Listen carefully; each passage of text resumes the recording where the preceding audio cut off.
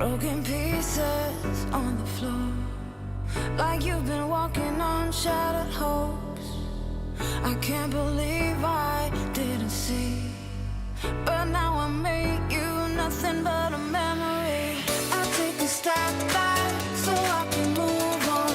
Been on the wrong track, you're not the one, no. I take a step back so I can move on. Been on the wrong track, you're not the one, not the one. We've been blinded for too long. Now we cut those strings for good, and we gone. You got me real close, time to run. My broken heart and I, we're moving on, moving on.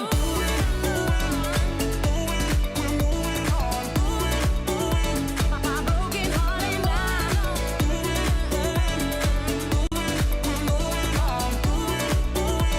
my broken heart and I. I'm sick and tired of you. All this time I've been nothing but a fool. There's no more trying, we're through.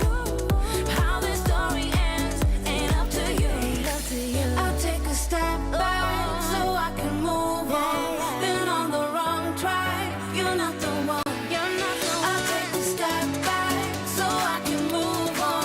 Been on the wrong track, you're not the one, not the one. We've been blinded for too long. Now we cut those strings for good, and we gone. You got me real close, time to run. My broken heart and I, we're moving on, moving on.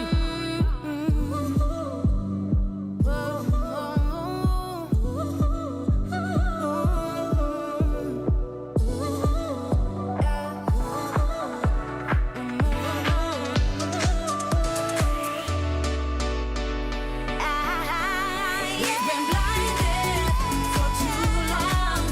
Now we cut those strings for good, and we gone. You got me real close, time to run.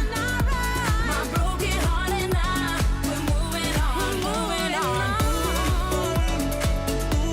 We're moving on. My broken heart and I.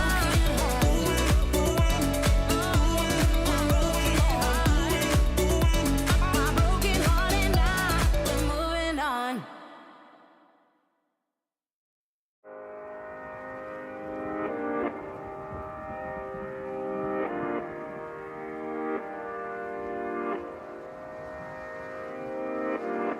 There were fallouts, we've been up, down, but I blame myself. There's no Hello and welcome to the 2025 OWCS World Finals, coming to you live from a DreamHack in beautiful Stockholm, Sweden. We are running it back once again in this beautiful, beautiful venue at this wonderful event. And of course, I once again got some reinforcements on my desk. My name is OWCS, and joining me to break it all down for the next 3 days are Necra and Avril. Guys, it's so great to be back here. So good to be back. Look at how beautiful that stage is, and I cannot wait for this venue to really start popping off. Yeah, we got 12 teams this time, best around the world. I'm happy to see so many teams out here for the World Finals. And the level of play, I mean, we've already started our games in the first 2 days. It's already looking really tight. Yeah, and we will be getting into the nitty-gritty of what we've already seen in the first 2 rounds in the upper bracket the last 2 days. And of course, we're also going to run you through what's to come. But let's start at the very beginning of this year, because those teams have fought hard to get onto this very stage. We had 3 regular season stages, 2 big offline events as well, and a lot of the teams we're seeing here over the next 3 days have been partaking in all of these stages, and of course also those offline events. We've got international giants here. Both Crazy Raccoon and Team Falcons are still in the running in order to claim the World Finals title, and who's to say we could see Team Falcons run it back and actually get a second one. Yeah, and throughout the OWCS journey so far, last year and this year, and it has just been a lot of Crazy Raccoon and Falcons. I want to see, can a third team, a different team, maybe make it to the final, maybe maybe take that World Championship. Yeah, and you already said, Avril, we have 12 teams here. We are playing in a double elimination bracket. The first to two in the upper and lower round one, and first to three for all the remaining matches, except from the grand final, which will be played out in the first to four. So lots of exciting games to be played out by these 12 teams, hailing from all of our different regions, right? We have Korea, EMEA, NA, China, as well as Japan from APAC, that way around. Listen, I can make up other words. Matt, I don't thought give that me was look from, brilliant, like, the other side. actually. Thank you. It makes a thank lot you. of sense. I'm all Japan and Asia Pacific. Exactly. Thank you. I'm all about efficiency on this desk. Let's talk about some of these teams here and some of the giants that we get to see on this very stage, starting with OWCS. They have been an absolute force to be reckoned with throughout the regular season. It's been incredible to watch them play. It has been, and I think when you take a look at OWCS, it's hard not to see them be one of the favorites for this particular tournament. As you take a look at how they've been able to run through this upper bracket, it has been flawless. 2-0 versus GK, 3-0 versus Weibo Gaming, and they weren't close matches either. It was utter dominance coming out from this OWCS squad. OWCS going from strength to strength. They're still a major threat. They have been trading spots, first, second place between Twisted Minds and themselves all throughout the entire year. That will probably likely continue. I think all of our EMEA teams, specifically OWCS and Twisted Minds, I mean, they could go really far. OWCS, they came second at the mid-season championship, so I still see a lot of potential for this team. Yeah, and it's just full of absolute superstars. When you take a look at this roster and how they first come together, you look at Landon and Checkmate as the backbone of this team that glued all of these incredible players together. This feels personal, okay? This feels personal. Yeah, and they got the Riz to back it up, you know? Right. And not just the skills, but of course the personalities. And I think this team, as they have continued to grow throughout this season, I think it's very clear to see that Landon and Checkmate, they did put together a super squad. And I mean, so far that's been showing, right? The first 2 days of play looked pretty flawless from They have yet to drop a map. And, you know, this is a team that, honestly, I thought maybe it'd be a little bit closer against Weibo. There's been a little bit of the internet trash talk between the two teams, mainly coming from one side, if we're honest. But happy that OWCS got that win because they were the ones that talked a strong game, specifically against Weibo, and they proved that. If they can win that opening Ilios with a Diva ban on a dive-heavy map where Boucher is playing Winston, and OWCS win that, and then obviously they're going to end up proceeding to win the other games, that really speaks to strength. That they can beat one of the top dive teams in the world on a map that isn't even favored for them. So this is a team that doesn't seem like they have a lot of weaknesses. Ziada's looked amazing on the Diva, but clearly with that banned out, the Zarya has looked pretty good, as well as the Diva just kind of in general against even some of these more difficult teams. You look at how well you would want to try to be able to go after the backline, and I think that Ziad's been able to execute on that, but Labda is kind of that big star for me on this roster with that hit scan. It's so consistent. And we also saw as well, you know, sort of mentioned mid-season, Twisted Minds got a win over Crazy Raccoon at mid-season. OWCS didn't get to have a win versus Falcons, but they get to play Crazy Raccoon now. Maybe got the the blueprint out there already from competitors to Twisted Minds. They took down Crazy Raccoon, and OWCS now do that in this tournament. I mean, it's certainly one of those teams which is not going under anyone's radar, right? Because they had such an explosive performance throughout the entirety of the year. Another team that had a really good start to the year is, of course, Team Falcons, right? They had early on, they looked just like dominant as ever. They had a few ups and downs, though, throughout this season. Yeah, they are a very interesting team. You know, this is the type of team that definitely played to their opponent's strengths. If they go up against Crazy Raccoon in a final, you can bet that's going to be a 7 map. That's exactly what happened in Stage 3 in Korea. But honestly, if Falcons face Steel Ducks, that's a coin flip. That's a 50-50. I don't know who's going to win that one. Falcons, they will play their opponent's strengths. That's why they sort of had a very close game versus Varel. But they are still the defending world champions from last year. The defending champions from mid-season as well. They cleaned up OWCS in that grand final at mid-season. So they have the capability to be this extremely dominant team. But at the same time, sometimes it does slip a little bit and they're going to start dropping some maps. It's always been Korea on top, and when you look at the two teams that have been leading the charge, it's kind of always that toss-up between Team Falcons and Crazy Raccoon. And so it's hard not to look at the bracket and go, well, if both of them are still going to be in the upper bracket, then surely they are the big favorites to get to the winners finals and even see each other again in the grand finals. Yeah, I mean, they are, as you see on the screen right here, they are coming off that victory from the mid-season championship, which is just a few weeks ago, really. So potentially still kind of riding that high. How did the last stage go for them? Honestly, much better. They had a really shocking stage 2, dropped out 6th place, 5th to 6th. They had to go through a qualifier last, just qualify for mid-season. But last stage of stage 3, they went to the final. They were 3-1 up in that VO7 FT4 Grand Final versus Crazy Raccoon before they sort of lost the momentum a little bit. But they really proved that they can be the dominant team. Crazy Raccoon looked like they were about to lose that final. Falcons looked like they were going to be on top. They were going to come through as the first seed. Now Falcons going to come into this tournament with a lot of revenge on their mind, I'm sure. Yeah, but if we're looking at the first 2 days of play, Necra, you get to cover some of their matches here as well. What did you see? Anything that should make us worry? Well, I think there is one thing, and it's definitely going to be that match that they had versus Viral. I think there's a couple of ways that you can actually twist that. One is maybe it's that gods can bleed. Team Falcons, they did drop a map to Viral, but on the other hand, maybe is it that Viral is actually scaling and the gap is closing? We're always so hopeful about that. But when you look at their match versus Team Liquid, it just felt like sheer dominance. There were a couple of points where I think Team Falcon struggled, and they even said themselves, Team Liquid actually gave us a lot of trouble. When it came to the hard poke, it was very difficult to stand tall to that. Yeah. They often got first picked, and I think that is something that Team Falcon's got to go back to the VOD room and figure out for the rest of this tournament. It's overall a good meta, though, I think, for Falcons. We're looking at a very heavy off-tank meta. It favors Harbin. We're going to see a lot more Harbin than someone, I think, especially as we move along in the further stage of the tournament. But Proper is proving that the Tracer nerf doesn't really bother him. He's absolutely destroying on that hero. Merit's hero pool gets the addition of Ash being brought back in the meta. That's been extremely strong for Merit, on top of them being able to play his other key picks on the hit scan role as well. So overall, this to me looks like a better meta for Falcons than it does for Crazy Raccoon. Of course, we're expecting them to be the hard 2 favorites for this, and I'm still looking out to see if there's maybe a third team that can change things up. Yeah, I mean, both Crazy Raccoon as well as Team Falcons and OWCS that we just talked about, they're still in the upper bracket. So even if they're going to lose their next match, it's not so dramatic because they still have a second chance at it. However, we already have 6 teams that are finding themselves at the brink of elimination today, as we will be playing through that lower bracket. And I think one of the teams, as we just touched on how this is a good meta for Falcons, Team Liquid, that was one of the teams that we just felt they're kind of meta-proof, they're versatile, they have flexibility. They're already finding themselves in this spot now.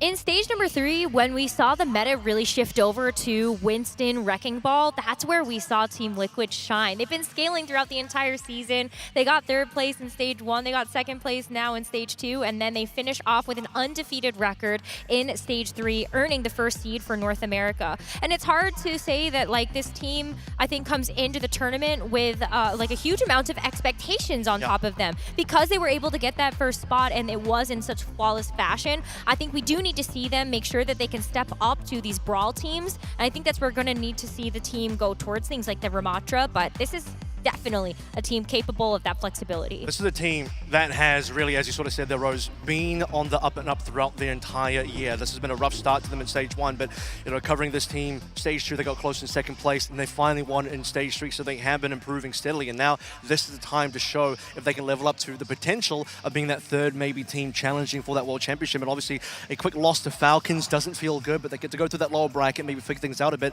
I do see Liquid as being the hope in North America right now, because SSG to me not looking fantastic. GK are looking weaker than they have been at other points of the year. So Team Liquid, they are holding torch high for North America, and they need to be the team that is able to break through. Yeah, they're also just a fan favorite, right? Because you have so many likable characters on that very squad. So people want to see them do well, especially in front of the audience that we're going to be having here in the venue later today. Let's talk a little bit about what we've seen already for them. It was a tough, tall order for them in their first few matches, but probably more evenly matched in the lower bracket now. Yeah, that was a tough draw to have Falcons first. I mean, who wants to face them as their first opponent of the tournament? And it was a loss 1-3. I think you have to look at this, though, with a bit of a grain of salt because it's Falcons, but also I think Team Liquid, despite the loss, looked really good. They were able to stage a lot of their fights well. They were setting up for good initiations. Unfortunately, though, I think some things were just a little bit slow for them to get things going, and that's where you saw players like Proper capitalized on Yep. that. They found the weakness in the armor, and they really struck hard. I mean, that really is the strength of that Falcons lineup, and you need to see similar things out of Zera and Tree. And we've seen their capabilities. Tree extremely flexible. Zera needs to be able to show that he can be on Proper's level 1 that Tracer, and maybe beyond that as well, because that flex DPS position has opened up in terms of the expectations. We're starting More to see the important than Genji in ever. there, Echo's in there as well. Zera's mostly been known for the Tracer. He's going to need to be as flexible as Proper on that position to be a World Championship quality team. If we're looking as a whole at all of these teams, do you feel like there's a clear-cut favorite, or has the competition really caught up? Because I feel like in the past, in previous offline events that we had where, you know, the different regions are facing off, it was always Korea on top and no one even close to reach that level. Has that changed? Oh, like the hopium in me is like, please, please let the gap actually be closing. And maybe there is a team, especially from EMEA, that will actually be able to take down one of the teams from Korea. But also, Korea has withstood the test of time. So I think, that, you know, is that really the case? And yesterday, I think, showed it could be. But even the Twisted Minds match was so close versus our T1. Here's my answer. So there's actually, to really dive into a bit more, is there has been a gap closed, but I think where the gap is closed is China has caught up a little, Japan's caught up a little, Varel seemed really good, CC have looked really good, Weibo, they are still sort of around their level, but maybe on the downtrend, but the fact that CC are getting better shows that the region is improving, so the rest of the world are catching up to where NA and EU were, and EMEA were, but how much of a gap are we going to see between the rest? Falcons are always, in my mind, going to end up having close games, no matter who they play in various degrees, except for certain conditions where maybe you're in a grand final against OWCS 4-0. Crazy Raccoon, that was a disgustingly one-sided game versus SSG. However, OWCS I think should be a much better opponent. That will be the true test. If OWCS could either beat or have an extremely close game versus Crazy Raccoon, then I do think, you know, you're starting to see now that it's maybe not completely a fluke. That being said, though, we do have to keep in mind the Twisted Minds T1 win, a 3-2 win, reverse sweep as well. That is Twisted Minds now twice. They have beaten a top Korean team, so if, at least for their end, they have caught up and closed the gap. I mean, all these teams came to play and they will be giving it their all, especially today where we have so many elimination matches. 6 teams we are going to say goodbye to today. So our teams have to fight hard to stay in the competition. Now, if you're here at the venue today, you don't have to go quite as hard in order to get the goods. No, we're going to make it easy for you because we have DHL drops once again in person. All you have to do is get one of those blank signs that will be around and go to town. Be creative. Show us what you got. I drew you guys because I love you guys. There we go. I got a message. Cute. I got a special message for all the chatters out there. There you go. If the God knows what I'm talking about. All right, I just Wait, have, wait. Okay. I have love for Varel. That's me. That's my sign. Right, so like grab a sign, go to town, be creative, and then a lovely Cargo will be out and about at DreamHack, and he, together with, drumroll, Avast, will be picking a winner to get some cool swag. Now, if you're not that here with Avast us, isn't in the suit? he might be. You don't know. You'll find out if you walk around here in the venue. But yeah, if you're not here with us in person, don't worry. You can participate too and get some cool stuff. All you have to do is spam !DHL drop in chat, and we'll be choosing some lucky winners throughout the day. So keep the spam spamming. That's right. And of course, make sure to grab a sign if you're here. We love good fan signs. Now, another thing you should keep your eyes out on is a secret code. Say what? Oh, nani? I mean, if you haven't lived under a rock the last few weeks, then you will be aware of the fact that BlizzCon is back in September 2026, and you can win a chance to see the Overwatch World Cup live at BlizzCon all week long during the World Finals. You have to look out for the secret code. It will be on broadcast. It could be a graphic or a sign, maybe a fan sign even. It can be directly on stage. It could be up in my sleeve. It could be anywhere. If you see the secret code, head on over to the website you're seeing right here on your screens and put in that code, and then you might be one of our lucky winners. you can get a pair of tickets for the Overwatch World Cup live. I'm so excited to see it back in action. And even more so if you, dear viewers, are joining us. Now, since you already have your eyes peeled on our broadcast screen all day long, don't worry, you'll get rewarded for that too. Make sure to link your Battle.net account to your Twitch account and start earning a beautiful drops. I love the dollar horses. They're so good. They're so cute. I went to the Dollar Horse Museum. I didn't know they had Really? one, but yeah, it was adorable.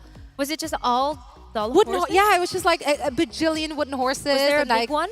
There were massive ones. I nearly bought like a Zoe-sized one, which I'm not that tall, so like it's not that tall. but, Customs like, will have some questions for you on that one. They might. How do you fit that in your suitcase? They'll understand. The real ones know. I want a Viking hat. I mean, I'm not stopping you. I'm not stopping you. But I mean, you might be tight on time because if you're looking at the schedule, it's pretty packed. We have a lot of matches to get through today. We're starting, of course, with the lower bracket round 1 matches that you see on your screen.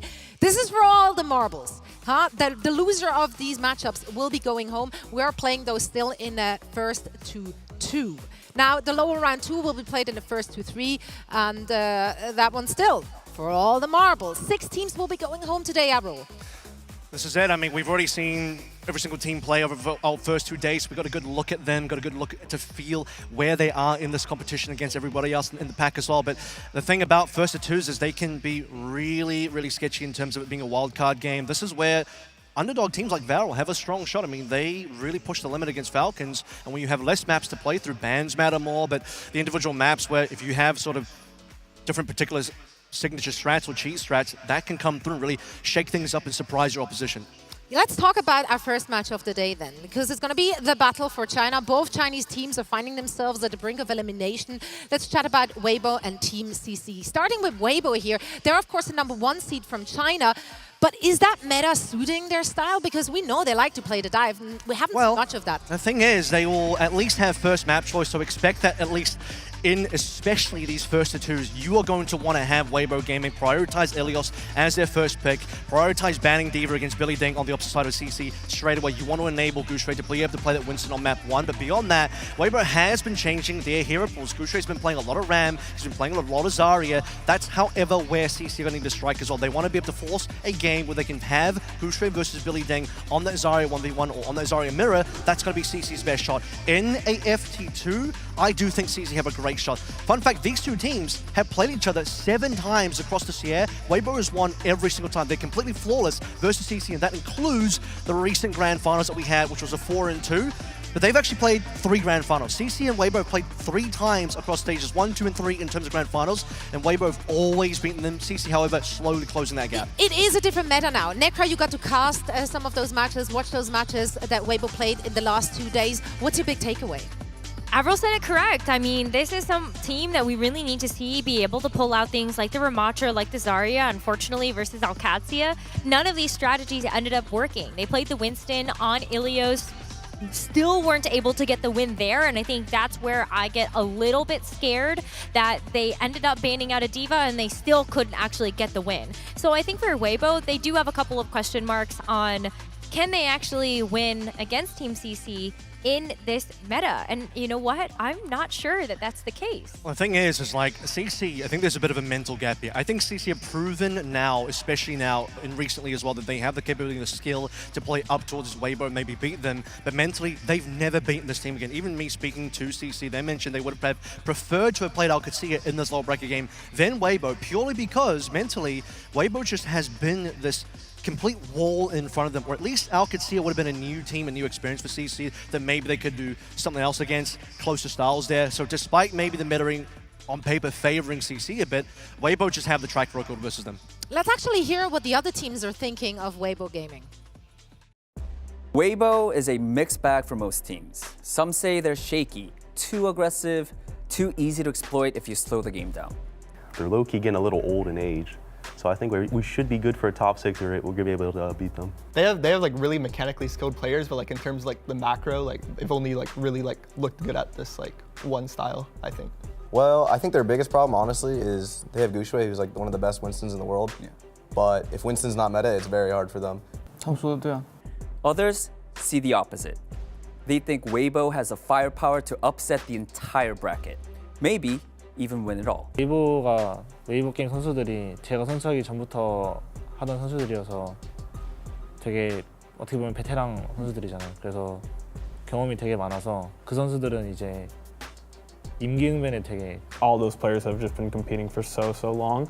When the pressure gets high and the stakes are like there, I feel like they're one of the teams that have the most potential to perform because of their experience. When Weibo hits their timings, they're dangerous, fast, unpredictable, always pushing the pace. But if their early ideas miss, the cracks show.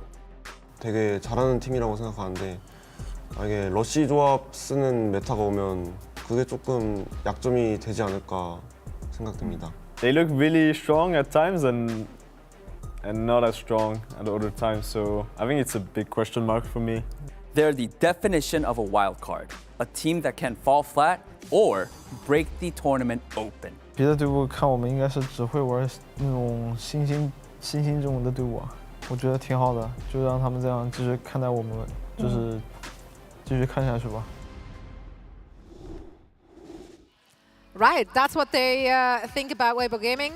Do we agree, disagree? What are your thoughts?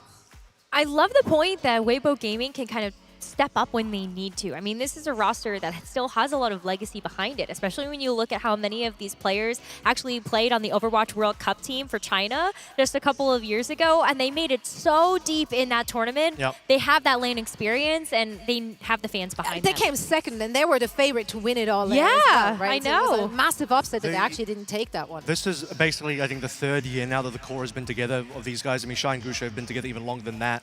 So we're reaching the sort of point where you, as a team, really can't. Maybe you could still gel together a bit more, but as far as synergy and your relationship with the team, this is the peak. Like, very few teams last 3 years together. So as Weibo, I'm really hoping that they can really make some strides here. But in their region, they're completely undefeated. No one can touch them. So at this point, this is about as strong as you can get for Weibo. They really have to win these games. I do agree with what we got some of the players, some of the inconsistencies for Weibo, but where they are consistent is beating other Chinese teams, which is who they're facing. That's right. So let's talk about their opponent, Team CC. Thus far not able to take Weibo down, but what we've seen throughout this year from them, they've been progressively leveling up. They have, and I think this is a Team CC that you've got to look at. All right. Not just for their awesome dance moves, but also for the strategies that they do actually bring to the server. I mean, this squad is just so fun. While Team C did lose to T1 on day one, I actually think that that match was incredibly close. And so it's a great sign that Team CC might be able to finally best their demons, their Achilles heel in OWCS China. And I think they reasonably could have actually won that match. There was a small C9 that happened in the first Oh, we don't half, talk but- about that one. Yeah, That was maybe a we little don't unluckers. actually. But they actually did take a map off of T1 as well. Yeah. So I think that's a great sign. And it was not T1 like dropping the ball. This was just generally Team Team CC CC level up. playing it very, very close. Billy 100%. Deng and Kaneki were two of the players that we talked a lot about throughout that series. This is a team that I think has really improved. You look at their results throughout the entire year, they were not even able to take a map off of Weibo in stage 1. They just slowly started to take one map, and then the recent finals stage 3, they went to 6 maps, 4-2 victory for Weibo. But if you looked at that as a standard like BO5 first to 3 game, at that 5 map mark, it was 2-2. Like, if that was a normal game, they really took Weibo to the limit. CC, I think, where they really impressed me the first time I looked at this team and thought, okay, this team may end up becoming a serious threat down the line, is actually mid-season when they went to 5 maps against GK. Many people forgot that, but that was such an important game. I was like, hang on a second. CC, a team that we didn't expect to do anything, took GK, first seed from NA, to map 5, and that was a ridiculous moment for them. And they've only gone from strength to strength to there, and I think the most important player to look out for on the team is Billy Deng. He's the guy you got to really watch because he's one of the few new blood players in China that wasn't in Overwatch League, wasn't in Overwatch contenders. He's only been playing professionally in the OWCS era, and now he is one of the few players you need to look at as the future of Chinese Overwatch. Yeah, and he's going to go up against some veteran players here from that region. Let's actually hear what all the teams had to say about Team CC. Team CC is tight-knit. They trust each other, play for each other, and keep things simple. But opinions around them are split. CC가 개인적으로 메인 탱 쪽이 조금 Some teams look at CC and see an easy win. a matchup they don't have to stress about. I don't know anything about them. Neither do I. And I know a few of their players. I know Kaneki, and I know I don't know. I know Gaga. Yeah, Gaga, Kaneki, and Superwitch. They're a good group of guys. They're lovely guys. I think they're gonna get, but like they're good guys. Others think that's a mistake.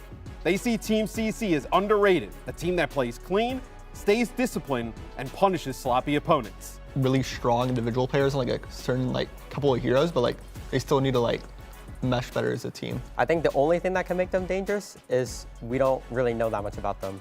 다른 팀들보다는 좀 상대적으로 좀 약하다 생각하고 있고 그래도 첫 경기가 3판 2선이다 보니까 막 무시는 못하는 상대인 것 같습니다. I think they underrated like a little bit. If their DPS doing the like really perfect performance, then they can beat like even Weibo, to be honest. Team CC knows where they stand. They're not flashy and they're not loud. But if you walk in underestimating them, they'll take a series off you before you even know it's happening. Their strength would be finding like a good balance between like their veteranship and kind of the new rising talent. And Billy Dang. Yeah, and Billy Dang. Yeah, Billy Dang Dang's really is good. literally the GOAT. That guy's really good. Yeah. Team will probably be the team that surprises the most people in the tournament. I don't know how far they'll actually go, but I think they'll have like a way higher placement than what people expect. 不太注重我们，但我们应该会是黑马。 And you know what? We love a good underdog story here. And it is those kind of surprise elements that teams are bringing to the table that make these events so special. I just think that there's so much hope behind this roster, and I think if there's a time for them to really level up and rise to stardom, it's going to be this event, especially when you hear all of those players talk about Billy Dang. Billy Dang has been such a huge highlight of this team, and in a meta like this that's going to require you to have such proficiency on the off tanks, Billy Dang is the right person to step up to the plate. You want to expect Gaga to play. He is on the roster. He is a substitute, but his hero pool probably not ideal for this tournament. So we did see some of those comments in there. Interesting to see the Team 1 commentary about CC because that was obviously before they end up playing them. And that game came down to the wire. Could have been a win for CC. So clearly, if you underestimate them, they're going to bring you to the absolute limit. CC, I think the best word I heard into that segment that we just had was underrated. I do believe Team CC are the most underrated team at this tournament. Yeah, but that's mostly going for like every other team, right? Weibo will not underrate them. Like they are familiar with that team. They know what they are capable of. Yeah. Yeah, and I mean, to Avril's point as well, is like it was a 4-2, but imagine with hero bans, with this map pool, with really great strategic decisions, first to 2, truly anything can happen, and I think that this might be the time. Yeah, and this is their playoffs life on the line here. Yeah, I think you really do have to look out for, again, a priority has to be Ilios map 1 choice for Weibo with Diva ban to target Billy Deng, enable Gushui's Winston map 2, then a response from Team CC, assuming they lose King's Row, targeting possibly Ram to enable the Zarya versus Zarya matchup. That's going to be the best way for either team to get their advantage. When you have limited maps in this FT2, every single map choice, every single ban has to count. Okay, which players are we looking out for in this match particularly? So Billy Ding obviously on the CC side, and then Weibo, I want to see if Gushui can really match up on the Zarya. He struggled on that hero versus Alcatia, but he's up against Alcatia, who are just on that particular composition, that sort of matchup, are going to be much stronger.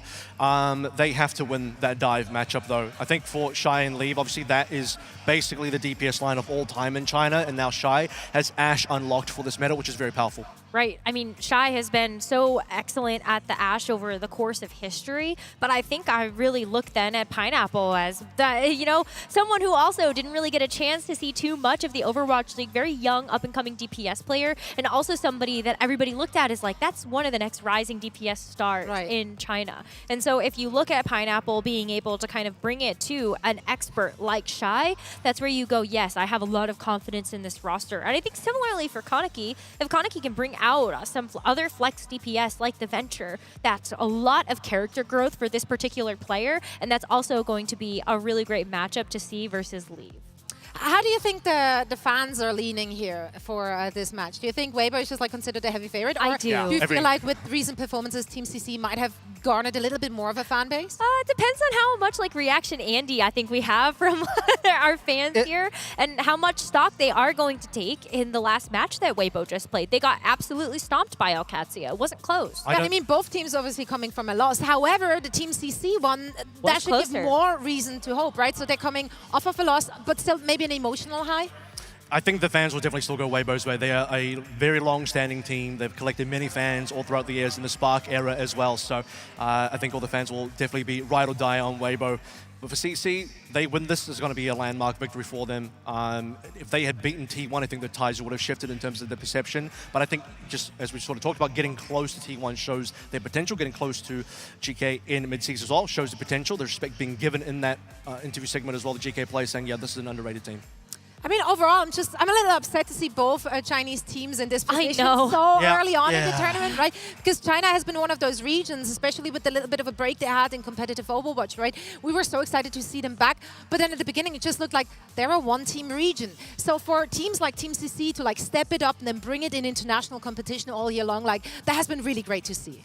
It has been. I think if CC win, that would also be a real turning of the page for China as a region to show that they're not a one-team region anymore. Now they can at least minimum be a two-team region, and then beyond after that, we're starting to see the level up of not just these teams, but other teams as well, Milk Tea, who are not at this event, but another team that are really leveling up in China. So maybe next year, 2026, we're going to start to see much more powerful Chinese teams. But if CC wins, I think they could get into some very, very close games with other regions and other teams after this win, potentially. That's right, but only one of our Chinese teams can advance here at this tournament. Team CC going up against Weibo coming up in just a little bit. But first, let's meet all of our 2025 OWCS World Finals teams.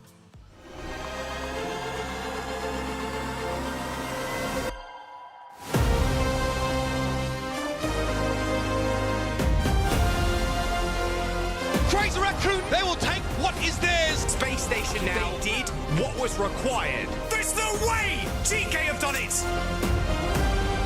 Again and again and again. House keep doing it. Damned if you do, damned if you don't. The impossible achieved. We have a good old-fashioned gentleman's duel on the front line, folks. That is that, folks. Alcancia closed the book. Falcons break the ties and bind to become your mid-season champions. Oh, buddy, it doesn't get any better than this.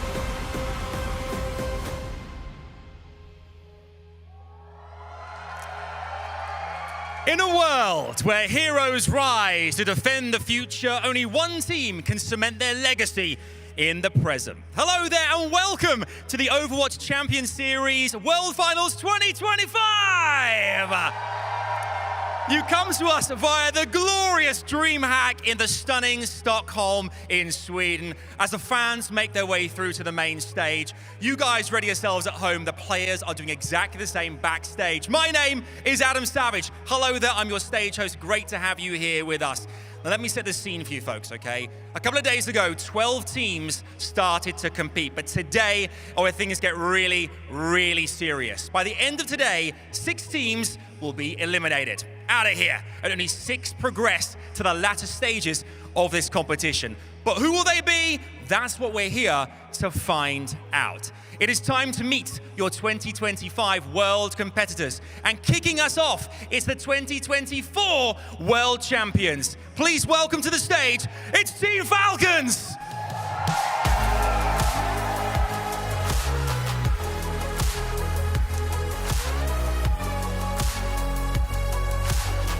Team Falcons make their way to the stage, taking flight and taking names. They climb higher every season, so opponents beware because the Predators are circling. Next up, please welcome Crazy Raccoon! Winners of the 2025 Champions Clash. Brace yourselves, world. Rummaging through the bracket, their claws are sharp, but their aim is even sharper.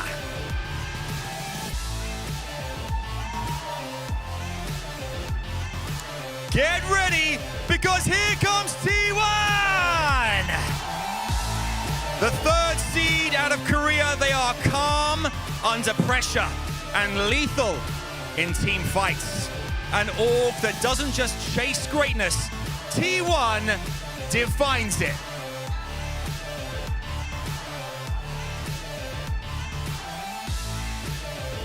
Now storming the stage, it's Varol!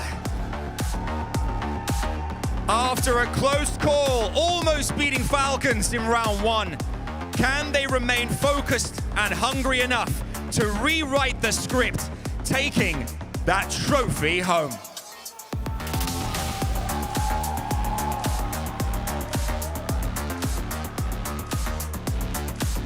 Give it up for your next team, it's GK Esports! They are itching to prove themselves against international opponents. But could their high IQ and calculated chaos make all the difference this weekend? We're gonna find out. Rocketing towards the stratosphere and onto the stage, it's Space Station Gaming! Their mission objective, survival, making it to the latter stages. Can they cause upsets? Will gravity be able to hold them?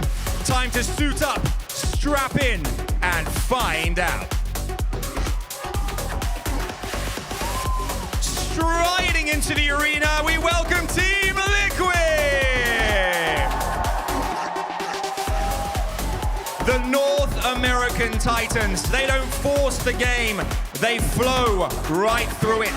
They'll need to rise, crash, and conquer if they're to make it as contenders.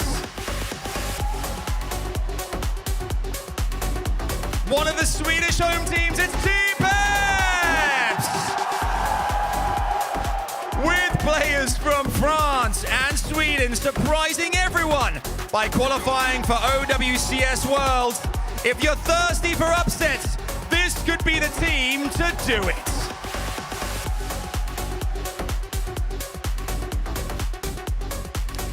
Next, the second seed from EMEA, it's Alcatia!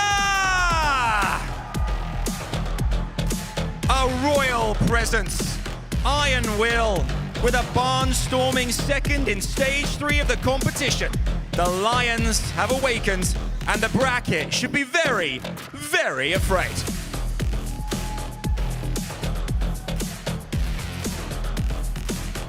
Next up, following them, it's the best that EMA has to offer, it's Twisted Minds! Locking in and hoping for their finest finish to the competitive calendar, their cunning precision may just hold the key to the kingdom.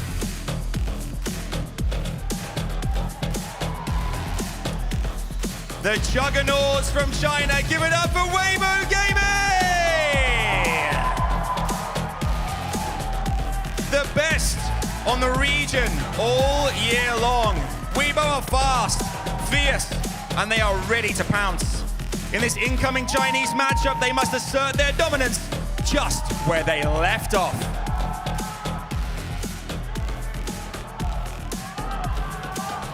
And last, but by no means least, welcome to OWCS Team CC! Tempo, pressure, the masters of coordination. If they're to reach crowning glory, can they upset their Chinese rivals when it matters the most?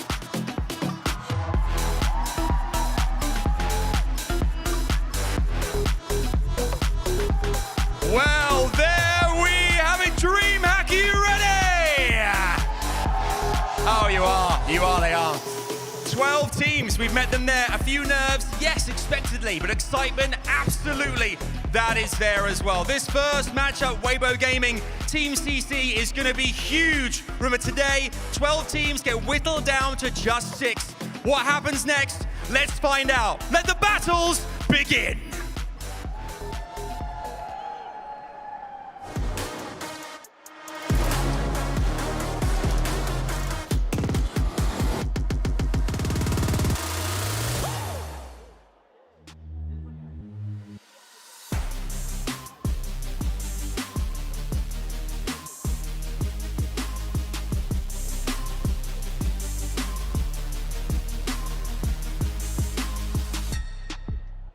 and it's going to be a battle for China to open the day. Weibo Gaming and Team CC have faced off against each other time and time again, and consistently, it's been Weibo getting the best of this matchup, getting these wins. Team CC, they see themselves as the underdogs here, but I feel that there's a new tide rising in China. Yeah, it does feel a little bit like Team CC can get this done this time. Avril had mentioned on the desk that obviously Weibo Gaming has got the better of Team CC in all of their matches throughout the year, but Team CC, it's really about, for me, like, what have you done for me lately, right? Team CC with a pretty good game the other day, going the distance, and then for Weibo, I mean, they got absolutely annihilated by Alcat. I mean, Weibo, they're the elder statesmen of China. They've been on top in Chinese Overwatch for years and years and years, but I think you're right, Matt. I think there's room for the newcomers. There's room for a team that is willing to challenge them. The question in my mind is, does Team C believe in themselves? Do they really think they could rise to the top of China, given that they have lost tons of times in this matchup? You might be crazy to believe in them, but I get the sense that both you and me feel that something's in the air for Team CC. Yeah, especially it's a first to two, right? So you have a little bit of a shorter series. You don't have to kind of run the distance here against Weibo. And, we play all those clips, and obviously the Weibo players are legendary, and there's nothing you can take away from them. Every time we talk about them, though, it's like, oh, yeah, remember back, when they were, in this team, and, they were a Hangzhou Spark, and then they were like, World Cup. Like, this is like years ago at this point. Like, it's not I the played same against game. half these players. Right, yeah, like they were awesome when they were beating up on, like, you and Dante and some of the other Team USA folks. Like, now the game has changed so much. Yeah. One of these teams is going to get, like, if Weibo goes out and gets 9 through 12, I mean, that's insane to me. But it's possible here. One of our teams from China is going to be going home today, and we're going to open things up on Ilios. Weibo, they are the top seed here, so it's no surprise they're going to take us to a very comfortable map. And as you mentioned, Matt, this is a first to two, so winning this control map is going to be crucial. Team CC, they need to come out of the gates swinging. If they go down hard in this first map, giving momentum to Weibo Gaming and the map win, things could be tough to bring back the series. I want to see some real fight out of Team CC. I want to see a team that believes they can do it, a team that believes they can rise to the top of Chinese Overwatch and retake that spot. So we see the bans come through here, so it'll be Weibo getting rid of D.Va here early on, and then the Tracer getting removed from Team CC. I want to see Weibo Gaming specifically. I want to see Shy and Leave look like Shy and Leave. Like, those two players, we've talked about them historically, right? They dominate these games, but it feels like we haven't seen on the international stage in a bit. It feels like, very hit or miss from them. And I even think this is like a really rough spot for Weibo, because even if you win this, it's like, all right, well, you beat Team CC. You always beat Team CC. What's next, right? You have to beat somebody else from one of the other regions.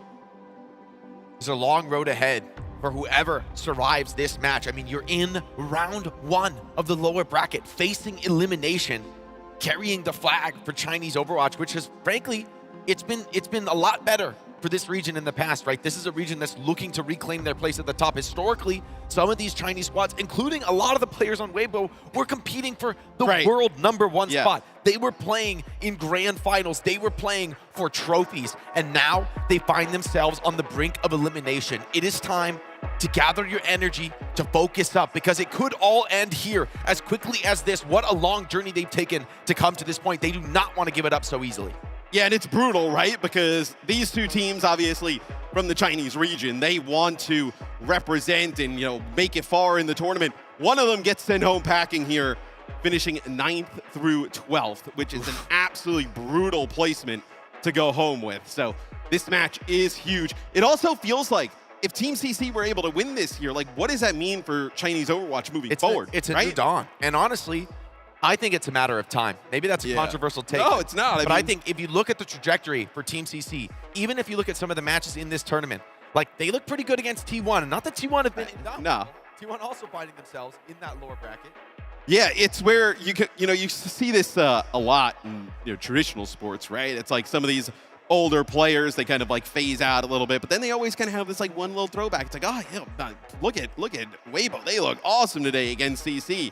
And then they go up against like a SSG or a GK or a TM, and like they just get blown out. I mean, that I think is where the levels are kind of being really difficult for Weibo to reach up to.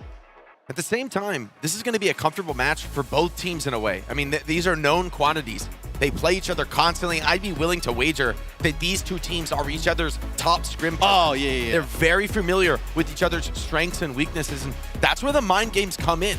You could be very prepared for this. Team CC should have seen this Ilios pick coming since they knew this matchup was coming yesterday, right? Like, this is completely telegraphed. You know what Weibo are going to play. That's been their weakness in the Overwatch 2 era. The question is, can Team CC exploit it? Especially with the D.Va ban coming into play on map 1. What is Billy Deng going to bring out here, and how are they going to make this off-style work in the current meta? Yeah, well, you imagine Weibo wants to play maybe some of that Winston kind of dive comps that we've always seen them go back to time and time again, but the Tracer gone as well, gotten rid of here by Team CC. So potentially you're looking at like some type of echo pick from Leave. You think back, MVP level player, on that specific hero, Shy piloting the Ashe. There just shouldn't be a comp that is difficult for Weibo to make look successful. I'm curious what we see from CC. It'll be a challenge for them. We saw Crazy Raccoon coming out playing some Winston on Ilios, making it look like the meta. And who else could pilot it besides Gushui? One of the greatest to ever do it on the Winston on a classic battlefield. Team CC, the DPS in particular, I think they have their work cut out for them. Winston can be a menace in this comp, and they're going to be rolling out with the Ashe Echo. Yeah, it'll be a Wuyang for Mew as well, so a little bit more of a flex support line here for Weibo as Team CC going to bring the Lucio in, and you kind of have to when you have that Zarya, right? You've got to get some extra mobility for that hero. Shy, a storied player on the hit scan. Can he open up this crucial match? A pick would be the momentum setter. A bit of strong poke from the Lucio there. Backs him off for the moment. Neither team wants to be the one to make the mistake. No one stepping up to contest the point, notably. Both waiting for the DPS to activate. Gushui takes the first step up, already getting punished by Billy Deng on the other side on that Zarya. Echo as well, taking the side angle, but Weibo are starting to get this first cap, working their way forward. Kaneki struggling to stay alive. And Gushui takes his time to step up. Billy Deng once again bullied back off the high ground. Shy strikes first blood, but both teams finding a bit of purchase into this fight. Still, Team CC, it's all on Billy Deng now. Both supports available, trying to keep him up, but he can't dance with the Gushui. Yeah, and it feels like maybe a little bit too defensive there from Team CC, just kind of playing a little bit further back, maybe trying to bait Weibo in, and they just do not get what they were looking for there. Everybody kind of funneling over towards that the left-hand side of the point, and it's going to mow down over time, allowing Gushui to just get so much cleave. You got to think, with this Wuyang in the comp, you've got quite a significant amount of pressure. Team CC, with this Lucio, may need to up the pace, but far from easy to close this gap on experienced dive players for Weibo Gaming. Far away, thinking about the rush. Crucial opening ult, going to send it towards the point, start pressuring the cap. The counter rush from Monk is in, along with that Bob. Shy, holding strong. Monk takes down Kaneki, and without that Echo, this push starting to fall flat. Team CC getting batted back at every attempt. Yeah, I mean, a little bit of a later rush there from Monk and Weibo, and then also Shy using the Bob there to kind of deter CC from pushing on in, but this one so far has been all Weibo Gaming. Team CC has gotten really absolutely nothing here. Tidal Blast available. You can use it on Leave. You could use it on Gushui. A few good options here for Weibo coming up. Team CC, they've got to find a way to close this gap. Get towards the back line. But Mew, he's getting active. He's not scared of that Zarya, willing to take these trades on the side angle. Now Team CC stepping up, and Hao-Yo-Chan, he's down! Chai takes down the Lucio, no beat into play. Kaneki wants to commit, refusing to back down. Pops this copy, but just getting absolutely crushed by the poke damage. Cannot even get close to the primal. And Gushui finds two, Leave gets the next, and this round could be over before it's even begun. Yeah, Grab comes in here late. All the beat does not come down.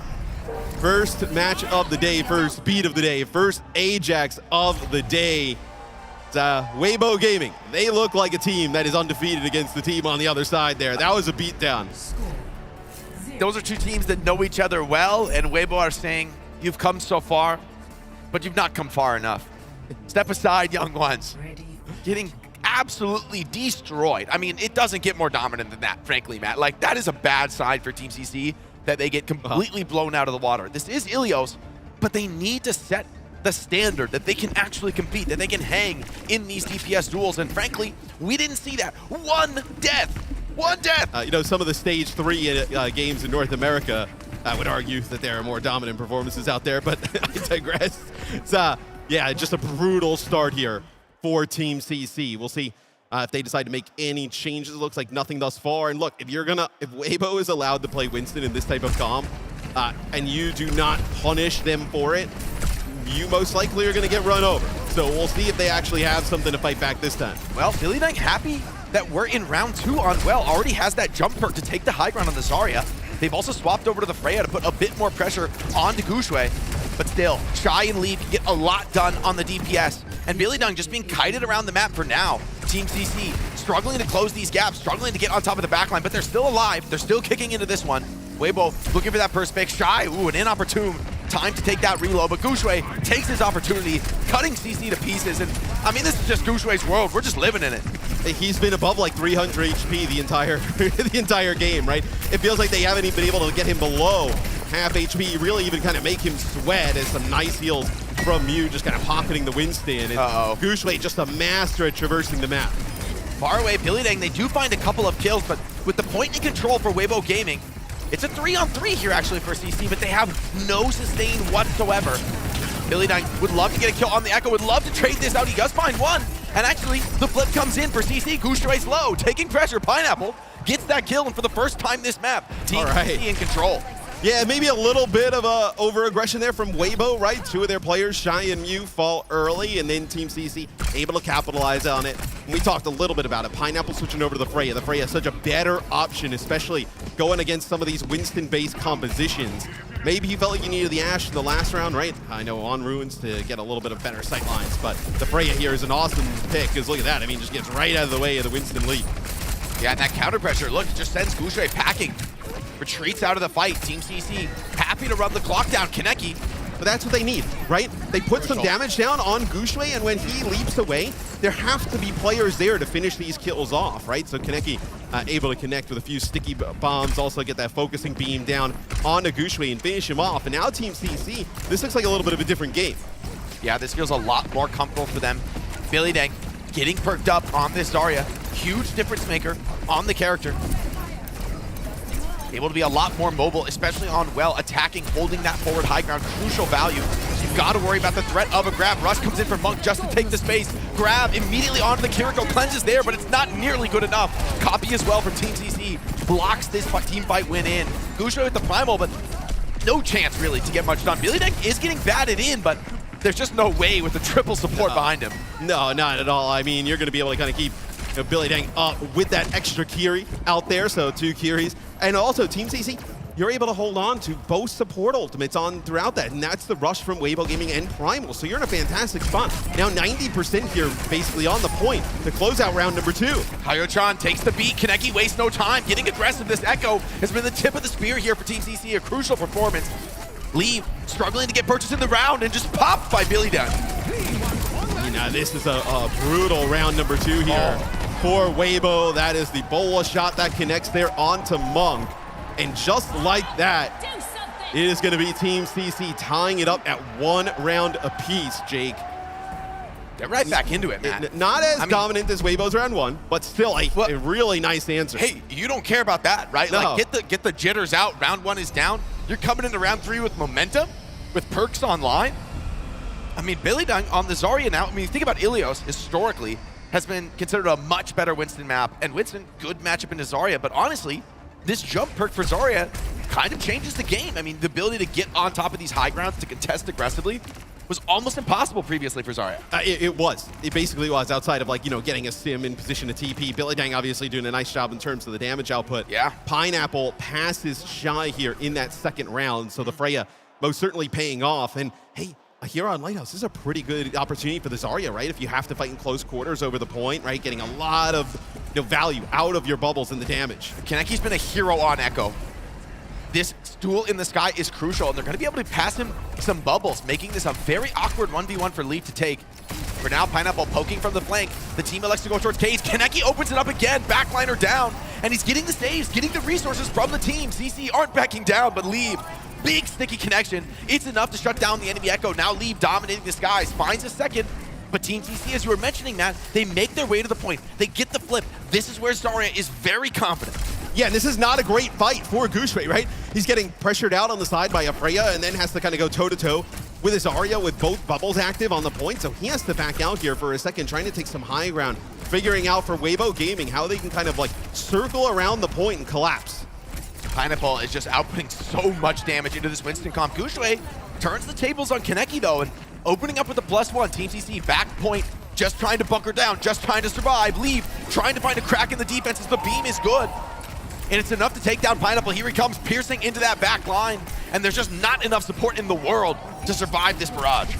Yeah, and Kaneki was actually coming off of spawn there, and I think Goushway, as soon as he kind of spots him off on his own, not in range to get a bubble or any type of healing support, and they take Kaneki out off of spawn and then just kind of collapse over the point. So Weibo Gaming kind of parlaying that late Kaneki death into a next point take. So we'll see now if Team CC on their kind of offense, so to speak here. Ooh, he put some damage down on the high ground, but that's a risky spot to go from. Yeah, not ready to full commit with supports behind a player like Shy. Kaneki now looks to go in, gets a big connection, not enough damage, but he does take Shy off the high ground. The turn is immaculate, punishing him down, but Billy Dang with the ally bubble keeps him alive. Leave, commits with the copy, already halfway to that grab. It's gonna be a challenging fight. Goushway with the prime on the outside, the boot, hold on, he's off! Pineapple still into this fight, but Monk and Shy are doing what their tank couldn't. Leave, holding the line with Grav if he needs it. Gonna be able to clean up that Echo. And it started so well for Team CC, but in the end, it's Weibo who finish it. I thought for a second there maybe we were going to get Kaneki end up using the dupe. He's got it when he's kind of battling Leave and decides to kind of hold on to it. Maybe can't find a great target to be able to use there. Maybe looking for Monk to try and extra healing out there, but could not find him. As now we'll see if the Echo from CC can make something happen, but that is Shy heating up from the high ground here. Very difficult to push into him on that Ashe. No margin for error, and Weibo Gaming are sitting on a double support ult. They have every tool they need to close out this map. The cards really starting to stack up now against Team CC. You need a hero. You need Kaneki on this Echo to step up huge with the copy. Gets a bubble, steps up to Shy. Yeah, the Tidal Blast there went on to Leave, and he actually knocks down Billy Dang. Doesn't seem to be doing enough though, no kills from it. And so now Team C getting into this fight, getting a bit more of a chance. Monk finds an opportunity to rush here off the high ground, giving himself a power position from which to hide, pumping heals into Goushway. Team CC fighting on the point. Kaneki over to the Winston. See if he's able to get on this backline, force away Monk, but Pineapple finds first blood in the fight. Leave goes down. Billy Dunk still healthy, still strong on the point, and Pineapple takes down Goushway as well. So CC, not only do they flip, but they hold on to the grab. They hold on to the bolo shot. This is a more composed Team CC than I have seen in quite some time in this matchup. Jake, 99% on the point there for Weibo Gaming. Both support ults, and Team CC still finds a way to come out on top. A long way to go here for Team CC, but you're gonna have a huge support ult advantage here. You still have your grab, and now Pineapple with the bolo shot. So a lot of momentum going over to our underdogs. The veterans should be starting to sweat here. New generation of Chinese players on the other side, holding down this point. If you could steal away Ilios from Weibo Gaming, you would set this tone. Shy pops the bomb, bursts down Hao John. He's still got something to say about this map.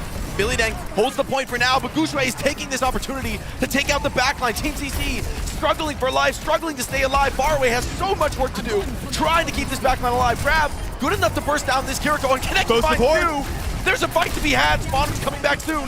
Pineapple has to delay this lead with that Zarya copy, bubbling up Goushway with the Proto Rage is moved off. Just barely back on the map. The beat is good. It's keeping Billy Dang up for now, but Shy has space to work with. Not enough to survive from Pineapple. The Primal, just enough to get it done. Goushway and Leave comboing together as they've done time and time again. Weibo Gaming are going to lock in Ilios, but it was way too close for comfort, Matt. That is a nail biter of a map one, but it is Weibo Gaming barely coming out on top there, Jake. As look, I mean, they win that map number one, but it is way too close for comfort. I got a feeling we're going map 3, Matt. I mean, if you can take Weibo that close, playing a Zarya into a Winston matchup, that's not a comfortable matchup. On Ilios, of all places, they're forcing it. You and can they almost get it over the line. And you can also imagine how different the game potentially could have been if the D.Va makes it through, right? Yeah. Like when we're watching Shy up on the high ground as we take a look at some of the stats, just kind of pummel damage into you and not being able to get Kaneki in a position the defense matrix and flying up to that high ground with the D.Va. It would have been night and day. If we take a look at some of our stats, the hit scan players on both sides making huge impact. Very, very close performances. Both teams showing up, both teams really impressing me there on map 1. This Echo duel was a clear highlight. You know, honestly, both teams really playing the comp well. Leave forced to play from the edges, utilize that space created by Winston. Kaneki getting so many Zarya bubbles and really making use of them, right? Getting deep into that backline, right? Threatening Shy, pushing him down off high grounds time and time again. And I think there are some maps here for Team CC in the pool that they can make it really tough for Weibo Gaming coming up. So I think it's a really good sign that without the D.Va in the mix, right? Billy Dang playing the Zarya the entire time, and you still come this close against a Winston-based composition on a map where it's pretty strong. They will have to contend with Leave's Tracer, right? That most likely will kind of make it through. But there are some maps where now with Team CC, with the advantage of obviously getting the map selection in first ban, they can definitely make life really difficult here for Weibo. And of all tournaments, right, that we've had all year and maybe even in quite a few years, Tracer hasn't looked nearly as dominant, nearly as critical. For somebody like Leave, you know, that's taking a very powerful tool and kind of dulling it just a little bit. We've seen players make it work. It's absolutely still an incredibly valuable pick, as it more or less always is at the elite level of Overwatch. But today is the day where Leave is going to have to think pretty hard about where he wants to go hero pick-wise. It's not such an obvious choice. Right. I mean, you're looking at like Echo. We've seen some Genji come out from teams. Obviously, a lot of Symmetra here. I know at the OWCS World Finals. But that's not really kind of what Weibo wants to do. They're not a team that's going to play Sim and going to play some of these rush-style of comps because you have Gushui. And when you have Gushui as your kind of main tank all the time, it's just not to his strengths to play that way. And I got to tell you, you know, if you ban something like the Ramatra away from Gushui, I mean, what's he going to do, right? Like that's, you know, in this era where, okay, this patch, it seems like off-tank is so important. You need to field some of these rush styles. Ilios is really the exception. The one place we see other teams make Winston work. Weibo make it work here as well. They do get that map in the bag.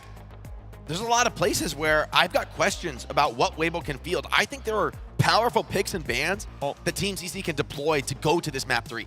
Yeah, and we've seen Gushui pilot like the D.Va, but I wouldn't be like worried about it if I was. I mean, Billy Dang says, "Come on, bring it on." Right, or Bring it Billy on. Dang just plays Zarya, and that's gonna be over quick, right? It's not like Gushui has a fantastic Zarya or some of the off tanks in his hero pool. So an opportunity here for Team CC to kind of get back into this series. So Shambali Monastery, we'll see what they decide to do in terms of bans. Maybe they ban the Ramatra here and make it like D.Va Zarya.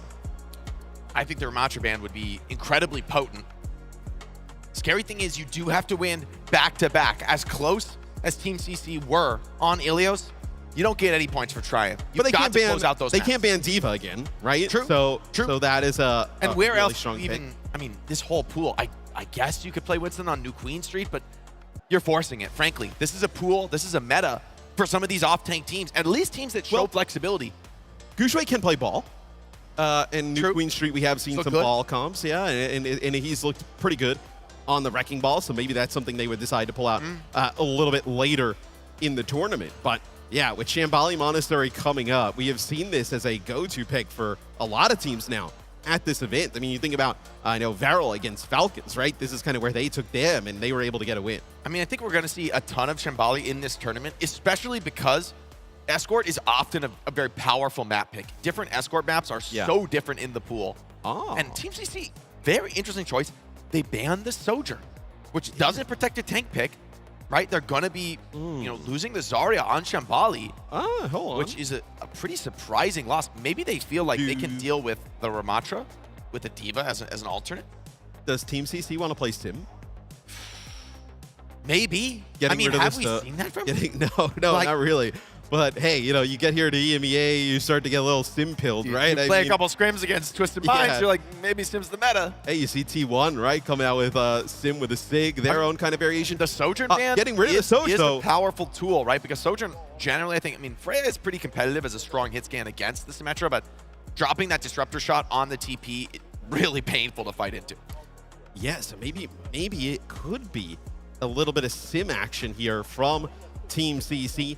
The Zarya gone, feels like it's going to be now Ramatra available. But hey, let's say if Team CC, maybe it's something you've kind of had like up your sleeve, you don't mind the Zarya gone if you're going to play some sim, right? You get Ramatra and D.Va into the mix, potentially, with the sim, and now you get the Sojourn gone on a map that sim is actually pretty good here on Shambali Monastery, being able to kind of move around. So maybe it's a little bit of a wild card strat here, something up their sleeves for Team CC.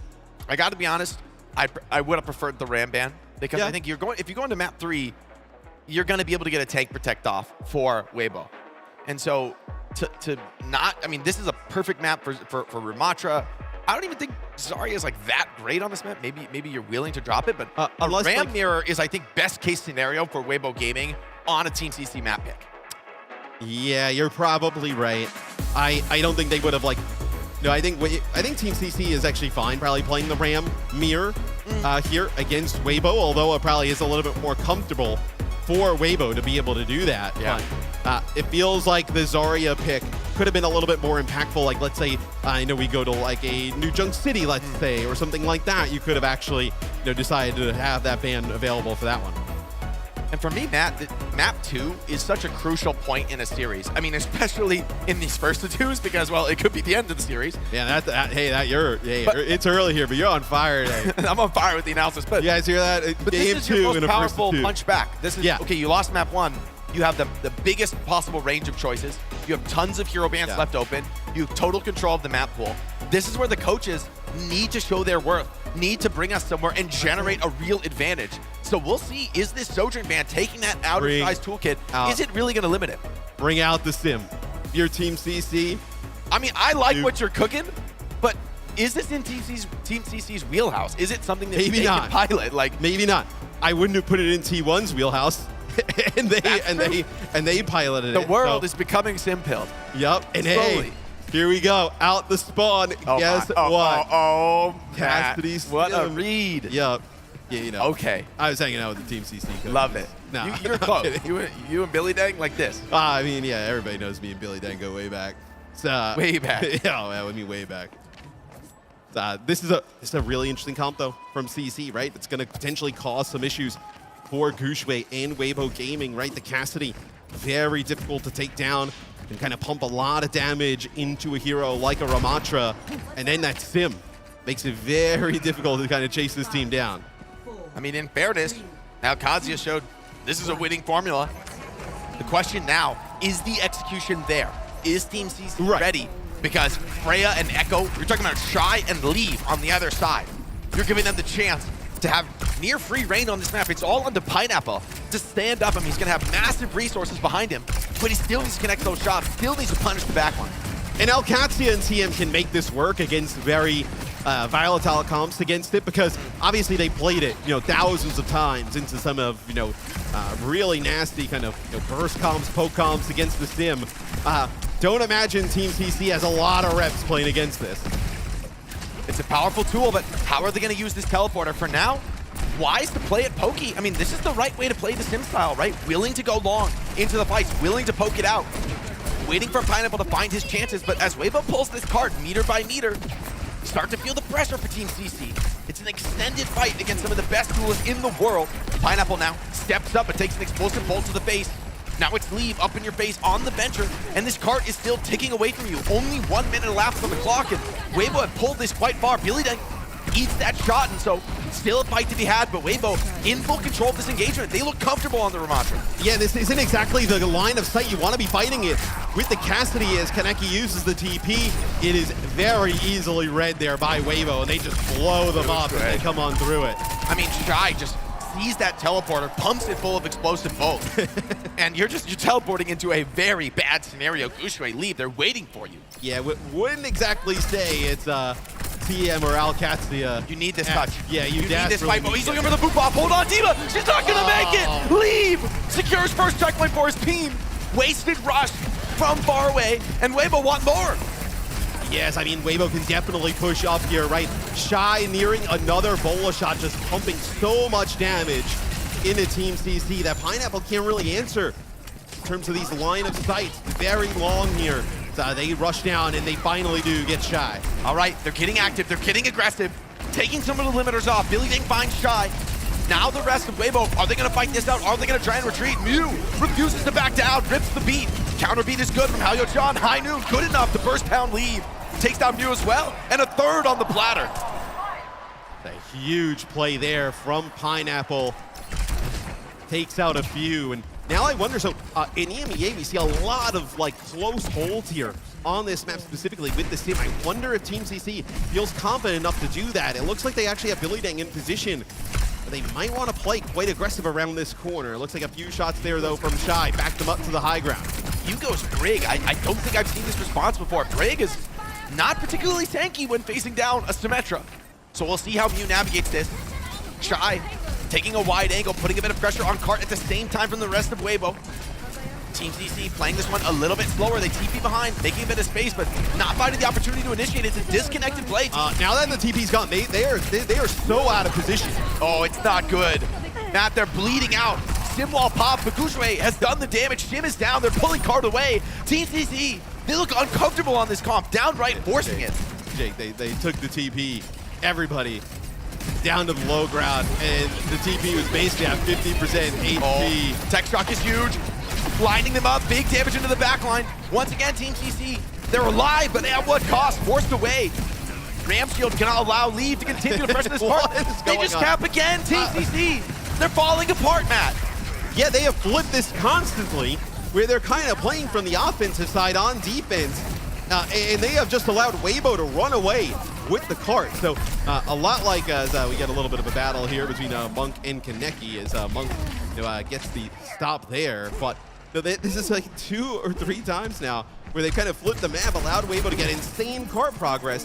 They win one fight after, but it's not good enough, and you can tell, Jake, they were not comfortable with that. They are going to go and play an Echo and Ramatra, mix it up. I mean, coming back to a look that's much more comfortable for them, but the damage may have been done. Weibo have all the team fight ults they could hope for here. Team CC have to make a miracle happen. They need to stop this card progress. Weibo are crushing through this map on a record pace for this tournament. The rush deployed from Monk takes more space away. The card continues to roll. Team CC beaten High Noon deployed. Pineapple, a big channel. Is it enough? Just gets fast out of it. Mew is there, but Kaneki has found Shy. There's still a fight to be had. Team CC not backing down, but Billy Dang caught in the Ravenous Vortex. Gushue steps up again and again on this Ramatra. So comfortable here in the front line. And Weibo, they're on the verge of capping 3 minutes on the clock. Matt, Team CC falling apart, forcing a strategy that they obviously are not comfortable with. And this is would be a sad way to go out of the tournament. I would say it is safe to assume they were not comfortable there on the Sim. I gotta tell you, Matt, as I've coached a team or two, I'd have my head on my desk right now. It wouldn't be good. I mean, the few times they use the TP to try and like get behind, they all take it in the Weibo just runs away. Like they just get rid of the TP. So now it's just a horrible positioning there from Team CC, and they really give themselves no opportunity to fight out of it. Just a brutal first half from Team CC. Weibo, no, that was they were able to deal with that. I mean, with ease. I mean, they were never worried about it. And Team CC, there's been glimmers of greatness for this squad. There's been moments where it feels like they're on the verge of turning the next page, changing the story here. Always second place here in Chinese Overwatch, but maybe steal that second for just a little bit longer, or maybe more than that. I mean, Weibo, well, here's kind the of issue been too. Crushing them in this series. Let's say they look much better with it on offense, and they're able to force some of these positions and whatnot. You gave up a 3-minute time bank here on Shambali Monastery. There's no way you're going to finish with a better time bank unless Weibo just like rolls over the entire map. I will say the good thing is this is Escort. So, to be honest, if you just get any kind of a finish on this map, if you get cap in overtime, that could be good enough for a win. You're gonna need a big overtime push on offense, but it is still winnable. Team CC, this is the moment. Mental fortitude. They've got to be composed. They've got to be focused. TPN taking this off angle. They're a little bit disjointed on the TP, but they get through now. Taking the fight to Weibo. Gushue gives right back, gets right in there with the form. Team CC not healthy enough, and Kaneki goes down without your sim. That's all of your damage. Team CC started to crumble. Pineapple finds one, but they need more than that. They need some good trades. Billy then gets a second, and so hold on.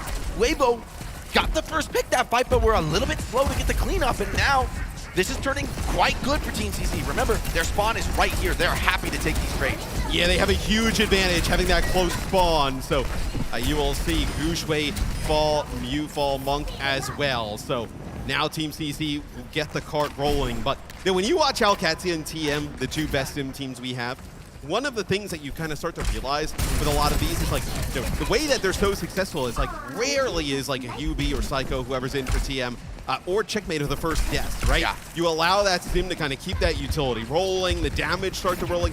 Kaneki cannot drop first in some of these fights because then all the benefits of the sim out the window. Not an easy comp to pilot, and coming up to this corner, gonna be a new challenge. High noon opener for Pineapple. He's taking all this damage. TP up, falls down, but tries, still candled on already. Moved down by the break, but Gushue Mew brawling this one out. The trades should favor Weibo on the defense. Leave Gushue fighting in these low numbers. They are very comfortable here. It's all up to Kaneki and Faraway, but it just feels impossible. Gushue, full stack HP, gonna get these cleanup kills. And the clock has run dry. I mean, this is looking pretty rough for Team CC. And now, if you're Team CC, right, you're thinking about, like, you get one really good fight with these support ults, and if you don't win that one, you are in dire straits the rest of the map, right? Minute 52 here.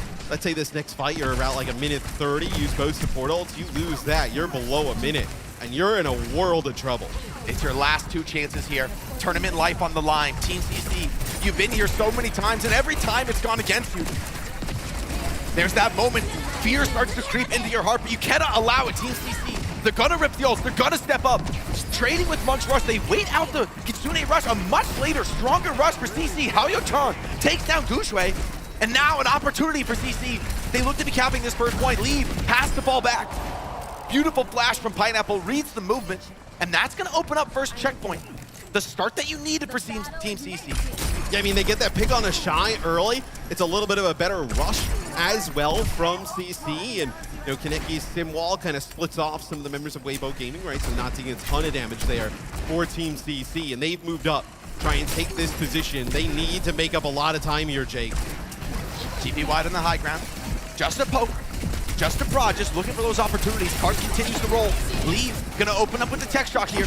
Gets straight up into the back line, lines them up, but too much counter pressure, has to back off. Still enough damage to take down Kaneki. The team comes in, beat too late for the Lucio of Team CC. And Weibo get the fight they were hoping for. Stifling the momentum. Pineapple too scared to swing that. Knows that the team is backing up Leave on this corner. Team CC, how are they gonna rotate through this? Very low on the ultimates. They've got to play this one perfectly. Getting too close to Gushue could be a death sentence in this next fight. Yeah, and the timing there. Leave able to find Kaneki. No, it's gonna be a rally here for Mew as a TP. They just go right up to the high ground, and they just get mowed down. I mean, everybody takes that TP, they go up to the high ground. Mew is there with a rally. Let's get a listen into Team CC, see if they can come up clutch here and extend the series. 不亮低，哎，不亮低，这次没踢。我有灵狐了，他们也有灵狐。假 T2楼还是假 T2楼 A 这边吧，假 T2楼这边视角。提前走呗，3、2、1。哎，不亮！我没有铃铛了，我可以交灵狐了，等一会儿，先推车。他们灵狐快了。会大。误水滴。别推！拉百滴！我操，人家特技倒卡呀！我操。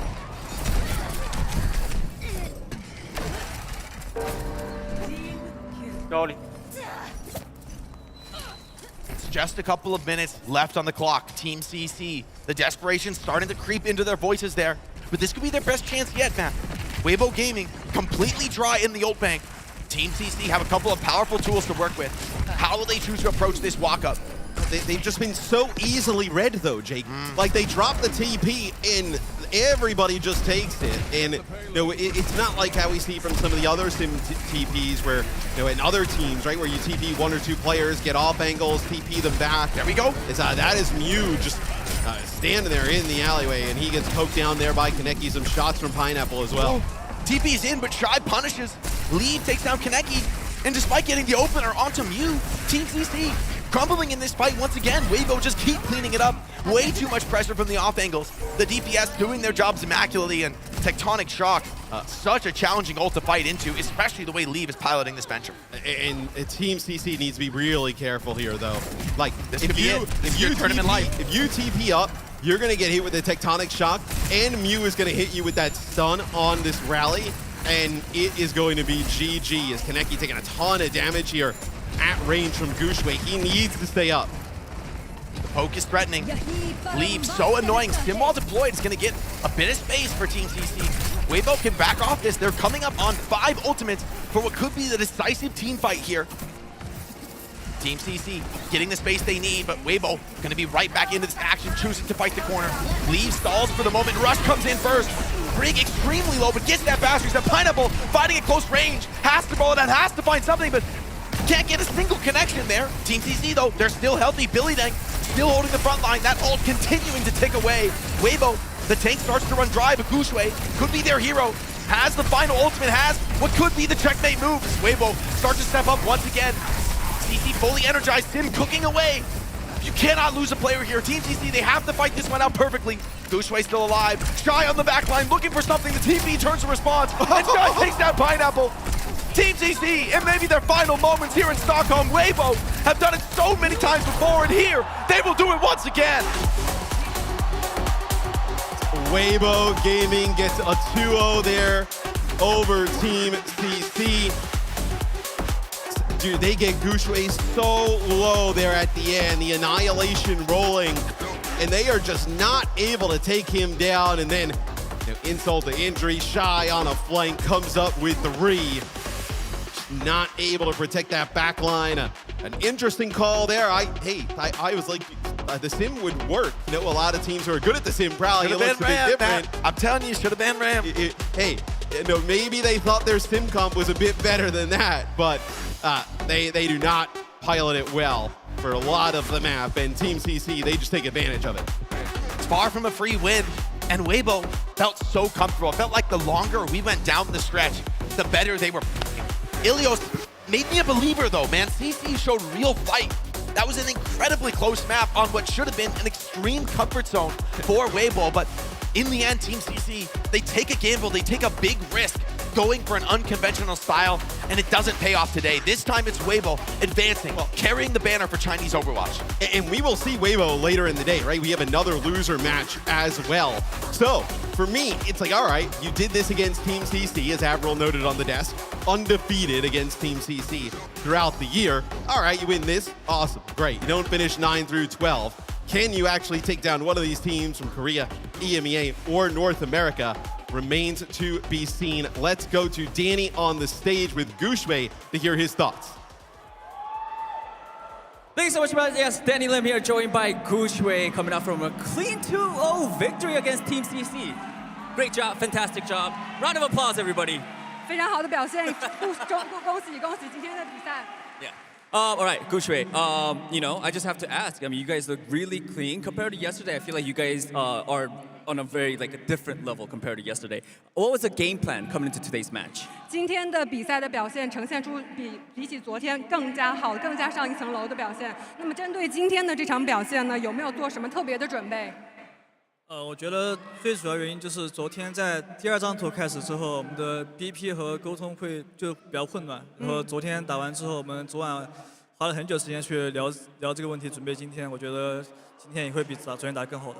I think the main problem from yesterday is the second map. We're having some chaotic communication and also some problems with the BP.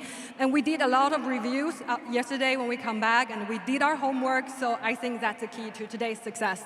I want to ask another thing. I mean, you are here for the World Finals in Stockholm. How does it feel to be back in LAN environment, Gushue? Are you excited? 那回到斯德哥尔摩总决赛这个舞台，这国际性的舞台，那现在有什么感受呢？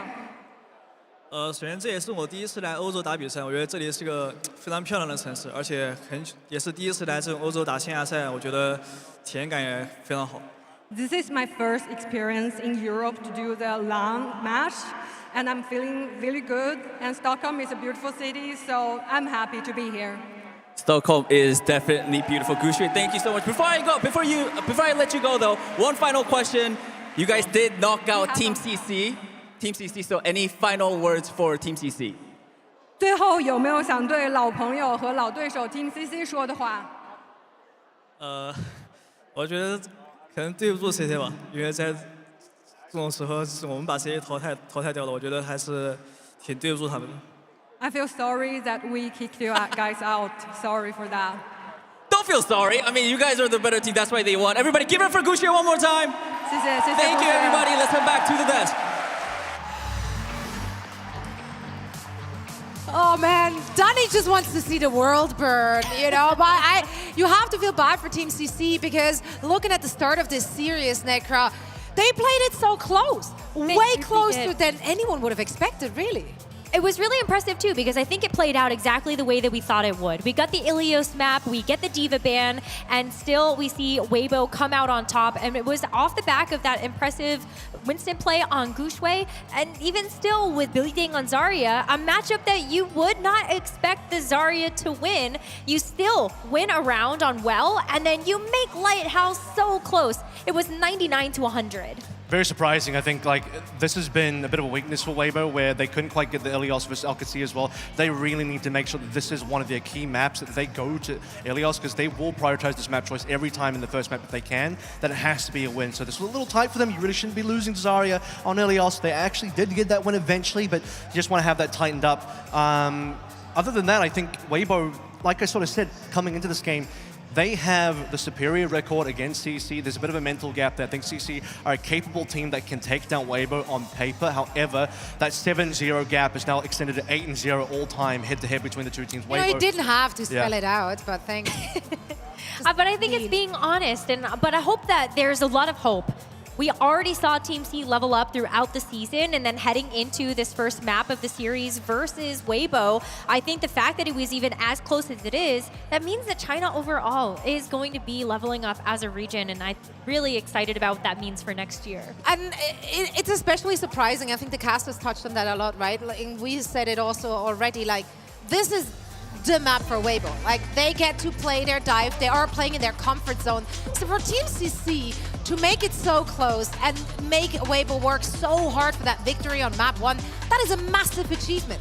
It is, and I think that exactly how Avril put it, this is what we want to see from Weibo to give us a lot more confidence heading into the rest of the tournament. They did not win Ilios with the D.Va ban yesterday, and off the back of such strong Zarya play, Avril, I'm really surprised that they didn't try to prioritize doing that again on Shambali. Yeah, they left the Zarya ban open for Weibo, and like I sort of said coming into this one, you only have very limited maps. Every map choice counts, every ban counts. You cannot go into map 2 with Prio on your side, and you leave the Zarya open. They went for a Soj ban, which I don't agree with at all. Soj does not have to be the character that Shy relies on this tournament. He has Ashe in the back pocket. He has the Freya as well. He's got multiple choices we can lean into. He's no longer seen as this, I guess, majority Sojourn one trick, right, that he was for a majority of his career. So it's dangerous to go for a priority ban on Sojourn when Shy is not going to get affected by that. But Billy Dang not getting the Zarya, when the Zarya versus Zarya matchup should be the priority matchup for CC, getting the Zarya banned by Weibo means you're forced to Ram, and that's what Gushue wants. Gushue's been putting a lot of time into Ram. He's not a Winston one trick anymore either. He's put a lot of time to Ram. He wants to play the Ram matchup versus CC.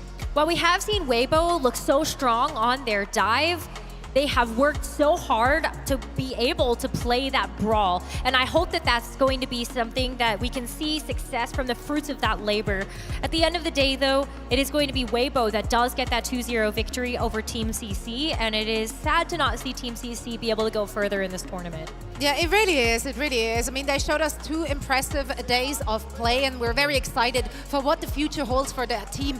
But this is the end of their World Finals journey, as this was a 1-2 in the lower bracket, and now we have to say goodbye to Team CC. Yeah, I do wonder if they got a different opponent. Maybe we got to play, you know, BFI 1-3 instead for a different matchup. They could have had it. One day, I think CC might get the better of Weibo, but it just wasn't going to be today. Unfortunately, a flawless record for Weibo versus CC this year, and really hope to see what CC can bring to us in the future.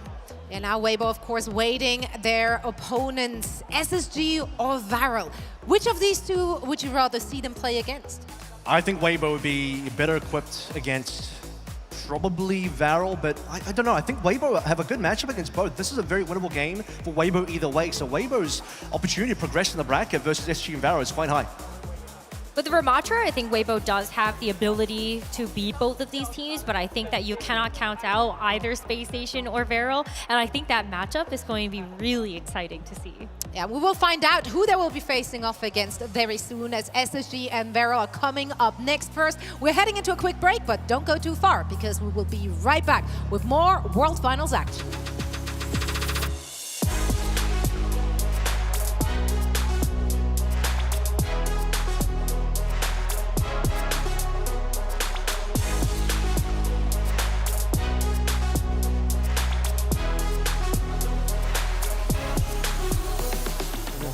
OK。大家好，你数个3、2、1吧。那个。3、2、1。然后是什么来着？Hello， 大家好，我们是微博 Gaming， 感谢大家对我们的支持，我们会努力打出好成绩。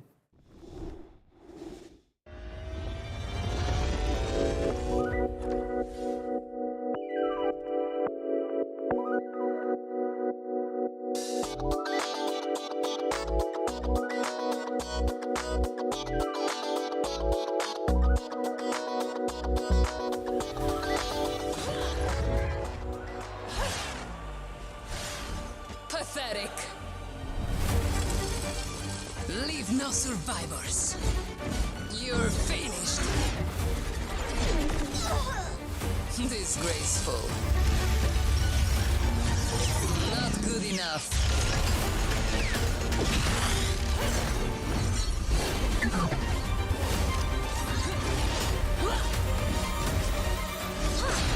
Dirt beneath my heel. Wouldn't want to be ya.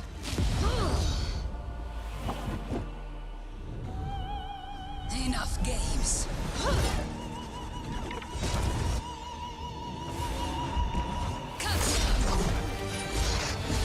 Taste the Palatine Fang.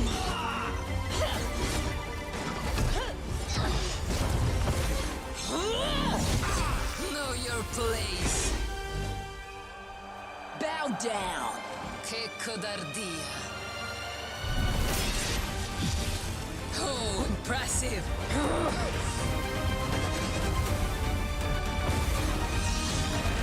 Arriva la punizione!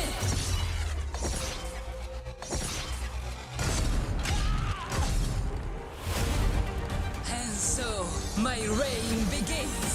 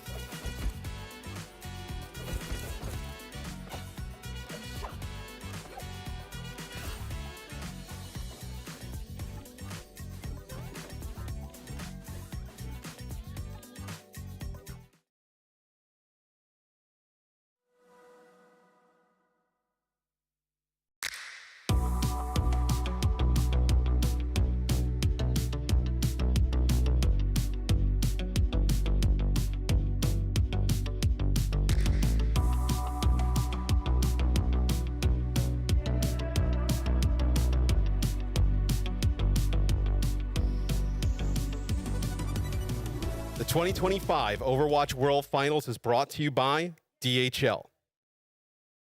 まあニコがこっちで。順番は前に戻ってもらえませんか。トップドラゴンはめっちゃ背が高いので。同じやってなんかすぐなんかこれやって。こんにちは、バレルです。一勝でも多く世界大会で、勝ちを取ってくるので、皆さん応援よろしくお願いします。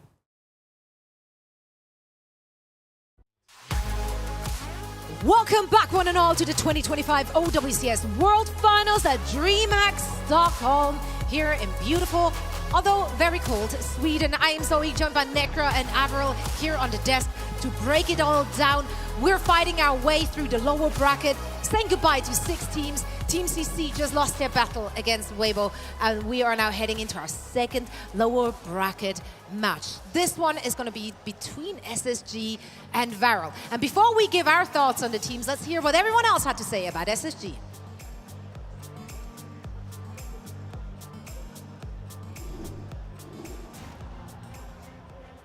SSG doesn't push as hard as some of the other teams. Passionless. Passion? We got some passion. They're steady, they're structured, but they're not the ones grinding with the same level of fire as others every day. Every team probably looks at us like, yeah, that team is just passionless, but like they'll still lose to us because we're good. I really think if we play to our level, we can beat them pretty easily. Still, they've got a clear goal in mind. It's finishing above Team Liquid. We're here to do better than Liquid and get top 6. They know their style works when a match slows down. They stay calm, they stay clean, and they wait for mistakes. I friend with Sugarfree, so yeah, if I beat him, then yeah, it's like really fun. They're getting last. They're actually gonna get last. Don't say that. I mean, we might play them. I hope we do, honestly. I'd love to knock them out. But to reach the placement they want, they need to show more urgency, more bite. I'll give you $10,000 personally. I'll give you all the prize money. I'll give you all the prize money. It goes to you. Like, they have Hawk and Lenny, and they're like, super good, like, mechanically, individually, but I think, like, just in general, their team doesn't play the game how you should play Overwatch. I will say, though, like, I think their biggest weakness, for me at least, is their flexibility. SSG may not be the loudest team in the field, but they're locked on their target and seeing red. I think we're good for a top 6. Our bracket, we probably got the easiest bracket out of any team, so I think we have a good chance of at least making top 6 in this tournament.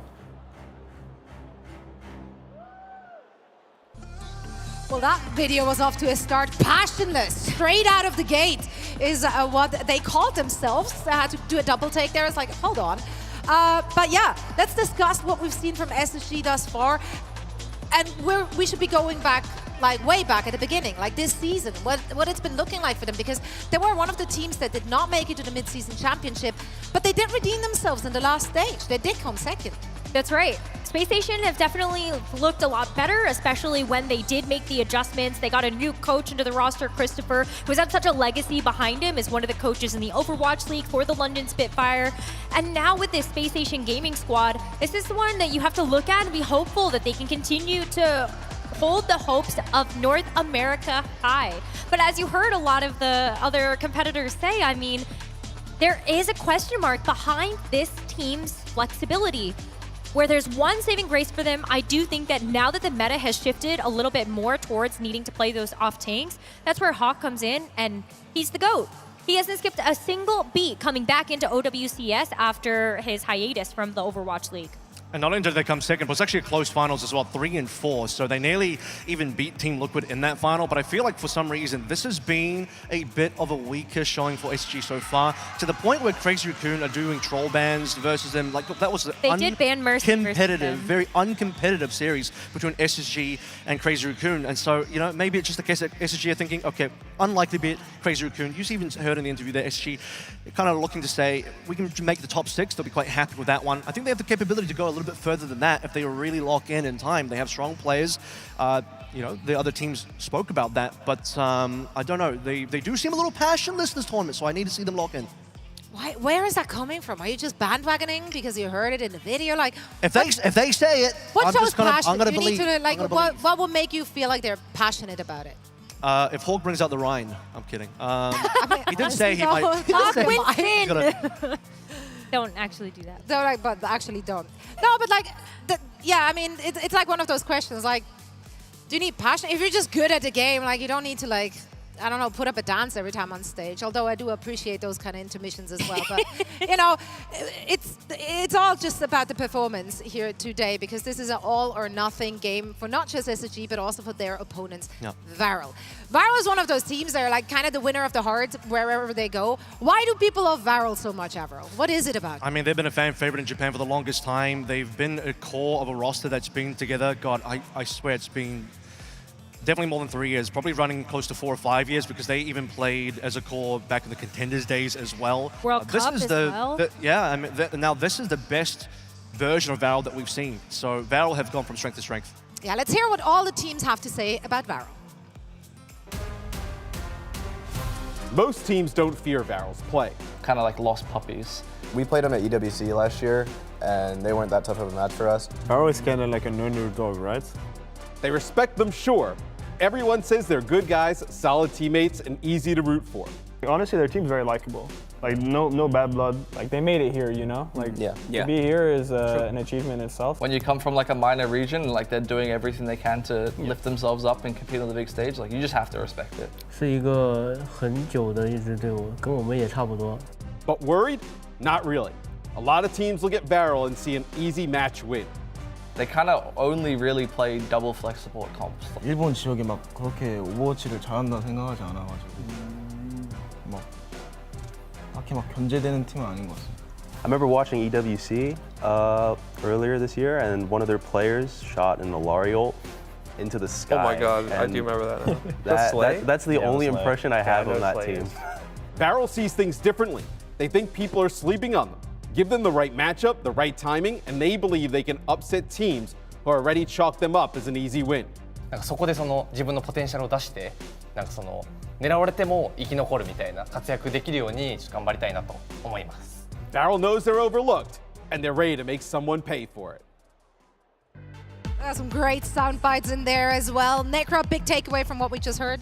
You say that you only remember this team because of the Alari ult coming out from Slay, but that was something that had a massive impact in Varel's first match of the tournament versus Team Falcons. I think that's where you have to look at that and go, well, I mean, that flex backline, Baptiste, Alari, Cloud, and Slay, they work so well together, and I think that teams have to take that backline seriously. It's also their weakness, though. It's their strength, but also their weakness. It lacks in flexibility a lot. This team's starting backline between Cloud and Slay, they don't play Lucio.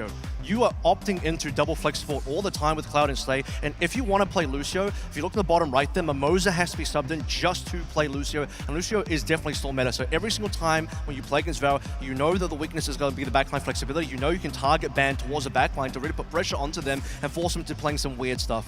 But KSJ's Ramatra looks amazing. Top Dragon has so much flexibility as well. We've seen him pop off specifically on the Tracer and the Venture, but Top Dragon also has a mean Pharah in the back pocket. Yeah, but we also have to consider who they went up again in that upper bracket, right? They had to go up against Team Falcons. And that is a tough opponent, no matter who you are. Map. Exactly. Like, yes, the first map was an 0-2. Like, that was a quicker affair. But then they woke up, and they really took it to Team Falcons. They did win the second map, and they played it really close on the last map as well. Runasapi, they had an 80-meter lead. They got control of the push bot right away, and that actually looked like a winnable scenario for them. And so I think they could have done it. I think when you look at, on the eye test, just looking at Varel alone, and then you consider the fact that, okay, well, they were also playing against Falcons, so that's more impressive, but they do look like a better team. They've gone from strength to strength. They're completely undefeated in Japan this particular stage. They got their first international win at the mid-season championship that we just had versus Rock as well. So that was a huge win for Rao because, you know, they're on the world stage now for the first time, at least in that tournament. Now it's their second international showing, and really, like, they are looking good. It's not just from that Falcons game, and there's a feeling behind the scenes as well. I think teams are probably giving more respect than they're really showing publicly towards Varel, and especially in, I think, in a first-to-two environment as well. Underdogs, in my opinion, have a real strong shot and make an upset happen. Let's talk about the possibilities here we can see for Varel. Like, what is the key to victory? How do you take down SSG? Yeah, I think they need to prioritize supports, and I think SSG as well, they're going to want to prioritize Hawk's best picks. So this is a game that's going to be defined by SSG's Lucio Kiriko into the Wuyang Kiriko of Varel. Varel also going to be looking towards possibly moving into some Slay on the Alari as well. They have some couple of picks on there. Maybe the BAP or the Ana could come through. I would not want to see Varel really go into subs. They haven't really played with subs so far this tournament. They probably shouldn't. And really for the SSG side, you know your strengths are going to be landing. I think he can still come through on that Tracer for the Sugar Freeze Tracer. And then Hawk, his Zarya is king, his Diva is king. This is a great meta for him, so lean into that. I'm really hoping that from Space Station, we do see a little bit more life coming out from some of those picks that Sugar Free can have. Of course, he's a world-class Tracer. I mean, he had a map already in this tournament, T versus Team Peps, where he went 37-0. Like, this guy is still him. But he needs to be able to show more than that, I think, or just show that, you know, you still have confidence in your Tracer. Yes, Tracer did get a little bit of a nerf heading into this tournament, but it's still very viable, and especially on maps where you can actually take those flanks, you need to have that same type of map control that you are going to see when you have a Tracer on the other side. That's right. Of course, here, their current tournament results, 2 days of plays we already have behind us. There's a little more tape now out there, of course, on SSG. What's the big takeaway of your Varel from what they've seen from Space Station Gaming? I think right now, Space Station, they are going to be a very tank-dominated team. We talk about Hawk a lot, but I think he is like their most consistent player. A lot of the DPS line as well. We have to talk about Chronix Freya coming back into that meta. He's always been playing the Freya anyway, but that's going to always be a strong choice for him. I think SSG's core composition are going to be a little bit more cut and dry. It's Val that are going to be bringing out a little bit more spice in their comps and taking a bit more of the risk. So you know what SSG is probably going to be bringing to the table. On paper, they should be easy to ban out, but I think between all of Hawk's picks, you can only get one ban, and he'll have something in the back of the pocket. And when you can have an answer to a lot of the tanks in this meta right now, or you at least can be able to play a little bit more reactionary, I guess, to some of those picks, those tank bans are going to be super important so that maybe you can target an individual matchup that you might want to take. But I think outside of like Chronix Freya, I think we got to talk about Ashe. Ashe, you know, Avril, you already pointed out that Ashe comes back into the meta as a really good hit scan pick, something that you can actually rely upon in some more of these like close range fights. And so I think that Ashe, like when Chronic brought it out yesterday versus Crazy Raccoon, this is something that I think could play a difficulty to that flex support backline that we have from Varel. Yeah, I mean, I'm very excited to see what both of these teams have in store for us with their tournament lives on the line. This is all or nothing for both of them. So let's send it over to the stage with Adam. Thank you very much, Zoe. That's right, folks. What a great way to kickstart this competition. Weibo Gaming with one step in the next round, and sadly we say goodbye to Team CC. But this is a snowball rolling down a mountain. We don't stop here. We're on to the next matchup already, and it's time to meet the competitors gracing the stage next. First up, we welcome to the stage Space Station Gaming.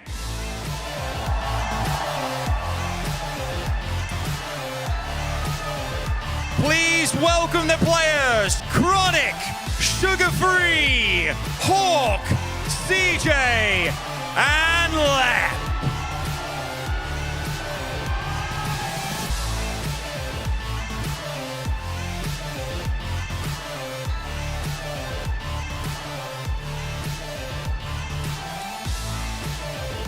All right, thank you very much. Best of luck, Space Station Gaming. You may take your seats, gentlemen, and get yourselves ready.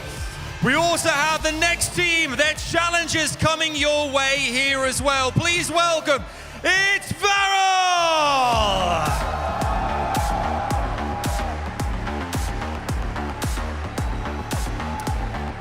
On Team Varel, we have Slay, Cloud, KSG, Top Dragon, and Nico!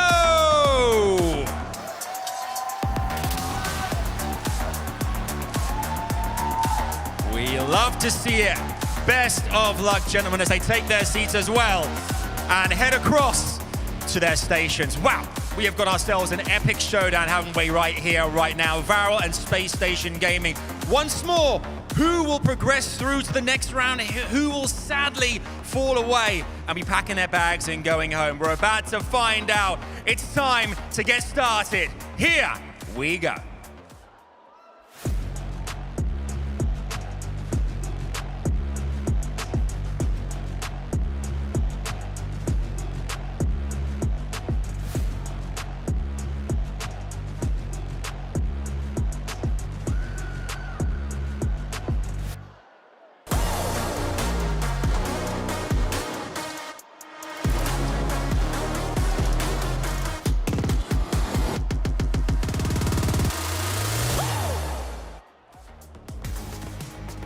All right, it's time to get into the action. Space Station Gaming taking on Varel.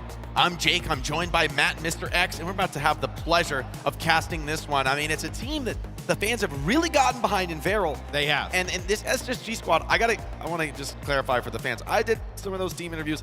The question was, what did other teams think about you? I suspect they didn't say our own team is actually passionless. Maybe they did. If they did, that's wild. That's a wild statement. But no, I mean, Varel has become like a fan favorite, right? As Japan has like grown and blown up with Overwatch over the last few years, and obviously the best team from that region. So seeing them come here, compete on the world stage, they had a really good game playing that double flex support backline against Team Falcons. Not going to catch Christopher and SSG off guard in the slightest, though, because SSG, look, you still have Sugar Free, right? Fantastic player. Hawk is tremendous on a lot of the tanks in the pool right now. First map will be Ilios. For me, for SSG, just keep that back line up. Just keep that back line up. Like, I think Chronic can put together some good games. Also, like, you don't really need him to go crazy when Sugar Free has awesome maps, feels like, all the time. So for me, it's like, can you keep that back line alive, right? The early bans are in. So SSG, they get rid of the Zarya here early on. And a Lucio ban out of Arrow, I like that, especially because they want to play really no Lucio themselves. They want to play a lot of maybe like Wooyoung Kiri, for instance. This is a pretty good ban. Yeah, I think, the support bans are going to be pretty popular in this series, and this might look like a really bold ban out of SSG to take away the Zarya, especially considering you've got Hawk on your team. I mean, this is one of the best Zaryas in the world, probably the best Zarya in North America, and I don't know if that's even controversial. And so to ban it away here really signals to me they want to play D.Va. They want to push the pace, get Hawk into that backline, assisted by Sugar Free, and start cutting down some of these greedy support picks that Varel is so well known for. Yeah, you don't exactly need Lucio to do that, right? You can do it without Lucio. We've seen even some teams go to the Juno here at this event. But it's a test for Lep, though, because Lep has been really known as a Lucio player, like through and through. I mean, more than a lot of main sports in NA, he's very focused on the Lucio. It has been a linchpin of the style for SSG. They really play a ton of Lucio carry. And so to lose that tool, I mean, there's a bit of pressure onto Lep. He had some moments on Wooyoung against, this Crazy Raccoons, but he did get picked off a few times as the opener. I mean, that's a really, if that happens in this type of series, Varel could easily come away with it. Yeah, you show some of the stats over on the desk about the Ilios games that these two teams have had. 1-1 for SSG, and that includes some of those stats against Falcons. So you almost throw that out, right? I mean, that series was like over basically before it began, and you kind of have to throw out some of those results, right? That is Crazy Raccoon, one of, if not the best team in the world at the moment, where you'd imagine SSG can take care of business here against Varel, but Varel, I think, Jake, is not going to go down without a fight, right? I mean, look, Team CC, they tried some stuff in that last match, but Weibo really was in control the entire time. I expect this one to be a little bit more competitive. I think so. I mean, it's a very hard series to judge because that matchup against Team Falcons, Varel showed they can go the distance against one of the best teams in the world. But Falcons are also a squad that's known to sometimes play down to opponents, sometimes not put up the most dominant performances. And so for Varel right now, this is the time to show the world. You are legit. You are here for real. Not just to show up at an international event and go out in the first round, but to actually make a run. And the fans, they're hoping for that. The cheers from home are going to be loud if Varel can get this win. Dude, if Varel can get this win one, I mean, it does not look great for SSG to say we are passionless and then get 9 through 12. But it legitimizes, look, obviously a lot of great players now coming out of Japan, right? In teams, obviously, investing from Japan. But it definitely is a huge win for that community to be able to get a win here, especially against a pretty proven group of players on SSG. And I think SSG are, they're no strangers to kind of playing the villains, right? To be that team that's like, yeah, you might not think we're taking this seriously, but we are vets. We have been around for years, tournament after tournament. And some of these younger players on the squad, I'm looking at players like Chronic and CJ in particular, have really impressed me. And they're on very much the positive trajectory of their career. And so while other teams might put this word on Space Station Gaming, call them passionless, we got to see how it goes down once we get into the server. And SSG loading up with a Juno Brig style. I love this. It lets them push the pace as they like to do, but with a style that doesn't rely on the Lucio pick. Yeah, we'll see. Actually, it's going to be a swap here. So they're going to play Brig with Kiri here with a Tracer. So they're still going to try and play aggressive here. with Hawk and Sugar Free as a duo. Going to be going up against KSG and Top Dragon doing that. Interesting though, Varel, like we talked about, a lot of this flex support backlines, they're going to be playing with a BAP in the Curie early on. You just see real stability out of left. There's going to be a lot of pressure on Rig in this comp, but he can do a lot by the same token. Hawk trying to step up, trying to close the distance, but Varel getting a bit of a chokehold on this map. Top Dragon poking from behind, pulling some of the attention, making things awkward for Chronic. Point starting to flip towards Varel, but Space Station pushing up here on this left side. They bully out KSG and take point position for themselves. And Chronic pretty low as well. KSG just falling back. Gonna get healed up, put some pressure on to knock him back. Is the point still being contested? And that is Slay falling first. That is a huge pick off there for SSG. Great play between Hawk and Lep there, dominating in the front line. There's quite a few moments where it looks like KSG is getting the edge. The assistance from that Baptiste allowing him to win the poke trade, but Hawk, the experience shows through, and Lep bails him out at the perfect moment alongside that cleanse from CJ. We'll see. I think it's really important for Varel to get Top Dragon going. He was phenomenal in their series against Falcons. That goes down to the wire. They need a performance like that yet again. And Jerry from Nico. Hawk trying to clean that up, forces the drone, backs off for now, and Hawk's really taking this off angle. It's hard to clear out a D.Va without a Brig on your team, but Top Dragon takes down Left. This is the opening for Varel. Time to step up. Cloud, how are you going to use this Amp Matrix? Do you need it to play it at all? Hawk has self-destruction. There's still fight to be played. Sugar Free cuts down Slay, and Space Station Gaming are right back into it with KSG's pick, though. The window deployed on point. It won't be easy. Self-destruct from Hawk. Can he stay alive long enough for the remake? Not quite. Cloud. Headshots are good, and Varel will get the flip. Yeah, the Amp Matrix from Cloud laid in a really nice spot. Gives some nice vantage points for Nico over the point. The Bob goes down as well. Self-destruct there used by Hawk. Just trying to get a mech back for a second there. I thought he was going to be able to do so, but they take him out right before. So less than 50% on the point here for SSG. It'll be Varel now in control. Could be a brawl on point here. Rush is available for both teams, but Lep could layer in that rally, adding insult to injury. Pulse bump from Top Dragon. Could be backbreaking as well. Looking now for Chronic, trying to disrupt that Ash, but picks the wrong side for the moment. That gives SSG the time to step forward, the time to put the pressure on. Lep wastes no time. He's into the backline. KSG low. Has that substruct if he needs it. Pulse bomb. It's on, but not enough. The cleanse is good. CJ keeps Lep alive. And now Varel struggling, trying to get value to the rush of their own. Top Dragon out of blinks, has to fall out of the play. KSG left alone on the point. Self-destruct deployed. Keeping him alive. Can he get that reason? Yes, he can for the moment. But SSG continuing to push, hunting down backliners, getting rid of Top Dragon in this flank.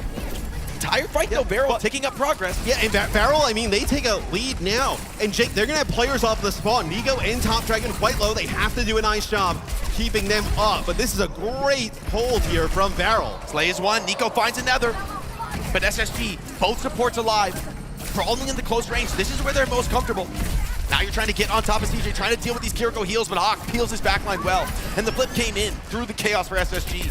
Yeah, I was going to say, if you could actually keep Nico alive here, you would have had another opportunity to drop that Amp Matrix on an off angle. Hawk in a lot of trouble, though. He's okay. He's baiting, playing the Megas. Knows he has no real threat against him. There's no boops, no control for this D.Va. And letting Hawk run rampant on the server is bold play, to say the least, from Varel.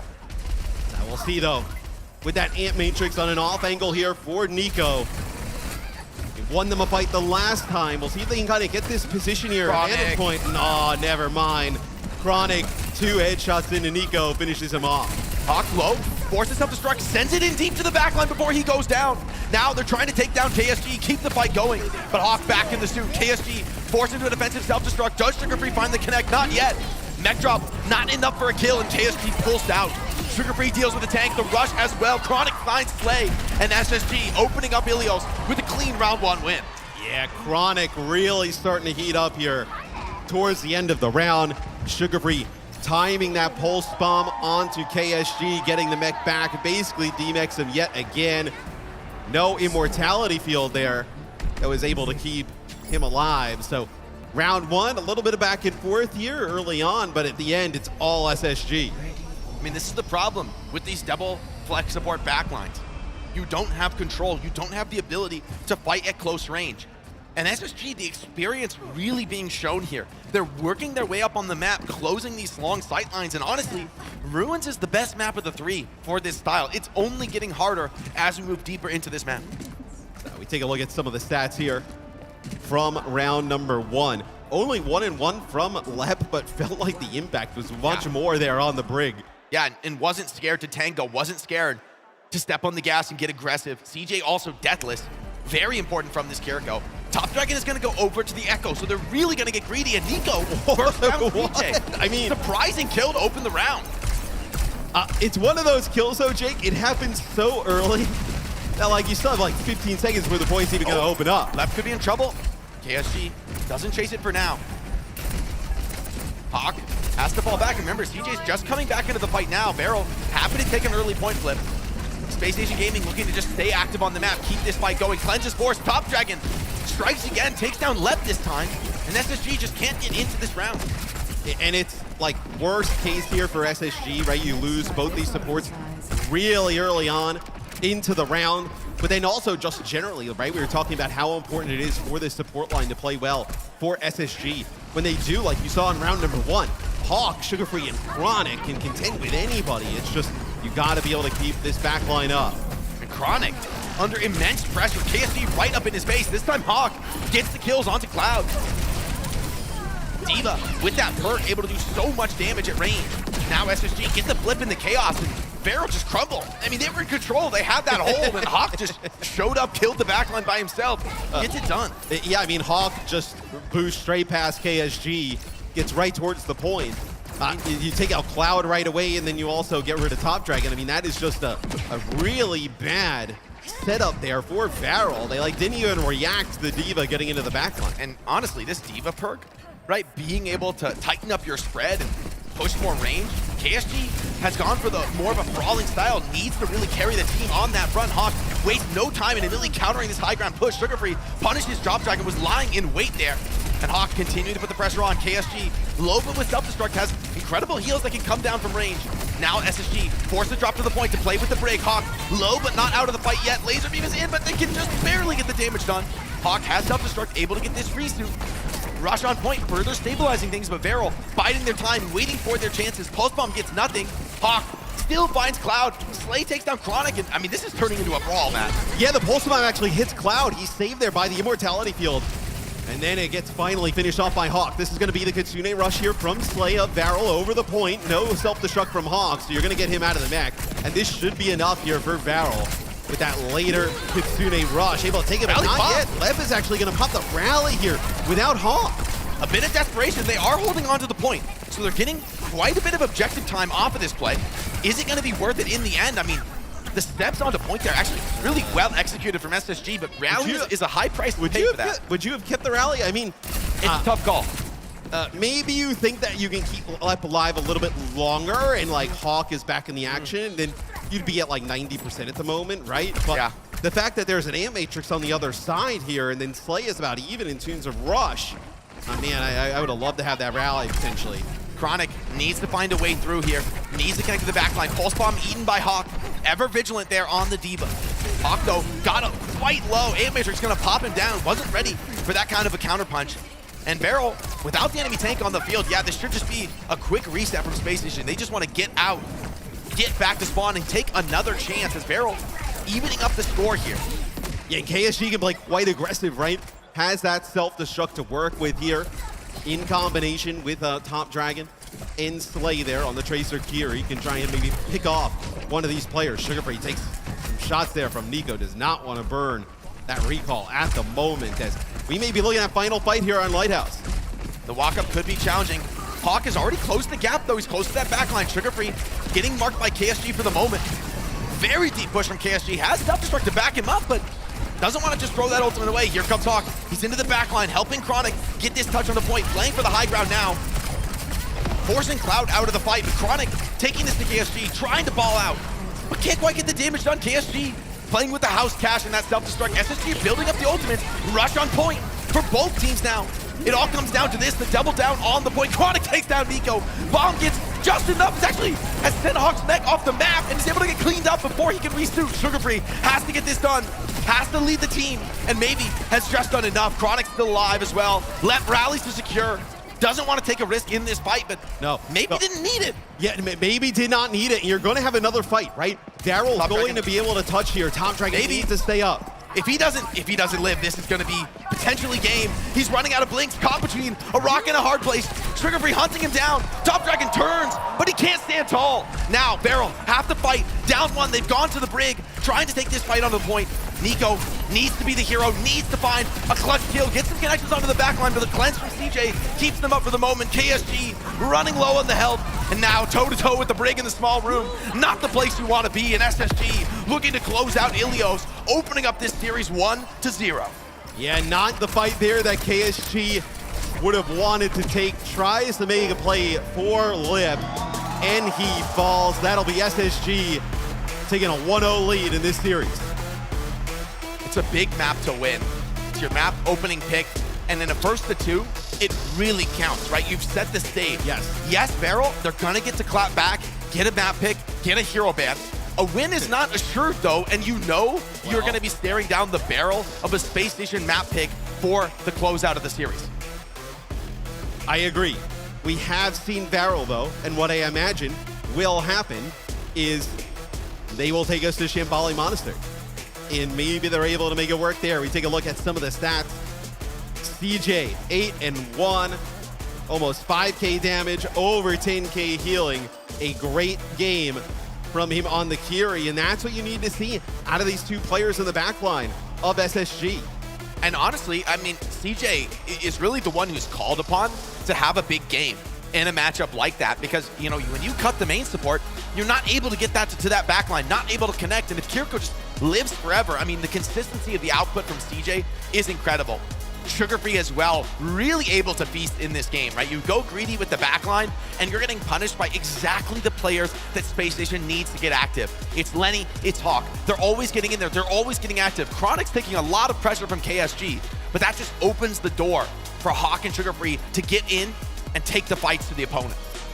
Yeah, and a few times there for Beryl, right? Like, you know, they have control of that point for a while, and it was that one fight where we were like kind of laughing about it, where Hawk just basically boosts right past Beryl, and him and Sugar Free are able to take out two players when they had control of the point. It's just moments like that, if Beryl were to clean up just a little bit, could be a different scenario there for map number 1. But as we move forward in the series, it'll be a Beryl map selection and first ban. Remind you guys, the other day, they take Falcons to Shambali Monastery, double flex support backline, which they love to do. They looked awesome on that map. I think obviously SSG will be better prepared than potentially Falcons was at that moment. So we'll see if that's where they decide to go. Yeah, Beryl have shown one of their strongest cards, I think, and a lot of teams this tournament have been taking us to Shambali, so it's going to be a place where SSG have absolutely thought about not only their own strategy, but also what Beryl are likely to do. And so, you know, yes, I feel like Shambali is such a powerful pick for the double flex support. However, as you said, the fact that that strategy is open, and you can't ban the Lucio, right? You can ban anything else, but you can't ban the Lucio, and that's actually pretty important, I think. I'd also say it is a map loss on the Beryl record. But on Runasapi against Falcons, they had a lead for most of that game. And they look good. And it still comes down to one fight. So maybe there's also a world in which we see them go that route. It's a map loss for Beryl, but it did not look, you know, they beat just about every other team in the world in that game other than Falcons. So potentially two decently strong maps that they have an opportunity to go to, but as I highlighted before, Shambali Monastery was their pick against Falcons, is their pick here against SSG. You just got to give Slay the ball here, give him a shot to take this Illari and really send a message. I wouldn't mind a Kiriko ban, because I think it really does allow, I mean, the cleanse is such a potent response to Illari. I mean, you pretty much just counter the ultimate. You're just not really going to get much Illari value when Kiriko hits that cleanse. And so it'd be one way to ban not only a support, but also to kind of protect your double flex support. It puts CJ in a little bit of a weird spot as well with SSG of like, okay, no, he was so great on the Kiri. Like, what does he end up going to? Do we see them maybe play? Okay, so we actually do see, yeah, there is the Kiri ban. And it is Venture gone here gotten rid of by SSG. We have seen a lot of great Venture play, specifically even at a Top Dragon, right? So this is a very good ban for Space Station. And I think Shambali is a fantastic map for Venture. I mean, it's full of these close-range corners, awkward spots where Venture can get in, spam can damage hold from the Venture as objectives, well. and yeah, actually do real damage. I mean, you're not finding yourself too often in spots where the range limitation is that much of an issue for Venture. And so I think this is a really intelligent ban, even though I don't really expect SSG to play Sim, which is sort of the conventional read of what a Venture ban leads you to. It's an option for them. But if they're going to play a backline, if you're talking about Varel of what? Are you looking at like a Lari? Is it a Lari Bat maybe? I think that's what we've seen from them before, right? It's been the Alari Bat, but honestly, I think Venture fits in so well with that style because you don't need as much consistent healing as somebody like Tracer wants. And honestly, Bap and Alari don't provide. And at the same time, you create a lot of distraction, slow the game down, and kind of get the enemy bogged down into these kill zones where they're being poked down by support. So Slay, Top Dragon, question is on them. What do they want to play? How do they want to approach this? Yeah, because you could have seen, right, with the Zarya ban used in map number 1 from SSG, like you could have saw Varel go back and play some of those like Zarya Venture-based comms with those double flex supports, right? And really up the pace and the tempo and give SSG some trouble trying to keep CJ and Lep alive. But that seems, at least for now, no, obviously Venture off of the table. You can still play quite aggressive. Not going to be the same type of effect. I think this is a map where we need to see KSG step up and have a big game. Because frankly, map 1, this was all Hawk. He was running the table. And I mean, Hawk can do that at the international stage. I mean, it's been a while since we've seen him. Yeah, it's been a second, but he's been here before. He's been on this trophy list, right? He's won championships. This is a player you have to respect. We talk a lot about Sugar Free, but maybe we don't talk enough about Hawk. He's one of the more fun players in North American Overwatch, I believe, is that, you know, just a really great mind for the game. When he's here competing in the OWCS, he cares a ton. He's watching everything, knows so much about the game. And like you mentioned, he's had success with numerous teams, mixed rosters all over the globe. So Hawk, a fantastic player that, you know, SSG, they're quite fortunate, right, that they're able to convince him to come back and play, because there are not many tanks in North America that can kind of do what Hawk does. I mean, second in NA, they defeated GK for this spot. They've earned their position. Now the question is, can they hold on to it? Can they stay alive here in Stockholm? Send Varel home into maps. Do what Falcons couldn't do. It'll be Varel on defense here to kick things off, as it will be that Alari Baptiste backline, like we had discussed. And they'll combo that with Ram, Echo, and Ashe here. We have started to see more Ashe play as we have gone a little bit deeper into this tournament. As for SSG, see what they decide to do. Still some time on offense, but potentially we'll see Chronic. Maybe it's a Freya. Ooh, I love the Genji. That's a great shout. I mean, this is a remarkably greedy composition from Varel. They have no control on the flanks, no protection from flankers. It's all on the Top Dragon to shut down Sugar Free. He's pretty much the only one who can do it. And when a Nano Blade comes down, I would not want to be the opponent. A dash up into the air, hold on, taking the duel with Top Dragon. That's not the fight you want, Sugar Free. No, not exactly the fight you were looking for there at the start of this. But yeah, pretty greedy comp here from Varel on defense. And look, the ability for CJ to just kind of like farm Hawk for these nano boosts, the ability to get that on the Hawk or Sugar Free could work wonders for SSG as Hawk just pesters up there, but that's 2 in a row now for Top Dragon. Crucial late kill. there with the help to kill Sugar Free. It looks very disjointed, at least at the start for SSG. I mean, I like the move from SSG. Top Dragon just shuts it down. I mean, he's the one who's got to hold these off angles. Sugar Free heads on over to the Tracer, just can't quite get away with the Genji facing down that Echo. It's a bit less scary, though, I think, for the backline with the Tracer. It is scarier for the Echo, though. Absolutely. Right? A much harder duel for Top Dragon. Not going to be free whatsoever. Chronic takes a bit of pressure, but dodges the stickies. Continues to hold. Slay steps over, and this is why this comp is so oppressive from Varel. They're so well practiced, distributing the resources on the map, and SSG not making any progress. The nano onto Hawk here. He hasn't gotten too much done just yet, but finally the connection comes in. It's actually the Echo who doesn't get the resources. Hawk's Nano pulls way too much attention to the front line. Yeah, but you still have KSG here holding down the payload as they have gotten no progress thus far. Now they will as they finally break Varel's setup, but some decent time off the clock there for Varel. Yeah, Varel going to be very happy about how this defense is progressing. Still, an ultimate like Sound Barrier is crucial. I mean, you really don't have any tools to deal with that on Varel. You just have to outplay it. You just have to survive it, but so much easier said than done. Top Dragon scouted on the flank. Hawk tries to bully him out of this off angle, and he will succeed for the moment. Slay, he's been crucial on this Liari. What can you find here? Top Dragon with the copy tracer, taking the fight into the backline. Gonna run low on time. He has to recall out. Still, Pulse Bomb not quite available. Hawk out of the suit, forced the bomb. And there's a small opening for Top Dragon. Can he get the pulse in? Not quite enough for the kill. A bit of damage on the Chronic, but the follow-up is there for Slay over the top. They were talking about his captive son back at the mid-season championship. That one is pretty good though. Connects with 2. Obviously no Kiri available to be able to cleanse that off, and that'll be another fight win for Varel. As Jake, we are quickly here below a minute on the clock. You do have Sound Barrier available here for Lep and SSG. Still not an ideal scenario for them to be in. Nico is sharp right now as well. Can't forget about this hit scan. Very experienced in this style, putting pressure on with minimal resource. Still, it's SSG's turn with this Sound Barrier. All would be forgiven if they can just open up this first point. This is where so many teams fall. KSG play in the corner here. Just being patient. Oh, Lep needs to stay alive. Dangerous there. So look at this. Top Dragon on a flank. That's going to be the beat that opens things up as Nico throws in the bomb. Hawks into the backline. This Baptiste dead to right. Hunted down. Chronic. The bowler shot onto Nico opens things up 2-0 here. And the bomb just being evaded for the moment by SSG.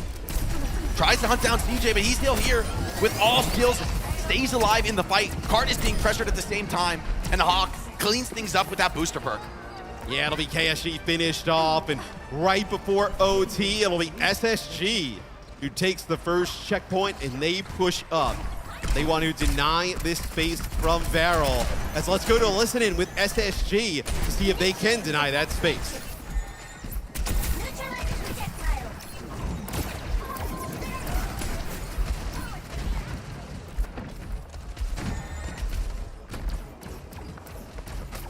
You ready? Yeah, I'm ready. I'm ready. Give me.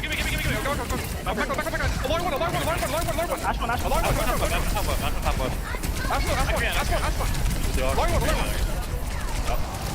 I bomb. I don't need that. Good evac. Come back. 20. Good job. Hello. We go early? Yeah, we go early. I'm gonna set up. They shot the badge. Here you go. Alarm your ship, Hawk. Here we go. SSG calling to go fast, trying to push this tempo. Hawk comes in, trying to punish the flankers, but for the moment, they stayed up. Chronic has found Top Dragon, and now it's Nico in the sights. Has gone to the Freya, has the mobility, but it's not enough to get away from Sugar Free. With DPS down, this push could be already over for Varel. It is such a good call from SSG when we're in on that listen-in to go fast, quite aggressive. Oh, wait, hold on. CJ gets hit with the bomb. You have the Captive Sun come over the top. That's Lep and... Oh, wait, what? As they turn this, Slay and KSG. It's been a while since I've seen a Poco bomb that, but that's a certified. Dude, that is a bomb that ends up perfectly around the corner, takes out CJ, and then another Captive Sun that comes through from Slay. I can't believe they clutched that. And that is one that you should not lose. SSG, maybe even they felt like a little bit of a foot off the gas that they were just going to kind of take that one easy. Now, it's a much different scenario here as Slay also goes over to the brig, so going to be much harder to be aggressive against. Yeah, has a better tool to peel his backline. Still, the Sound Barrier. Immense threat in this fight. I mean, Lep drops that beat. It is the go sign for SSG, and they're going to play for that. 20 seconds left on the clock. Plenty of time to farm up beat. A lot of pressure onto Lep, though. If he goes down here, it would be a decisive towards a Varel hold. But Lep's getting that poke in, getting that extra damage. How's the Sound Barrier online? Amps it up. Top Dragon's already low. Beat right down the middle. Chases into the back line, gets on top. Looking for more. The copied Sound Barrier. Hold on. Top Dragon with the tool to keep this fight going. And Beryl with the defensive beat. I did not expect that, but it's just enough to hold this on. Beryl, unconventional, but they get it done. They could be getting this whole CJ. If he goes down to this Ana, that's all the support left. And it's just Hawk with the self-destruct. Surely not enough to take the 1v4. You rarely see that. A duped Lucio intentionally to get that extra support ultimate online. So sick. Top Dragon just making some wild plays this week. As dude, that beat connects with 4, keeps everybody up, keeps KSG alive, keeps the supports alive long enough to get a second point hold. But really, I mean, fantastic plays, obviously, from Top Dragon there at the end. But it is like a 2v4 that KSG connects with that Diva Bomb, Slay with 2 with the Captive Sun. That's what really puts that defense in a position to get that hold where it was from Varel. They look so comfortable. And Space Station Gaming pretty much go down right where Falcons did. See, they can get a better defense, but so far, no one's been able to break this Varel defense, man. Second point is just a stronghold for them. The legendary Varel Shambali Monastery. I mean, it's about to be legendary. It's getting there as SSG on defense. So, Young Ana here. So, pretty greedy backline as well on the defensive side of things here for SSG. They're ditching the Echo. They are going with the Tracer here. And Lep gonna step down up to Lucio. Maybe they feel like they don't want to force those aggressive plays when on defense. They want to play things a little bit more slow, a little bit more cautious and careful. Top Dragon, got my eyes on him on this Echo. It's gonna be so crucial. Attack, of course, a little bit more difficult to find some of these openers. It'll be Nico on Ashe, so a little bit of a different look here for Varel.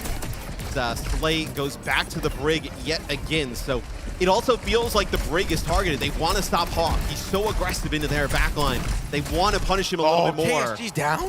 What? Just got deleted. I mean, he had to form to step up there. Didn't expect that Hawk would be willing to tango in the small room, and I mean, Hawk just calls the bluff, recognizes he's out of cooldowns and punishes. KSG gonna go over to the Diva. I like this response actually, because now it's SSG's turn to be without a conventional main support. There's not really control to stop KSG from getting aggressive. Yeah, it also feels like KSG should have been able to get some help on the Ram there to keep himself alive. Whether you play the Brig in that room, nice nade there, connects with 2, not able to capitalize. They're trying to turn this corner. Hawk over the top, on the Top Dragon. He gets the pack, but it's not enough. Clean burst from the Diva. And the Matrix just gets him out of trouble. Beautiful play from the Space Station backline. Oh, and the sleep there from CJ on the KSG, plus a bio grenade. That's going to allow them to get the Diva out of mech. Sick plays from the Ana on Space Station Gaming. I love that from Hawk. I mean, one of the strengths of this comp is the amount of raw healing throughput you can put down on a Diva, and Hawk uses every last bit of it there, taking down the star player from Varel. Top Dragon getting bursted out of the fight first. It really does feel like they need this Echo to find kills, and he hasn't gotten anything on this offense. No, I mean, Hawk and CJ here on defense for SSG have just been unreal. Absolutely. Shambali looking scary now. This nade doesn't connect from CJ. Hawk over the top, gets onto the Freya, puts some damage down, enough for the cleanup kills. Boosters online again, goes straight to the Baptiste in the backline. Drone forced, and Hawk is cleaning house. Sugar Free and Chronic also finding kills, and it's going to be a nasty delay onto KSG. They are not going to drop this baby Diva. This has been ugly on offense from Varel. This KSG goes to the health pack. Good. He's going to get a resuit here. And they're not going to be able to finish him off, so at least he didn't have to go back to the spawn. The ultis, man, it looks so dark. He's going to go back to... No, we're going to play Zarya. I thought for a second we were going to go back to Ram, but no, it's going to be the Zarya pick. I mean, it's got some tools now to deal with Ana, to deal with Hawk, but SSG have so many ults. Is this tank swap going to be enough to get it over the line? We're basically fighting in Varel spawn. I mean, this is probably the best ult yet we've seen this tournament on Shambali. Oh, without and this doubt. is from Space Station Gaming. Varel has not been able to get anything going here. Tidal Blast available and Matrix up on the high ground here, dropped by Varel. So they're just desperate, trying to find anything. Slay in trouble. Is he gonna rally to commit? Yes, he is. Tank is sleeping though. KSG taking a little bit of a nap on the job. Top Dragon is back in alongside Nico, and it's a very expensive fight, but finally, Varel gonna roll this card. I mean, at what cost though, right? We are below a minute. You had to invest Ant Matrix, your bola shot, and your rally into that. And SSG, I mean, look, you throw the bola shot in there, and they have everything to work with here in what most certainly looks like to be a potential final fight on this map. Could be the final fight of the tournament. They picked their strongest map, but will it be enough? Once again, Bear will have to call on Top Dragon. The star from Korea, can he do it on the Echo? Up in the air, gets the bubble, but they're being punished on the flank. No connections yet from Top Dragon, forced into a copy, but into the Wu Yang, it's not what he wants. And Sugar Free has already found two. Varel could be falling out of the tournament. Top Dragon can't even get the ultimate off. You're on the Hawk. Self-destruct comes on. And now Varel, just a few players left. The dregs of our Japanese squad represented, but Sugar Free is cleaning them out. 3 in this fight, looking for the fourth, looking for the finish, and SSG eliminate Varel from contention in Stockholm. A very strong performance from Space Station Gaming. They sent Varel packing. And look, that was a fantastic hold. That is a Varel team that beats Team Falcons on that map in similar fashion. And they were lucky to get out of the spawn, it felt like, against SSG. That is a strong performance from our #2 team from NA. And that's a message from Space Station Gaming here, loud and clear to any team in Stockholm. You underestimate us. You say we're passionless, you say we've given up, and we will send you home. Varel, they're happy to be here, they're proud that they made it this far, but it's undeniable that they were hoping for more in Stockholm. And I think for Varel, if you allow a player like Hawk to just run rampant in your backline like that, and then you're also not punishing CJ and Lep, I mean, that's the result that's going to happen. I mean, Hawk got wherever he wanted, whenever he wanted, the entire game there. No stopping the Diva on SSG. I mean, this is the problem, right? You don't play these main supports, and you've got aggressive stars like Sugar Free and Hawk. I mean, SSG, the strengths are just perfectly positioned for this matchup. They know exactly what they need to do, and they make it happen. And one of the things we talked about, though, for them is, will the backline have that stability? Will they be able to recover and just endure the immense poke that Varel can put down? And they passed that test with flying colors. Speaking of that backline, we've got Danny down on the stage to talk to CJ. That's right, thanks guys. I am joined by CJ from Space Station Gaming. I mean, fantastic stuff. I do want to start off the question with, I mean, you guys did have to face off against Crazy Raccoon yesterday, and it was a bit of a tough loss. It was a, 3-0 loss for you guys. Was there anything that you learned from that loss that sort of helped you out get the win today? Honestly, not really. We just walked into the match knowing we were going to lose. So like, don't take it too much. If we do lose, don't let it hurt the mental and just go till tomorrow. Let's talk about this match against Varel, though. I mean, you guys looked fantastic. Was there any specific weakness that you saw in Varel that let you guys get the win today? Not necessarily there was a weakness. We saw their match against Falcons, and they did take a map, so we thought it was going to be a little closer, like they would also take a map against us. But we just exploited that they're not really playing Venture comps. We banned Venture on Shambali. They can't really play Venture on Ilios either. So we just played the maps, and that Venture's not good, and it worked well for us. All right, and last but not least, of course, you guys have one more match today. You guys are going up against Weibo Gaming. CJ, what are your thoughts on that team, and how do you think that game is going to be played out? I think they definitely look a little weak because there's Zarya comps. They have Gushban and Zarya, and he's like one of the best monkeys in the world. As you've seen by the Outcat series, it wasn't that great for him. They lost pretty hard, so I'm feeling confident that we can win. All right, and before I let you go, CJ, can you do me a favor?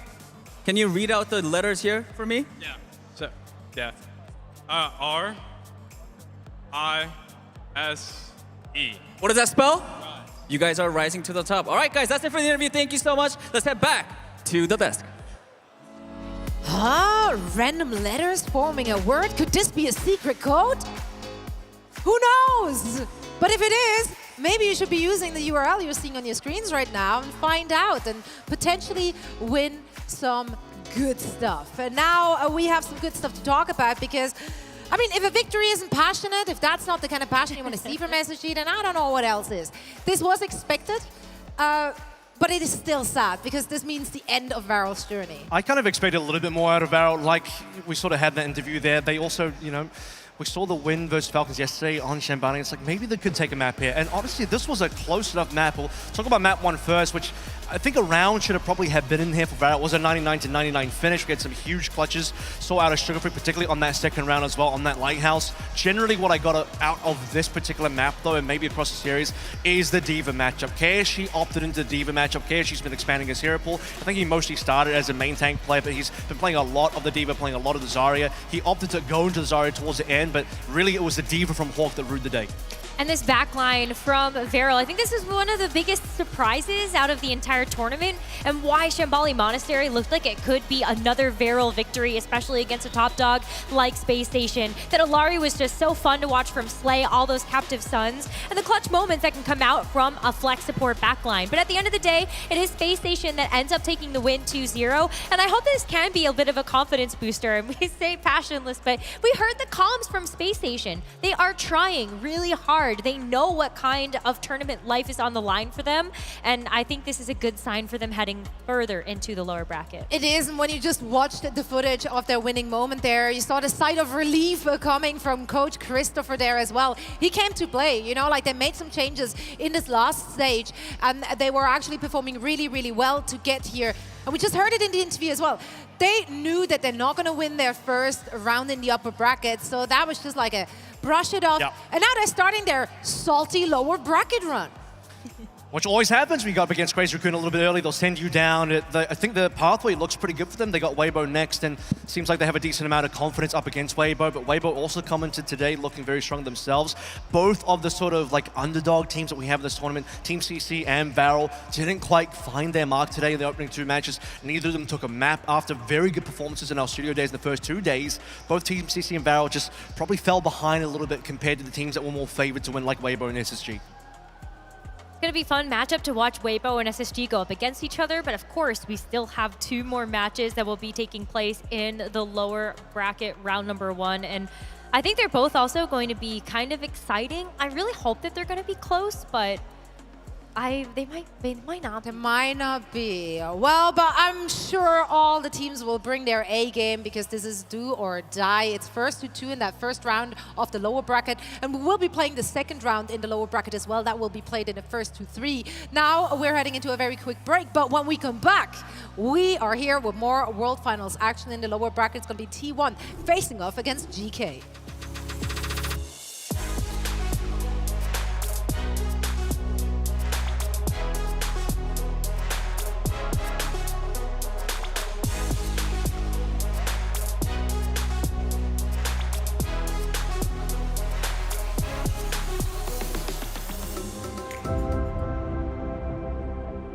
You can hear it in the wind. An echo. A whisper. A calling home. It welcomes us. Not as wanderers, but as its kin. In search of a memory of what once was, where purpose ignites.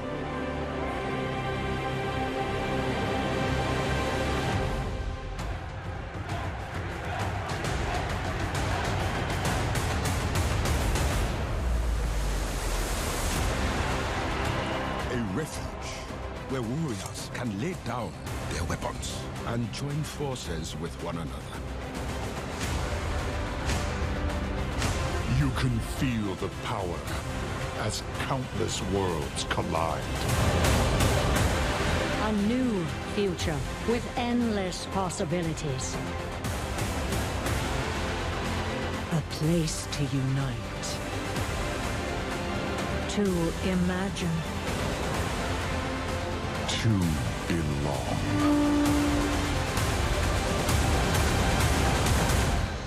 Are you ready, BlizzCon?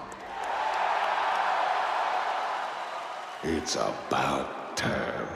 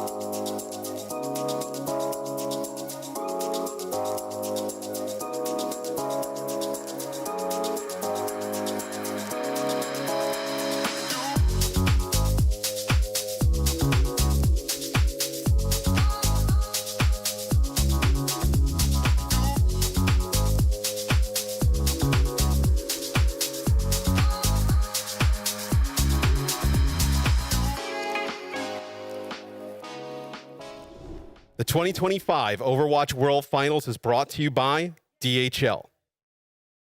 Your love makes us strong.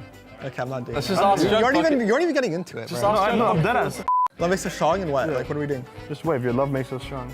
Your love makes us strong. We're 3-2 on it, bro. Oh, we are? Are we actually doing that? Yeah, your love okay. makes us strong. Sure.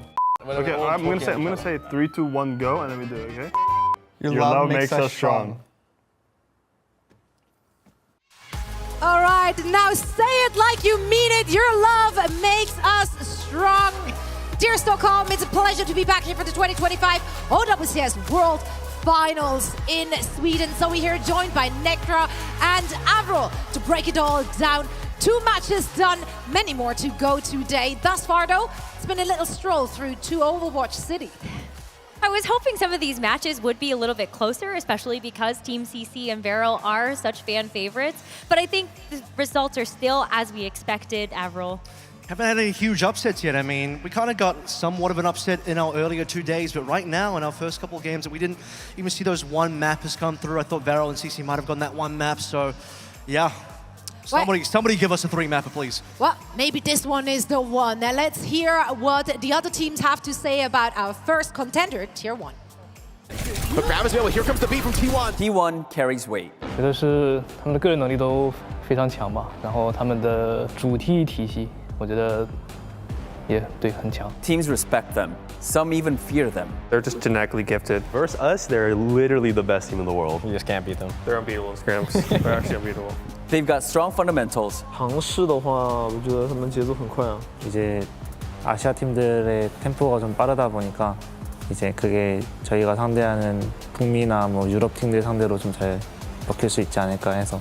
Sharp players. Donghak, in my opinion, I think is like probably the best tank in the world. They play around Donghak. I mean, just pocket him and he'll kill everyone. Proud on Freya is definitely like one of the best Freyas in the world. That boy doesn't miss a shot. And a style that can overwhelm you if you're not ready. Like hard to tell what they're actually gonna do because they've like tried a lot of different stuff. 제가 생각하기엔 요즘 딜러가 좀 강하다 생각해가지고 챔피언들이. But they haven't hit the same highs as Crazy Raccoon or Team Falcons. I mean, it's hard to tell whether they're better than Crazy Raccoon or Falcons. No. Yeah, I don't think so either. 이제 그 경기 때문에 조금 안 좋게 본 팀들도 있을 것 같고, 아니면 저희가 전에 좀 저력 있는 팀이라 생각해서.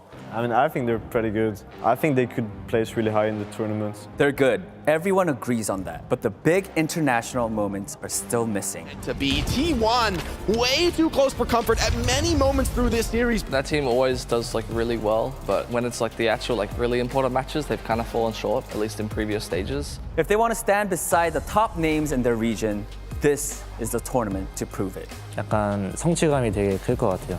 애들도 뿌듯할 것 같고 또 무엇보다 이제 됐구나 하는 그런 생각이 들 것 같네요.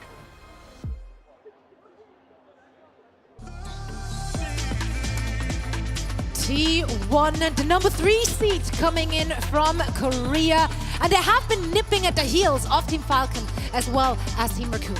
Yeah, I mean, this is a team that really has the capability to be the best team in Korea and, well, with that, the best team in the world. However, like we heard in that interview as well, Kuffa said it the best, sometimes T1 just kind of the lights maybe get too bright. This is one of those lights too bright kind of teams on stage, and it doesn't work out for them in those very intense clutch kind of matches. They already looked kind of shaky in the opening game versus CC, dropping the map to CC, and then getting reverse swept by Twisted Minds. They had a 2-0 lead up, then lost the next 3 maps, and in the final map, New Junk City, it was also reverse swept on the map itself. They started 2-0 up on the map and then lost 3 rounds in a row. So T1, man, in these very tough situations, they need to keep the composure.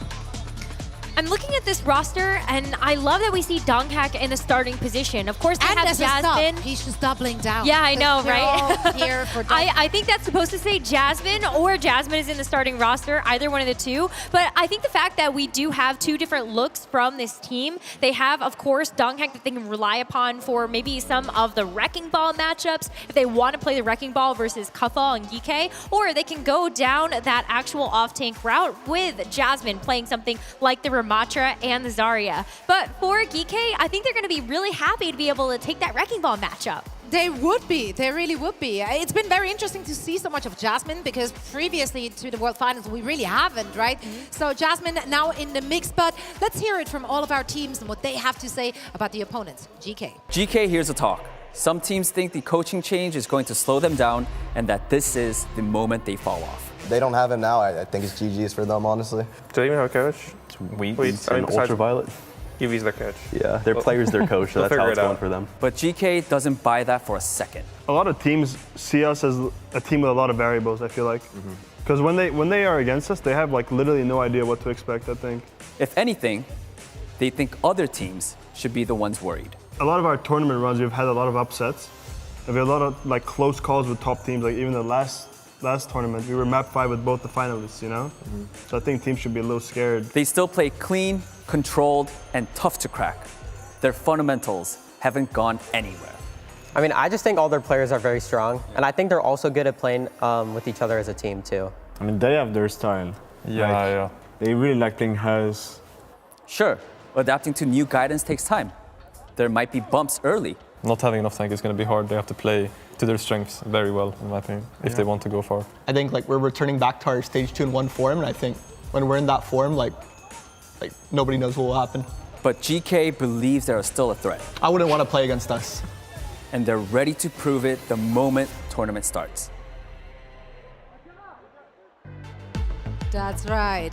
NA's third-seeded team coming in here, and now they're playing for their lives.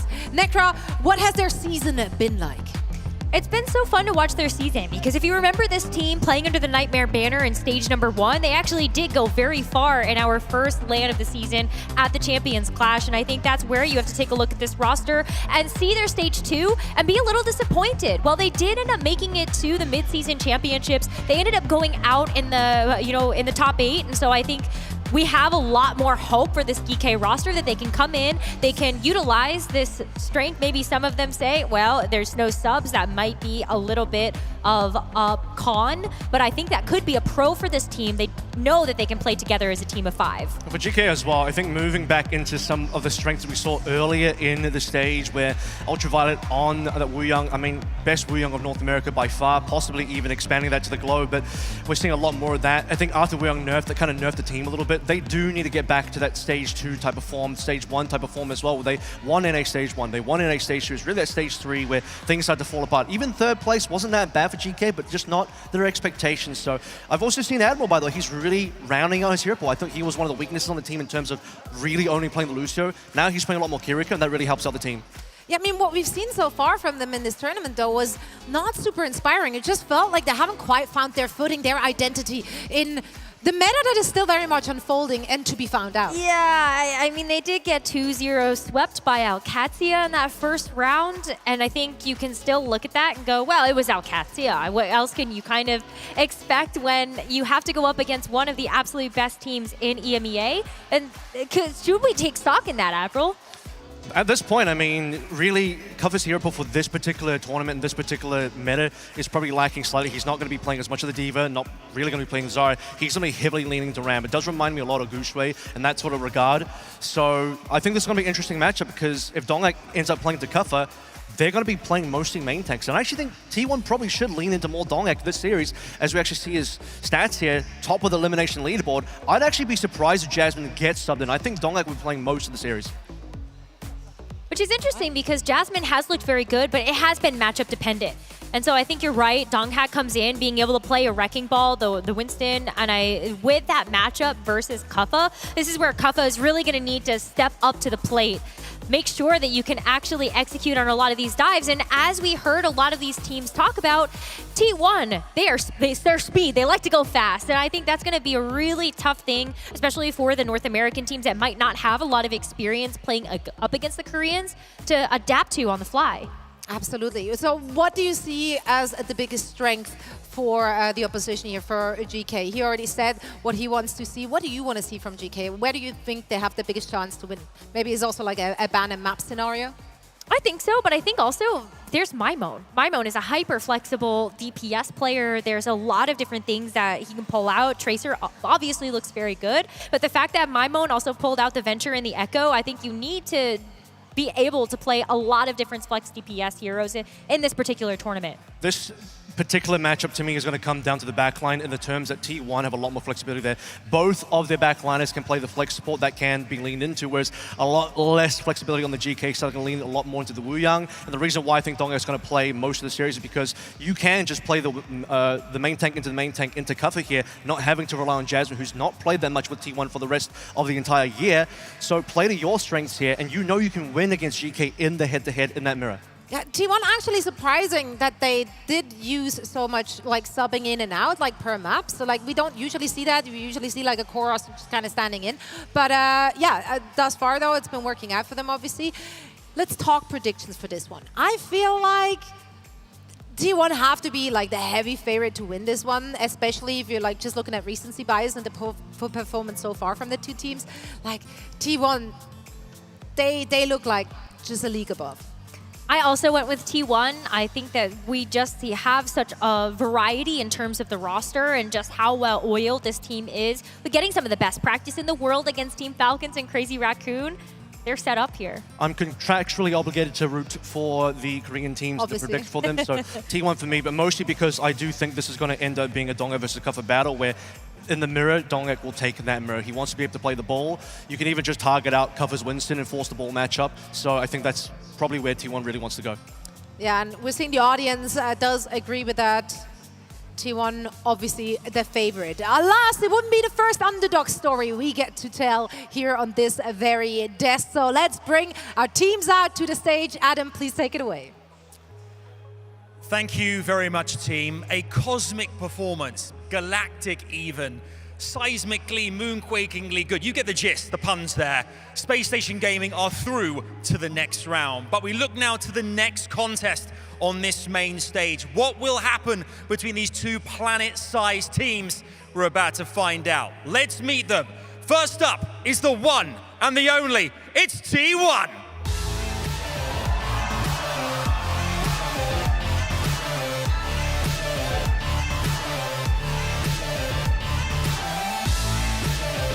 T1, comprising of Proud, Zest, Donghack, Vigilante, and Skewed.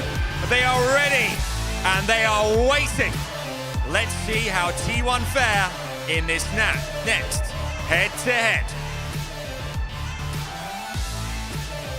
And facing them, it's GK Esports!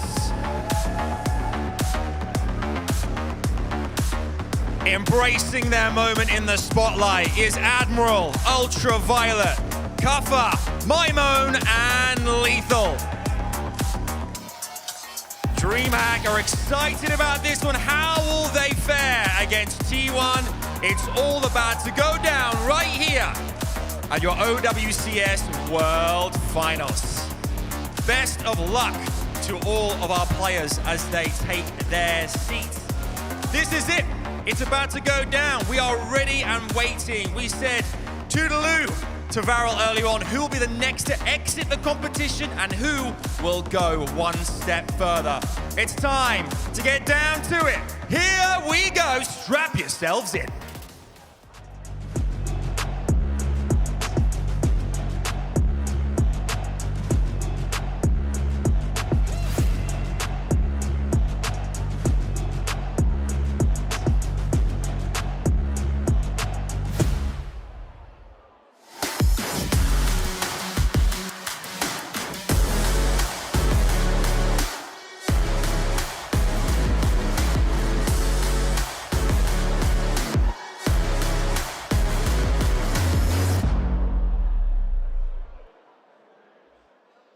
A titan of North America in GK Esports, facing off against T1, a legendary name in all of esports.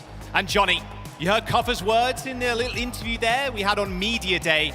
Says Dongak's the best tank in the world currently. Is that a little too much respect? It's an elimination game now. I don't think so. You gotta respect your opponent. The Dongak is one of the best tank players in the world. For Kuffa here, this is going to be a really tough test because they match up their hero pools quite nicely here. So Kuffa, you gotta outplay one of the best tank players in the world. Yeah, we've seen a lot of Jasmine too in the early opening days, and T1 not afraid to kind of flip in and out. But like Avril said and highlighted on the desk was, well, actually, Kuffa, we know he kind of wants to play these main tanks. We're just going to go in the head-to-head. Like, we're chilling with this. We're completely fine. We've had more experience with Donghak across the season. Yeah, they have relied on Donghak heavily when they can rely on the Winston and the Wrecking Ball play over in Korea, but in most recent times, Jack, it's actually been a bit more off-tank heroes. The Zarya, the D.Va has been getting involved, and that doesn't really favor GK style. They touched on it on the desk. Kuffa might have to play more of the Ram here, and as I'm predicting the win condition for GK in this matchup, I kind of want to play versus Jasmine, just recognizing how good Donghak is on those other heroes. So even though Kuffa, he would like to play comfort when it comes to the dive heroes, I would actually say slow it down in this case, rely more on the Ramatra, and maybe Ultraviolet can, play a fantastic Wu Yang as well.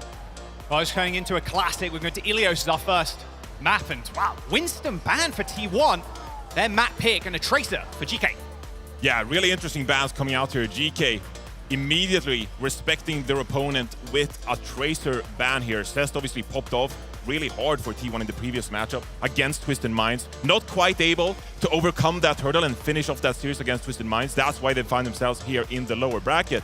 But I think Maimon is quite happy not to take the Tracer matchup in this series because he is so flexible. He can play the Echo if need be. I would even say that they could play Ramatra Mei if need be. Obviously not here on Ilios, but you will see GK rely on Maimon's flexibility a lot in this one. Yeah, it's played so many heroes over the course of the season.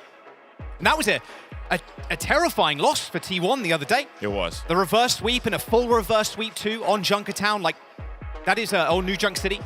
That is not a spot you want to be in, like crumbling at the final hurdle. And I spoke to Swingchip, actually, GM of T1, before this series started and saying, like, look, is there any nerves there? Is the confidence still high within the team? And he says, yes, like, we've played for so long in the stage before, like, it's fine. It was just a small hiccup.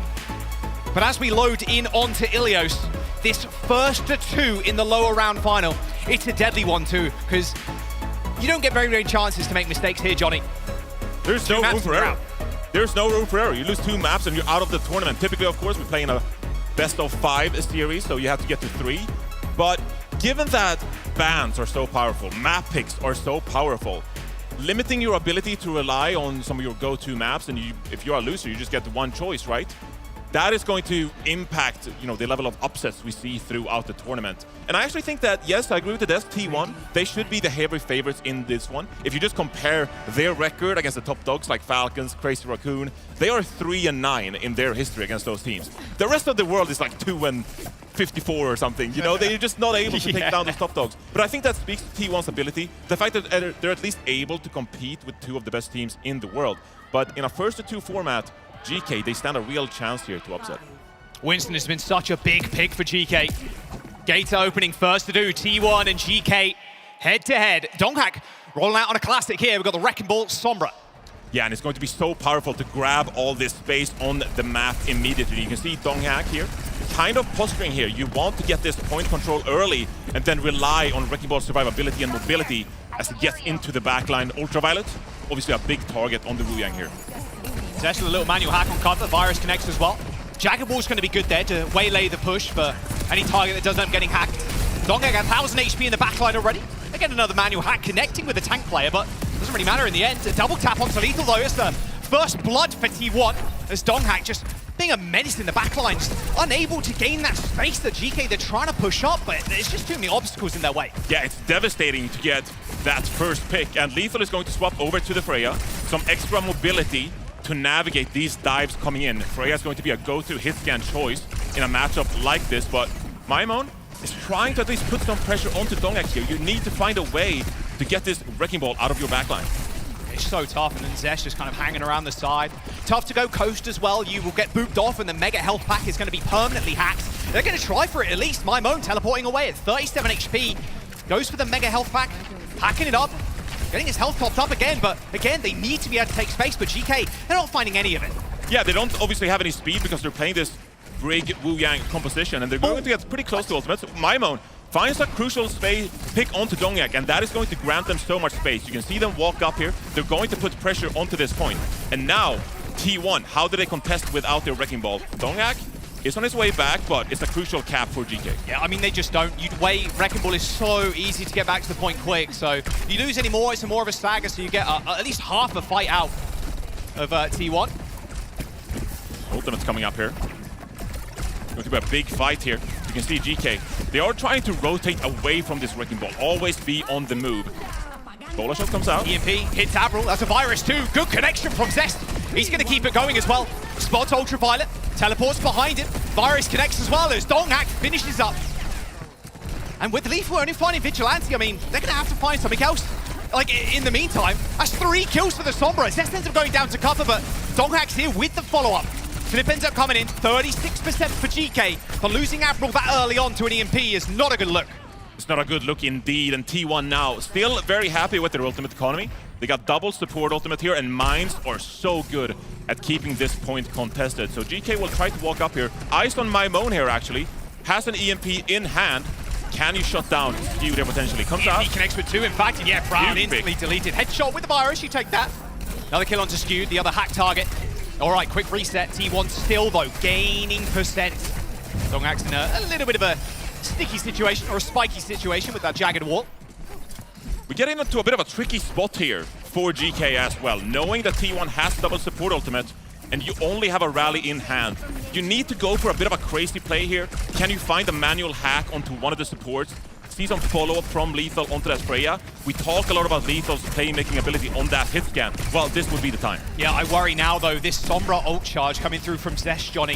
Because of how early they used it, they're going to get one for the final point. Oh. Donghak trap, though. Jagger Ball looks like Skew was there to the rescue, shooting it as well with the blaster. Ends up spotting out Maimone in a bit of a predicament, but uses that translocator to get away. Here comes the rush now from Vigilante onto the point. How did GK even respond to this? A nice little headshot onto the backline, forces Maimone to use that teleport again to go invisible. Sound Barrier comes in response to this rally, but Ultraviolet's already dead. That overhealth didn't have a chance to build up. Ends up spotting Proud there, but quickly zipping away. Jumps up to the high ground, and Skewed finds 2 on the Lucio. And this is going to be a tricky spot now for GK. In fact. Skewed is just popping off on the Lucio here, and it's going to be a fourth. Dagger Okay, on Skewed, Maimone 4 perhaps. kills for the Lucio. Okay, that's not every day. Pop off, King. They're going to be able to get back in time, of course. They got one more fight, but they're running into the CMP. They're running into the CMP, and T1, they want to fight aggressively here. Make it difficult for GK to contest this point. Shift, cover can find an isolated kill, but Zest wants to go early. Pings out, Lethal, looking for Cuffer. Translocate to the high ground. Donghak's in a good spot to follow up from this as well. EMP, it does connect, and it connects with 2. Cover behind the jagged wall, but it's Lethal to fall first. A nice little tidal blast there from Ultraviolet, but it can't save you from Proud. T1, they're going to wipe GK off of Ruins and claim the first round. And that is what T1 does best. Playing the Wrecking Ball is a hero that GK will need to find a way to navigate throughout this series. But if I'm GK, I can't put too much emphasis into this singular round. Coming up next, Lighthouse. Well, these are the most important rounds for GK to really look towards if you're going to play this Hazard composition. Find some nice rotations, because Ruins really is the best point here for a hero like Wrecking Ball. And so I do think that T1 might have to change up their composition here slightly. Feels like an anomaly on the scoreboard with Donghak with the most deaths on the team with 3. But Proud, Skewed, Vigilante only dying once each. Zest doing a lot of work too on the Sombra. Very high damage for the Sombra. Yeah, I mean, GK, they were put under so much pressure without that speed, right? So yeah. Admiral is going to make this swap over to the Lucio here, actually. And it's going to be a Echo Freya composition from GK. We've been seeing this a lot in the meta because of the mobility both of these heroes have. GK here, contesting this coast side, trying to wrap around this enemy team. But Donghak, he doesn't want to give up these side lanes. They're already on top of GK. Yeah, Lethal, Maimone's super low already. Donghak had an aerial view over the Echo. Gets the slam on a couple of people as well. There's the shield. Pretty chilling now is Donghak. And Cuffer overextending a little bit. As Donghak was going for that triple slam, Johnny, Cuffer was trying to make his own space. But unfortunately, the virus hit. Yeah, they're in a tough spot here because GK, as you can see, they're kind of stacked up together because Donghak did such a great job at just pressuring them away from the flanks as Vigilante just gets another 3K. Okay, the supports on T1, they're decidedly having a great game here. They're looking good. But if I'm GK here, I need to find a way to utilize my speed to get on top of one of these individuals. Looking at T1's composition, of course, who do you really contest here? There's so much mobility on the side of T1 that you really have to capitalize on a mistake, maybe a bad translocator, Proud. Not able to navigate his way around here. Yeah, Cuffer tried to use that jagged wall there to stop the escape with the translocator, but didn't connect. That did, though. And Lethal's already dead. Can't even Already walk up. Donghak's in the back line, yeah, hitting the slam. It's so tough to move against this comp, but even with the speed, Johnny, I'm gonna keep it real with you, Chief. It ain't working. It's not working for the minute. I mean, Lucio, in these tight corridors, it is a fairly diveable hero. Oh, whoops. Zest? Whoopsie. Okay, my bad. Can we get a replay on that one? What are you cooking, Chief? He's chilling. He's chilling. All right. We'll be back in a moment. What? With a commotion. I'm joking. I'm joking. EMP coming up for Zesto pretty quickly. Duplications have been pretty crazy as of late. We saw a Lucio one earlier. My God. Admiral takes a double shot. Yeah, goodbye. Oh, that was nasty. Look, a little duplication from MyMoan, but didn't exactly want to use it there. Napolis connecting with him mid-air. Can he get good use of these mines? Ends up using them in cage, but Lethal already falls down. A rush onto the point's good for GK, but again, Johnny, no real estate, no space at all to use it. They're under so much pressure, and you can see here, 90% time is ticking for GK. MyMoan goes down to his own mines there, and well, 95% for T1, and they are routing Cuffer. And that is an alt-jax as well, as T1 just decimate GK. That was not close. Wow, that was lopsided. That is what we're expecting from T1, the third seed coming out of Korea. And we noticed going into the matchup that GK, they are going to struggle against a Titan like Donghak, proven it so many times before in the global stage that he's a tank to be reckoned with, and GK had no answer for the wrecking ball. The head-to-head looks good. Maybe Cuffer giving too much respect there to Donghak. Just peep the stats, Vigilante and Proud. Only dying once each. Oh, this is looking good. Avast is going to look pretty happy, I'm going to tell you that. Oh, Avast is just having a blast backstage. Yeah. In his little cubby. Peep that co-stream. Yeah. 19-4 as well from Zest on the Sombra. His EMPs as well were magical. Connecting with the right target every time. Yeah, and I think Zest is showing that he's having a bit of a breakout tournament here. We obviously know that Zest has been incredibly talented, performed for many years in Overwatch Esports, but it's primarily been the Tracer. Zest in his career hasn't really been able to overcome some of these really tough opponents, right?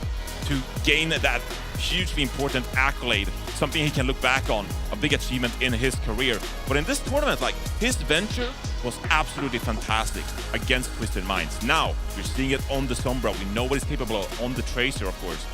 Legend standing behind them as well. Yeah. Flutter. See where we go to next. Overwatch League MVP, yeah, 2020. Yeah, he's got the Echo skin. He's got the Echo skin, yeah. Base dance, Johnny. Now look, I did a kind of swing. Give me something spicy from T1. She's like, no. Spicy? Yeah, I was like, please, you know, they've got to say something a little bit spicy. You're in the lower bracket. You've got to have some fighting talk in you, right? And she's like, no. We just got to follow in the steps of Faker, be humble, and just respect our opponents. But that round was anything but, in all honesty. Follow in the steps of Faker. Be humble. I love that. A little T1 vibes. Yeah, that's a good shout. Yeah, I mean, look, this is a team that I think are yet, not only speaking about Zest, but T1 as a whole, really. We always talk about the potential they're showing, their capabilities when it comes to playing so many different compositions. But this is the time on the global stage where you gotta start popping off, where you gotta start taking down some big opponents. GK, for T1, I feel like it's just another kind of like roadblock here in their path in the lower bracket. They have their eyes set on like the bigger teams here, Team Falcons, Crazy Raccoon, Twisted Minds now. They want to get revenge on them. I think anything but top 3 here for T1 would be a little bit of a disappointment. Yeah, and if they can push all the way to the finals as well, I mean, look at the finalists throughout the year. Crazy Raccoon, Team Falcons. If T1 then take the very end, it's like Korean dominance throughout the year. That was a big breakout from EMEA as well, to be fair. At the mid-season, like, EMEA showed up, and they're continuing to do so. And when you looked at the patch notes, Johnny, what was your kind of immediate thought? Because mine was like, oh, well, NA, they rely a lot on this, like, ball. Winston, dive, like, we want to play super quick. But, like, the map pool ended up changing here. The patch kind of shifted towards a little bit of Ram. Well, mostly Ram, Zarya, Diva, like, off-tanky, and it's like, oh, NA, like, especially a team like GK, looked a bit weak coming in. Yeah, GK have struggled as of recent. They weren't really able to pick up the pace in stage 3 as much. And this is actually really interesting as it relates to that. We see a Ramatra ban come out from T1 after GK picking Kiriko first here as their ban select. Because Kuffa, he's not really been able to play the dive heroes like we talked about, the Winston, the Wrecking Ball, and so he's been forced to pick up a lot of that Ramatra, and now T1 removing his optionality to play that hero. We gotta ask ourselves a question like, what is Kuffa going to play in this matchup? Are we again going to see the Hazard come out? Well, it's a different map from Ilios, it's New Junk City. Dongak will be forced to play something else, but the Hazard, it can be navigated. T1, they should be able to find a game plan here to deal with whatever tank Kuffa is going to roll out on. Bit of mental warfare as well from GK maybe. Look, you got reverse swept on this map and it ended up costing you the series yesterday. We take you here and maybe shades of yesterday are still in the forefront of your mind. But even more mind games. This is a map that T1 picked against Team CC as well. So you're saying, oh, you picked New Junk City? Well, we think we know a game plan how to counter whatever you brought out then. We're going to pick New Junk City ourselves. Now, noteworthy on that, of course, was that Viper was actually subbed in for T1 in that series against Team CC. That time playing the Genji, and you saw Viper was top 5 when it comes to the eliminations. Leaderboard previously, before this series. And so T1 not subbing in Viper this time, maybe they have something different in store with Zest. Still love the Venture right now. The Venture is so good. Especially on this map as well. A lot of corners to play around and your escape routes. I mean, to be fair, on a lot of Flashpoint maps, there's a ton of small escape routes that you can play with the Venture. It's not like a one-track linear, like a payload map or anything. It's like, well, I can go this way, I can go that way. There's a lot of easy flanks, so Venture works out really well. It's been good to see them actually in the meta a little bit more. Yeah, and especially when it comes to contesting the point. That is what Venture does so well, right? Is that you can reliably have a Venture burrow onto the point, keep it contested, not allowing the flip. But then also the mobility that Venture has, you can get into the enemy backlines. You can kind of juggle the point by yourself, and that frees up your tank player. You don't have to sacrifice your tank positioning just to keep the point contested. You can let your flex damage player do that quite reliably.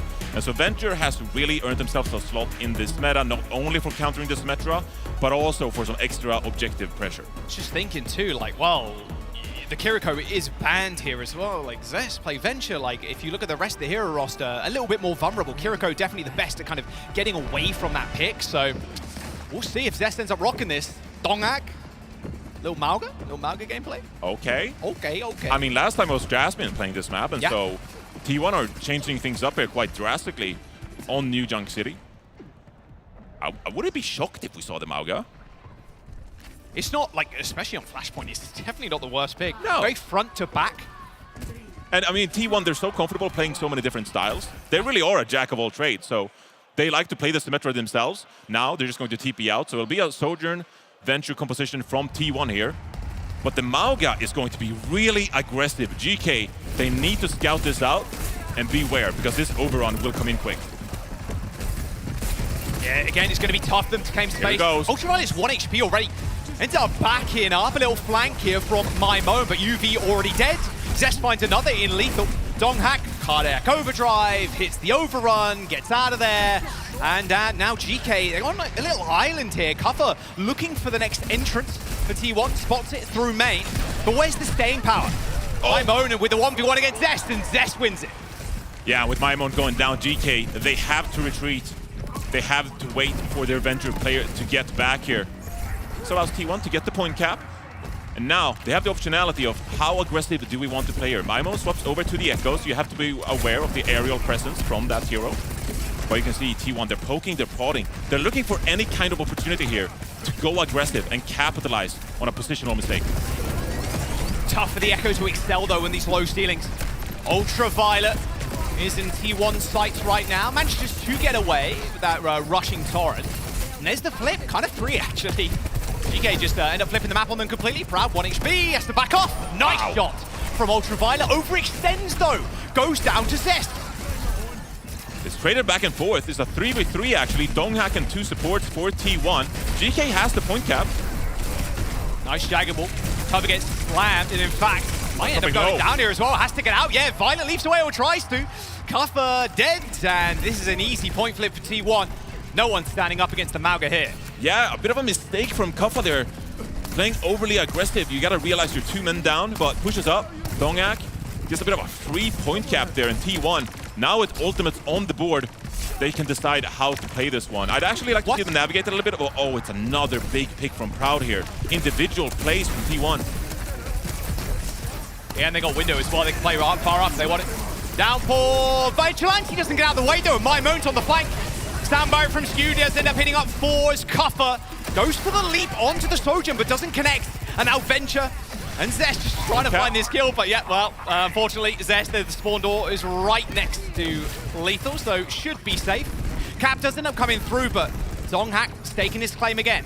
It at least buys GK enough time here to get back and have a proper fight. Both support ultimates used for either team here, but Lethal, with this overclock, as does Proud, can you navigate the flanks here? Find yourself an opportunity to get some crucial picks. The cage though, Johnny, like how do you actually deal with this right now if you're GK? An overclock 2 from Lethal to try and melt through it, but Cuffer's already down. And unfortunately, Lethal and the rest of GK go the same way. And that'll be the first point to T1. Okay, if we still want to be optimistic, it is the first to 2. And so GK, they're in a world of trouble right now, facing defeat on this map. But they should be better. Well, I'm contextualizing, Jack. Okay. I'm contextualizing. Okay. They should be better off on the remaining points on this map because they want to play this, you know, longer range Wu Yang kind of composition. And that initial point is so difficult for them to execute on. This should be the time where they start to gain some momentum. Nice flank here. Double shot, no, it doesn't quite get Lethal. Still hunting for heads. Lethal with a very dangerous peek. Proud doesn't want to stay any longer. Jagged Wall could block his escape as the Duke from Mymone ends up copying the Malga, but no free cage. Good focus fire, but they still lose Proud. 4v5. T1 still in this. Maybe not anymore though. Zest down, and there's the first cap on point B. And T1 is in a really awkward composition here, playing the Juno and the Lucio. Not something you see too often. Obviously a lot of speed involved there. But GK, I think they should be able to capitalize on this. You kind of have to peel away, you gotta back off, you gotta be wary of this Mauga walking up. But as soon as you survive that initial overrun, you should be able to capitalize with all that damage output from your Sojourn and Echo.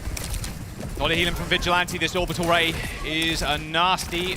GK have to watch out. They're a little bit further behind than they'd like to be right now. There's the vital leap into the backline, and wow, Proud just got deleted. Actually one tap. And it's going to keep Cuffer in the fight as well. Tidal Blast, that's the knockdown onto Skewed. And this is a reset for T1. Yeah, this is huge. Cuffer with a couple of great plays there, and Ultraviolet's Tidal Blast to back him up. This is going to be the GK's at 80% here. Wait, that's a great pick. What? Cest is the one who needs to touch this point. And now T1, they just got to surrender. There is no way for them to win the second point. Yeah, they're backing off, they know it. Wow, Cest just get randomly picked. Ultraviolet water bending those orbs around the corner. All right, there's the point. However, Johnny, that's actually a really insane point here for T1. A very fast rotation since they backed off so early. Absolutely, and they have double support ultimate here. Let's see how they play it. Should be tons of aggression. Well, there's the orbital ray coming through from Admiral, and the downpour is going to be there to match. Zest 900 HP on the Vengeance. Oh, no! Lethal! He just dashes off the map, pops the OC, thought he could be the difference maker. But unfortunately, he is 10 foot under now. Vigilante with a double, and that is T1 taking that fight handily. Yeah, reaping the rewards of their ultimate economy is T1, and Proud finds the last pick onto Mymone. But not to worry too much. The ultimates are going to be the scariest opportunity for T1 to win these fights. If I'm GK, I can now look for other ways to gain these flanks, utilize the damage from my Sojourn. Mymone has a copy here. It's going to be really good onto a hero like Mauga. He's going to try and look for a flank, taking a little bit of damage on entry. He ended up using that glide pretty early on, and Ultraviolet goes down. Duplication comes in. Mymone looking for a better ult here. Maybe even a cage too, but it looks like they're going to try and just navigate this. He's going to get cage eventually, and traps Donghak in here, but Mymone is so low that ult doesn't give you the full health bar, not anymore. But still they kill Skewed. A decent flip for GK with Donghak dying last. Yeah, GK regains control here. And now they can play all these wide angles here with their damage players, and they can always look for these picks, right? Echo is going to be a really good hero at getting on top of the backline of T1, playing that Juno Lucio composition, and capitalize on getting picks before T1 successfully rotate to the point in the first place. Cage coming through from T1 as well. Looks like they just want to lock Cuffer in place once more, and this there's no support there, Johnny. Look at the silhouettes, the outlines of the rest of GK. Ultraviolet's going to try and take the fight versus Proud, and now looking straight at Mimone is the Sojourn player. Ultraviolet 1 HP, literally couldn't be any lower. And Zest is going to chase down Avril. Another flip, but GK still with 68%. But Ultraviolet, what? Tidal Blast comes in. Mimone finds 2, but is it actually enough, Johnny? Because Zest cleans him up in the end. That's how GK gotta play the composition. You gotta look for individual plays, but that time, maybe a little bit too much, too late. And T1 at 80% and counting. Kaffa should be able to get back here for a last-second contest. Oh, Donghag's back on the ball, man. Someone make him stop. Ends up slamming it big in the back line. Gets a lot of shields there. Has to roll away, though. A double tap onto Vigilante. That's 2 for Lethal. A good downpour is going to lock Skewed in place. Proud finds his 1, but GK find the fight. That's massive from Lethal. That's exactly what you need from your hitscan player. Being able to win a fight with a couple of picks like that. And I'm not sure I love the Wrecking Ball Juno Lucio composition. It's such an awkward composition for T1 to be on. Now, they have double support ultimate, and if they're able to build these, they should be able to win this next fight. Ultraviolet's just in a 1v1. He needs help. He's in trouble, yeah. Okay, they're going to be able to get the touch. Oh, they got it! Wait. Miscom there, maybe. I mean, I thought Donghag was maybe going to roll towards the point. What about this? You have a Venture player. Yeah, you have a Venture, you have a ball. Like, Skewed ended up falling, but that's a mistake from T1. That just can't happen in a situation like this. You have the ultimates required. You gotta pick onto the Wu Yang player, T1, with another mistake there. And now Donghag finds himself on this Wrecking Ball as we head into an indoors point. How are we going to get on top of the backline here for GK? This is such a tough spot for T1 to be in. They're gonna go early by the looks of it, Johnny. They have Orbital Ray. Orbital Ray, and that's a lot of pulsar torpedo damage. Lethal already dead. A quick duplication, but it's almost instantly killed. These dupes from Mimone not looking so pretty this series so far. GK are going to lose all their players, and that's going to be the first cap to T1, and the wealth, the economy for T1 at this point as well, Johnny. It is looking good. Yeah, really good stuff, just winning the fight based on the Orbital Ray alone. But it's so fascinating them playing this Juno Lucio, because they gotta be so quick to get these kills early. And now you have a sound barrier. So it's some tactical aggression here, pushing outside the point. It's all about getting on top of your opponent. One missed slide from Lethal and it could be all over for GK. He redeemed himself from earlier on, of course, after sliding off the map with the OC. There's the Orbital Ray used pretty early, but Team 1 are going to respond with the sound barrier, and instant kill onto Avril is going to be good for 1. He jumps up to the high ground. There's going to be a tidal blast. That Proud now trying to get away. Oh, and a snipe onto Lethal. He thought he had him dead to rights, but Proud stands taller. Kaffa down, and well, that's a flip for GK, sure, but T1, they're the ones in control. Yeah, and GK haven't been able to find quite the same momentum on this indoors point. Mimone swapping over to the Tracer, and now GK, they're going to make some hero adaptations as well. Admiral over to the brig here, some added protection for Ultraviolet. Try to get some rotations from inside this point. They want to fend away from this Wrecking Ball. Lethal pops the overclock. Nice headshot, actually. Manages to get the double slide up onto the high ground, but still searching for more. Half HP, has to get healed up, but that's the headshot's the only thing he's going to get. Mines there, separate the team, but it looks like the backline from GK made it out alive. A downpour from Kaffa doesn't result in any kills just yet, but at least manages to get the flip. Lethal comes up big with 1. There's still 99 for T1. They can't afford any mistakes now. GK gonna try to run this point back and tie up the series. Yo. And this is what you gotta do. You gotta be aggressive. You gotta poke in spawn. See if you can get some early picks with your Sojourn player. Make the rotations difficult for T1, who are coming up on an Orbital Ray here. That is going to be a ridiculously powerful ultimate as we draw closer to this point. Mimone, what can you cook up with this full spawn with no Susu on the field? Hunting for the backline now, spots 3.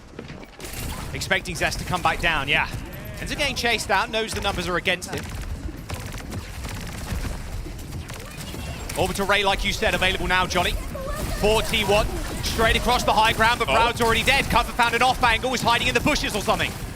So well, T1, they've got Donghag in the front lines, but there's no kills to this Orbital Ray. And there comes the tidal blast as well. Kaffa looking for a target to knock down, but doesn't end up finding anybody. A little bit too elusive at T1 right now, but the rally from Avril is going to be good for another. This is the map. And GK are going to take them here. New Junk City is theirs. We're going to a map 3. What an impressive performance on New Junk City from GK. Showing some momentum on their own map choice. Kaffa gets going on the Hazard, and you can see the individual playmaking. Lethal, Maimon, Ultraviolet contributing on the Wu Yang. This is what GK is all about. Poking and prodding around the flanks. Doing some playmaking, but T1, I gotta question that Lucio Juno composition. Is that really what you wanna commit to when you find yourself in a loser bracket match in first to two? I mean, I can't remember the last time we saw that composition. A long time. My mind just races back to that second point though, Johnny. Donghack, and they're getting a kill. Oh, we got a pick, like, okay, pretty easy. Ultraviolet's dead, right? There's no Wu Yang. We roll to the point, and then the comms break down for T1. Like, is this map like their kryptonite? New Junk City not looking good for T1 so far. Map number 3 coming up next. I hate to say it, Jack, but it comes down to being clinical on LAN in these major tournaments, not making those kind of mistakes. And I think from T1, just looking back at that map, there were a couple of opportunities for them to win some crucial team fights. Obviously, Lethal sliding off the map is not optimal either, as we just saw. But I think that is a great example, Jack, of T1 just not being able to go across the finish line in a tournament like this. We gotta see them be more clinical in a matchup like this. Yeah, be cleaner. And this is something that GK, or under their previous banner Nightmare, have done before. Taken down one of the best Korea has to offer. That's last time around. That was Crazy Raccoon in Hangzhou. And I think we harped on it in mid-season too, but they eliminate T1 here. They could be on a warpath in the lower bracket. But now they have to contest with T1 on their map pick. Yeah, this is going to be a scary task for GK, no matter where we go. But I think this is going to be such an extremely interesting pick from T1 here, because obviously you would maybe want to see them commit a bit more to Donghack, his capabilities on the Wrecking Ball, on those dive heroes. But historically now in this tournament, they've kind of favored Jasmine being their go-to tank player, playing more of their Ramatra composition, playing more Zarya. Jasmine, a fantastic Zarya player, that is. And so now when you're facing defeat, going to a third map in this first to two series, where do you go? What is your comfort? What map are you willing to play and say, we're leaving it all on the field here? I feel like maybe it was a blessing going to this New Junk City here. But why the change though? Like, why did T1 change up from what they were doing against Team CC? When we're seeing Viper just dominate on that Genji, you know, maybe they think that we want to make some adaptations to GK style. They lean so heavily on this Wu Jang playstyle, right? Team CC, they like to play their own off-tank, you know, similar to Kaffa or playing the Hazard here. But still, this T1 team, it's a team that always make these changes, as we see Jasmine coming into the lineup. And they're saying, if we're going to go down in this tournament, we're going to play the Zarya. Yeah, the off-tank now versus the main tank. And yeah, I agree. I thought maybe we'd just see Donghack throughout the entire series. Is this a little bit of panic from T1? Like, okay, now we sub in Jasmine. We'll see what the map pick is. They will always obviously have a very well-researched plan from their scrims. They practiced it. They know all the win rates. They know what is their best composition from all that practice. But Donghack, the great tank player he is, and the amount of respect we put him in, the amount of respect Donghack gets from his fellow competitors at this tournament, at the Kaffa himself, right? Then you kind of want to rely on him as like a steady contributor to the success of T1. And there's so many maps you could have gone to. You could have gone to lots of different maps where you enabled that Wrecking Ball for him. But it's going to be Jasmine here being subbed in. And there's lots of payload maps in the pool here, of course. Yeah. I wouldn't be too surprised to see something like a King's Row. Obviously great if you want to hone in on that Zarya style. Yeah, and then what does Kaffa play in that regard? Well, it has to be the Ramatra, right? Right. But that's the point I was making going into the series. If I'm GK, I'm like, I want to play the Ramatra. Like, I don't want to play Donghack, and I know they just took down Donghack on a New Junk City. That was pretty awkward for T1. But if I'm GK, I'd rather play Jasmine than whatever Donghack will bring on his go-to maps. I'll have to wait and see. Jasmine obviously setting up on the stage now. A sub for T1. This final map in this lower round. And the loser here will go home. And GK as well. You think about throughout the year, they've looked at their most dominant, like every single stage, just unstoppable. Stage 3 kind of bit them a little bit. Team Liquid really punching up and proving, hey, like, we're one of the best. Like, SSG looking really clean as well. GK falling behind ever so slightly, but in a meta where you can play the Winston. You can play Kuffa on just these super fast tanks, and then you have Ultraviolet just going absolutely wild on the Wu Yang. We're not in that same meta here. And Johnny, you were right. Johnny the Wise comes in strong. King's Row is the pick. Yeah, I mean, when we look at map pools, we generally look at the most extreme maps when it comes to different playstyles, right? And T1 are actually going to ban the Hazard here. It makes sense for them, of course, because they're also protecting that Zarya of Jasmine. GK decides to get rid of the Venture here. Massive amount of respect going out to Cest, the performance we saw yesterday against Twisted Mind. And this is also going to open up the door for, you know, someone like Maimon to mantle the Echo. He has so much impact on that hero. Yeah, it's been incredibly good throughout the different stages. Maimon, the flexibility there is so strong. Yeah. Incredibly smart player too.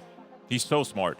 He's able to play so many different heroes, and when we think about GK's performances this past year, what has been so successful with them is their teamwork, like the way they communicate and operate together.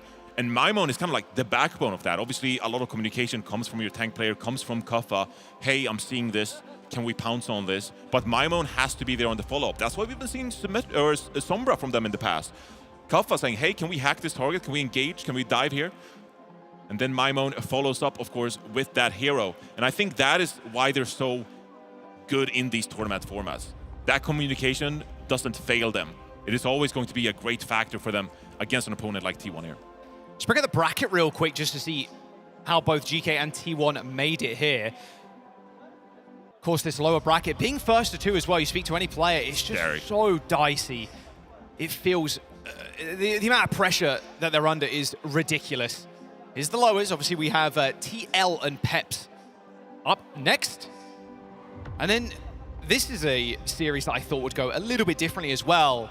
That been Weibo Gaming versus Team CC. Thought that might be a 3-map banger. Even Avril was saying, like, hey, I think Team CC got that one. I thought Team CC were on upset alert in this tournament. Facts. Because just scouting them going into the tournament, you're like, okay, are teams going to respect what they bring to this tournament? Billy Dang, go-to off-tank player for that team. Just Rising star in China. Rising star in China. And you're looking at Weibo Gaming, the #1 seed from China, and you're like, okay, like, are they past their prime? You know, is this dive composition going to always? That, bro. No. Am I being too harsh? I don't know. Maybe. Like, there's so many. Bro called Leave Shy and Gouche past that. But what I'm saying is, like, Team CC, they're in the next generation. It's just like, yeah. Although, you know, Kaneki has been around the scene forever now. You know, they got Pineapple. plenty of veteran on that roster. Yeah. But Weibo Gaming has been the #1 team in China for so long that I really think we ought to put some respect on Team CC and what they could bring into this tournament. But they go down 2-0 against Weibo Gaming, obviously falling to Weibo's dive composition in that one. We got lots of bangers in this first lowest round, all first to 2 matches. So cutthroat for all of these teams. Yeah, cutthroat is definitely the word you'd use there. It's a little bit sad to see Varel obviously getting knocked out. Little 2-0. No map for the Japanese team in that one, sadly. I still love them though. Oh yeah, Varel. Like their go-to Fan play favorite style is so entertaining. Come on. They're just like, yeah, we're going to play double flex support. Yeah, we're going to win a map of Falcons. The map of Falcons is crazy. Oh! It's your boy, Cargo. We told you he would be here, and there he is, live. I was going to say in the flesh, but in the, I don't know, joints, mechanics, metal. Give that robot a Reinhardt hammer. Yeah. Immediately. That's what I'm saying. Slam it down. Yeah, he'll be around the venue, so make sure, if you're in chat right now, !DHL drop. We can have a little hug. There we go. Dude, a little hug, bro's gonna get crushed. We should get Cargo on the cast. Dude, yeah, you reckon he dropped him up on cool stage. lines? Yeah, let's go. You might, yeah, I mean, he wouldn't need a box. Yeah, we're the same size. Yeah, that makes sense. That makes sense. Me and Cargo, we're real close. We're buddies. Yeah, you dabbed him up at the corridor? Yeah, we dabbed him up, yeah. Nice. Looks like Jasmine is ready and raring to go. Let's have a look at the damage dealers for Flashpoint specifically. Wow. Okay. Jasmine, #1. Damage per minute, 1,030. That's That's a lot of damage. That's over some DPS. That's pretty Over good. some DPS. That's pretty good. One would say the tank is really strong in the 5v5 format. Sorry, it's pretty sick, guys. When you're Someone's 100 going to post this on social media and be like, tank is OP. Yeah. Let's go. And then how many other DPS? 1, 2, 3 DPS behind him. Billy Dang, okay, Kappa, Sugar Free. Dongak is 10th. They have 2 tank players in the top 10. Legend. Wow. T1. There you go. Number 1 and number 10, both with 1s in them. Oh. That is crazy. That is. You should be our new stats guy. The new stats guy, please, no, bro. Playing with numbers a little bit. Bro, I can barely do addition. Come on, man. Come on, man. All right, Jasmine's still getting ready to go. King's Row, Venture ban as well. Like you said, a lot of respect paid towards Zest there. Yeah, I mean, Venture has been so good this tournament because it's such a tool of distraction. Like, you can get into the backline with your ability cycle. You're able to secure a pick essentially by yourself, but also you have the escapability required if it really doesn't work your way. The ultimate as well is so powerful now. I feel like Tectonic Shock. Like, you see someone pop that with the minor perk as well for the reduced cooldowns. Yeah. And you're like, you're the scariest here on the field. It feels like infinite mobility when you hit that, because your cooldowns come back so quick, so you're like, Drill Dash, left click, you like Drill Dash, left click, you just like, perma spamming, and then you're so tricky to actually lock down as well. It's like, okay, I used my 1 movement ability, where do I go now? And the Venture's already on top of you. Yeah, I mean, what is the counterplay? Just like lose your wall riding? Yeah, I guess, yeah. Funny Astro did it the other day. Yeah, Funny Astro jumps up in the skies, or like Wu Yang hits the Russian Torrent, jumps up, right? But it's not a great hero as well, because you can reliably force the teleport and Suzu from Akiriko, right? And so you can really like hurt the opponents with that Venture successfully as we finally get closer to the start of map 3 here. I want to jinx anything. Kings are obviously drawable, but in reality, our last map here, T1 and GK, a first to 2, both on a match point. Loser goes home. NA's number 3 and Korea's number 3. You'd expect, again, it to be this close. And with GK's dominance throughout the year, with a slight stumble towards the end in Stage 3, netted them their 3rd place in North America. T1 always kind of 3rd place though, Johnny. Kind of, I don't want to say it, but kind of used to it, behind Crazy Raccoon and Team Falcons. And maybe this is their tournament to punch up, not even to their own region, but to the rest of the West. They're knocking on that door. They want to be let in. GK. So much pressure on their shoulders. How are they going to adapt to Jasmine here? As Jasmine rolls out on the Sigma. This is interesting. Sigma in recent history, a bit of a niche pick. Obviously still really good with this shield. A lot of poke damage coming through, but I feel like on a map like this, can be quite easily navigated. Now, Cess is also on the Symmetra, so that's going to be some added mobility to play with here. They are probably going to be quite reliably securing the high ground using that teleporter, rotate around whatever GK has to offer. But that being said, besides that teleporter, it's going to be a hero that you should be able to get on top of. Lethal on El Clasico on the Ashe. Very happy, I'd imagine, to see Ashe back in the meta. Just a very scary hit scan. Can really take over the game on his own a lot of the time, Johnny. He's given that space, and that is exactly what T1 denied him on in that map 1.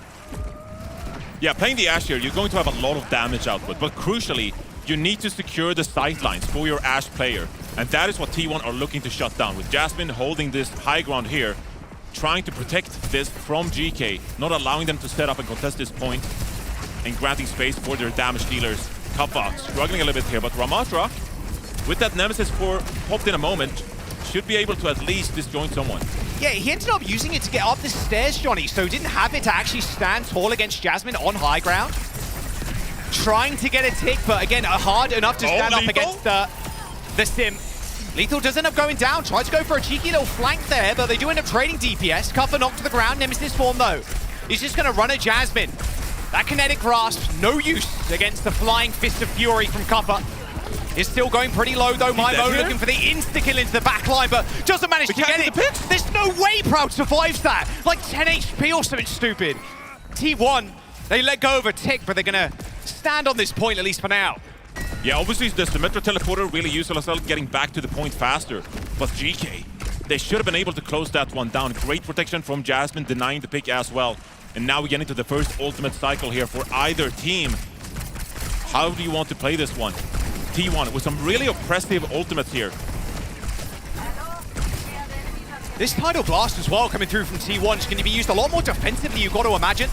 Nice rock on the Nemesis form, Cover taking some additional damage there, unable to hold the right click. Yeah, GK, the poking and prodding for the moment. GK is trying to force this point, but Duplicate's gonna come good rock here. Really good rock. My Moan falls off the high ground there, transforms into Stigma, dodges the flux, but here comes the wall. Tidal Blast onto My Moan, looking for some knockdowns, but the teleport away is going to make sure they're safe. A copy Flux doesn't end up connecting, but the road to victory here for T1 has been laid down. A beautiful E in the bolus there from Jasmine. And all that increased damage from that orbital ray just eaten up. Jasmine ends up TPing away, but it's all GK on this first point. 5 ultimates used for T1, and they're still not able to come out on top. Great play by GK there, surviving all of that. Maimon creating so much time and space with that Sigma duplicate, of course. Great Tidal Blast by Ultraviolet, keeping him alive slightly longer. And then they were able to flip the mid-fight with that orbital ray coming through from Admiral and GK. They march onwards onto the second point here on King's Row. Jasmine survived for so long there. GK now capping this point, getting the payload going. Let's get a quick listening as they set up for the next fight. Yeah. Kill it right side. Can you slow right side? Yeah, Other speed rings, we can be really strong, okay? Ram walking main. I'm behind them. Ram half on corner, Ram half on corner. Ram low, Ram one. Ease wave, I saw back line. One right well, I'm right. back to my arm down. Okay, left. I step back. Push it. Okay. X1. Ram one. Slow talk. Yeah. Ram on, dead. Nice. I'm on Frey one. I'm living. Taking left. Frey main, both DPS main. Yeah. Slow main, shield main, 2, 1. Fury right side. Can we kill Fury right? Go on. Fury alone right, I slow left. Fury still right, guys. You're still low, guys. Let's go. I'm getting accomplished. I'm leaving you. Frey left. Only we action. Frey left side, guys, inside. Only we action? Yeah. Hey, wait, get 4 now. I go old Kappa, okay? Yeah, shoot looking. 3, 2, 1. Everyone, Ram slow. Final chance for defense here on this second point for T1. Proud already pretty low, but they're going to try and force the issue here. Proud? Nice little beam ends up connecting with Proud as Proud's in the back line. Orbital ray can't be used anymore. Admiral's so close to that ult too. But a nice Tidal Blast sets up Zest with a kill. Now Cuffer in the front line, use the Annihilation, trying to get to Vigilante, but he ends up getting out of there. Now Cuffer can just stand tall on this point. A lot of additional healing coming in from the supports right now, and he manages to survive. However, an Annihilation quickly wears away. 0.79 meters to go. It's Lethal looks for a headshot. Proud comes back from spawn, but immediately steps back. And Skewed running for his life as Jasmine left off an island there on the point. And GK with time in the bank, caps second. And Kaffa is dominating in the Ramatra matchup right now. Finding the edge when it comes to the damage done, and that's putting Jasmine on the back foot. T1 with no space and Proud getting picked early. They just haven't been able to find any momentum since that initial point. Now, Lethal going to do a bit of an individual mistake there with the slide. Gets picked early, but it's traded by Maimon. Getting Cess there. GK will be forced to retreat from this one, but this orbital ray coming up from Admiral is going to be a great ultimate to try and round this corner. Nice slow onto Kuffer, forces the Nemesis form at least. Yeah, this orbital ray is going to be kind of dirty from Admiral. If he can actually get it off, looks like maybe T1 want to go a little bit early in. What is he cooking here? Yeah, I don't know. Spotted one on the high ground. Doesn't land the headshot. TP away. Oh! Whoop. All We're good. Wait, that was a bit strange. Oh! Deleted by Zest. Tidal Blast on Lethal, trying to play a little bit of defense now, but the copy is going to save Zest's life. Annihilation from Jasmine separates Cuffer from the rest of the squad. 2 minutes to go. So not the worst thing in the world here for GK. T1.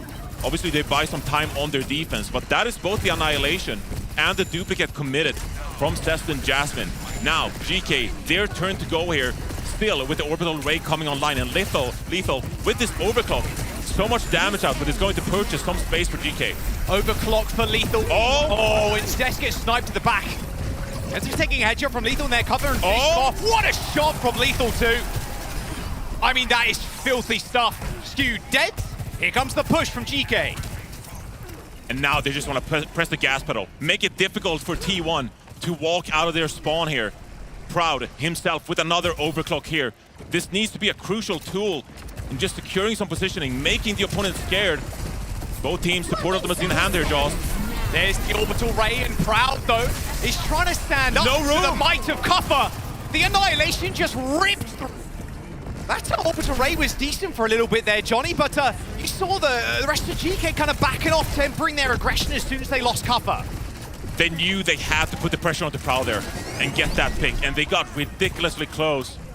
But with those sidelines that the defense has coming out of that spawn, an overclocking Sojourn is so scary. Now, 40 seconds to go here. It's going to take a little bit of time for GK for the initial staging phase here as they try to set up pre-fight. Maimon has this duplicate on hand with no ultimates on the board for T1, but Ultraviolet goes down. Okay, they should still have enough time here to get a proper fight, but they can't make mistakes now. They should have joined spawns though. We should be okay. Who's going to touch though? Should be okay, Johnny. You just gotta duplicate the tracer here and triple blink to the card. That is a horrible way to use the ball. Okay, Cuffer on ball. We'll see if they can actually stop him from getting actually to the point. Looks like the touch is going to come through in the end.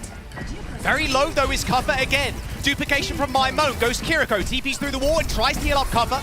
A free rush there for GK. Rush. This is fantastic. Both Tidal Blast using the it's Lethal that tries to get away. Oh! Snipe onto Zest. A 180 flick shot from Lethal finds one. Annihilation from Jasmine. Keeps him alive for the time being, Johnny. But T1, they're just falling thick and fast. They're falling apart here. Vigilante comes in with the Susu. Overclock from Lethal. They have all the sidelines. This should be GK securing a point cap here. Jasmine, Vigilante dead. And off the back of Lethal again. Comes up in a massive way for GK.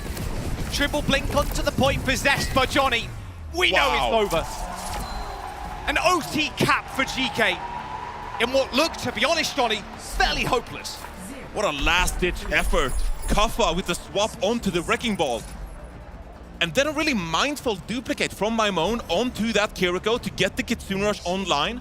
That is going to mean that you have the biggest advantage on that payload. You can contest the cart feeling safe with the added damage and attack speed from that Kitsune Rush. Obviously some extra ability cooldowns as well as you stand in that area of effect, and that was enough for GK to get some extra positional control, and then Lethal just closed it out. Damn, that 180 flick that shot was huge onto Zest was crazy. Very happy that, you know, I remember at the start of the stage, stage 3, it was like, oh, you know, double flex, like DPS, right? It was like, actually, the Sojourn's still pretty good, the Freya's still pretty good, like, I was a bit worried for GK in all honesty. I'm like, okay, Lethal wants to play these hard hit scans. There was a lot of Cassidy as well that was played. But now we're in a meta where you can play Ashe, you can play Sojourn. And that is Lethal's wheelhouse. I mean, what he just did there was disgusting. I'm still dreaming of that headshot on the Zest. Oh, yeah. That was. We'll get in the highlight package, don't we? We are in a great hit scan meta.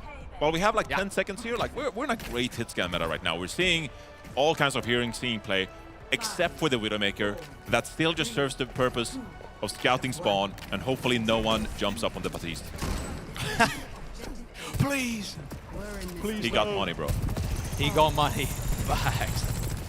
Ultraviolet, by the way, dying one time in that previous round. Impressive, yeah. Ridiculous stuff from the Wuyang. Okay, so this is interesting. Jasmine is going to roll out on the D.Va here. Wait for securing some space. GK should be able to peel. Admiral goes down, actually. The dive successful from T1. That's a lot of damage. Oh, my word. Jude and Jasmine not expecting the pace, the tempo there from T1. Maybe that's what the T stands for. Yeah, that was a great push by Jasmine there. You can see he's already waiting to swap the hero immediately. Probably going to go over to that Ramatra. Or perhaps the Zarya here. But the D.Va was a bit of a susceptible pick there because, I mean, you're matched up against a hero like Echo. There's going to be so much damage coming your way.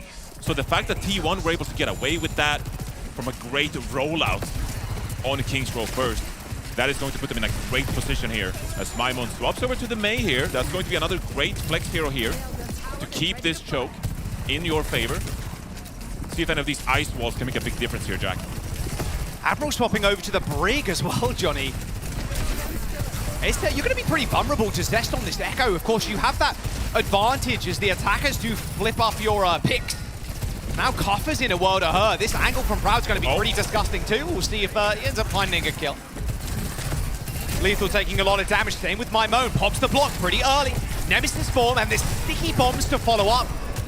Proud just playing a little disrespectful in the face of Kuffa. It's a very fast Streets phase. It is indeed, and now you're just going to get the one last contest here as well for GK. You are coming up on a couple of ultimates here. You obviously have the title blast as Admiral swaps back to the Juno here actually. But this is where I'm really scared that this map is going to get away from GK really quickly. Kitsune Rush and Soundbarrier available for T1. And knowing that they won these two fights so decisively, they might even know that GK are struggling to get their ultimates. They might go for a really aggressive push here. Zest trying to find something from Mymone. Mymone not popping block there. Pretty nerves of steel, to say the very least. Tidal Blaster, sniped by Proud. Corralled by Zest, and Proud snipes out the Mei. A double kill for the Sojourn. And Johnny, GK are falling apart right now. This third point, look at how much time they're going to have. 5 minutes and 20 seconds to finish with over a minute. Oh, this is devastating for GK. Yes, they got the point cap, but still being put in a position where you have to play for the draw. That is not a position you want to be in. And T1, they're still got a great ult bank here, only using the overclock. And the Kitsune Rush. And Proud finds another one! Another pick from Proud. Soundbarrier comes in, connects with 5, T1, tempo 1. Moving on up. They want to take these fights as fast as humanly possible. Lethal on the Widowmaker. Grapple up perhaps. Is he going to take a peek? He does. Fleta. Oh! Shades of Fleta maybe. Oh! Skewed dancing on it. Not going to find the pick. Blizzard, in fact, thrown in the spawn. There's one frozen up, but Jasmine, he's going to be able to get out of there, no problem. Double Ramattra now as the payload continues to push. Well, Kuffa has the Annihilation in hand. Should be able to buy some time for his team, but Kuffa's so much going to die. early. Proud gets He's another go one. Down. T1 running this one in. World record pace for T1. Oh my goodness. Wow. That silences GK. They have more time to capture the first point than you get the first go around. 4 minutes and 15 seconds. Wow, that was a crushing offense by T1.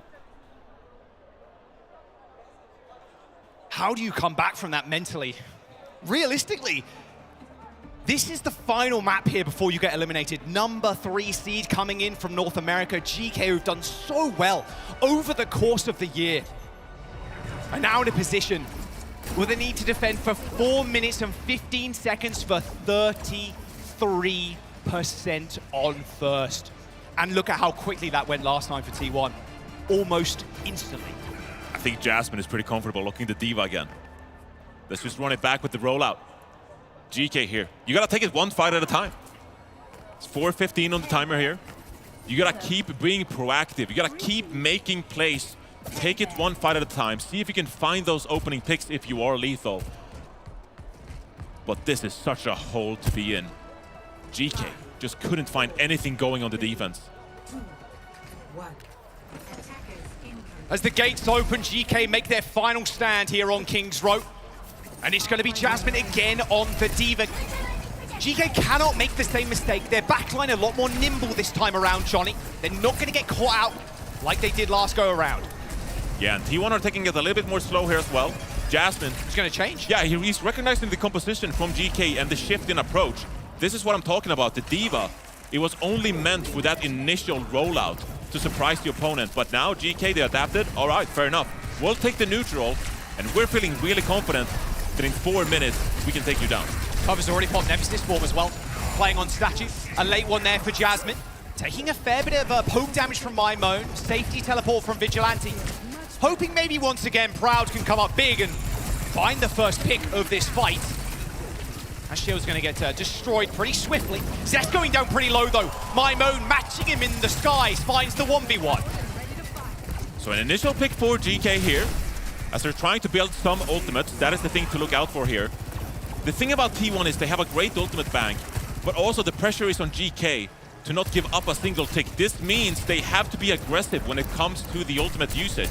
They are forced to drop these ultimates quite freely. T1, they can play the slow game here. They can poke and prod, they can build these ultimates, and when they have a decisive advantage, that's when they can decide to engage. Vigilante close to this rush, Ultraviolet matching, in fact, outpacing ever so slightly. Feels like they're gonna have to use this pretty early on. Cover taking a fair amount of damage in the front line there. Vigilante healing up, Zest in the sky, an early use of the Suzu. Are they gonna be happy with just trading ults? Jasmine is so low, Sound Barrier connects, and there's the annihilation. Everything popped at once here for T1 as they beeline for the back line. Avril goes down, and Cover tries to just gain some space here, but the supports are dead. GK torn apart on King's Row, with T1 setting a record-breaking push on their attack as they knock out GK from World. T1, they got some great goals in their sight as they knock out GK from the OWCS World Finals. A dominant King's Row to finish their opponents off. Some great playmaking from players we wanted to see great performances from. Proud, really stepping up on that offense.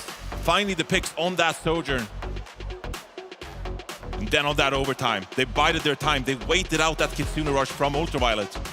And when they had that double support ultimate in their favor, they pushed the gas and they secure a quick fight win to wrap up the series. Yeah, both backlines going down so fast for GK there. Korea's #3 seed continuing through this lower bracket. Now it's going to be first to threes here. We talked about how deadly first to twos can be, and you can see it here. Although going all the way to 3 maps, got to be said, T1, they fumbled a little bit on that new Chunk City. But if statements could be made, they made one. That attack on King's Row, you got to check the record books for that. That's got to be one of the fastest attacks of all time. That's GOATS vibes. Yeah. That's 2019 GOATS vibes. We set a bunch of those map records, and that was an incredible pace from that in this push. And I think that just, we got to put some respect on T1 now. So like, okay, you got reverse swept by Twisted Minds. You struggled a little bit against Team CC. But that King's Row alone shows what they are capable of. And when they can step up, if they can figure out a way to beat some of these Symmetra teams that we've been warning about, I think T1, they got all the skills required to go for a deep lower bracket run here. Yeah, their opponent not yet decided, of course. We've got another game after this. I mean, look, all I want to hear is how T1 are feeling right now. That was a nail-biter, but it finished in a pretty big flattening. They made it to map #3, set a record on King's Row. Let's go down to Danny on the stage with Jasmine for a post-match interview. Thank you so much, Jaws. Yes, I am here joined by Jasmine from T1 for a quick post-match interview. Stockholm, give it up for Jasmine! Fantastic job today. I just want to say, I mean, that last King's Row attack was insane. Big congratulations. How are you feeling right now? 자, 일단 오늘 승리 축하드리면서 마지막 왕의 길 너무나도 좋은 모습으로 경기를 마친 것 같습니다. 일단 소감 한 말씀 부탁드릴게요. 뭔가 단두대 매치여서 좀 많이 떨리긴 했는데 사실 수비도 끝까지 밀려가지고 좀 힘들 거라 생각을 했었는데 다 같이 으쌰으쌰해서 잘 이긴 것 같습니다. I do have to say that I was a bit nervous, and also because on our defense we did our opponents did push all the way back, so I thought it was going to be a difficult fight, but in the end we did get the win, so it did really feel good. All right, let's move on. I mean, today you have one more match after this. The winner of either Team Liquid or Team Peps, winner of that match is going to be facing off against T1. Jasmine, who do you think is going to be your next opponent? 자, 오늘 이 경기로 끝이 아니죠. T1 또 경기가 하나 더 남아 있습니다. 펩스 아니면 리퀴드 승자가 이제 T1과 붙게 될 텐데 재민 선수가 보셨을 때는 좀 어떤 팀이 올라와서 경기를 치르게 될 것 같으신가요? 제 개인적인 예상으로는 팀 리퀴드가 올라올 것 같습니다.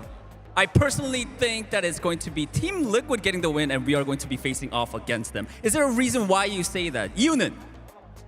이제 부트캠프도 하고 여기 와서도 스크림을 두 팀하고 다 해봤는데 리퀴드가 조금 더 강했다고 생각해서 리퀴드가 올라올 것 같습니다. It's pretty simple because we did have a boot camp and also we did a lot of scrims with both of the teams, and Team Liquid is the superior team, and that is why I feel like we are going to face off against them. All right, that is it for the interview. Everyone, give it up one more time for Jasmine. Thank you very much for the interview. Back to you, Desk. Thank you so much, Stage, also known as Danny, standing by with Jasmine there. Great to hear the insight. I was honestly very surprised to see them opting for that sub back in of Jasmine after Dong had played the first 2 maps. You also apparently took some pages out of their playbook because you called the bans there as well, and you did expect to see Dong hang in all series long. But for the final and all counting map to bring in Jasmine cold, that's very, very, that's a choice. I think they wanted to lean into the fact that, okay, we've had the mirror matches, we've had the dive versus dive. First of all, by the way, I also think the Malgo map there was a mistake. And I think Dongak knew that as well, because eventually he did swap back to the ball. But yeah, we got what we wanted here on map 1, which is you look at where Team 1 want to start things out with the Winston ban. The reason why I think that's such high value for them is they know that with Winston gone, that's one of Kuffa's key heroes. Kuffa probably won't want to square up onto the ball. He's going to have to go over towards something like Hazard. And they just believe, if we play our dive stuff, we play our ball, we can beat that. And that would have been true possibly in New York City had the Malga not been there for Dunk. But he just loves Malga. It's him and Harbin, they just want to play this hero and it's not working. I don't want to see more of it. Unfortunately, he played a bunch of that at mid-season, didn't work out. But you go to map 3 and you suddenly have to look at, okay, well, we could just play the counter comp now, force into Ram versus Ram, and that can work. And that's why I think that we get a lot of good feelings coming in from T1, seeing the confidence they can put into Jasmine, being able to come in cold, and then performing at this level of dominance. I saw that Geekay push, and I also thought, wow, maybe this is going to be a Geekay series win at the end of it all, especially after that performance on New Junk City. But that attack from T1 was so lightning fast that it was just such a great performance at the end of the day. Yeah, they just completely ran over them. And of course, there were a lot of highlight-worthy moments for GK as well, not just in today's match, but throughout the season. It's sad to see them go, as this was their last opportunity, as we are in the lower round 1. T1 will be the team moving on in the lower bracket, trying to make that run through. Yeah, and I hope that it's going to be one that they can continue to go forward with. But I think, as you heard in the interview, it's going to be a tough road. If Team Liquid do come out on top of Team Peps in this next matchup, then I think that's going to be a really difficult matchup just for both teams. There's a lot of hopes on Team Liquid to make it farther in this lower bracket run, and they're set up for that. I think T1 are looking to do something similar to Liquid as well. Where if it is going to be Liquid, it might not be, but if it is Liquid, I think Donglak ends up playing a bunch of that series again, because he's going to view it very similar to, okay, we just beat Kuffa doing this, we can beat Infected doing the same.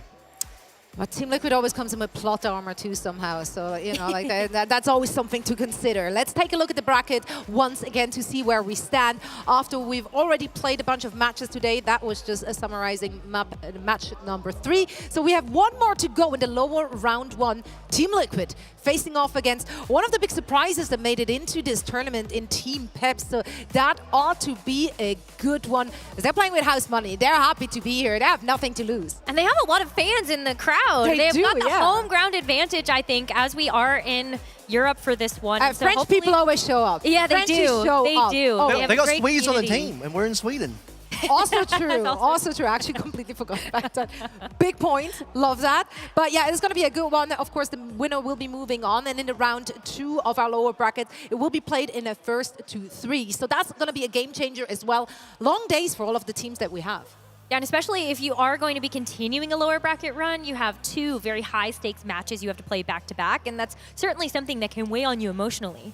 Absolutely. And I think we're heading into a very quick break. And when we come back, we're going to round out our lower round 1 with Team Liquid and Team Peps. So stick around.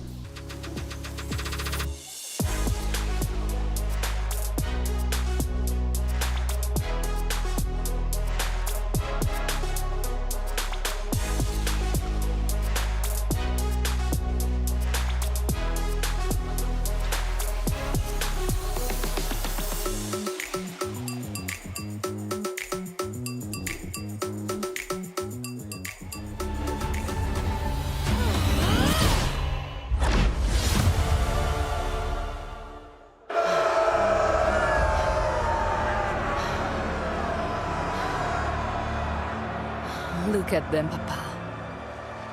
Look at them. I wish you were here to see their faces. The crowd, the lights, the spectacle. I've become quite the celebrity in the Colosseum. They have chosen me. They call me La Lupa, the wolf. And I'm their villain. At first, I hated it. Their cheers and jeers reminded me of the sycophants you surrounded yourself with. Weak men who leeched off of your greatness, picking the bones of everything you built, leaving me with nothing, surrounded by my enemies, alone.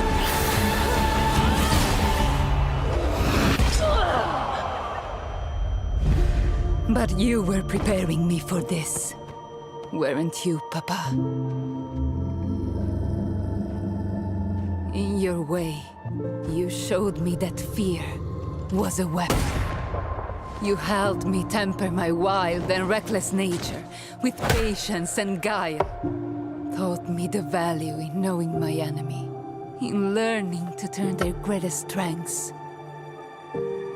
into their weaknesses. Even in death, you showed me the consequences of underestimating an adversary. I promise you, I won't repeat your mistakes. Look at me, Papa. This is no longer the face of your little girl. Your enemies are still my enemies. But I am so much more than you had the chance to see. My recklessness is now focused rage, and I finally embraced what I once hated. I am the wolf. I am La Lupa. They're right to fear me. They will respect me. This arena, this mob, this moment is all just a means to an end. Every lesson, every loss has been tallied and recorded. I will take back everything that was stolen from us. And I will use them to do it.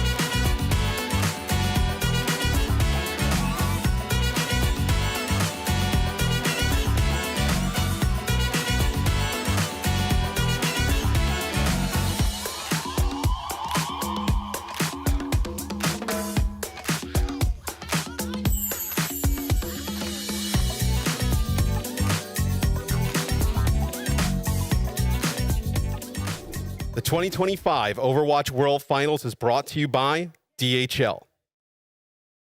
We can do Hurt if you want like this. Yeah, I was thinking the Korean Heart.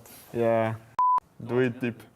Do it? Yes, they are all coming for you, all the fans. That's not true. Yeah, that's true. That's not true. So what do we do exactly? Like we Well, thank you to everyone for coming to Stockholm, and thank you for watching us and supporting us. We'll try our best to make you proud. Synergy, coordination on point. They communicated the hearts, and the hearts it was. That's the kind of team you want, you know? That's it. But also, speaking of teams and communication and all that good stuff, Necra just shared some very valuable insight with me about the Korean heart. I had no idea. Oh, that's so cursed. Why is that Why cursed? do you have to bring that up? Because I literally just, listen, at my age, you don't learn something new all the time. So share with class. Please share with class. I heard that it's supposed to be like the organ, like the actual heart organ, like the aorta. Well, I got to do it too now. Yeah. No, but that's so smart. I never like that. But I like it better Cool. when you know that it's supposed to be like the tiny little, like ignore the hand part. It's like just the little. We're all learned something today. I'm here for it. We will be learning more about our teams as we're gonna check in and hear what everyone had to say about Team Liquid. Very close, scrappy fight at the very end as Liquid get the payload going. Liquid looks strong. They really look like the best team this whole stage. In scrims, they shine. Clean fights, sharp setups, real confidence. They like do really well in practice, like always. They're way better in practice compared to actual game. I think they treat scrims too much to win, and that's like their biggest issue. But in real competition, it doesn't always translate. Come match day, some things don't go their way and they start bad. I'll be very surprised to see them go on stage and play as they do in scrims or online. They struggle more than they should, and teams notice. It's still like really close in every match. We were like all over the place. Sometimes we'd play insane, and then other days we'd play bad. Public reputation says they're a top threat. I respect them as players. The whole year we've really wanted to beat them, and that's like kind of pushed us to do better. Other teams aren't convinced. They're not good. They're putting all this work in to go out before us. And say they're overhyped. I think their goal to beat Falcons, I think is going to be questioned a lot. I've typed my fair few words to them. We make sure they know that we call them chokers. I also think their hit skin is subpar. I don't think he's that great. They're so flexible, but they don't have a specific identity, in my opinion. I'm sure we can beat them. I think something we've realized after winning an A twice is that there's bigger fish in the sea. Damn. Liquid has the pieces. Everyone knows that. そうですね。インフェクテッドさんが結構印象に残って戦ってる時に、なんかその自分が一回なんか相手のサポートがタックルしに行った後後ろ見たらインフェクテッドさんがもうモリモリでもうまだ陣取ってるから、うわこれ強いなって思いましたね。This tournament is their chance to prove it when it counts. They view us as an underdog, but like they know we have upset potential. So the top teams are a bit scared because they know on paper they should beat us, but they know that in scrims like we've made it close, so they can definitely lose that. I mean, Team Liquid has so much going for them, and their journey throughout this year has been very, very impressive as well because they leveled up stage to stage. Yeah, but it started out slow, but that's where you end that counts, and where we're ending right now is at the World Championship, but they do start in the lower bracket for our arena portion, and so you didn't quite get that win versus Falcons, and we saw some choice words out there about the fact that, okay, the fact that they think they can beat Falcons might be a little bit rough, but they need to be able to beat these Korean teams, and if they can get past Peps, T1 is still ahead of them. Team Liquid, they need to play up to the potential of being North America's best. But you look at that matchup that Team Liquid had versus Team Falcons, and you cannot say that they played badly. They played really well, but I think it was just the pace that these Korean teams were setting. We just saw Geek fall to the same tactics from T1, and I think that if Liquid can continue to play with that confidence and also just with the assurance of the team synergy, they're going to be fine in this lower bracket run. And individually, like, those players do have high ceilings, and they had so much flexibility. So I have no doubt that they will get a hold of this meta. What do you want to see from them? This needs to be, to me, you know, with respect to Peps here, Team Liquid need to show up as a very dominant team in this particular matchup. Like, if they start to look a little bit weak against Peps, you're questioning whether Liquid can get past T1, because that's going to be the target. And we heard from SSG in that video as well. Honestly, there's a world where Liquid go out before SSG, because SSG have potentially quite a good matchup into Weibo, but T1's going to be a very tough opponent for anybody in that lower bracket, and Liquid might go down T1 just like GK did, and SSG will actually be the remaining North American team. That would be... That was like a lot of moving pieces right there. No, but I think like Avril is just laying out all of the dominoes no matter how they fall. That's right, that's right. Well, but it ultimately comes down to the performance on the day. Because everyone can have an off day. Team Liquid only played one match so far as they were waiting in the second round of the upper bracket. So we haven't seen that much from them thus far. And I think that you can still be pretty confident in the things that we did see. They did end up actually taking a map off of Team Falcons, and so I think there is a little bit of confidence there. Like Shambhala Monastery, maybe it's just like something's in the water on that particular map, because it just seems to be giving a lot of teams some trouble. Well, let's hear what all the teams have to say about the most unlikely contender we have here at the World Finals, Team Peps. Team Peps doesn't get the same respect as the top names. I don't think they shoot back. Some don't treat them like real contenders. What are your thoughts on Team Peps? Yeah, they're terrible. But Peps plays disciplined. Hard to crack if you give them space. I think they view us as like either bad or like one of the worst teams. We're underdogs, so that's actually a good thing, because that's probably our best chances to make upsets. They don't win with flash. They win by doing the basics better than you expect. They're like actually like pretty mechanically skilled. Like I think Zerion, he hits a lot of shots. Zoro, he's pretty strong hit scan as well. 或许也和我们一样，让别人觉得没那么厉害，但也可能是个黑榜。 Their weakness is tempo. When the match speeds up, they can fall a step behind. Their biggest weakness is the fact that this is their first LAN. Yeah, if they can show up, I think they can win. But if it's their first match on LAN and they're getting a little nervous, then maybe it's a bit harder. 이제 보통 유럽 팀들이 이제 서브 탱커를 기용한 러시 조합을 많이 하는데 이제 저희 다이브에 많이 휘둘리지 않을까 싶습니다. Peps isn't loud. They're just waiting for the moment you stop paying attention. If we get the trophy, that means we played so well. And to me, that feeling is absolutely amazing. Well, it was certainly a joy to see them making it through as the third seed in EMEA over VP, which most people would have expected to see here. Let's talk about their journey thus far and the individuals that we see on this team. This is a Team Peps we did not expect to see here at an international LAN. They have struggled to be able to get past that, into that kind of to upper echelon of EMEA teams. And so the fact that we get to see them here at the World Finals, this is an accomplishment they have to be really, really proud of. And I hope that they're able to enjoy the moment, enjoy the fact that they have a lot of fans on stage and in the arena that are going to be supporting them, because this is a fun team. And especially when we take a look at the stage 3 that they had, they were able to show us an incredibly strong Hazard from Willis and the rest of the team. If Dip and Zaro can have amazing games, then maybe they can have a clutch factor. I think this is actually a better meta for Willies than it is for Infected. Infected is very, very flexible, but that Zari from Willies really did convince me of Peps' capability in some of the opening games. And so, you know, this is at least, I think, one of my players to look out for on the team. Homegrown hero from Sweden. My favorite Swedish and Johnny's favorite Swedish supermarket chain, Willies and player, of course. So yeah, look out for that Zarya. I think Zaro as well, another Swedish player on that DPS is going to be good. Yeah, I think general throughout the season, Willis was like talk of the town early on already in stage 1 and 2. Like he did a lot for the team and he kind of came out of nowhere. Like we didn't really know much about him. He only really started his career quote unquote recently, like just a few years ago. So he, I think, exceeded all expectations as their tank. Super up-and-coming tank, and with the glue that this team has and the veterancy of some of the players on this roster, I look at FD God, I look at Soon. I know Soon is going to be a huge support for the team. I love to see you guys are on it. Yeah, we got everybody that is just such big Soon fans, and I think that means hopefully a lot to this Team Pep squad. As you heard in the interviews, I think if you have the crowd behind you, that could be something that really can help you just in the match itself. And listen, they got nothing to lose. They are the underdogs here. They know they're the underdogs here. It's also FT2's first to two. This is the exact type of format where something special can happen. I thought maybe CC or Varel could have been that team to make that upset happen, but yeah, maybe it's going to be Peps instead.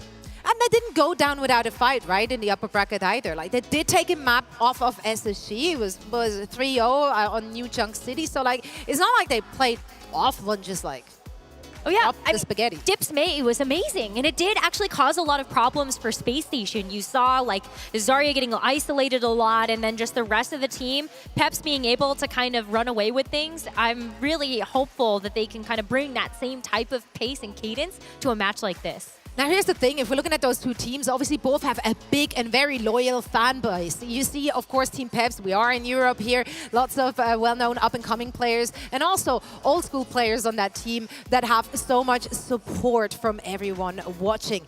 But Team Liquid also, like, they're just so likable. Like, each and every player on that team has been so much fun to watch. So I am actually very interested to see where our predictions fall, because I think for this one, a lot of people going with the heart. I think a lot of people have to go with the heart. The aorta. Yeah. And if I had to ask my heart for this one, I could not. I cannot choose a favorite child. So I used the numbers, and that led me to going with Team Liquid. I just think they have more flexibility and a higher ceiling on an individual level. I think it might be convincing, but I do want to see Team Peps do well as well, so this is difficult. I know. In my heart of hearts, I also want to see Team Peps put up an amazing fight, but I also have to give this to Team Liquid. I just think that they have come into this particular stage with the highest of highs, an undefeated record in the North American OWCS. And hopefully they can really put up on this big global stage. Yeah, Liquid are very strong right now. I think Liquid has to be the team to beat in this particular game. They are the favorites. Pips, we already discussed, they're definitely the underdogs, but that does mean, you know, underdogs, they have the underdog advantage as well in terms of not really having anything to lose. All the pressure's on Team Liquid. That means Team Liquid, they're expected to win. They need to have a good showing here. Oh, come on.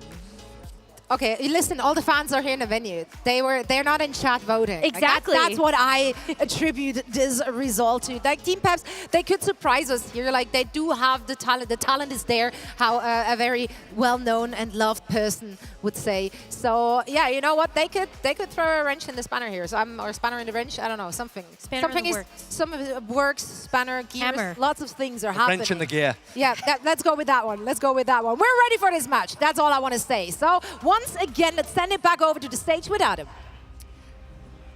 Thank you so much, Zoe. Boy, that was a huge last matchup. Kings rose in the form of T1 going through to the next round of this competition. And we say ta-ra to GK Esports. But speaking of threes, that goes into a third map, that first one of the day here on the main stage here. This next matchup is the last BO3 before we move into our best of 5 era. So, are our teams ready? I think it's time that we find out. First up here on the main stage, it's Team Liquid.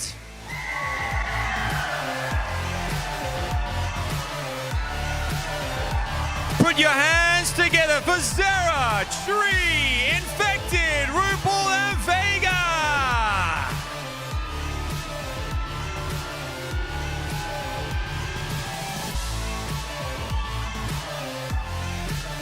Lined up and ready to roll. Gentlemen, please take your positions as we welcome to the stage their challengers, Team Peps!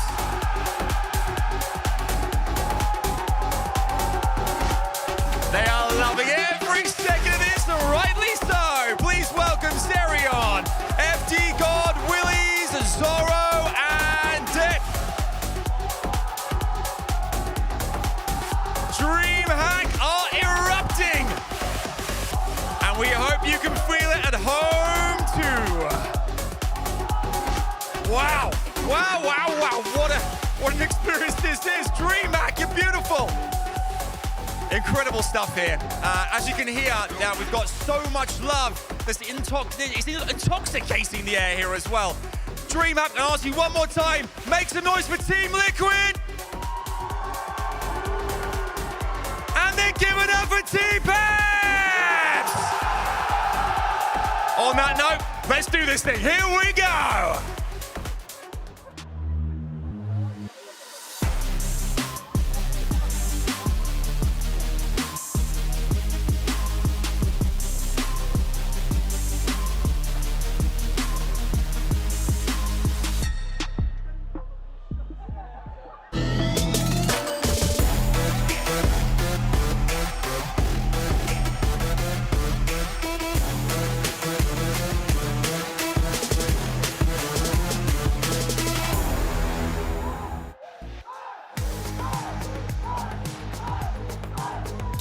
Thank you very much, Adam. Yes, Team Liquid and Team Peps still in this lower finals here, or this lower round, sorry. Elimination time for both teams. First to 2 is the format. Team Peps definitely coming in as the underdog here, Johnny. Team Liquid, they got a lot of fans in the audience, but yeah, so do Team Peps, and how the tables have turned now. I've never experienced this before. Neither have I. Looking upwards. You can stay up there, buddy. Okay. This is a fantastic matchup, truly, between the two different regions. Obviously, Team Peps, they are the hometown favorites because they have 2 Swedish players on their team, and you know, we adopt the French. You know, well, you're welcome into the warmth here in Sweden. I love it, of course. The fans representing in the crowd, very loud, rooting for their teams. And I mean, on the other side, we got the Americans. They're just showing up in Europe. They're like, all right, we're gonna claim this trophy for ourselves. We're gonna shut down these Europeans. This was my favorite thing when I was competing myself, is a crowd that disliked me.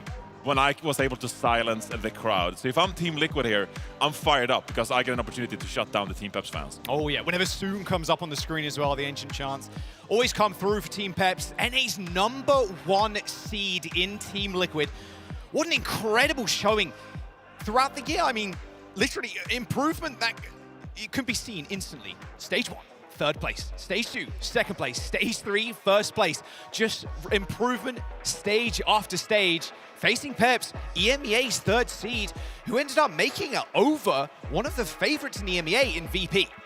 Yeah, VP knocked out early, and Peps were able to capitalize on it. A 2-5 record in stage 3, and you're still able to qualify for the World Finals. Almost unprecedented in Overwatch. So Team Peps, you're going to come into this one as quite the underdog. But like we heard in the interviews, you can't be underestimating your opponent if you are Team Liquid. Because Team Peps, they are a really smart team. Dip described as a tracer that is very cognizant of what his tank is doing. How can we utilize teamwork to set up ourselves for success? And that is what they're going to have to do in a matchup like this, as Liquid gets to pick Ilios. Do you agree with those predictions as well? 92% versus 8, like that, yeah, heavy favorites. Although, like even so, he said, like, a lot of the fans for Peps in the crowd already. All right, that is one excuse. You can go that way if you want to cope a little bit here. But that is essentially what you're looking at in this matchup. Team Liquid, the #1 seed from North America. They are looking to prove they have what it takes on the international stage here in Sweden.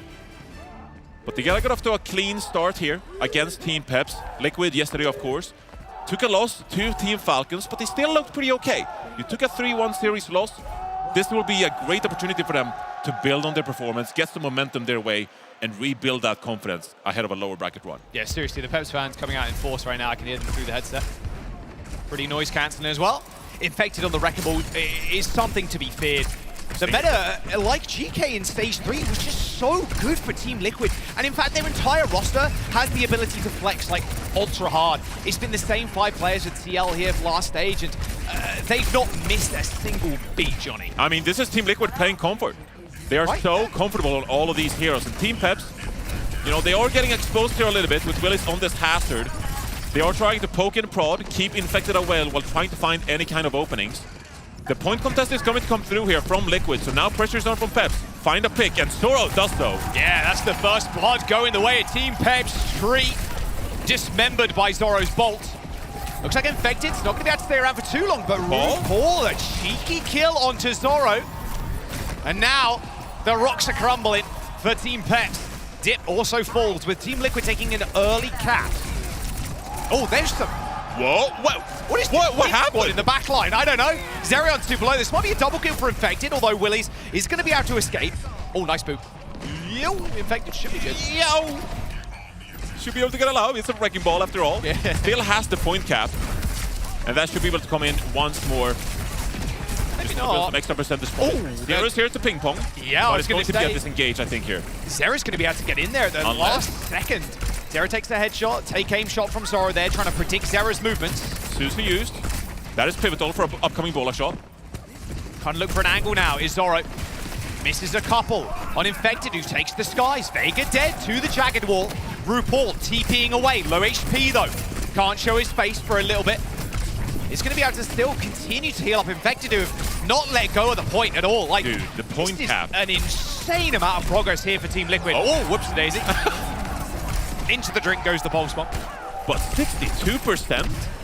Like, they just stalled out that point forever. That is immaculate play by Team Liquid, and that is what you're able to do when you play this Tracer Wrecking Ball composition. Able to ping-pong out, juggle the point, keep it in your favor. And Team Peps now, they have 4 ultimates on the board here.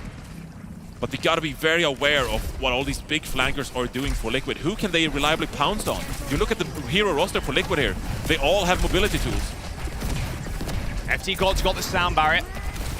Unfortunately, had the first stage Rex of... Oh! Whoa, okay. This is aggressive. I was waiting for it. I held my breath there for a second. An aggressive push here, but Willy's with 2, okay. Spike guard held up, and Vega and Tree full of needles. That'll be Team Peps with an easy fight win. A really economical fight win as well, just using the sound barrier. As Willis comes up clutch, finding 2. And that's a great start for Peps here. This Kitsune Rush now, even though it might not secure a team wipe, just controlling some space on this point is going to be enough to build an advantage. Find 1 or 2 picks. That is enough to shut down Liquid's composition in a scenario like this. If you're Liquid here, can you utilize the Tidal Blast on maybe the Wrecking Ball, the Tracer? Shut one of these heroes down on Peps. Yeah, classically used on the Tracer. A really aggressive push once again. RuPaul forced to teleport away, but Suzy used FD God going hunting now with Willy's. Puts Willy's in a good spot, but has to back up still. Vega and Sarah coming up with the goods, though, for Team Liquid.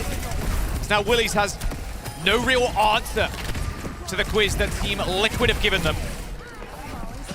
That is kind of what you have to do if you're Peps. You need to go for those individual picks. Okay, someone's out of place. Let's drop the hazard wall.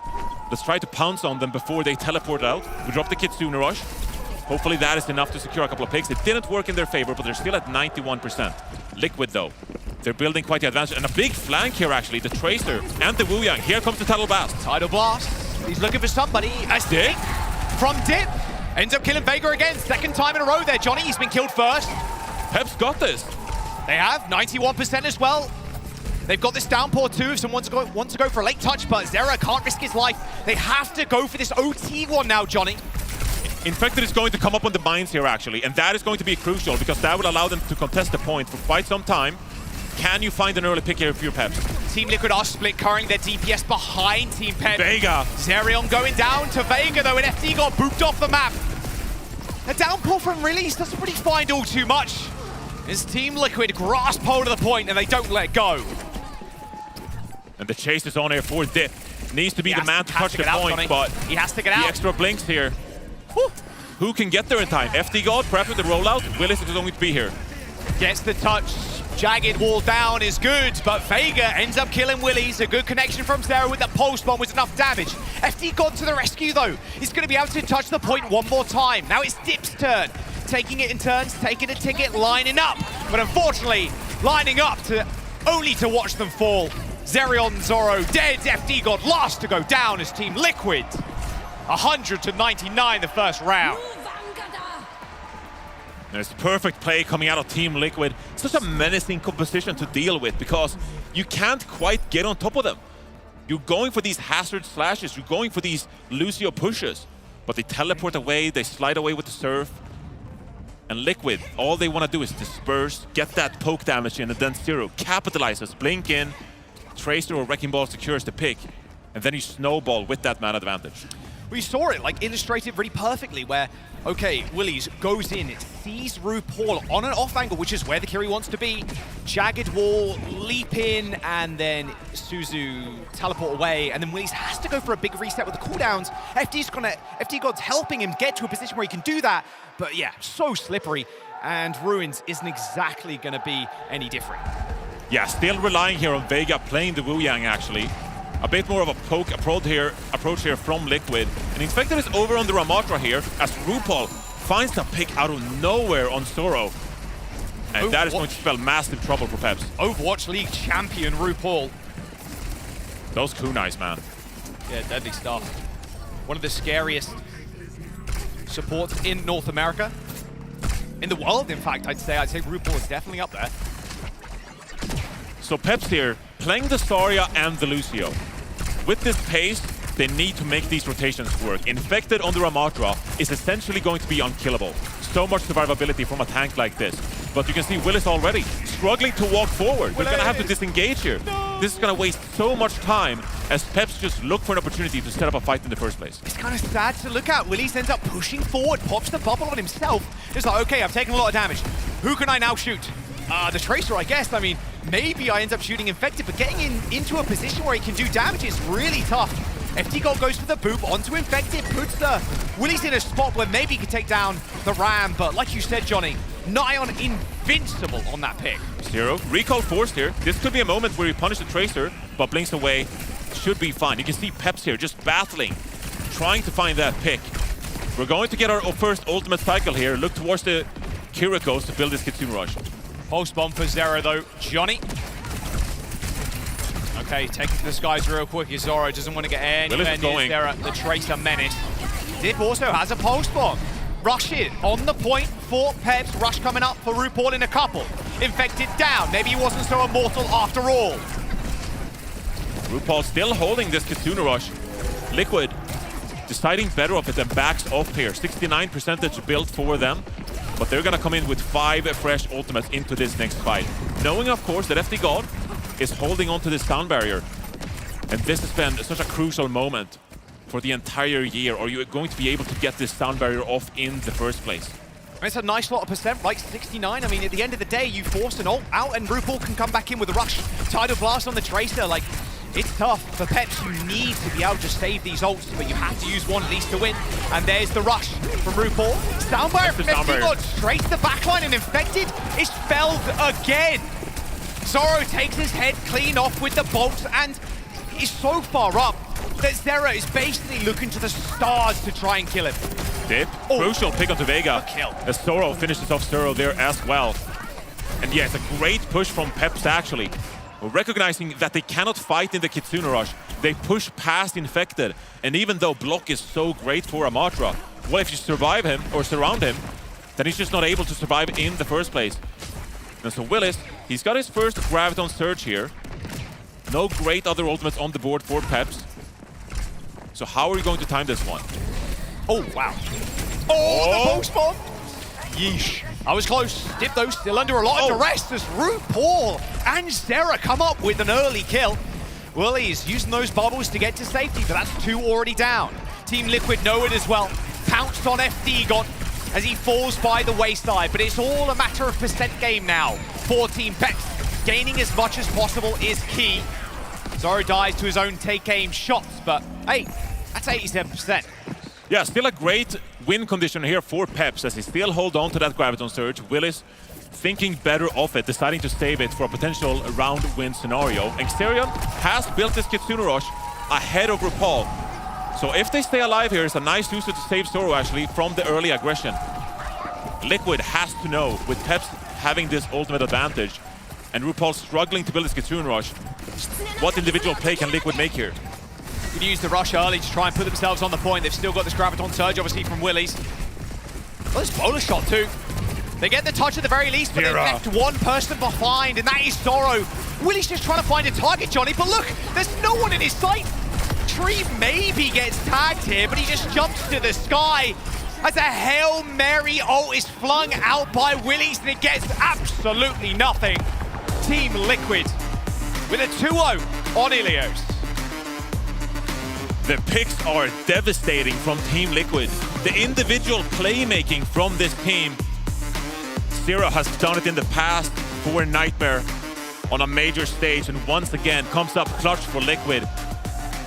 In a deficit ultimate economy scenario, a crucial first pick onto Zoro enables Liquid to push the tempo and secure Ilios for themselves up to a 1-0 start in this lower bracket round series.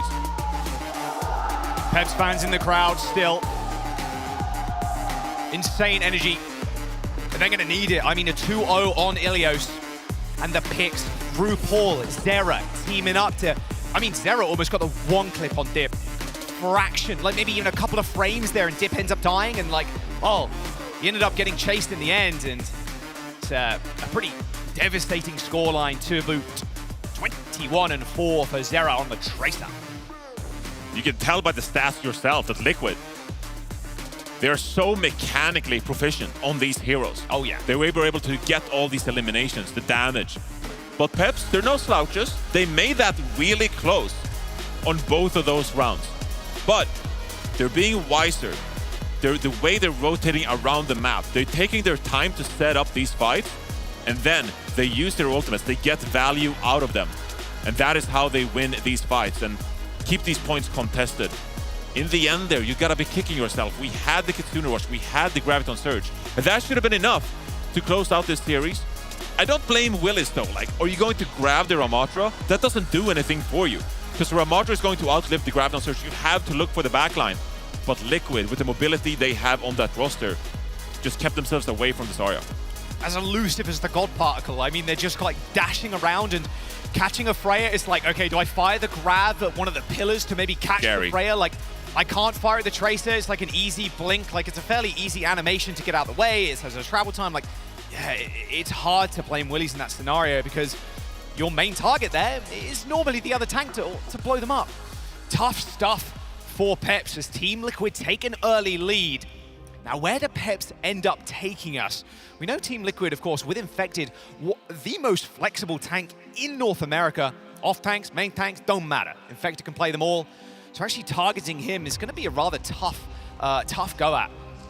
I do think Peps can still lean on what they did against Space Station Gaming. They picked New Junk City, and they allowed Dip to play that main. I think that could be a flex DPS hero where Peps feel like they have the advantage against a really mechanical player like Zero. Obviously, you might feel like you need to protect ban for that Mei, but it's actually going to be King's Row here instead. So it's another great map for that Mei if you wanted to play that style. The bans are going to be crucial here because Peps, they have quite a few choices here. Do we want to keep the Zarya for Willis? He favors more of those off-tank heroes. Right. Or do we want to retain that Mei? Dip, he made a name for himself on that Tracer. That's been one of his go-to heroes. But as you're looking for a head-to-head advantage in a matchup against Zero, you gotta be thinking outside the box here a little bit. Yeah, I mean, Sarah's Tracer. Hangzhou, take down Crazy Raccoon, land some of the sickest pulse bombs ever. Like, his Tracer is ridiculous.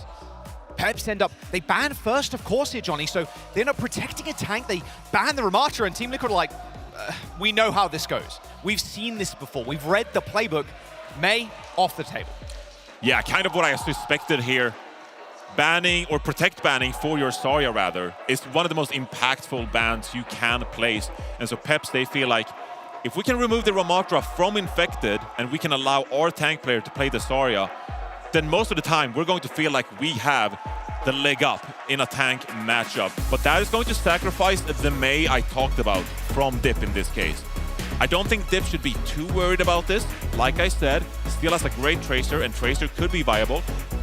Do you flex over to something like a Venture, where we've seen someone like Cess have great success on that hero, especially on this second point? The first one is a little bit up for grabs. With that high ground, there's lots of heroes to pick, whether it's an Ashe Echo kind of composition. We'll have to see from Peps. Obviously, going into this tournament, they must have felt a little bit uncomfortable with the meta, not quite able to play those Tracer as much as they did in Stage 3. What earned them their spot here in the World Finals to begin with. And so they probably practiced quite a few heroes here that they could have up their sleeve here in the elimination game. Yeah, I don't mind the Venture at all. I really don't. But this is another pick that's come as a little bit of a shock, I say. The Sigma. I mean, we saw T1 pilot it earlier. Yeah. Liquid on the defense. I mean, again, there's nothing Infected can't really play to the highest level. And, like, Sigma is one of those heroes. Like, he's very scary. And the Zarya is going to struggle here. Like, you're trying to get onto the point, trying to get point pressure. I mean, the idea is FD God, Taxi Willies, up to high ground, push the Sigma into choke, into the archway choke, and then try and pounce and get kills. But sometimes that's a tough ask against the Sitcom. Yeah, we haven't really seen any great King's Row defenses this entire tournament. Right. So I feel like a lot of teams, they're kind of saying, we don't want to be pushed back into the choke, and so we're going to double down on protecting this high ground with our Sigma instead. And we're happy to give up a little bit of point pressure from you. If you want to rotate through that low ground hotel area, that's fine. We can give that up. But Infected on this Sigma, that tells me that Liquid really values this high ground. Here we go. Really trying to push the high ground. A lot of free energy, though, to be fair, for the Zarya against the Sigma comp. Nice use of the bubble as well. Getting Dip into a position where he can freely shoot at Tree, because most of the other side, you're just going to double headshot. And I'm actually a little bit disappointed in Tree here, Johnny. I wanted to see the Hanzo, but the actual suffice. Hanzo's so susceptible to being picked here, especially with some of these teams being picked. And you see what I'm talking about here, Dip. He's essentially got free pickings rotating through this hotel area, but what does that gain you? Willis putting some pressure onto the point here, so someone will have to touch. It's a scary beam as the Dip here goes in for a pick actually, but there's a great Susa from Liquid, able to peel that off, and now they can go for the 5 versus 4 re-engage. Hit 3 with the Suzu Dip RuPaul. Aim got shaky there by Dip. Oh. Just got the bubble, still chill. I mean, if you're Peps here, you gotta go for a bit of a coordinated push, help out your Zarya to try to get this high ground. You are going to have the advantage when it comes to the Kitsune rush. That gives you the opportunity to really secure a position of your choice if you decide to drop that on the high ground. As Dip, they go for a bit of a flanking play here, FD God and Dip. This is going to be scouted out though. Liquid in full control, and FD God goes down. Kitsune rush dropped in a 4 versus 5 scenario. This has to work out for Peps. Infected still got the high ground. Johnny Dip is going to try and go for the flank here, and Zerion putting Kunai's down range. Oh! A headshot from Tree, though, is going to put his life back in the spawn room. And a Flux for Infected as well. They give up 46% or so, but that's about it. 2 minutes to go. And Tree is so aware of where Dip is at the moment. Dip still in the back line, receives a bubble, but his days are numbered on this high ground, Johnny. Well, that's an easy kill, it's got to be said, although a nice bubble again from Willies is going to help out Zoro. Peps is coming up on this sound barrier, and that has to be the go moment. If you're going to play this very all-in kind of composition, you need this sound barrier. Goes for it. Zoro, early pick up to RuPaul. This could be Pep's chance. Yeah, hits 4 as well. And that Tidal Blast from Zero got absolutely nothing. Hit the bubble, in fact, from Willie, so a little bit of free ult charge.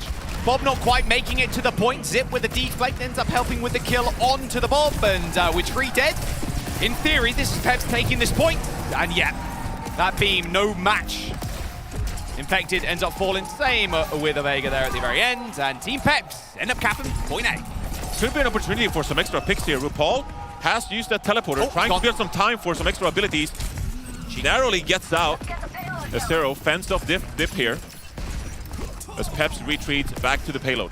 Let's get a quick listening from Peps now. Is that monkey now? Yeah, monkey now. I can just go D.Va. Okay. Yeah. Fast. Get him again. We don't have ammo, we can maybe grab him. Hello, I can push Genji, he's still on. You want to come in? Just we're getting bladed, we're getting bladed. Kill monkey. They're behind. Okay, we're going.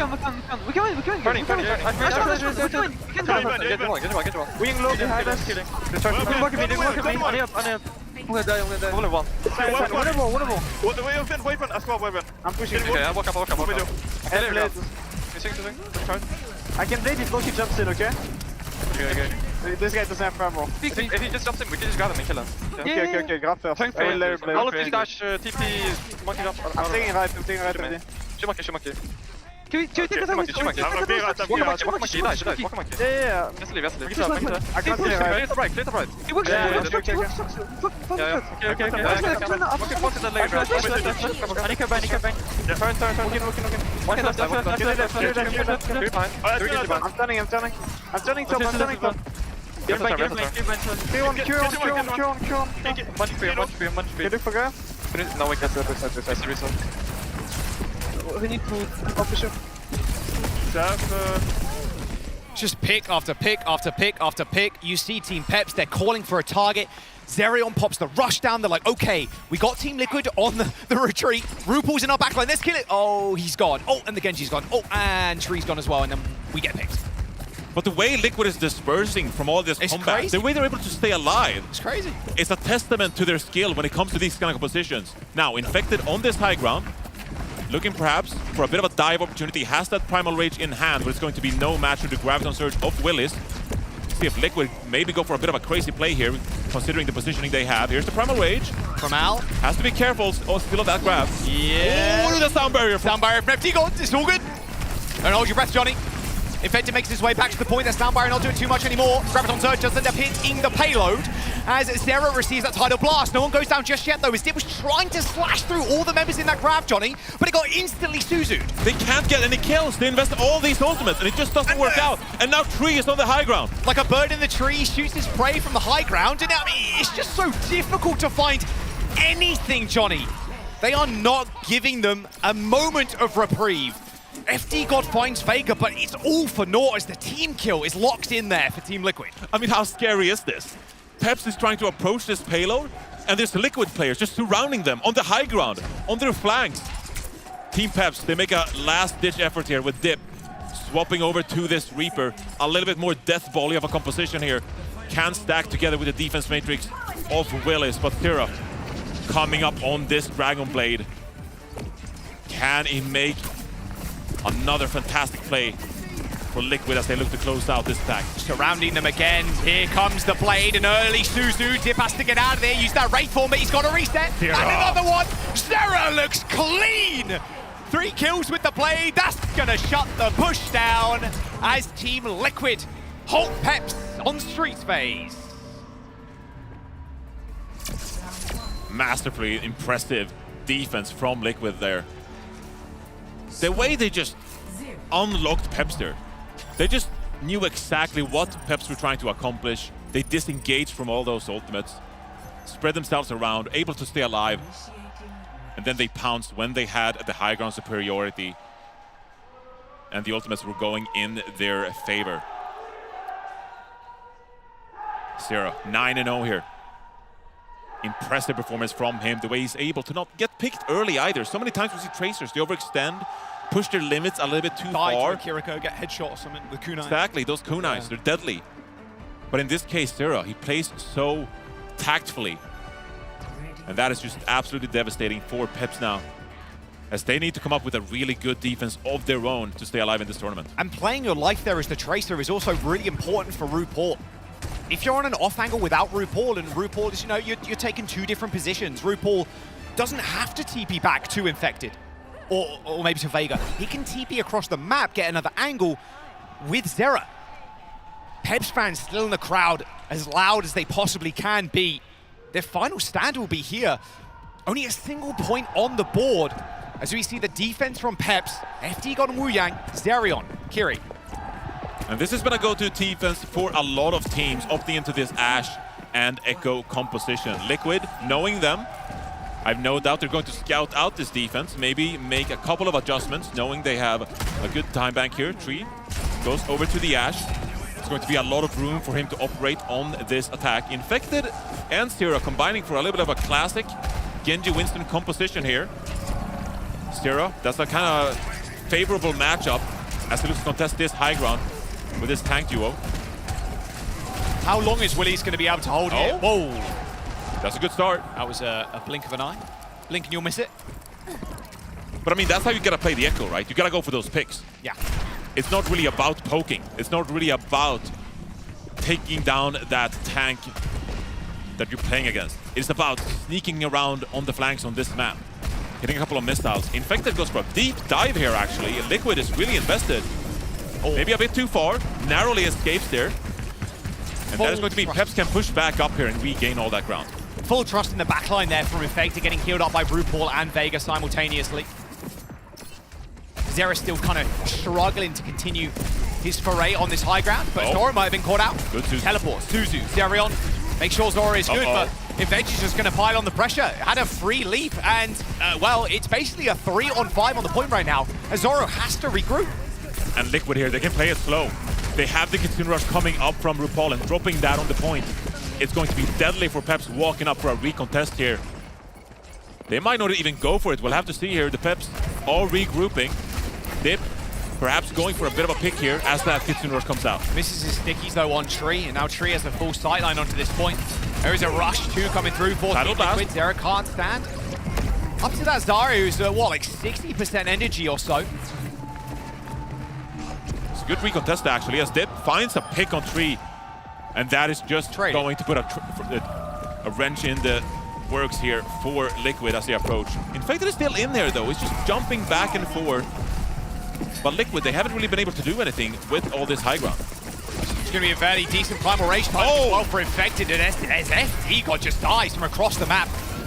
He's 10% away from this ult. He'll get it's this a little Primal. bubble dance, and yep, the Primal Rage is coming, and it's in the back line. Looks like they're trying to call for this push. Look at the members from Team Peps right now trying to get to the back line. Oh. A nice little forced away there from Zeri. Finds a reset with a Primal Rage kill onto Zoro.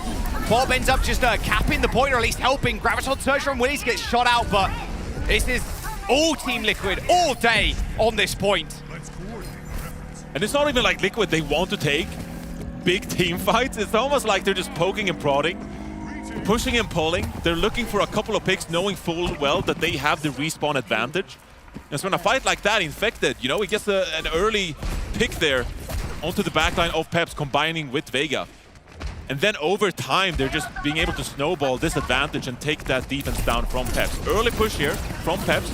Dip has the duplicate here if he wants some extra survivability. Bob comes through. Yeah, it's going to create a lot of space here. We'll see if Team Peps are able to kind of deal with it. Looks like no, in fact. Wow, they're paying Bob a lot of respect. Winston to Primal Rage duplication from Dib. We'll see how his Primal mechanics, they look any good. He's getting kind of bopped around, though, by TL. They kind of shrug that Winston off. Yeah, he's out. But that means Peps is going to be pretty grouped up here as the Infected goes in, and another Dragon Blade for Stera. Straight to the skies as well, over the top, finds Dip almost instantly.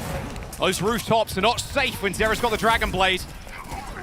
Slowly but surely, Johnny, patience for Team Liquid. And just one fight win away here from securing this series, and RuPaul has the Kitsune Rush that you just gotta drop on the point here. And this should be a relatively easy fight win. Peps, they need something, one big play here to keep themselves alive in the series. Willies is so low, double W's almost instantly there, so they're not on they're on cooldown for quite a meaningful amount of time, but a good kill from Dip on Zera. Can they continue this momentum though in the front line?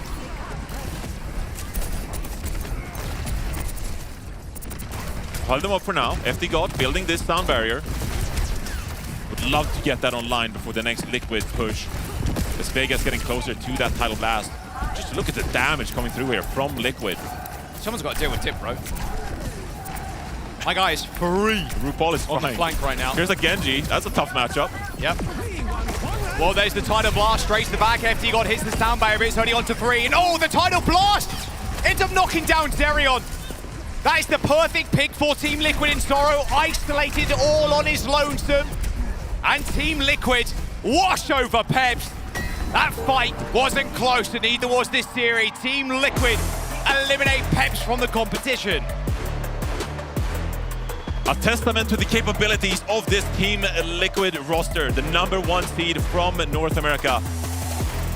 They deal with the #3 seed from EMEA, Team Peps, with relative ease, and continue on in this lower bracket. Just a great display of their mechanics when they play this poke Wu Yang kind of composition. And Infected and Zero just putting on a masterclass when it came to that Winston and Genji duo, right? That was masterfully done. They're showing that they still have the prowess, that clinical ability to show up on land when it matters most. Yeah, an expected victory for Team Liquid.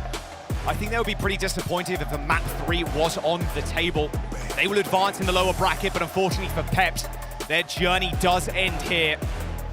A very good showing though, like you said, Johnny, at the very start of this series. A 2-5 regular season, but making it to Worlds is an impressive feat in of itself. Yeah, massive respect to Team Peps and all the fans showing up in the arena here. As we take a look at the scoreboard at 17-1 from Infected. Most damage to. I mean, I'm checking out that VOD on Sojourn's channel later. Oh yeah. That's a Winston performance to be reckoned with. And a little bit of Sigma. That's the masterclass. But I do want to say Team Peps here, of course. Like, qualifying for the World Finals for them. Yeah. Massive achievement. 2-5 record in Stage 3. And they're still able to make a run in the playoffs. So really impressive stuff. Massive shout out to all of those guys and the fans traveling here, supporting their team loud and proud until the very end. But they get removed here in the lower bracket. Yeah, I mean, a lot of French fans coming out, like you said, and a couple of the Swedes playing in front of their home crowd as well. Got to give them that. It was a tough battle. NA's #1 seed. And you getting knocked out in this way. I mean, hey, playing in the big arena, it's a feat in of itself. And at the end of the day, like some of these players on Team Peps, this is their first LAN, first time playing in front of a massive audience. And you're playing against a team that is kind of expected to go fairly far in this competition. North America, they can't be counted out just yet. We're going to jump down to Danny on the stage to see what Team Liquid have to say. Thank you so much, Jack. Yes, I am here joined by Infected for a quick post-match chat. Infected, big congratulations on getting the win. I mean, this was an interesting match. I felt like there was a lot of Team Peps fans as well. So like you kind of being a villain on stage, how did that feel? It's the best feeling ever. Being able to win and then looking at the right and seeing them all quiet. I mean, respect to you guys, but it was the best feeling ever. It was so awesome. It was awesome. I mean, you guys did knock out Team Peps, but how was it? How was it facing them on stage? What's your opinion on Team Peps? How were they? I mean, overall, I think they're very good, but I think their comps hold them back a lot, and I think we were just able to counter swap and play better because of it. That is correct. And of course, you have one more match coming up, and there's none against T1. What are your thoughts on T1? I mean, T1's obviously a very good team, but they dropped the map to GK, and because of that, I also just think that we can beat them as well. I think we're strong enough to beat them for sure. All right, I also believe that as well. I feel like it's going to be an interesting one. Thank you so much, Infected, and best of luck moving forward. Thank you guys so much. All right, Dust, take it away. Thank you so much, Danny. Always great to hear from Infected. I'm not gonna lie though, that made me chuckle a little bit. Having someone as wholesome and just adorable as Infected, reveling in that like bad guy villain kind of arc. Love that. Love that. Is that like 2026? Is that his shtick? Maybe it is going to be his villain arc as we head into another Overwatch season, but it's just so good to see the Team Liquid family, especially like the actual family of the Team Liquid players there supporting them, and of course all of the fans cheering for Team Peps. It was so great to watch the audience really cheer for both teams. It's so hard to see Liquid as the villains as well, because to me, they've always been kind of the heroes, and right now, well, they carry through North America's torch, still quite strong as one of the two remaining North American teams, but they did what I wanted them to do in this series, right? They need a strong showing versus Peps to prove that they can take it up to the strong international teams, because they got T1 next, and that's going to be a tough battle. Team Liquid so far, they've not been able to take down a Korean team. You know, you've seen the European teams do it, you've seen the EMEA teams do it. Team Liquid, you know, this has been the one thing that's kind of holding back. So this series being as comprehensive as it was for Team Liquid is a great look moving forward for them. And they didn't have to show their cards here either, Necra. I think they had to show a little bit in terms of just like how much counter swap they have available to them, and you heard Infected talk about it. That is going to come in as a strength, especially versus a roster that is as unique and as uniquely qualified as T1, but it was great to see Team Liquid here. A lot of confidence now with that 2-0 versus Team Peps. And so they can continue their run in the lower bracket. We have to say goodbye to Team Peps. Obviously a heartbreaker, especially when there's so many people in the crowd cheering for them. But let's not be sad that it's over. Let's be happy that it happened. It was great to see them on this very stage. They fought really hard for this all season long, so they deserved their spot. And it was great to see, you know, every time Soon pops onto the stage, whether he plays or not, like I'm just happy. That's some good OG vibes, and I'm here for those. But yeah, very excited to see how Team Liquid will be faring as they're moving on in the lower bracket. And that's what we're doing as well. We will be heading into that second round in the lower bracket. Team Liquid going up against T1, and Weibo will be facing off against SSG. Now, we're also changing into a first 2-3. That could be a huge difference maker for a lot of these teams. I think so. This is where, you know, you really have to have the longevity in the series. You're not going to be as surprised. Also, just because we've seen everyone play now. We've seen what the teams are capable of doing today. They've just played today as well, so a bit more of a longer series, a bit more of a standard type of series. And I think, you know, really we shouldn't be seeing 3-0, so I'm expecting some 3-1s at least. This is where the pressure can make or break you. It's not off. You cannot get your foot off the gas. You have to continue to press forward, and especially when you know that your tournament life is still on the line. It's a very high-stakes day, and there are going to be teams that thrive under that pressure, and that's where I look at Team Liquid as one of them. Yeah, it's high-stakes games and also long days for those teams, right? Because each of those teams has already had to play a series earlier today. Yeah, so they have to really be able to be actually prepping for multiple teams as well, prepping for multiple matches, being ready to play against different types of teams, different types of styles. Exactly, and because the meta is so open still, like it is more difficult to prep, especially if it's a more unknown quantity in their opponents. Now we're getting ready for our first match in round 2 of the lower bracket, so stick around. We're heading into a very quick break, and then afterwards we're back with more OWCS World Finals.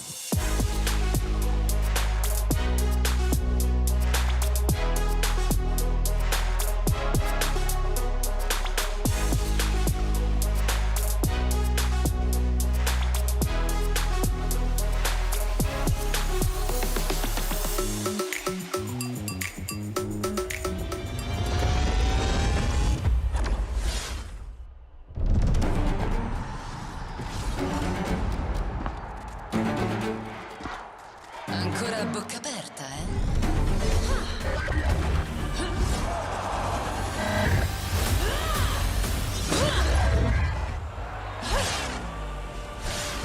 Pathetic.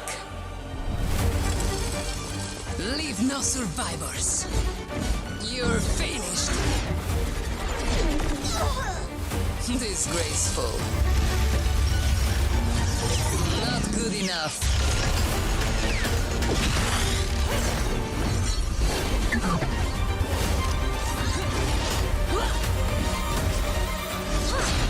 Dirt beneath my heel. Wouldn't want to be ya.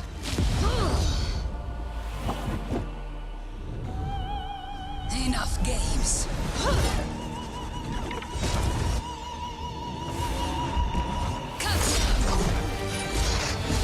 Taste the Palatine Fang.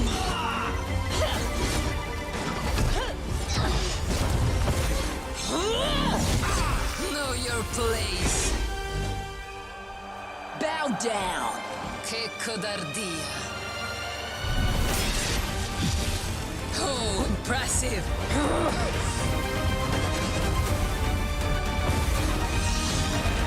Arriva la punizione!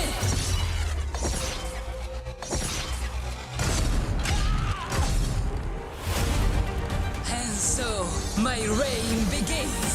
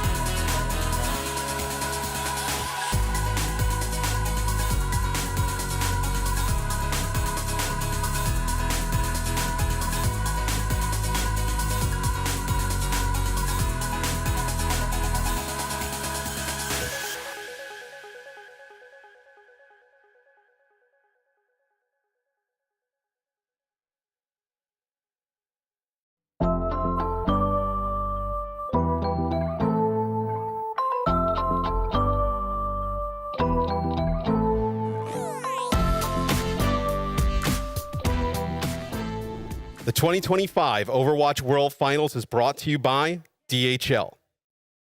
Okay, so we do like 1, 1, 1. One One person just do it. I don't care who it is. Yeah, but you're Lenny, so. Okay, fine. I'll do it. What's up, guys? We're SSG. We're here to get top 6 at the World Finals, and then that's it. And beat Liquid. And do better than Liquid. Do better than Liquid. Okay. Place higher than Liquid. What's up, guys? We're SSG. We're here to get top 6 at the World Finals and place higher than Liquid. See you there.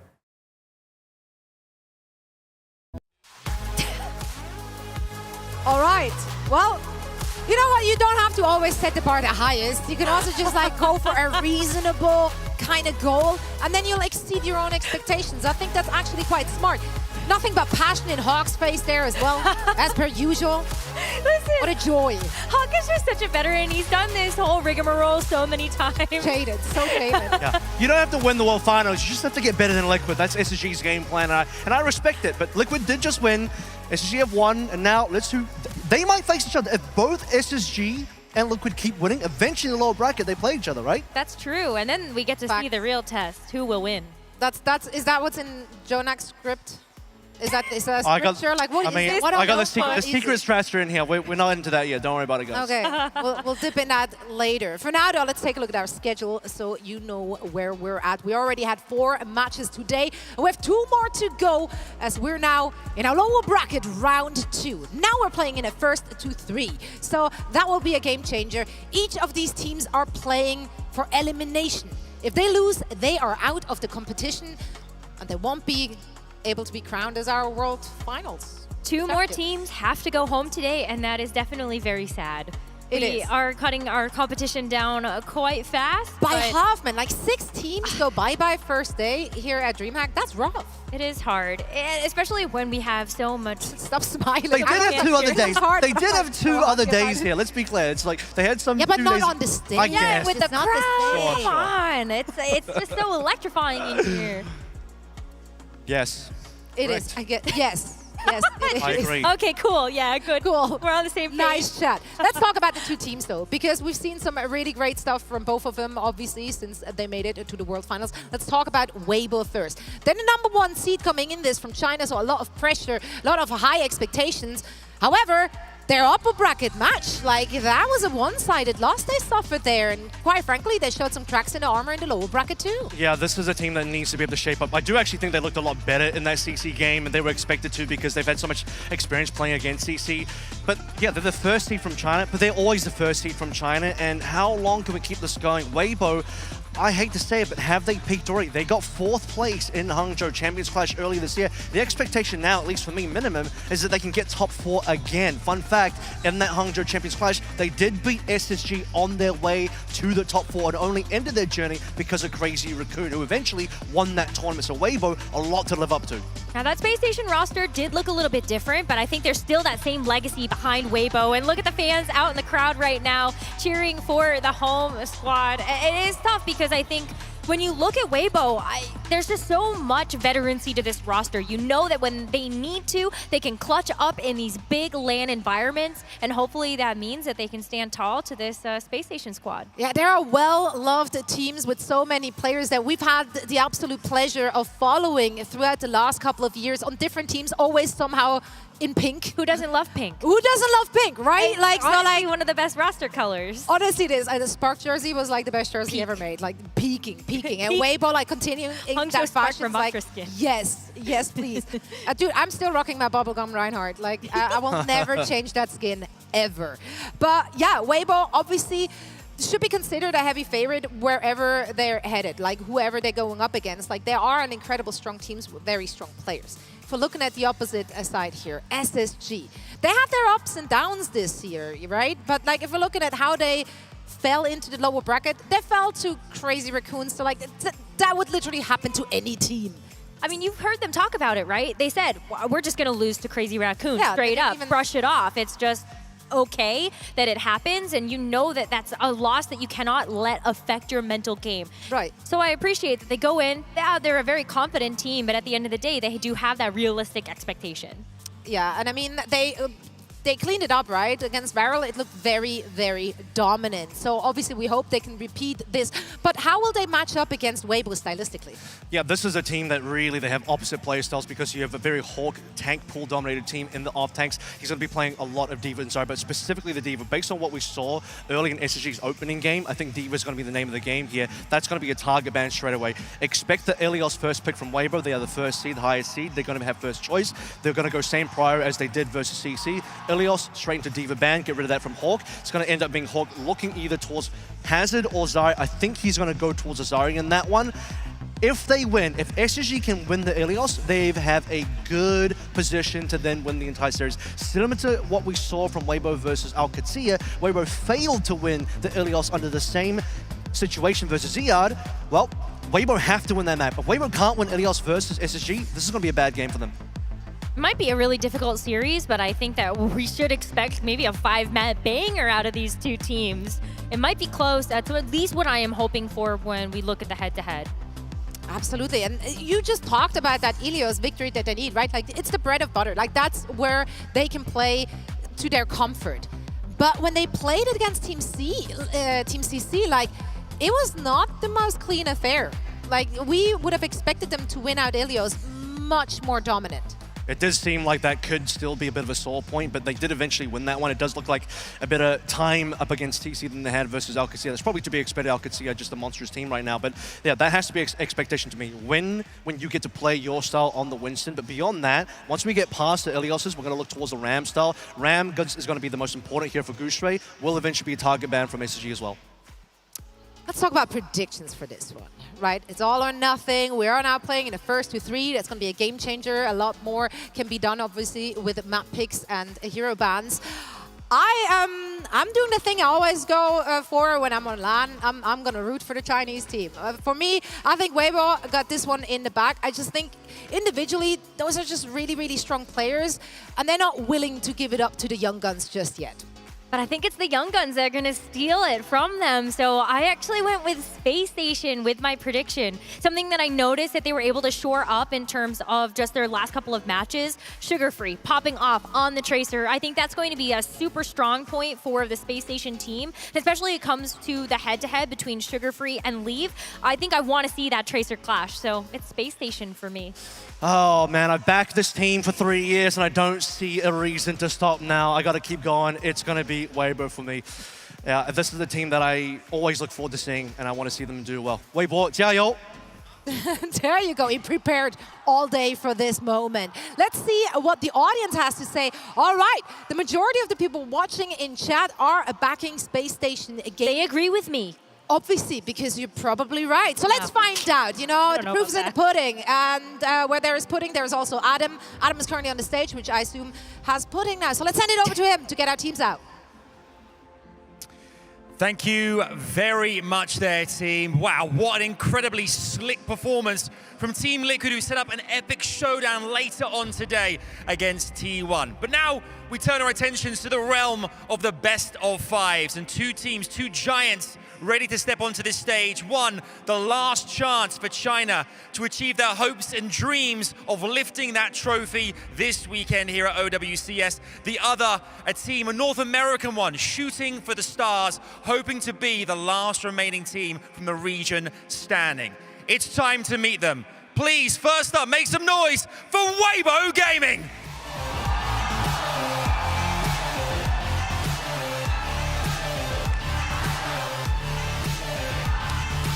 We welcome Weibo Gaming to the stage in Shy, Leave, Gooseray, Monk, and Mew. With fans cheering their names, will it give them what they need to succeed when it comes to facing their opponents? We'll find out soon.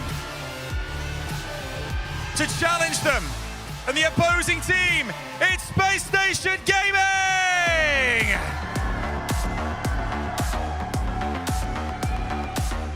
A mixed response, but one thing's for sure, they mean business. Chronic, Sugar Free, Hawk, CJ, and Lep, they are your team. aiming to be the last remaining North American team in this competition. Can they do it? They'll need to beat out Weibo if they're gonna.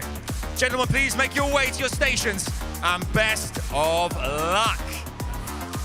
Oh, the stage is set. Incredible stuff. DreamHack feels ready. You know, DreamHack, I can sense a lot of energy in the air. I'm going to ask you one more time to make some noise for these teams. First up, if you're here supporting SSG, let me hear you. All right. And here we go. If you're here for Weibo Gaming, make some noise. They can't wait, and neither can we. It's time for the showdown to begin.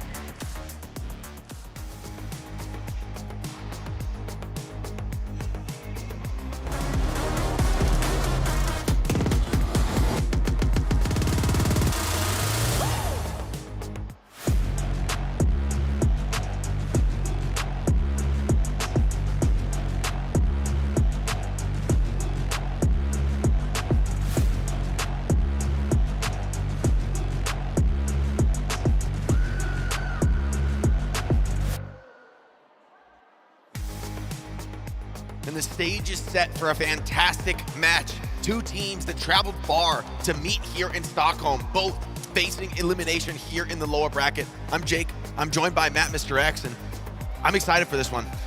Yeah, you know, I think this could be a very good game between SSG and Weibo. The desk talking about a little bit how they think that maybe Weibo is the favorite, but I think SSG, they have a really good shot in this series. The meta looks like it's kind of turning a little bit in their favor, specifically with Hawk really being able to pilot all those tanks. You know, I would look at most metas most times, and I would have said Weibo heavy favorite. I think the desk was talking about that, but I think today's the day for Space Station Gaming. They came into this tournament saying, look, we just want to make top 6. We want to make a decent run. And that's what a win puts you on here. You're in the lower bracket, but one more win to get top 6. They feel like they have chance of even getting higher than top 6. I know that's kind of where they've set the bar for themselves in some of the interviews that we've had with them. But I think with the way things are shaking out, especially with the bracket, you know, who knows what happens when we see, you know, Falcons versus TM, and then I know Alcad up against Crazy Raccoon. They have a chance where they can go maybe a little bit further than they had thought. Obviously, they got Christopher, you know, behind them, being able to watch all of the VODs, you know, cooking up some nice strats as we see the first map selection here for Weibo Gaming. Nothing surprising here, taking us to Ilios. SSG, though, Hawk has all the tanks, Jake, in his pool that you need at the moment. And Weibo, what do they decide to do? Something we saw them do a little bit earlier against Team CC. They get rid of D.Va early on. So the D.Va got in there, and then an Ashe ban. So I like this response from SSG because Shy's been playing a ton of that hero. Yeah, and I think in particular, you know, on this map, you're very likely to want to play Freya into the Winston. It's a really great matchup for Chronic, one that he's extremely comfortable on. And usually, Shy isn't going to want to do that. He's going to want to play the Ashe, have the hard hit scan to take down enemy Freyas, enemy Echoes, to take them out of the sky.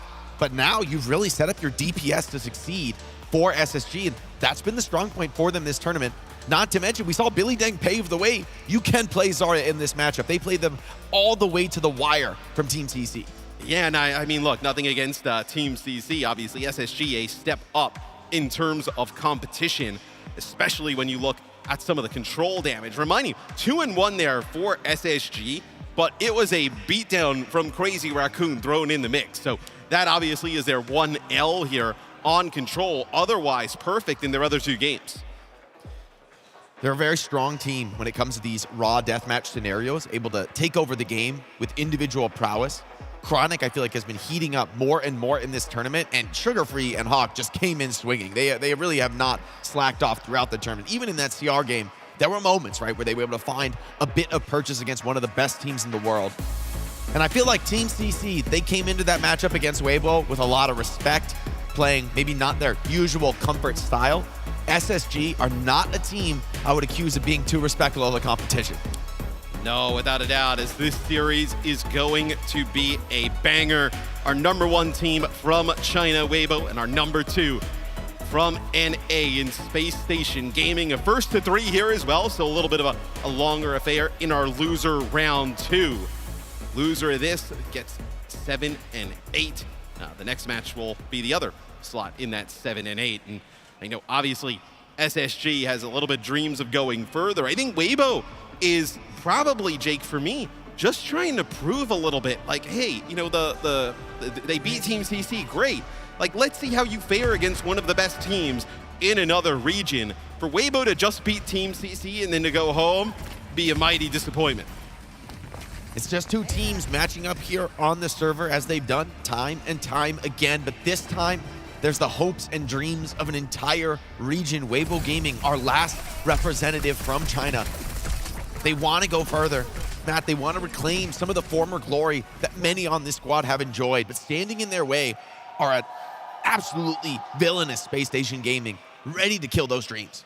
And I'm looking at, you know, Sugar Free coming out on the Echo here, going to have Hawk with those bubbles on the Zarya, able to protect him. Leave was great in the series earlier that we casted on the Echo, but I think it's a read here that they know they're going to be playing the Echo on the side of SSG, come out with that Tracer to try and make Sugar Free's life really hard. So now SSG rotating away, playing this one slow. Got to be watchful of this Winston. Got to keep the pressure on Gushui. Don't give him the opportunity to step on the gas. And now, Space Station find themselves caught a bit in cage. Chronic takes a wide swing, but that Tracer isn't necessarily the fight he's looking for. Hawk just wants to grind this one out, play the point. And Gushui struggling to contest for the moment. Yeah, just trying to put some constant pressure on the Gushui, right? You don't want to allow him to just get on top of Hawk when he doesn't have those bubbles available. That's when you see Weibo decide to go. Leave. First blood here on Ilios. And without Sugar Free, he's been a crucial performer for Space Station Gaming. Can they battle back in the 4v5? Doesn't seem to be. Monk, with the help of Gushui, they clean up Hawk and they send Space Station Gaming packing. Yeah, even with some of that poke damage from SSG that we were talking about, as CJ barely gets out with his life, TPs through the wall. It was not enough. They were able to kind of constantly heal up Gushui, and then as soon as they find an opening, they get Sugar Free, and then they collapse right on top of Hawk as soon as Zarya has no bubbles. A very easy target to take out, so Weibo get control of the point first. And Leave unmatched on the Tracer. We'll see if that's a decision that Space Station Gaming live to regret. Bubbling an Echo in, but no one to be found. There's no targets in Sugar Free sights. Struggling to get purchased into this map. And Weibo Gaming are dancing around experts on this Winston style. Here comes Lee from behind, punching in. Hawk caught alone in the rush. Trapped away from his teammates. Chronic finds one, but Lee running rampant. No one left to mark this Tracer, but CJ, hold on. Still something left to play for if these supports from SSG can stay alive and regroup. And they're doing just that on the high ground. Now Sugar Free's back into it. Yeah, Sugar Free finds one. SSG are right back into this. Gushui's out. Oh, that is such a turn there from SSG that even after they lose Hawk, they're able to get control of the point, win that fight. And now, also, Jake, they didn't really have to use anything to do it, right? You know, Sugar Free in the kill feed, CJ as well. That allows them to hold on to some of those ultimates. Suzu, they are trying to keep Shy alive. And now also the sound barrier. Absolutely necessary. Suzu, perfectly placed by Monk. Gets the 4v5 advantage for Weibo. Second kill as well. Goes their way. And for now, the Winston dive seems to be working out. Sugar Free considering a clutch, but surely 1v4. Too much to ask for as Weibo take the flip. Man, even though SSG, they get that flip, they get control, it does not last for long. Weibo goes in, uses the sound barrier from Mew, and just takes it right back. Even with the Kitsune rush there for SSG, no chance. Nerve, take that one. Maybe open things up here with a sound barrier of your own for SSG as Leave here on the flank. Seeing if you can find anything. He hears Sugar Free above him. I think he's just trying to track where this Echo's at. Now, Chronic under attack. Dances away for the moment. Gushui looking for the chance of the Primal. SSG rips this Echo copy, but the explosive bolt from Freya is going to take him out. Gushui for now, Primal just dancing, looking for something, trying to pull somebody in. Hasn't quite found a connection, and as the Primal ends, Hawk greets him with the grab. Damage doesn't seem to be quite there yet. And the chase down, not good enough. SSG still have to fight for this. Aggressive beat from left. They swarm across the point, looking to connect on that backline. Gushui trying to make them pay with their lives, but Sugar Free standing tall, keeping the team in this. Oh, it's a bubble there from Hawk, Jake, that goes on to Lep, keeps him alive as he goes towards that high ground.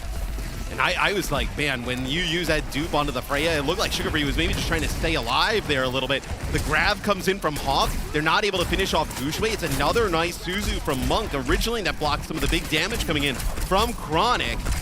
I thought for sure that Weibo would have been able to fight out of this, but maybe now with the rush in this next fight, this is where they end it.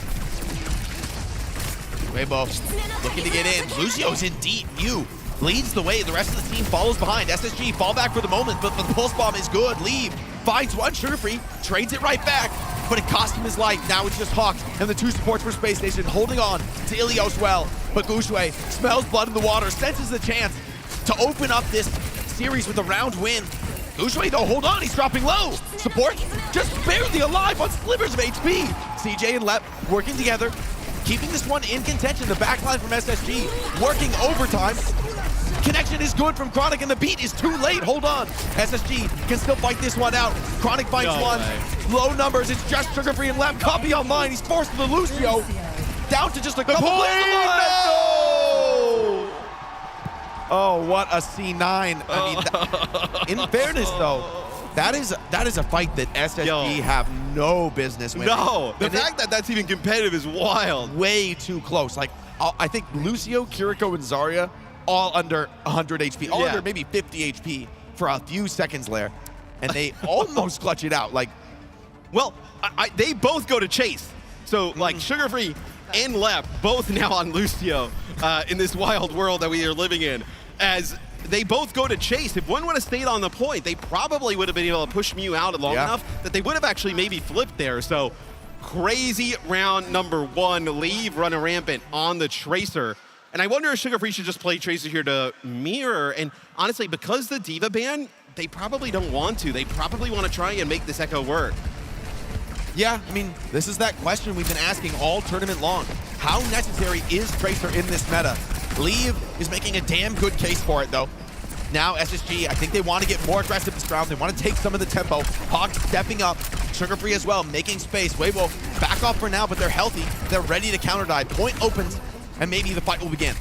Yeah, I think you want to continue to play the Echo for just kind of that burst damage. Then also the Echo is a pretty good target for the bubbles of the Zarya. I mean, Shy takes out Sugarfree. Gushui with some help from Monk gets out with his life. Now can jump right back in. And SSG trying to make this Echo work now. Sugarfree says no. He's got to stop Leave. He's going to take this mirror. Can this be the hero for North America? For now, Shy reigning supreme on Ilios. Yeah, I mean, I think this is the move here for SSG.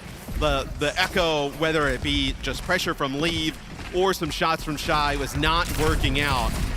So I like the decision to change here for Sugarfree. Chronic on the high ground. Bullies out Gushui for the moment, but Weibo did such a fantastic job in this comp. Staying healthy, always ready to make an aggressive move. Here comes bowler shot. It's good. It's on to Gushui, but do they have the follow-up damage?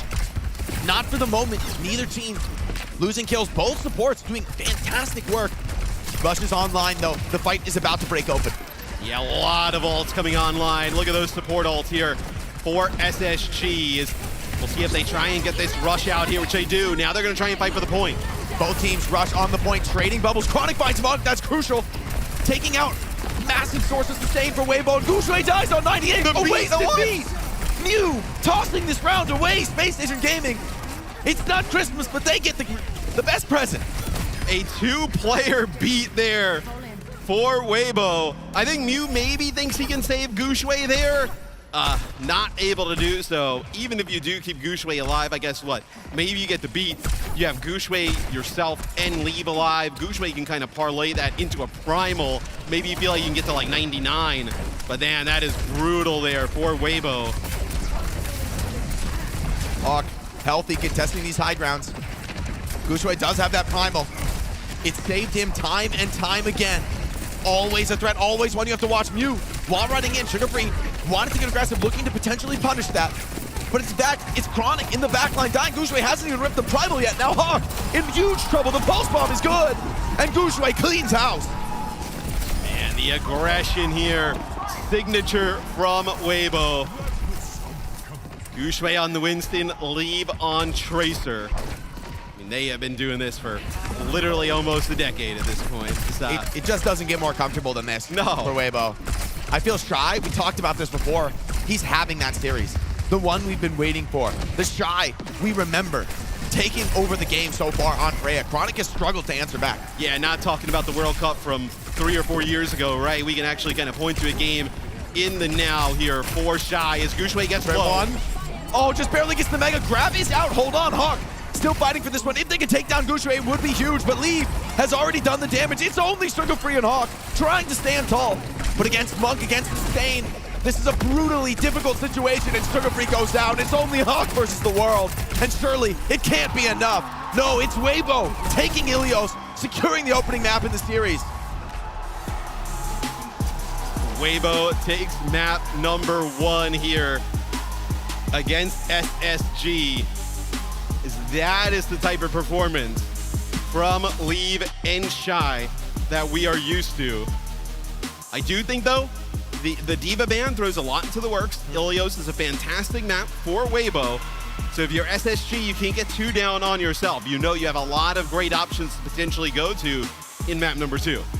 And this is a meta where, you know, Weibo Gaming, they don't have many options to bring us back to a map like Ilios. So while you do bag a map win, at the end of the day, it's not really building you too much momentum to anything that you're really going to be able to repeat on through the series. They're going to have to be so innovative on this Chinese roster to make their style work in a meta like this.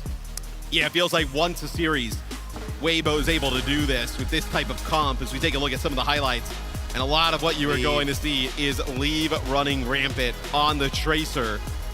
Talked a little bit about it where like Zarya and Tracer don't exactly like work as well together. You know, we have seen it in the past, but at this event specifically, it's been a lot of Zarya with Adventure, Zarya with even like Sim comps, and then Zarya with Echo. So it's not exactly a pick you'd want to make. And then obviously Sugar Free is fantastic on the Echo. It's just when you give Leave the ability to play the Tracer like that and give him the slightest advantage, I mean, he is just going to go to work.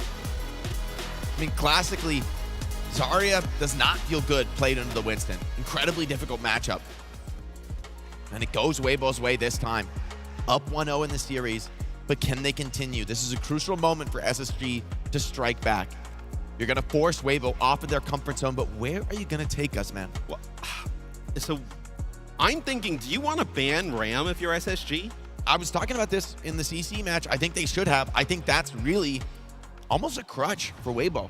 When they're not playing the Winston, the Ram really is that next best option. And we got some Gushue fans in the crowd. Yeah, we got some Gushue Don't be fans shy. out there. Yeah, don't be shy. He's looking fine.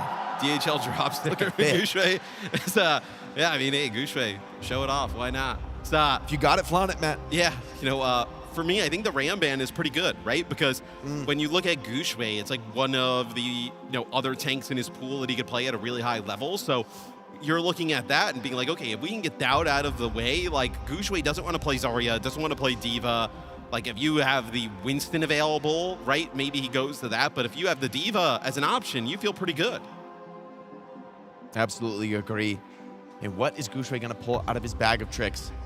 He's impressed us before. He's been in these kind of pressure scenarios. Not every meta that he has succeeded in has looked good for him. And that's why he's built this storied reputation as a player, as one of the best.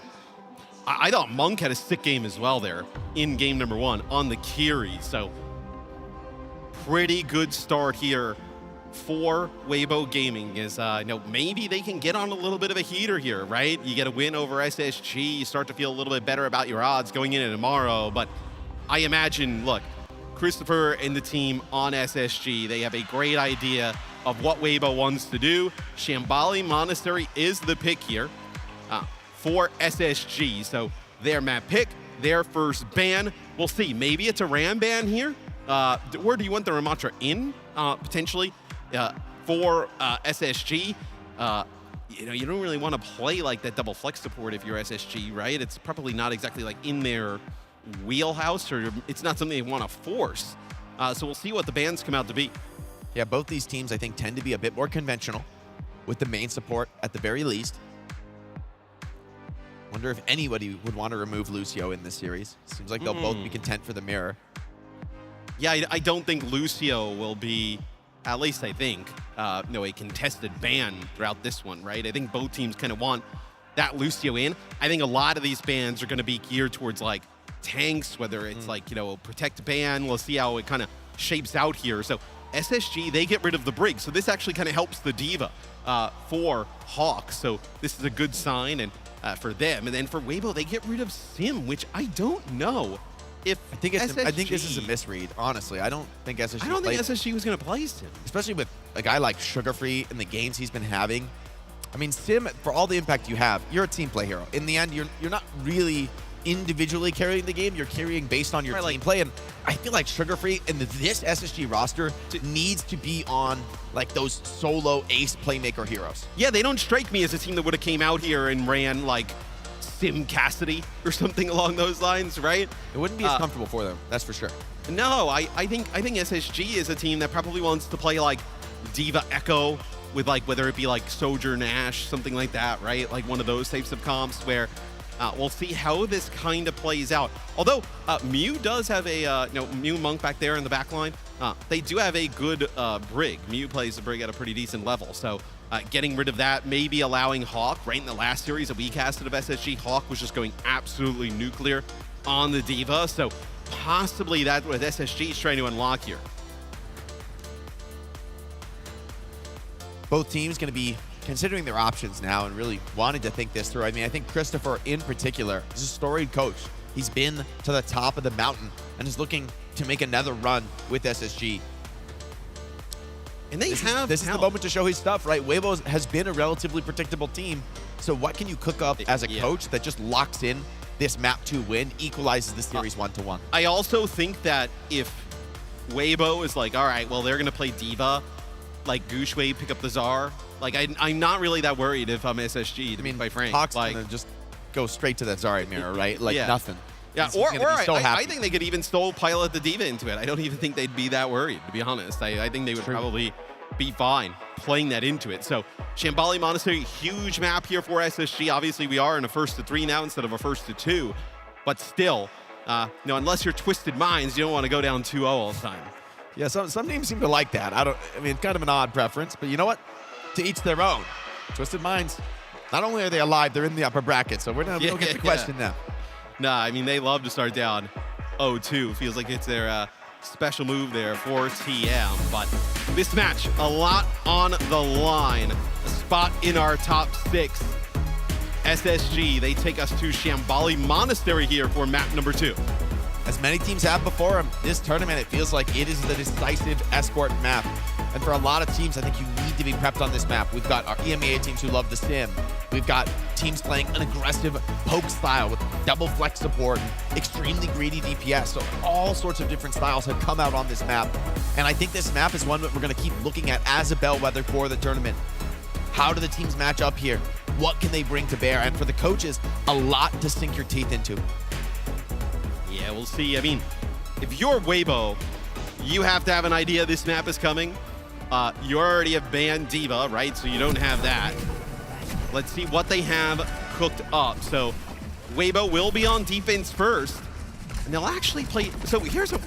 If you wanted to play Venture, like, is there a reason you would have banned the Sim? I mean, in the end, I think they just didn't want to play against him. I think they just feel like it's too much of a variable. It's a comp they don't want to deal with. And also, it's a relatively insignificant ban. So in a way, it's holding something back on a map that might not really favor you anyway. That's true. Like, you save some of these really powerful bans that really shift the game for something deeper in the series. And SSG, let's see what they do once they scout this Weibo comp. It's like, for instance, I think like Sugarfree could play Echo into this, right? Potentially. Wouldn't mind it. Wouldn't mind it at all. See if he decides to stay on the Tracer, make a move as see Chronic go back to the spawn. We'll end up playing the Freya. As at least looks for now, Sugarfree will stay. Chronic finds a bit of a connection, but moving this cart is going to be a fraught proposition. Leave is holding this corner very strong on the Venture. Chronic hoping to find something, but no targets really presenting themselves. Sugarfree tasked with somehow breaking this open, forcing the burrow out of Leave. That's a nice step, but you need to do more than that to earn some progress. So Leave just kind of applying point pressure there. So now the push here from SSG up towards that high ground, trying to dislodge that Ramatra from this corner. Form's running out. Gushway's going to find himself in trouble, has the shield to stall for down. Monk finds left, crucially. SSG looking for the trade, wanting to find something, anything. But instead, they get nothing. Weibo send them packing. Yeah, Monk with a few kills there. Again, kicking off this series quite well as they're also playing the Wuyong. So a pretty nasty poke into that back line here for Weibo, and then you have Leave on the Venture. Not as much Venture today as we saw in our first 2 days of play, but still an extremely disruptive hero that Leave can pilot at an insane level. Leave into the backline. Chronic up in the air, dueling with Shy. This could be for everything. Leave comes to contest, but the supports are there. SSG staying alive. Hawk incredibly low. Gets saved by CJ, but it's not enough with the fist pouring down on top of him. Gushui finds two, but CJ, that pick could be critical.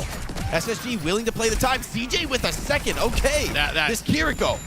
That is enormous. I mean, both DPS gone, any TPs out. Let may not be as lucky. We'll see. Got Mega. He's alive behind, and he's actually pulling a bit of attention to him.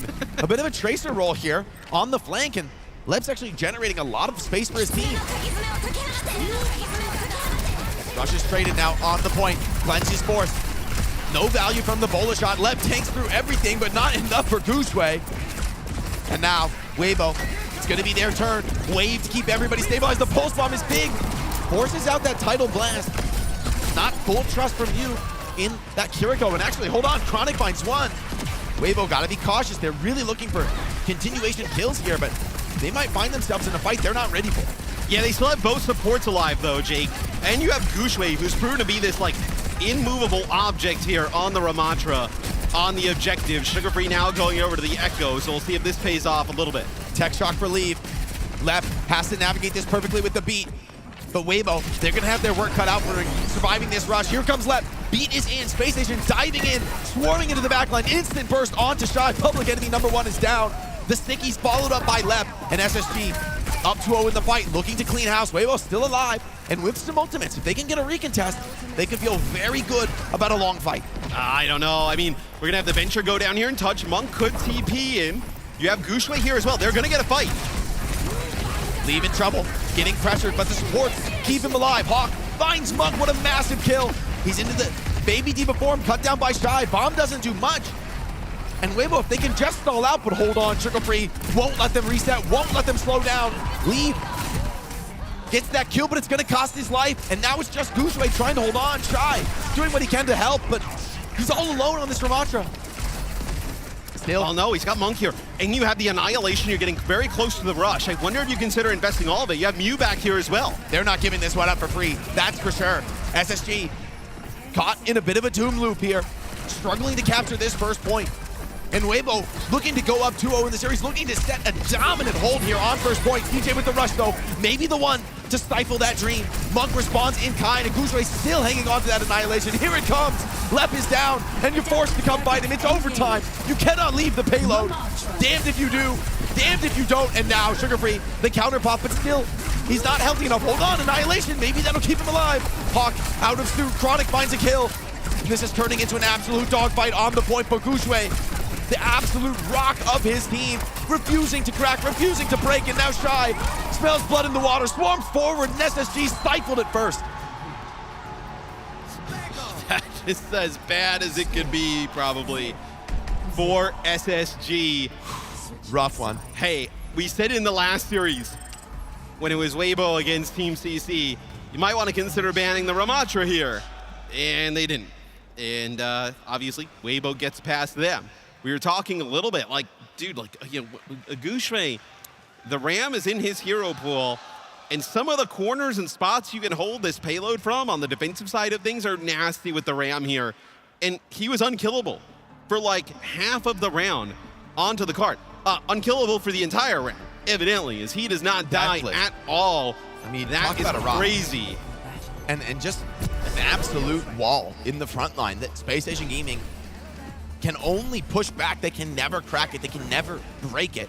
Gushui reads the game perfectly. And to be deathless on defense is really to set the tone for the team. As the tank? Yeah. When you've had like numerous support deaths. I mean, that is a wild round there from Gushui. We'll see though, SSG obviously with an opportunity here for the good old classic Fuller hold. Sneak away a win here. Man, that is a tough offense. A win is far from assured. Shambali Monastery, honestly, one of the most defense-favored maps in the pool right now. So SSG, if they put their heads together, stay calm, stay focused, They might well be able to get this done, but Shy is going to open up on a signature Sojourn. Going to be able to get active, and the prospect of dodging rails for 4 minutes straight is a pretty scary one for Space Station fans. Right, you're relying on just the, okay, we're going to build up a rail, and Shy most likely is going to connect with like Lep or CJ or Sugar Free, one of those targets. And that's going to open things up and get the Ram in there with the Nemesis form and just start swinging. SSG have to give a lot of respect. This double support comp, though, able to keep Hawk very healthy. And so Gushue takes the path of least resistance, comes up to the high ground. Space created, now Shy has a position from which to fire down. SSG trying to play the corners, trying to hold this one off. They're pretty split. I mean, Hawk is over there by the payload, but you see how the other members of SSG, they've been kind of pushed back to this Gushue low. Hold on. Gushue forced into a form, and lead goes down. Sugar Free somehow finds that kill in a disfavored matchup. And now Weibo, I mean, they took a long, slow approach to this fight, and they haven't really been able to achieve much of anything with it. Shy slides back, comes back in for a rail, does connect onto Chronic, and Shy is able to get that cleanup, but Sugar Free has already taken his blood price. Yeah, I do think, although it's a good hold from SSG here at the start, they do not want to let Weibo take that top high ground position and kind of force them back to the choke. They want to figure out a way to get a little bit more aggressive here on defense. Take that space back. Gushue on the Winston on Shambali. This is a risky gambit. But who else would take it besides Gushue? SSG maybe looking to fall back for now, play the next corner, recognizing the dive just too threatening to their Devil Flex support backline. You've got to be so cautious as DJ and Lep. This feels so risky, though. I mean, the Ram is a much safer pick here for Weibo, but hey, if Gushue has an opportunity to play Winston, he's going to go for it. One primal map. That could be all it takes. 2 connections. Mew is low, but gets saved. Okay, Monk carefully on the case. Sugar Free onto the signature Tracer with a fast charging pulse bomb. Will it be enough? Left, forced to rip that support ultimate. It's not enough to keep him alive. CJ holding on to the rush for now, but may need it to close on to this fight. Gushue finding all the purchase on this Winston. And Space Station just don't find a chance to commit to this fight. They get a bit of damage, but ultimately, Weibo come away with the kills. Yeah, and I think they do have Hawk and CJ who make it out with their lives. You see Hawk playing around this first corner. They're also going to get Lep back. Watch the boobs, watch the boobs! Okay, Hawk just barely makes it in. Lep had to step on a point to save the game there for a moment. Weibo, Shy is coming back with that OC. Gushue falls back for the moment to stay for ground. That was way too close for comfort for SSG. But that was the rush. So the rush is out. Now you have Lee with a pulse bomb here on the flank. Shy with an overclock. Every tool you could want. Moved into the air, but the roll away. It keeps Chronic alive. Hawk has taken out the biggest threat from Weibo, and the trades are good. Space Station deathmatching through this. There is a path here for SSG to do something incredible. Chronic finishes off Leave there. That'll be the fight. It's so hard, Matt. You're talking about Shy with an overclock, Gushue with a primal rage, and absolutely nothing. You need Space Station Gaming Gold Bank. You need like a double headshot here from Chronic, finishing off a support, need a hero, or a Squishy, or Sugar Free to make a huge play. He's ready. He wants to slide in so bad. Looking for any excuse. Sugar Free hiding in the corner. Not get up. Huge damage on the Shy. They get the kill. He's out. Now Gushue has to do it alone. The primal rage, will it be enough? Chronic punished for his hubris, getting aggressive. Sugar Free forced back, but Hawk continuing to cut down Weibo, who are crumbling at the final hurdle. Gushue still has that primal. Could just be enough to overwhelm with the raw ultimate bank. SSG, desperation now trying to stay alive. Left wall rides away into the attacker spawn. Who's there to hold the cart? Weibo charging it forward. The pulse bomb is good. The beat's late. Too late. And now SSG beginning to regroup. Leave does find a connection. OC is back. Can Shy find the connection? High noon pop, but Mew takes down Chronic. CJ takes out Leave. There's still a fight to be had. It's just Hawk and Lep fighting this one out. Weibo coming back fast, and Hawk only with the self-destruct. Surely it won't be enough. Can he get the research? Oh my, way too close. But Shy gets the map done in the end. That one was down to the wire. Weibo are gonna be sweating. That is way too close for comfort if you are Weibo. As Gushue goes to the Winston, even though it looked incredible on the Ram, he decides to go to that Winston, and they barely pull it out. I mean, gotta give credit to SSG, a tremendous effort on defense. I thought when Sugar Free gets that pulse bomb onto Gushue, that was it. But man, you know, just too many players coming up the spawn for Weibo. So many ultimates in the tank. And the fact that they nearly clinched that fuller hold. There's still some life left in Space Station Gaming, still some fight. But Weibo still, nonetheless, they're up 2-0. They're ready to send Space Station Gaming home. We take a look at some of the stats here. So leave yet another good game here for Weibo. Man, I love to know the opinion of everybody online of Gushue making that change off of the Ram, because it's like, you know, we talk about how, okay, Ram is one of the other heroes in his pool. He was unbelievable in the first half. They couldn't move him out of the way. Basically same comps in the next go-around, and we decide, hey, you know what? Let's go back to what we ran on Ilios a little bit and try and make it work. And they make that change with like 2 minutes to go, and it goes down all the way into OT. So many crucial moments. Great game from CJ, by the way. Yeah. I mean, 2 deaths on the Kiriko. Really good day overall from him. Yeah, really solid. You see Hawk there. I mean, Final moments that neck drop, man, like, if Shy doesn't kill him with the headshot, that is scary territory. They were too close. That was they were too close. I mean, that is one where Hawk, that would have been like the play of the event by far. Oh my God. Yeah, that drops on Shy right there. It would have been insane. The Weibo fans would have rushed the stage. As we now have SSG trying to do their best Twisted Minds impression. They're going to have to run this one all the way back. They still have that Ramatra ban available. As we've discussed, potentially a pretty strong one here against Weibo. You could also potentially get rid of the Tracer, right? You know, Leave has obviously been playing Tracer a lot of the series. We'll see, though, what map do you think you're going to here? Next best for Space Station Gaming, maybe something like, I mean, a Kings. But I mean, Winston is playable there. It's crazy. It's crazy to even say that. Would you go? Could you go Runa Soppy? Because there always is the threat of Weibo going to New Queen Street and playing like aggressive. Yeah, maybe style. taking Munasapi, avoiding New Queen Street. It might be the best dive map left in the pool. They're gonna go to Kings though. This is another great option, right? And we see a lot of teams also do this because you obviously have more escort maps in the pool and hybrid maps where a lot of the teams feel pretty similarly about like which flashpoint map they would go to and which push map they would go to. So you feel like you're only really conceding that first ban to the opponent as opposed to, you know, map selection as well. So Kings Row will be the choice here for SSG. This feels like it would be a great spot for that Ram ban, right? Because if you take away the Ramatra, you know, is Gushue just going to play Winston? Doesn't strike me as he's going to play Diva. And you also kind of protect maybe like a Zarya ban or something on the other side. We'll have to see. I mean, I would have thought the Ram ban would have come out last map, but this time it looks like is it going to be the Wu Yang ban from SSG and Zarya ban? Interesting. Yeah, so at least here that looks like what the potential is. So we did see some double flex backline there from Weibo in that previous map. Where it doesn't seem like SSG really wants to kind of go in that direction. And I did say, you know, maybe you ban the Ram to end up protecting the Zarya, but the Zarya goes.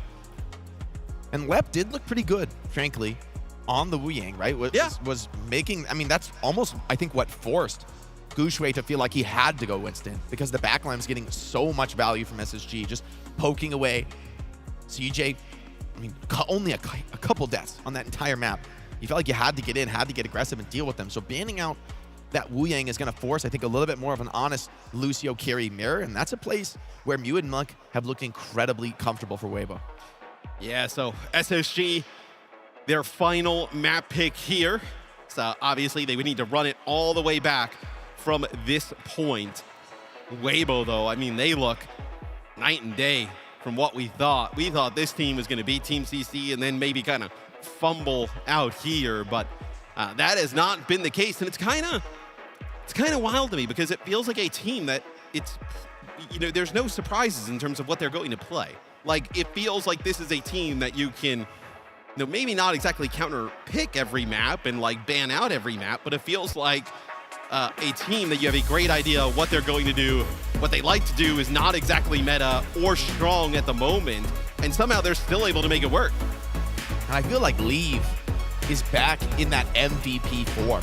He's having big game after big game, and I feel like at this point, you have to take notice. You have to put some respect on the name, because Sugar Free has had quite a similar tournament. You set that Crazy Raccoon game aside. Yeah. I mean, he's been having big, like huge performances.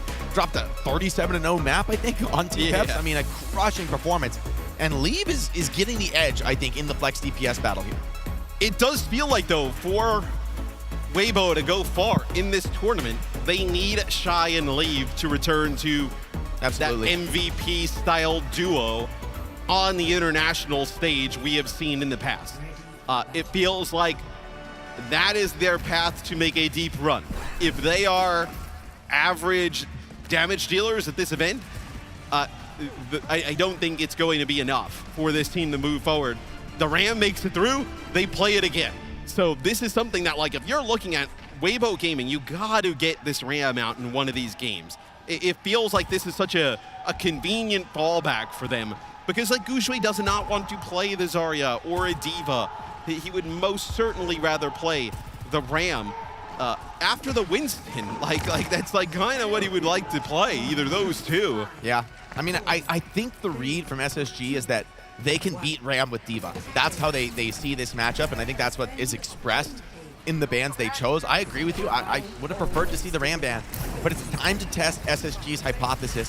Can they, in fact, crush this matchup? Is it as confidence-inspiring as it seems to be for their coach? We'll see as Hawk's in deep here, all the way to the back. He does get great positioning. I do think, though, it's so risky for Sugar Free to kind of cross this gap, especially against somebody like Shy, farming up a railgun. They've got all the space in the world. Weibo have yielded everything but the back corner of point, just trying to hold on with this Ramatra.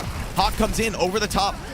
And a quick rotation for Weibo Gaming, looking for kills, but finding nothing. Cleanse forced out. Hawk right on top of the backline. Shy incredibly low. And the cleanup is there. Sugar Free gets the kill. It cost Hawk the suit. And so Weibo not out of it yet.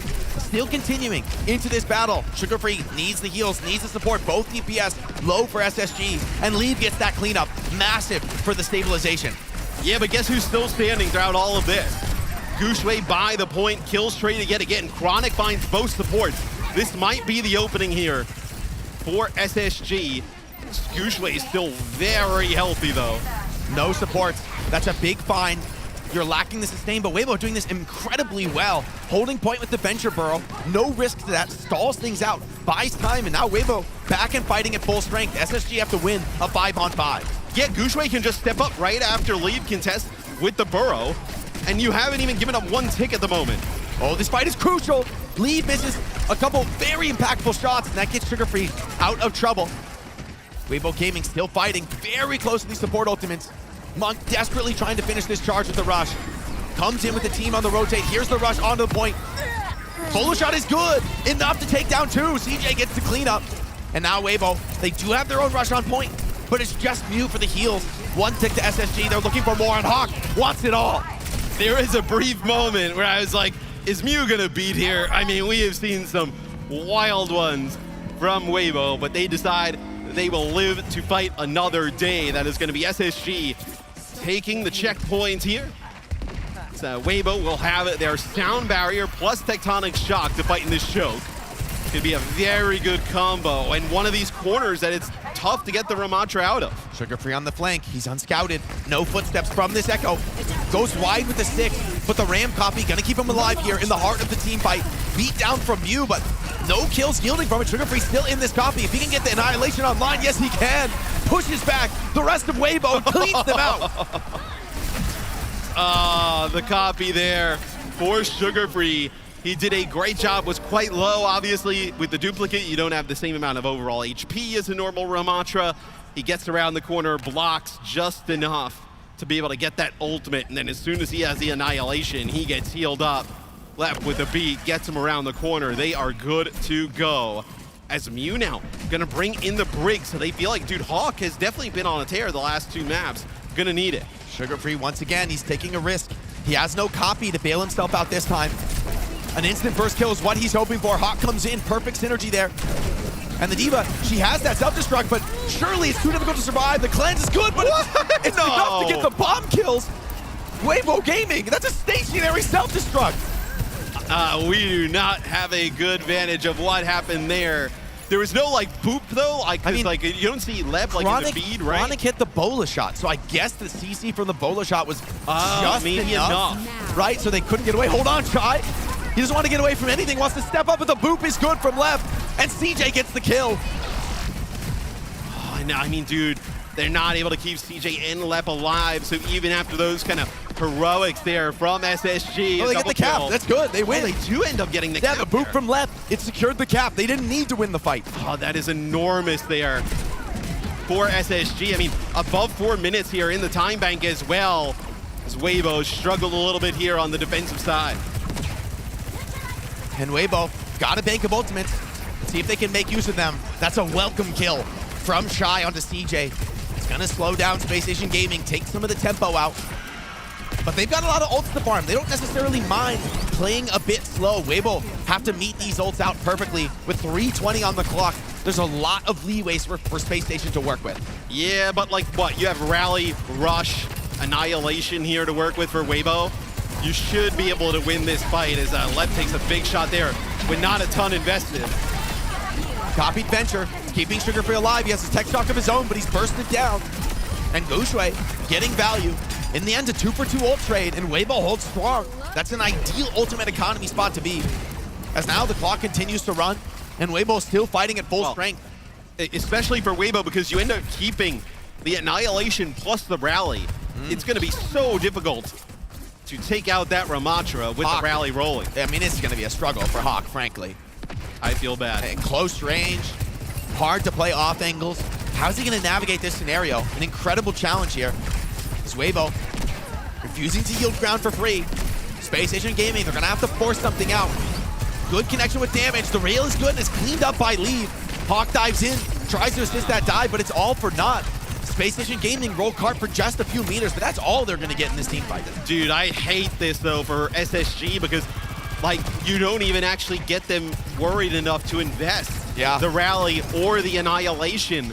I mean, they're not making any progress in the economy. If anything, it's getting worse. No, that's what I mean. It's getting progressively worse, right? Because like Monk is already more than half to that next Kitsune rush here. You need an early pick or something, and there it is. Bola shot. It connects onto Leave. It disables that burrow. You're not able to get out of trouble. Gushui now holding defensively, but the cart is rolling. Now Mew steps up with the Rally, says enough is enough. Going to be forced to commit those ultimates. A big beat from Lep. Keeps Hawk alive and fighting. Now Mew falling back with his Rally. Knows he doesn't have enough gas to keep going. Shy with the OC though. That's certainly a go sign for Weibo Gaming. He steps up looking for a kill. Needs to find one more connection. Chronic giving him no opportunities. A full rail into the back of Hawk. And CJ goes down. Self-destruct available. SSG, do they want to continue this fight? It seems not. Hawk chooses not to invest the ultimate. Taking the reset instead, but Weibo essentially have held this corner for more than 2 minutes.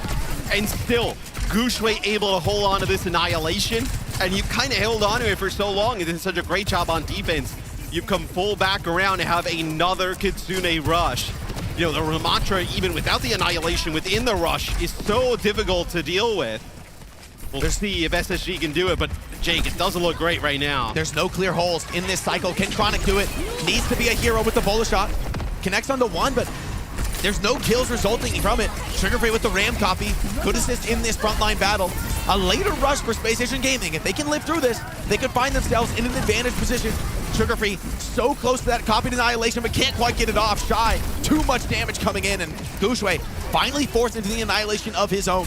Continuing to run this clock down, but finally Weibo find themselves without ultimates. They have to fight this one out. Chronic on his lonesome on the flank, getting punished by Shy, but may have just slipped out of there.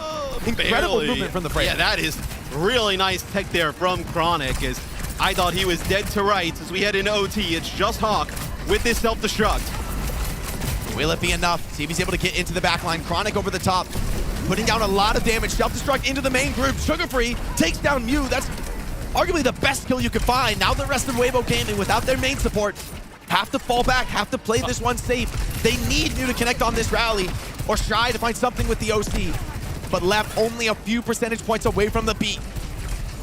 they're just not able to capitalize on getting Mew, as he's going to be back in the action. You have an overclock here for Shy. Bolts are good, Shy. So close to the rally. Instant beat out of CJ, or out of Left rather, keeps CJ alive. Now Hawk steps up. The bowler shot is enough to take down Shy, and Monk falls right behind him. Mew with the rally, holding strong, but it's D9. No way, Space Station Gaming. That is a heartbreaker, Matt. And this is your tournament life on the line. Oh, they're gonna be feeling that one in the morning. Oh, man. You think back to map 1 on Ilios?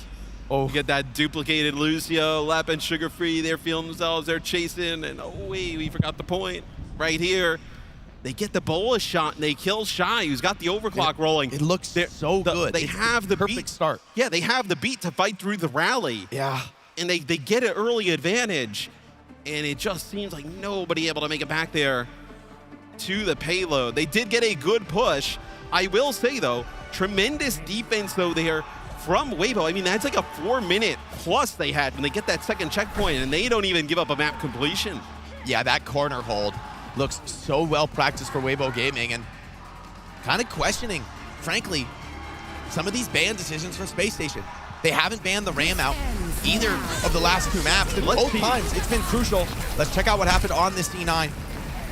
Chronic on cart, steps away from the burrow, and everyone just a step. It was like 3 players a step away from. And it looked like maybe tragedy. Lep actually thought he triggered it, because he was like wall riding, and it looked like he dipped a little bit, but maybe just a little bit too high out of the box. I mean, that right, that's like on the absolute line. Edge of the yeah, incredibly tight there. But that's the margins you have to play with if you want to compete at this level. If you want to be the world champion here in Stockholm, you can't be making mistakes like that. Space Station Gaming, there's going to get their last reprieve, their last chance to clean up their act if they want to stay alive in this tournament.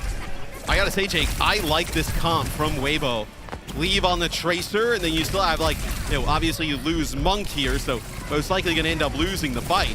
But, that Kiri Brig backline pairs decently well with the Tracer and the Ram. It's a nice first fight from SSG. But I do not hate the look here from Weibo early on. I mean, real veterancy being shown by Space Station Gaming. Being willing to take a brutal team fight C9 like that and then come back in with a very aggressive defense. I mean, most teams we see on Kings Row do not play this style, do not dive forward onto the attackers, but Space Station Gaming are, if anything, they're playing like they're up 2-0. They're playing like they're dominating the series here on Kings Row D. I mean, this is what you want to see, right? Absolutely. Chronic start to get the better of Shy. Widow? In this hit scan battle. I mean, Widow is a conservative. You're like forced to go Widow just to clear the attackers or clear the defenders out of your spawn. Right, just get them out of the line of sight there. Allow Gushui to push up. Gushui steps up, taking a lot of damage. Here comes the wrap. Once again, SSG looking for those vulnerable backliners. Chronic trying to get a connection, but Gushui reads it well this time. Has 2 on the fight, and so Weibo with the player advantage. Sugar Free pulls it right back, but the trade down is good. SSG looking to heal up. Hawk and CJ preparing for an inevitable recontest. They are absolutely not giving this one for free. That looks like Weibo very close to taking this point. Some players from SSG up on the high ground. Will we get a contest? It'll be Hawk who drops down. Will get a touch at least. We'll see if they're able to hold this for long. Bola shot in, puts down some damage. Not enough though. We'll have to see here. Can Space Station clutch it out. Sugar Free with the copied Ram. Lep finds a kill on the fight. And so there's still the fight to continue here. CJ, beautiful save onto his main support. Sugar Free holding onto the frontline tank roll. Incredible flexibility from the young DPS. And now Sugar Free looks to clean up Gushui, making the hold on Kings Row. SSG refused to be knocked out in Stockholm. SSG barely hanging on here. 2 ticks for Weibo. So not out of it just yet, but this would be a huge clutch up here for SSG. They also still have that Ramatra band that we've been kind of harping on available. Could get themselves back in this series right away. Aggro beat. No support ultimates available. For now, Weibo, they do get the rally online just in time, but the damage may have been done. Hawk can't get the self-destruct, but he does die in the baby form. Now Weibo fighting 3v4. No tank on the front line. It's turning into deathmatch brawl after deathmatch brawl. But SSG, they keep finding the better of these low number trades. Incredible fortitude. Gushui wants to end the madness here. Steps up onto the point. Threatens the cap. Bola shot. Forces away the Brigitte. And now Gushui with an annihilation of his own, continuing on this pressure. Somebody has to touch into it. For now, it's Hawk giving his life to keep the team in contest, but it should just be too much. Weibo Gaming overwhelmed. Gushui blocking for his life. And it's enough to cap first point, but man, SSG are absolutely not out of King's Row yet. No, not at all. What a first point haul there from SSG. They kind of drag Weibo down into OT. Let's go to a listening though with Weibo Gaming, see if they can take this second checkpoint. 第二打好了，都在前面拉吧，你不好车，他第二不好卡车的，然后现在这边大了，他离我可能快了。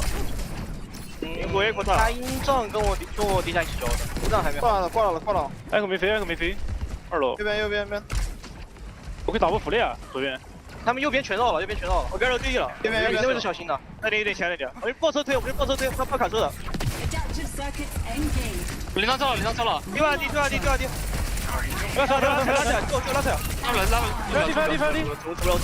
没了！那身上还没结束的，别人活吧，我应该保活吧。能往前推吗？走！两个队我这儿，他有灵魂，我不在的。我也有93，就半点血吗？半点血我马上说你就铃铛保我就行。我留铃铛的。还没有送。有了，没飞头上，全头上。我去卖。打低网他没飞，二水没交警吗？不要，这边可以吗？现在可以交。这样飞太大了，我错。这边好吧，来这边。They're inching this card forward, getting purchased in the team fight. Shy finds Chronic, and with the rally on the point, surely that's too much for SSG. That first hold, long forgotten. The second has been an absolute sweep. Yeah, and maybe if Left gets that sound barrier a little bit earlier as they just finish off CJ, they decide to invest it there. Chronic with the Widow finds one. But maybe if Left gets the beat a little bit earlier, they try and invest it, keep Hawk alive, kind of cycle into a self-destruct.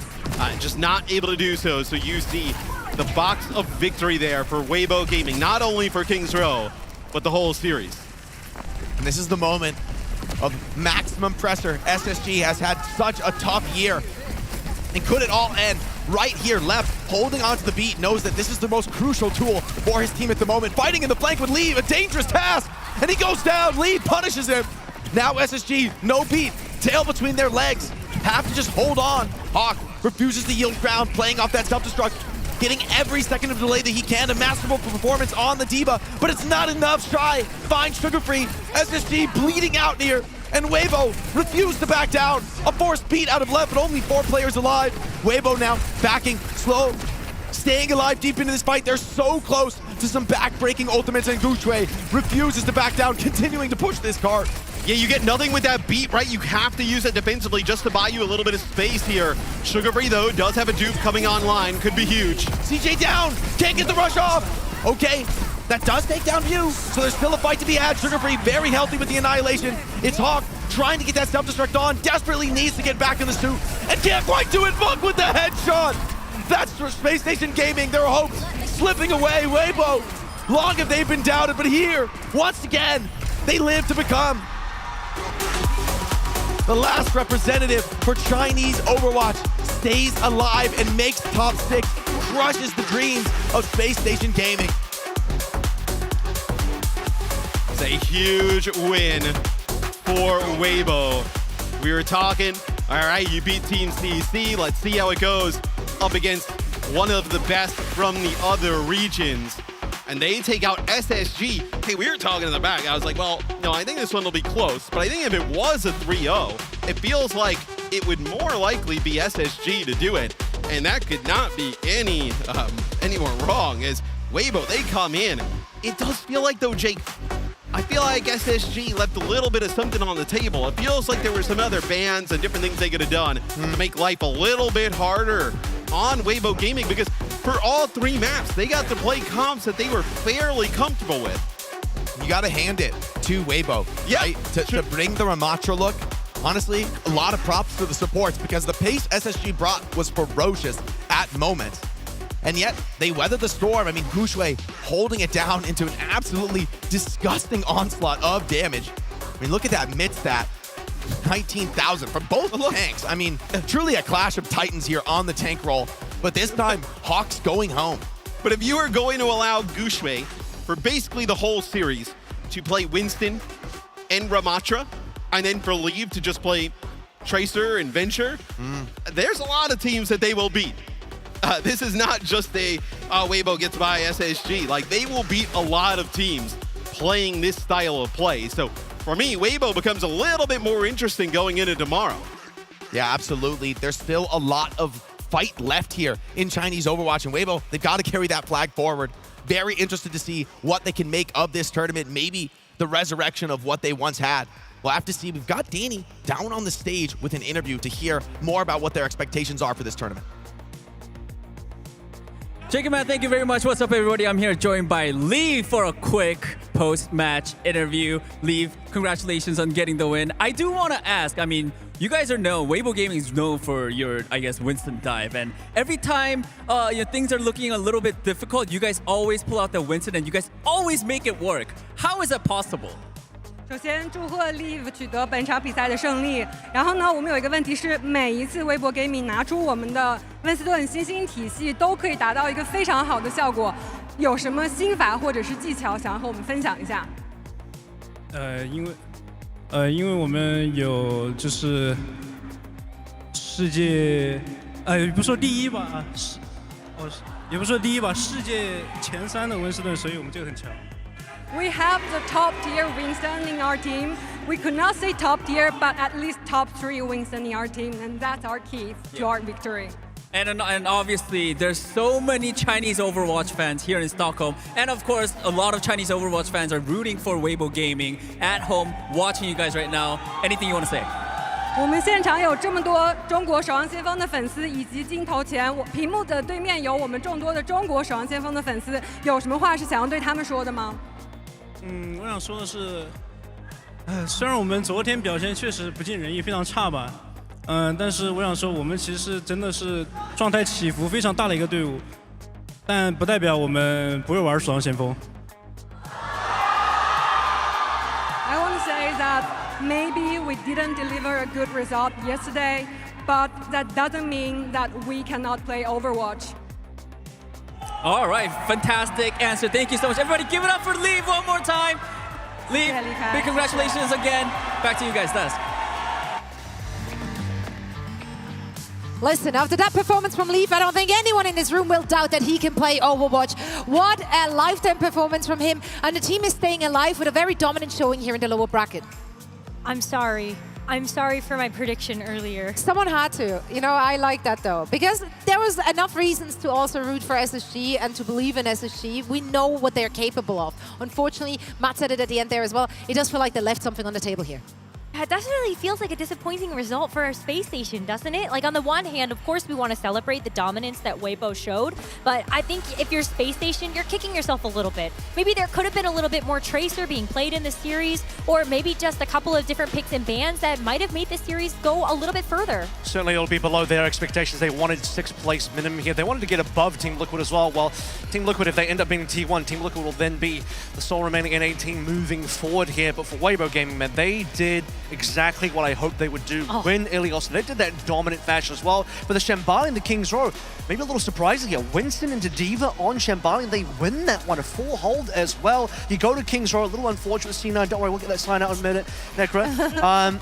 But on King's Row as well, the Wu Yang band coming through from SSG, maybe a little surprising to see that SSG were that keen to protect their Lucio Kiriko at the expense of not banning out the Ramatra. So Gushui gets to play as Ramatra on a map that otherwise would be really tough for him to play anything else. And sort of like the caster said here, Gushui having Winston open, having Ramatra open, that is a strong pathway to success. But I'll finish by saying this, that was an MVP level performance by Leave. Jake mentioned it, and I'll double up on that one. 2021 MVP Leave is back.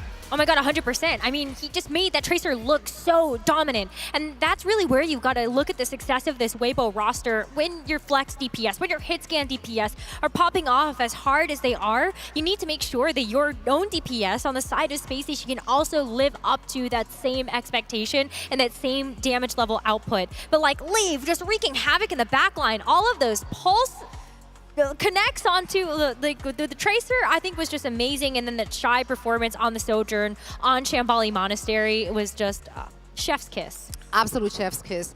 Now, speaking of chef's kiss, how would you rank the C9 though? Because you are our resident C9 expert. I feel like we need to have some sort of ranking at this point. I wish I actually had put that on the sign. But for now, I think, wow, that was. He looks like he's shooing Sugar Free away when I he know. did that as well. He He has now eliminated Sugar Free, who, like you said, Rose, didn't end up playing that much Tracer, as she really wanted to lean into the Echo for this game. And I think the Echo did look good, and I want to give a lot of credit to Sugar Free because also this series doesn't just rest on his shoulders. It's at the end of the day a full team effort when you're playing 5v5. You can't just look at the DPS. You also have to look at the rest of the team. And I think in some cases, you know, especially in King's Row, there were a couple of sound barriers that just didn't go off on time. And then, you know, I do love that you made it. It did happen. Off shame, unfortunately. Oh, listen. The C9 In the face. So sad. This one goes on the list for Necros C9 of the day. I mean, we'll have them ranked for you later. It is a heartbreak when that kind of stuff happens in such a high-stakes match, right? But that's exactly when nerves can come in. Like, this is exactly the situation that... this one's pretty bad. Chronic was right there. This was a winnable situation. I mean, you got two picks here. Chronic gets the bullet shot onto Shy. Sugar Free also picks off the Kiri that would have been very close to also getting that Kitsune rush. So I think that was a huge win condition on the board for them. And then unfortunately, you see there, the Lucio is just too high in the skybox to actually be touching the cart to contest it. This is like when I was on Wrecking Ball, I was like, well, Zoe's right there on the Diva. Surely she touches, right? Very few people will get the reference, but Zoe will. That's what matters. Zoe gets the reference. I remember you playing ball, and I'm trying to like scrape it from my memory. Again, you were right there. You were right there to get the touch. Yeah, where were you when that happened? Well, either way though, like let's bring it back to our teams here at hand. Like obviously this is at the end of SSG's journey, but just to like kind of put a bow on their performance this year, like what were your expectations, and do you feel like they have been met? It's been up and down. I mean, SSG, obviously they made Hangzhou Champions Clash, but missed out in mid-season. They made it to Stockholm with sort of a rebuilt roster with Chris coming in as well. And do feel like they, at least domestically, met expectations. They got top 2, could have even won that NA final to be the first seed. But really, I think they would have at least, like they said in their own interviews, get 6th place at this World Finals. So maybe slightly short of the World Finals, but at least domestically proven that they can be a top dog. Yeah, and I think the other side of the coin you have to look at is just that I think Weibo is also exceeding expectations a little bit here, especially when you're beating a team that is as tough as Space Station. You're making it look convincing. I hope this means that Weibo can go even further when it comes to this lower bracket. And it's going to be exciting in that lower bracket, right? Because they are now potentially facing off against either Team Liquid or T1. Who do you think they have better chances going up against? I think they might be actually receiving a team from the upper bracket first before that. We'll have to get the bracket update. Yeah, so they'll be receiving a team from the upper bracket first. I was a liar. Yep. Which team but is it could that? happen. You're just thinking ahead to the future, right? So that's right. The lower I was semi-final. Skipping ahead there. Yeah, but we do have Team Liquid and T1 coming up next here. I don't know. I would assume they flip from the upper, but before we get confirmation from that, we're going to refrain from saying it. There it is. Yep. So these are the 4 teams they could potentially face off against. I mean, certainly their road will not be getting any easier. Yeah, it is going to be the loser of Twisted Minds versus Team Falcons that I believe will be against Weibo.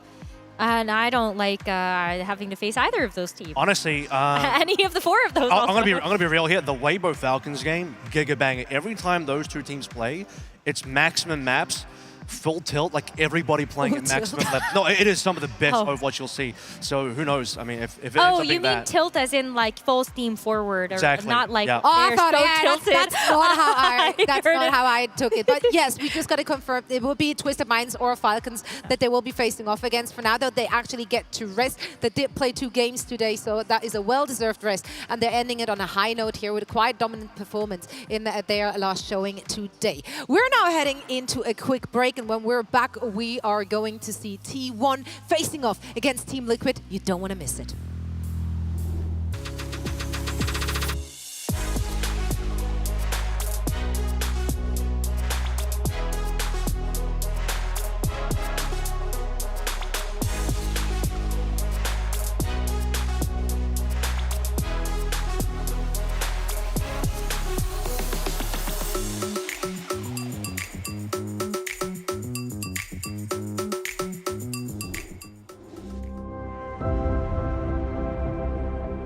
You can hear it in the wind. An echo. A whisper. A calling home. It welcomes us. Not as wanderers, but as its kin. In search of a memory of what once was, where purpose ignites.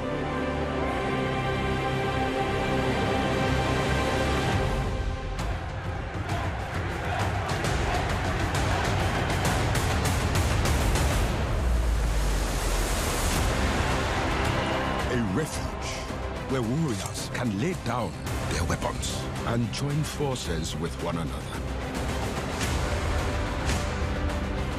You can feel the power as countless worlds collide. A new future with endless possibilities. A place to unite. To imagine. To belong.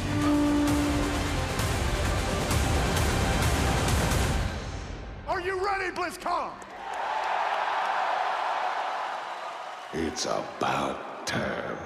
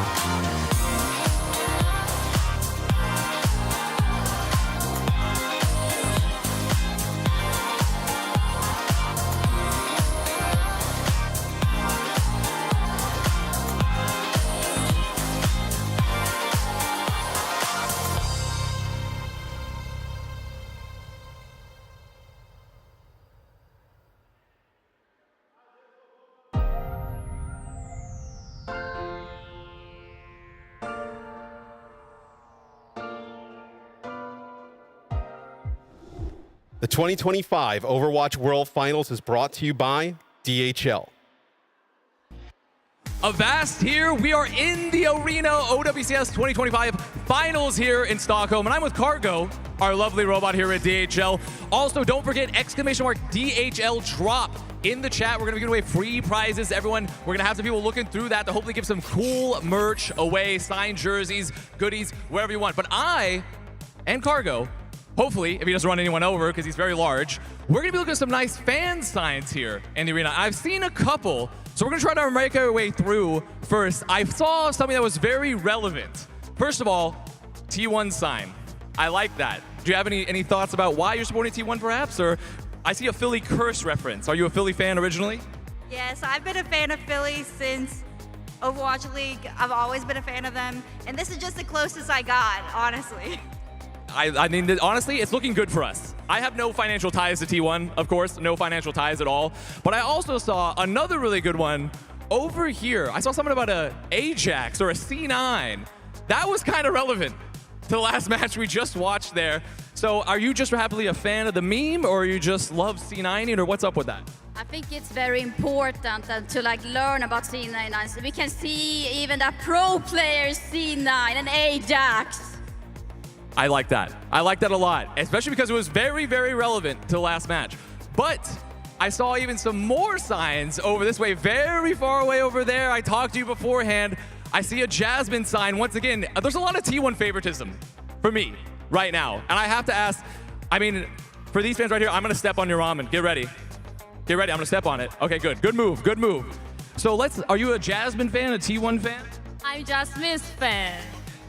Did you travel far here to the event? I'm from Korea. Korea. Let's give it up for Korea real quick. Let's go. I'm loving the signs. Okay, I've seen some 1v1s. We're going to hold off for that for now. Because Cargo, he's still standing over. Sorry. Nope. Not your chance just yet. Not your chance just yet, because I'm looking for some more signs. Guys, see more signs? No more T1 favoritism, though. I'm sorry. I see that's a Jasmine. I see a Liquid. I got to go to the back, though. Oh, there we go. Wait a minute. A Gushwei who just won. I love the Gushwei sign. Are you, I'm assuming, a Weibo fan? Yeah, Gushwei is daddy. He's daddy.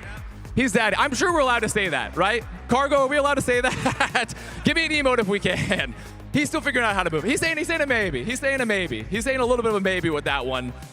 And then I see another Gushwei sign. I saw that too, but we can't have too much favoritism. In fact, what is that over there? I see Sugar Braun, of course, but is that a hashtag TWinK? Wait a minute. I'm gonna go around to you, because Cargo, I know you're very slow, but I gotta go around to you because we're not gonna have you walk. I'm so sorry, camera operator. I'm very, very sorry. I'm moving around very erratically. I see the TWinK. I'm coming all the way over there. Get ready. I see. You can stand in front of me. It won't save you. It won't save you. You can stand in front of me. Okay, I'm coming all the way over here because I have to see this sign. And I also see, what is that, 0 days since last C9? Okay, I love that. Are you a T1 fan yourself? T1 super fan. T1 super fan. Okay, where are you from? Well, I used to live in Philly, but I live in Manchester at the moment. Manchester, UK. Well, you might have just lost your signed piece of merch, UK. No, actually, I like the signs so much, and I'm so favored, T21. You actually gonna get the first signed jersey that we're giving away for yourself. And then here we go. We have it right here. There, thank you, and thank you. We're gonna continue to give away. Oh yeah, make sure to show us the jersey. Show us the jersey. It's a signed jersey. Is that a Crazy Raccoon signed jersey? Well, that's nice. There we go, from the whole team, the whole squad signed that. We're gonna give away stuff like this the next 2 days, Saturday, Sunday. Also, !DHL drop in the chat. Don't forget, we're giving away more goodies there, but you'll see more of me, a lot more. And I know you guys will be standing in front of me trying to get your signs read, and don't worry, you might win. You might win. You keep up that tenacity. You keep up that tenacity. I'm going back here to Cargo. But overall, I'm very, very excited to see everyone here. Remember, 2 more days of giveaways. Do your best with the signs. !DHL drop in the chat. What's up, Cargo? How can I help you? I'm trying to figure out what this is supposed to mean right now. He looks to just be dancing, in which he has a lot of joy. And also looks like your palms could crush me here a little bit. But, I mean, right now, everyone, I'm so glad you're all here. Make sure to make more ridiculous signs, because they're giving me way too much creative freedom. So I'm going to try to put them on broadcast. Giving way too much creative freedom, guys. But overall, Des, we're done down here. Back to you. Thank you so much, Avast, and more importantly, thank you, Cargo. I don't think there was a dance. I think Cargo was about to throw hands at the disrespect of Avast. But yeah, great fan signs out in the crowd. We hope to see many more of those. It's one of my favorite parts about live events, fan signs. Man, People are showing up. So funny. I also looks great in the old Florida Mayhem colors, so he fits right in.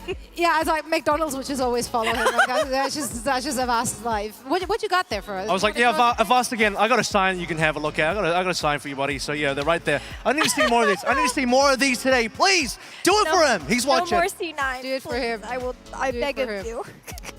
Or listen, it's the world's your oyster. Be creative, show us the signs, and you might walk away with a jersey here in the venue. And as Avast also said, of course, spam the DHL drop in the chat in order to get some free goodies whilst you're watching from the comforts of your home. Now, our players are not in the comfort of their own home. No, they have to battle it out on this very stage behind us. And in our next match is going to be, once again, everything on the line. We have 5 matches already done and 1 more to go to close out our day. Weibo will be, Weibo just moved ahead, and now we're gonna look at Team Liquid and T1. I thought Weibo versus Space Station could be a 5-map series. I really think this one between Team Liquid and T1 can also be 5 maps. Please, please, no more 2 or 3 Overwatch today. I'm manifesting that 5-map series. It could be a good one. I think this is going to be a tough battle for both teams. A lot to prove here. Team Liquid now are the sole North American team that still remains, but you know they don't get past SSG unless they win this game. So if Team Liquid loses, both SSG and Team Liquid have equal ranking in the tournament. Let's talk a bit more about the teams and what we've seen from them thus far, right? Team Liquid, they had to bye in the upper bracket, so we only saw 1 match there. They had to play against Falcons. It was a 3-1, but Necra, it was not a one-sided affair. No, it wasn't. Team Liquid looked really good. Their staging on the maps looked fantastic. Maybe some of the execution on their strategy was a little bit slow, but otherwise, they did end up winning a map in that series, and it was a win that they earned. So I think that Team Liquid, they should be really proud about how they played that match, and hopefully they can continue to apply the same types of strategies and the same type of confidence to this particular match. Yeah. This is going to be a much more difficult game for Team Liquid. So, you know, T1 are a team that can be a bit of a wild card, but Team Liquid as well, you know, you want to really see a potential map 5 here. Team Liquid have an interesting relationship with map 5s. You know, they've often lost a lot of map 5s. Recently, they've started to win some map 5s, so maybe they're breaking that curse a little bit. But I do think this is going to be a tough battle for Team Liquid. They really need to prove their mettle now because T1 have a lot of skill on their side. They are coming off of a high, of course. Their match against Team Peps was very convincing, but one could also argue that they haven't really been tested in that bout. I think this T1 matchup will be a better test of strength. You know, Team Falcons is on that upper echelon of teams that you would expect to run into in a grand final situation. And for that match versus Team Peps, like, they actually didn't fold under the pressure of the home crowd. All of those Team Peps cheering against them. You heard the boos when Team Liquid actually came to the stage. And despite all of that, Infected going on that villain arc, saying that he was reveling in the experience of being able to kind of play against those fans versus Team Peps. Infected versus Dongak is going to be an interesting battle as well, and that's assuming Dongak is going to be the one playing. I actually do believe that this match has the capability to be very similar to the T1 versus GK game, where, you know, it was Kuffa versus Dongak then. And hero pool-wise, very similar hero pools, both very flexible tanks. Infected's beaten Dongak before, you know, last year at mid-season at EWC, and so there has been that history. Now, Infected, who is quite a big fan of Dongak, I might add, wants to take that battle, and when a lot of the strengths on Team Liquid are similar to the strengths on T1. It's just such an exciting team. You have Infected, you know, absolute main character energy. You have RuPaul, a former world champion, bringing that veteran aura. Vega, face card, never declined, ever. And then Tree has been such an exciting young NA prospect on that damage deal role, and Sarah is just like this one reliable tracer in your team. Absolutely, and I think that Sarah especially, who was a tracer that ended up surprising a lot of people during the Champions Clash. It's one of the reasons why he ended up getting picked up for this Team Liquid roster. But I think this roster as a whole is going to have a very difficult battle. One of the strengths of T1 is the fact that they do have both Jasmine and Donghack. So even if Donghack, maybe you don't want to end up taking those duels in the Winston and the Wrecking Ball, you've got Jasmine. And in fact, Jasmine's actually going to start in the roster for T1 today. Yeah, it says to me that we're not going to be going to Ilios first. The reason you would want to start Jasmine, if it's something else, like probably like more of a Nepal, so you're going to play towards that off-tank hero pool. So it could be a strength that you do have some you can go to for that off-tank, but it's also a weakness in that you are going to make these rotations in substitutions. It's a lot more stable when you don't have to make substitutions. You just trust one player to sort of take you through the entire series that Infected will be able to do so for Team Liquid. Yeah, but like earlier on in this very World Finals, they have already had Jasmine in, initially raising eyebrows because we've seen Donghagen like all season long, right? Yeah. So for them to come in with Jasmine and then also having Viper joining in, playing a really, really phenomenal Genji as well, that they just have in their back pocket, might not be the meta, but it worked for them, right? So let's talk predictions for this one.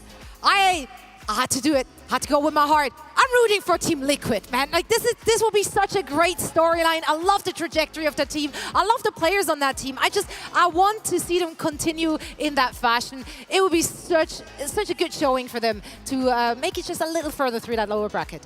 I agree with you, and I may be a little bit NA-pilled, but I also went for Team Liquid. I just think that this is going to be a really great match. I'm hoping for a close series, and so at the end of the day, I think with some hero bans as well as just strategic map picks, I think Team Liquid can get the job done in a 5-map series. Yeah, I had to go T1 here, otherwise Avast was threatening to end my friendship. He said we couldn't be friends anymore unless I went T1, so hashtag TWinK for him and the team, obviously. So I do think overall, you look at T1's strengths, you look at how good they have been, 4th place overall at mid-season. They've gone to multiple finals as well in Korea domestically against Crazy Raccoon. So this is a team, we've seen their peaks and they're very high, but will they play to the peak or are they going to crumble?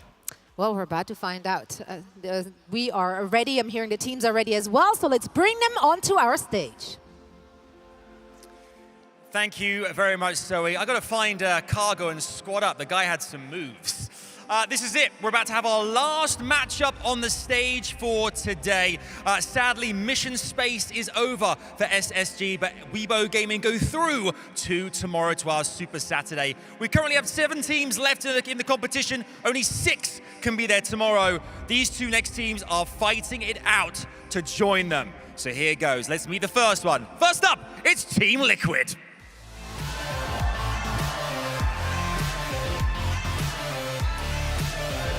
The team from North America grace the stage. It's Tree, Infected, Sarah, Vega, and RuPaul. Keen to reach the latter stages of this competition. They are ready and raring to go. But they face a mean outfit in the shape of T1!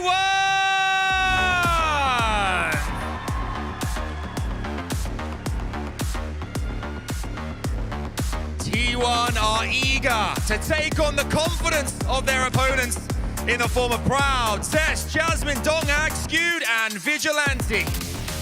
They get themselves ready for this final test ahead of the latter stages. Can T1 go all the way? It's time to find out.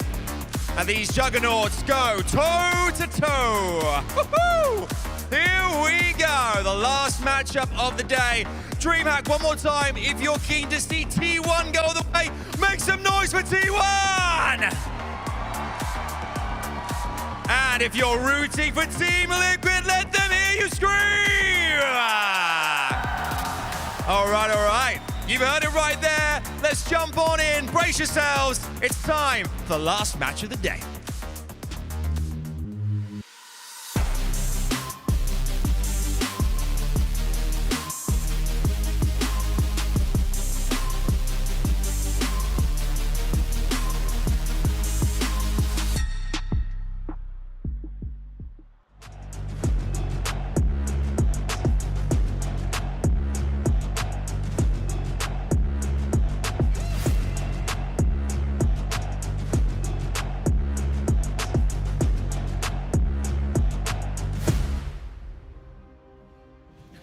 The lower bracket continues with Team Liquid and T1 now in a face-off. The first to 3. Loser goes home. A shaky start for T1 here, Johnny. Team Liquid, on the other hand, bumped into Infected before the game started and said, look, it's simple as DPS gap for TL.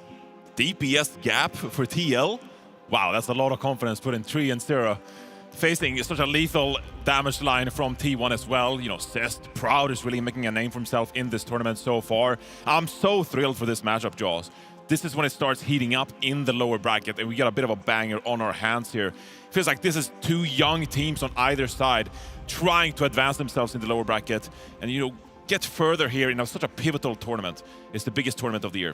Yeah, maybe some nerves as well for T1. Swing Chip as well, their manager said. A little bit nervous coming into this game, but luckily she's not playing. She's sitting back behind the stage. T1, a little bit of a rocky start, Johnny. Look at that New Junk City we saw earlier from them. Didn't look so hot, and, well, T1 and Team Liquid here, they're banning the Ashe and the Sigma. We've seen this crop up from both teams, so taking Sigma off of the table early for a control. Yeah, I think this is going to be a really interesting matchup because I think both teams actually are really flexible and are quite happy to mirror each other. Now, T1, they are going to sub in Jasmine here, so they're leaning more on those off-tank heroes. And I think it's the strategic Sigma ban coming out of Team Liquid because you also do protect that Ramatra if Infected wants to play it. For the rest of this series, though, these bans are going to have such incredible impact in how this series play out. Team Liquid, they are the #1 seed from North America, and they've taken us to Nepal to kick this series off. Yeah, and then, look, Tree as well, I was speaking to too, said, at the end of the day, if we played Stage 3 again, it would be a no contest, easy win. We sweep everybody. Just that level of confidence coming into a place like this is paramount to your success. A lot of Team Liquid fans in the audience, and a lot of their parents too. The Team Liquid gang showing up strong. A lot of fans coming from Korea too. We saw as Avast and Cargo were checking out some of the signs earlier. A lot of Korean fans coming in supporting Team 1 as well. Nepal is our first map. Yeah, I mean, these are two of the biggest organizations in esports overall. Like T1, you know, their dominance over in Korea. Now they're trying to make a name for themselves here in Overwatch as well, and Team Liquid. I mean, there are not many older esports organizations than Team Liquid. And they picked up a really young roster here. Some of the brightest prospects in North America, and it's been a steady climb throughout the year. #3 seed earlier on this spring, #2 seed for the mid-season championship, and now they finally won the Stage 3, qualified for the World Finals. They are finally looking to build on their careers here at the OWCS World Finals. Oh, was teasing me a little bit there, was Infected, hovering Ryan for about 0.5 seconds, but Echo for Zera, Tree on the Freya. T1 going to do the same, a complete mirror. And this is what I'm talking about, Josh. Both of these teams very happy to take this mirror. RuPaul and Vega, they made a name for themselves on this Kiriko and Wuyang composition. And the go-to meta has been Echo and Freya because of their mobility. Some early poke from either of these teams. Just one quick bolt from either Freya could be enough for either Echo to capitalize on. Couple of misses there from both Freyas, just struggling to hit each other, although very quick to be fair. T1 positioned on the high ground. Team Liquid happy to take low, maybe try and get first touch. Zera going pretty low, has to receive the Suzu from RuPaul. So Team Liquid, they have a bit more of a narrow angle here. T1 trying to contest this point at the minute, and Vigilante becking says that it's going to be enough as RuPaul finds the first pick. A slow approach here from Team Liquid could earn them a first fight win here. Infected hanging out in Kitchen currently now, can push up onto this high ground. Zesto with a kill is going to be good for one on for Zera. Tree, though, is just such a dominant position right now. Ravenous Vortex is going to pick off Skewed. Kind of ignoring Jasmine up on that high ground. Infected goes for the prey, the low health support players in their own kitchen. And T1, they end up losing control of the point with 24%. Yeah, really patient play from Liquid, and they make it work. Not panicking about the point. Now looking at the Kirikos here, the ultimate's coming online for our first cycle. RuPaul, 80% to that Kitsune Rush. If you build this quickly, that could be a quick engage from Liquid, capitalizing on that early ultimate charge. But T1, there are no slouches. Zest almost with that duplicate. Zest is farmed this. Look at that. Dupe up. Zera 65%. Like, Zest is chilling. Well, maybe not for long. Uh-oh. Trying to go for the 1v1. Trying to get away from me. Unfortunately, over a 50% HP. That beam didn't quite turn purple. Zest, though, with a dupe, kills Tree. That's one way to send a message. Bolus available for Zest as well. It's the free ult to be thrown in for TL. Or nice T1, sorry. Does end up getting the shield as the... Well, that's a good tidal blast on Zera, saves his life, but now Vega in trouble. They're getting lasered down by Zest, who's gotten a lot of the heavy lifting so far. Duplication here now for Zera. 2 Rams on the field, annihilation on the point from both Infected and Jasmine. Can Zera actually stay alive? Just chunked out, Johnny. Yeah, T1 ends up capping the point. on the back of those ultimates. The Team Liquid, though, they built 57%. This is going to be a very back-and-forth series, so expect either of these teams to trade team fights back and forth. But with this positioning now on the high ground, what does T1 decide to do? Obviously, the Freyas, when you are in this sky, you have an easier time landing shots downwards. And so as Team Liquid approach this point here, you gotta be constantly wary of where is this Kiriko, where's the Echo, the Freya. If you take one quick tag, that's enough to end your life. Tree trying to create some space now on the periphery of the map. Looks like 3 players from TL trying to do just that, forcing Zest away.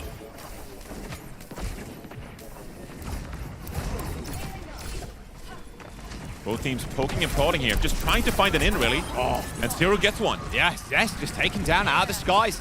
Not enough support. Unlike Zero, who had 2 supports at his back. And now Tree trying to find an off angle with a bolus in hand. A kitchen retreat there for Scoot. A downtown bolus. Didn't quite connect with Proud, but did a little bit of damage. So Team Liquid has a lot of point pressure here, actually, as Jasmine takes an off angle. Bola shot comes in. Yeah, doesn't quite land. Though. TL end up capping the point, yeah, though, they have the cap, and they also have the Kitsune Rush if they want to defend this positioning. Tree goes down. That's pivotal. RuPaul ends up TPing away. He's got Suzu up in a couple of moments as he does end up using the rush to push Infected onto the point to gain more percent. There's good damage on Infected as well. He's forced away. Yeah. And any stagger kill here is going to be disaster for TL. They cannot afford to let Infected or anybody, for that matter, go down. He is proud to first to fall, though. Vega. It was a sitting duck out there. Ozesh just dive bombs him. And now OT's in session. OT's in session. Infected should be able to touch one more time. And Steer's coming up on this duplicate. A duplicate on the Ramatra should build enough time there, but he goes down to Proud. It's a free T1 rush. going to close it out. A free rush for Zest. It's so easy for the Echo to just dive bomb in. Copy the Kiriko. And T1 with a round win. Catch me if you can. And this is a little bit unlike some of the previous series we've seen. This comes down to pure mechanics. These damage players, so pivotal. And like Infected said prior to the game, referenced his damage players 3-0, they're gonna have to pop off big time on that round. Falling to Zest and Proud. Just peep the stats real quick. Jasmine not dying. That last round as well, very few deaths across the board. Damage too. T1. Most in the server. 6,200 damage. And I mean, if you have a great Ramatra that can just stick onto that point, manage the health pool quite nicely, that frees up the support's ability to pocket those flankers even more and earn you that pick advantage. As we head into Sanctum here, bit of a closer point here. Liquid, actually a big difference in approach here from them. Tree's going to go towards that Sojourn, still has some horizontal mobility with that slide, but Zero is going to have to get up close and personal with Dash and these Shurikens. Yeah, it's hard to play this Genji though, right, in this comp. Like, actually getting on top of Zest and Proud is just so tough. Double flex support makes that so difficult. The amount of like burst healing that can come in is paramount. Yeah, Liquid, they're pretty static here for the moment while Zero is touching the point. Jasmine, aggressive Nemesis form here. This is quite the commit from T1. Just a disrespect on Infected there. Walk past the lad. Oh, focusing beam, hello. Well, they know where Zest is now for the very least. T1 with the cap. Oh, wait, no, maybe not. You gotta cap it. Couple of pixels away. They've been forced off. T1. There we go. Gets the cap finally. And that eases up a little bit for T1. They don't have to push as aggressive to secure point control because they already have it. They can fall back. Now, the pressure is on Liquid. How do they regain map control? As Test finds himself in the backline here. Is hunting. Great deflect. Insane deflect from Zera. Half those sticky bombs return to sender. Zest down, and now Team Liquid can play front to back. RuPaul coming up on that Kitsune Rush has a slightly earlier timing. But you can see they're trying to force the mistake here. Zero combining with RuPaul. Kitsune Rush dropped on the point. That's going to force T1 back. They'll have to wait for a different timing now. Jasmine goes down actually from that extra damage. And that is going to be Team Liquid now, gaining some momentum and holding their ground. First death, Johnny. Jasmine chilling still. My Infected took a lot of... That was a full-fledged stickies there. That was frustrating to deal with. T1 regroup now. Yeah, this is really scary. T1 with 5 ultimates online while Liquid are still building their damage one. Liquid are going to hold this pressure here early on. As Blast come into Zero. Oh, he's nothing to protect them. Oh, perfect 2-2. Great play from Vigi. Dupe into Kiriko again. 70% on ult charge already. Zesh just needs to survive. No more Suzu, but should be able to get this one off. No, it doesn't look like it, but it doesn't matter. Infected knocked down thanks to that Tidal Blast. Team Liquid lose control. But I still like the aggressiveness from Team Liquid. They know that T1 has 5 ultimates. As actually Zero gets a pick up the skew and pops the Dragon Blade. Ghost disguised as well. That's a double for the Genji. Maybe even a triple. Vigilante backpedaling kills him. Zera still making his mark. I mean, that's tough. It's a really aggressive play from Zero. He saw something, wanted to pounce on that opportunity. Yes, you lose that fight, you lose the Dragon Blade, but you forced a lot of these ultimates from T1's ultimate economy. And now, on this re-engage, yes, Proud has the bola shot, but you're not as scared of taking this positioning as Zera and crew is pushing through this sideways corridor. Wow, that's an aggressive dash from Zera. Oh, the Bola is going to catch him as well. Nice to the rescue, though. Great Come save. RuPaul and Vega, but Infected is so low, barely hanging on to life. And that life support system pulled from beneath him, pulled the plug as Zera also falls. T1 routing Team Liquid, Johnny. And this is what the Koreans do, Jaws. Okay, you're pushing through the left-hand side as Vega dies fairly late, and these Team Liquid boys are a little lost on the map here, Jaws. No, lost in the source, and this is no time to be lost. 85%, this is final fight. As a really late stagger, RuPaul's going to have the benefit of the teleport to get back to his team, though. Probably going to have to commit the Tidal Blast onto Zero here to get that point cap. T1, great positioning here as Team Liquid are drawn towards the point. Team Liquid, double support, ultimate. There's the Tidal Blast, but Zera's already dashed away. He can't close the gap, Johnny.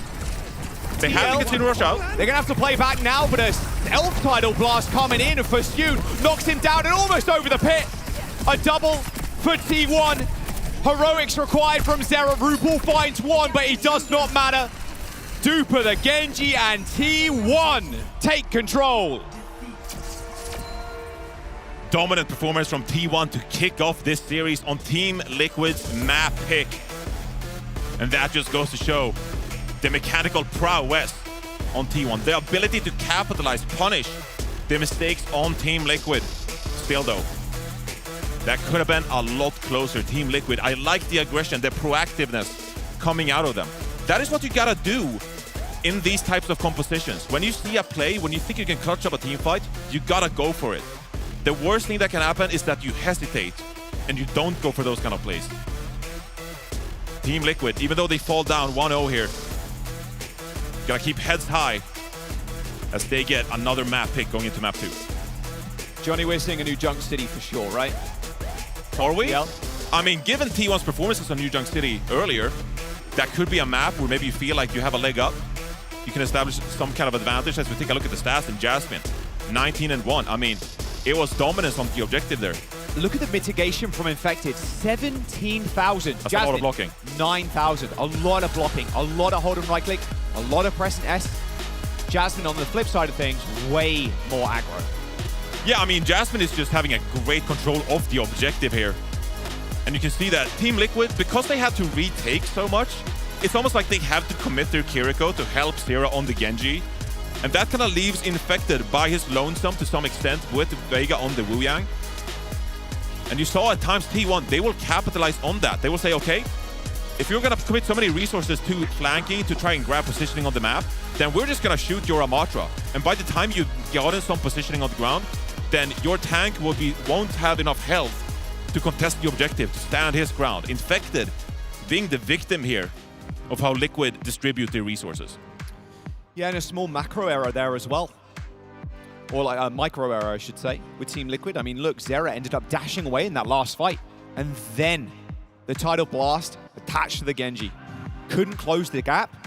Means there's no knockdown on the Ram, on the Echo, on a backliner. Like, there was nothing there. That is your engage towards the Genji. You got to go in with that overhealth, get a knockdown, get a kill, or at least assist in one. Yeah, it was a really panicked moment because Vega just about built it. So Zera probably had some hesitation about, are we going to build this Tidal Blast to begin with? Yeah. And if not, then I have to dash out, then I have to get away with here. And the timing was just very unfortunate that Vega popped it almost as soon as he got it that would have been really favorable, dashing in with the confidence of that tunnel blast sustainability. And also, that just allows the rest of your team to funnel forwards, to take even more space and set you up for success, right? So a bit of a panicked moment to end it all from Team Liquid, but some of these damage players got to step it up now. This is next level. You're playing the 3rd seed out of Korea. Yeah, 3rd seed out of Korea feels like #1 seed a lot of the time, out of a lot of other regions. But that's been the narrative throughout the whole year, hasn't it? It's, have we closed the gap? Has EMEA, has NA closed the gap on Korea? It's been a Falcons and a Crazy Raccoon world we've been living in. Can Team Liquid, NA's #1 seed, break through? It's going to be another uphill battle for Team Liquid as they already find themselves at a 1-0 disadvantage here in the lower bracket. Elimination match to end the day. And Team Liquid, they are going to take us to No Junk City. It's been a map that T1 has been slightly shaky on. Earlier in the day, committed to playing a Mauga, Juno, Lucio composition, a very unorthodox support composition that favors a lot of speed, a lot of aggression to follow that Mauga in, but kind of caters easy pickings for Liquid because they like to play this Wu Yang style. We'll see what Castores, Danny, the coaching staff of Team Liquid have in mind. Obviously very influential when it comes to these bans. The map picks and the bans, the plans they have in place to try to maximize the value they can get out of this roster. Wow. All right, TL, start off. Banning Jasmine's Zarya. Then a Genji ban for T1 in response. And I mean, already some changes from T1, right? Like Donghak played in the previous matchup here on New Junk City. Yeah. T1 said that did not work at all. We are going to now commit to Jasmine. And so T1's coaching staff, they're showing we got a lot of adaptation up our sleeve. This is how both of these teams play. And the Zarya ban also serves as a bit of a protect, of course. You know, protects Infected from Matra once again. That's 2 tank bans coming out of consecutive first ban picks here from Team Liquid. The Genji ban as well, respecting Sarah on the Genji. Can be very influential. Maybe force some uncomfortable hero pick here for Zero. Obviously known for his Tracer and the Genji. But we haven't seen too much of the Echo. We haven't seen Zero on too much of that venture when it comes to official matches. Partly because he hasn't needed to play it, hasn't really been the meta, and he's been so good at the other heroes. But this could be the event where we need to see some more hero pool flexibility from Zero. DPS gap is what Infected told me backstage. Let's see it. Let's see it. If you're going to pop off on any map, it's going to be this one. Team Liquid's up and down affair so far this tournament in the World Finals here in Stockholm. Deserves saying as well, T1, they were the team to beat Team Liquid at the mid-season championship. Eliminated them back then, and so a bit of two teams that know each other very fondly. Right. But that one was a 3-0, and Team Liquid just showed no resistance whatsoever to T1. You can't let this series get away from you. Going into our second map here, you can't be in a 2-0 hold. That allows T1 with consecutive map picks throughout the rest of the series. They get the first bans. This is the moment for Team Liquid to step up. Zest, I imagine, a quick teleport out and then switching over to the Venture, I'd imagine. Even some of the EMEA teams kind of quivering a little bit at the Venture picks from Zest. I see gate open. Quick teleport away. Zest switching. He's not switching. Okay. Staying on the Symmetra here, and that's going to be a lot of added mobility for T1. Team Liquid, they have to immediately respect this Symmetra and what the teleporter is capable of. Big rotations coming through from Proud here. As Team Liquid, they need to set up a coordinated dive with this Venture. She's gonna catch T1 on a rotation. It's just so tough, like you said, with that TP. There's the first one. Here they go. TP forward. This beam's gonna get charged super quick as well. Infected's 1 HP already. Zero also very low. And with a single flex support, Johnny, it's so hard to keep up with the healing against this burst. Yeah, frankly, Infected, he should have been more aware and just keep rotating away from the Symmetra with the speed boost as fast as possible. But that early pick onto Infected is going to allow T1 to just swarm the rest of Team Liquid, secure the first point pick here. And now it's a big mental matchup. Liquid knowing that the teleporter can come in at any time. You have to respect it. You have to be ready to disperse and disengage, because otherwise you're going to be caught real quick. Are they going to be able to actually catch them off? Oh, Proud. Proud with an opening pick on RuPaul. That is not even a, yeah, we're not going to bat an eye. We are leaving. I can't overemphasize how much this Metra from Seth. Again? It's just changed the dynamic of this whole matchup. Team Liquid going into this New Junk City, they had a plan in place. Zero playing this venture, but now they're forced to play the game of T1. They're not really allowed to go into this matchup with what they had prepared, and they have to be the one playing reactionary rather than proactively. They've almost got wall up available, Johnny. 80%, and Proud closing in on this overclock. Teleporter used already. Pretty early there from T1. Don't catch anybody, but they know Team Liquid have to now bundle onto the point. It's going to be a rush. It's a big ult fight for T1. Liquid looking a bit dire right now in terms of their ult bank, but luckily RuPaul's got his rush. And they're using on this high ground, but look at this position from Proud. An absolute monster right now in the Sojourn. Has already picked off Vega.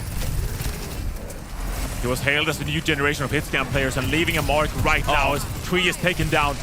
Proud is having a monster map to kick us off here. I mean, this is just a differential. T1, barely a scratch on them as they take the first point. And only using the Kitsune Rush as well. We traded back and forth as Team Liquid. They didn't even really have any ultimates to go with it. Vega at 63% sound barrier ultimate charge here. Dude has this ready to go. Yeah. When you're playing the Symmetra with this added mobility, I would not be surprised to see an aggro beat push come out here. Maybe you want to wait for the objective to come online here. But this is the stuff that Team Liquid have to think about. Don't test him, Sarah. Come on, man. Here they go. Overclock available. There's the B as Proud slides in. Hasn't used the overclock just yet. Actually spots Vega on the sidelines. Tree just trying to stem the bleeding with an OC. But Proud again and again and again. He's got a double, but Team Liquid, Johnny, they have secured 2. But their mentals may be waning at this point. Is there a kill skewed? That's 3. But now Proud comes to stay. Oh, yes. Overclock to kill 2. And that's the point. Are you kidding me? He's like gotten every single final blow, it feels like, this map. He's just on an absolute monster run. And Team Liquid struggling to gain any ground whatsoever here on New Junk City. Cest has the Symmetra shield. That's going to be a big ultimate that Team Liquid will have to find their way around. Vegas coming up on that sound barrier. They're going to have to get maximum value out of it as you approach the point here. But they also have to be keenly aware. Cest, he can disengage away from this sound barrier if need be. Whoa, an immediate ult there from Zero. Great pick. Going down, yeah, really nice pick. Trying to reposition with this ult. Decent amount of damage. Sends out another one. Looks like Vigilante got out to safety. All right, Team Liquid gaining some ground here. They got double support ultimate coming up. That should earn them at least another team fight win here as they're poking and prodding just a little bit. And decide to go aggressive with the beat. Oh, what a Suzu there. Ends up saving Suzu's life. Vegas 1 HP right now as they try to aggressively beat No forward. value. No value at all, and they're completely split now. This wall is waylaid them for the time being. Vigilante close this rush. Team Liquid use an ult, and they kill Skewed. Teleport to the point, and Tree snipes Vigilante. Team Liquid are gonna clean up this fight here after T1 grabs the point. So a little bit lost percentage here, but overall... Stagger. Is that how you use your comms in ranked? Yeah. You gotta scream it, bro. You gotta scream it. So yeah, you lost a little bit of percentage point there, but overall, Team Liquid, you're happy to get away with the fight win there as we draw closer to perhaps the final fight here. Now, no ultimates on the board here for Liquid, while T1, they have this Kitsune Rush. You want to bait this out as early as possible so you can have a neutral fight on the board. Oh, they found Zera already. Zest might be able to chase him down as well, off the stim, onto a venture of his own. But now I'm worried. I'm worried for TL. Proud's got the overclock and he's ready to rumble. There's an early rush. He's already found Tree, and Infected just gets deleted in the front line. An easy kill for Proud as well. I mean, this is a flattening here from T1 in that fight, and, well, an overwhelming amount of ults will do just that. This guy is just absolutely crushing it. Monster. Got a touch. So Liquid will be able to touch once more. Sarah spawned early on here. So drills towards the point. He might be late, actually. It's going to be tough. They're going to try and poop him away. Whoa! I expected the Sarah to be a bit further up there, but not able to get the touch after all. And T1 already a quick 2-0 on the board here for New Junk City. Pixels, bro. Pixels away from touching that. Rotation, very easy for T1 as well. It's got to be. This is very nice in their favor. They're going to be able to take high ground instantly, Johnny. Yeah, and another sound barrier charging here for Skewed. The Lucios have been a bit unsynchronized when it comes to these sound barriers, and it's one of the most powerful ultimates in the game, so an aggressive push from T1 could be in the cards here yet again. Sneaky beaky, Tree, toppled, Zest finds one. Sneaking away is Proud there, receives a Suzu to top him up, flashpoint unlocked. Still though, the fight continues as TL push the go button. Oh, Ajax from Skewed! Infected hits him with the annihilation, and Skew's sound barrier goes nowhere. That might just be what the doctor ordered for Team Liquid. A critical mistake from Skewed. And Team Liquid are the first ones to cap this third point on New Junk City. And you have 4 big ultimates in your favor as Vega looks to build this sound barrier. Now, you can kind of take this next fight however you want. You want to poke and prod early with Tree using the overclock. You want to earn some extra percentage points. Vega decide to go aggressive. Tectonic shock there coming through from Zest, already hitting that burrow though. Look how fast he is. He's hounding down the DPS. Tree basically wasted that ult. Not really wasted, but didn't get any shots off. Johnny was just too scared to face Zest in the 1v1. You definitely traded with the Venture. It's an even Here comes trade. the rush. Oh, Zest on the flank though. Ends up picking off Tree. Had a bit of a tough game so far as Tree. Sound barrier connects with 4, and now the tempo swings in Team Liquid's favor. And they're not even going to let this flip over either. Great team fight wins by Team Liquid here, and the extra staggers was going to buy enough time for Team Liquid here to secure this point after Jasmine goes down to RuPaul and crew. And that was all on the back of that sound barrier being wasted from Skewed. It was a critical mistake, and it cost T1 an entire point.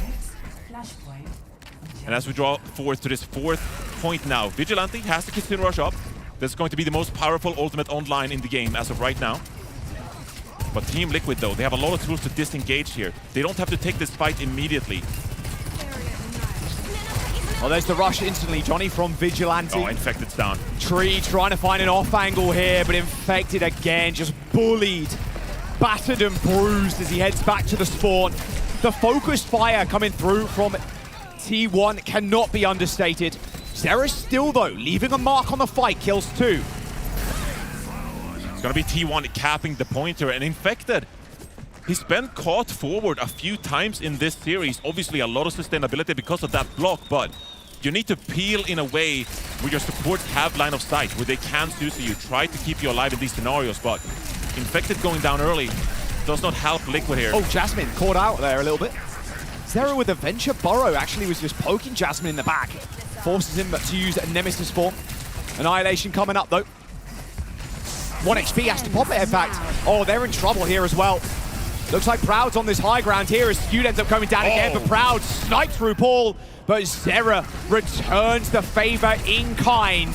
Now Zest on the back foot as Vega finds a kill, but still T1, Johnny, they're still ahead here, 70%. Oh, that is so scary now for Team Liquid because T1 are essentially 1 fight win away from securing match point this entire map. So Team Liquid, they're gonna have to take a bit of a aggressive approach here. Tree is coming up to this overclock. You don't have great sidelines off the bat through this choke, but the best you can do is probably to let T1 in a little bit, draw them into this point, and then swing wide. See if you can get a couple of picks before they get support ultimates online. Cheeky angle there from Zest. Peering around the shield. Oh, hello, Tree. Oh, missing there is Tree, unfortunately.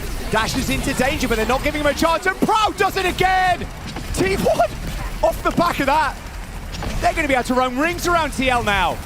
RuPaul's playing in the rush, but, well, so is Destined T1. That's an easy kill on RuPaul. A team kill comes in, and final touch now for TL. And they have the sound barrier in hand, knowing full well Team Liquid has to touch the point here. This is going to be an aggressive push from T1. With this sound barrier advantage, Team Liquid have to navigate around it. Quick swap over to the Wrecking Ball. And his last hopes and dreams here. Match point could be in favor of T1 if they don't get it popping. Skewed with that sound barrier, like you said. Vega 10% away. In fact, again, the last final touches here as Vega tries to join him on the point. It's a huge so low, though. Beat connection for Vega. They know he's got sound barrier soon, and he is erased from the fight. Tree falls too. Didn't even hear it from across the map. Zest ends up securing the kill. Team Liquid cap, Johnny, but it's an easy flip. Are they going to be able to sustain this any longer? RuPaul taken down. Vega can't get back with this sound barrier. Infected, the last one alive here. Sound barrier from Vega. Connects with himself and Infected, but T1 with match point in the series. A 2-0 lead. As TL now, the last hope for North America. They've got to make it work. A new Junk City that T1 have looked shaky on, but that looks less than that, mate. Show that me the is scoreboard. A masterclass. Show me the scoreboard. How many limbs did Proud have? That arguably might be the best map we've ever seen come out of Proud. A young hitscan talent in the making. Finally popping off here on the global stage. 32 and 4. Wow.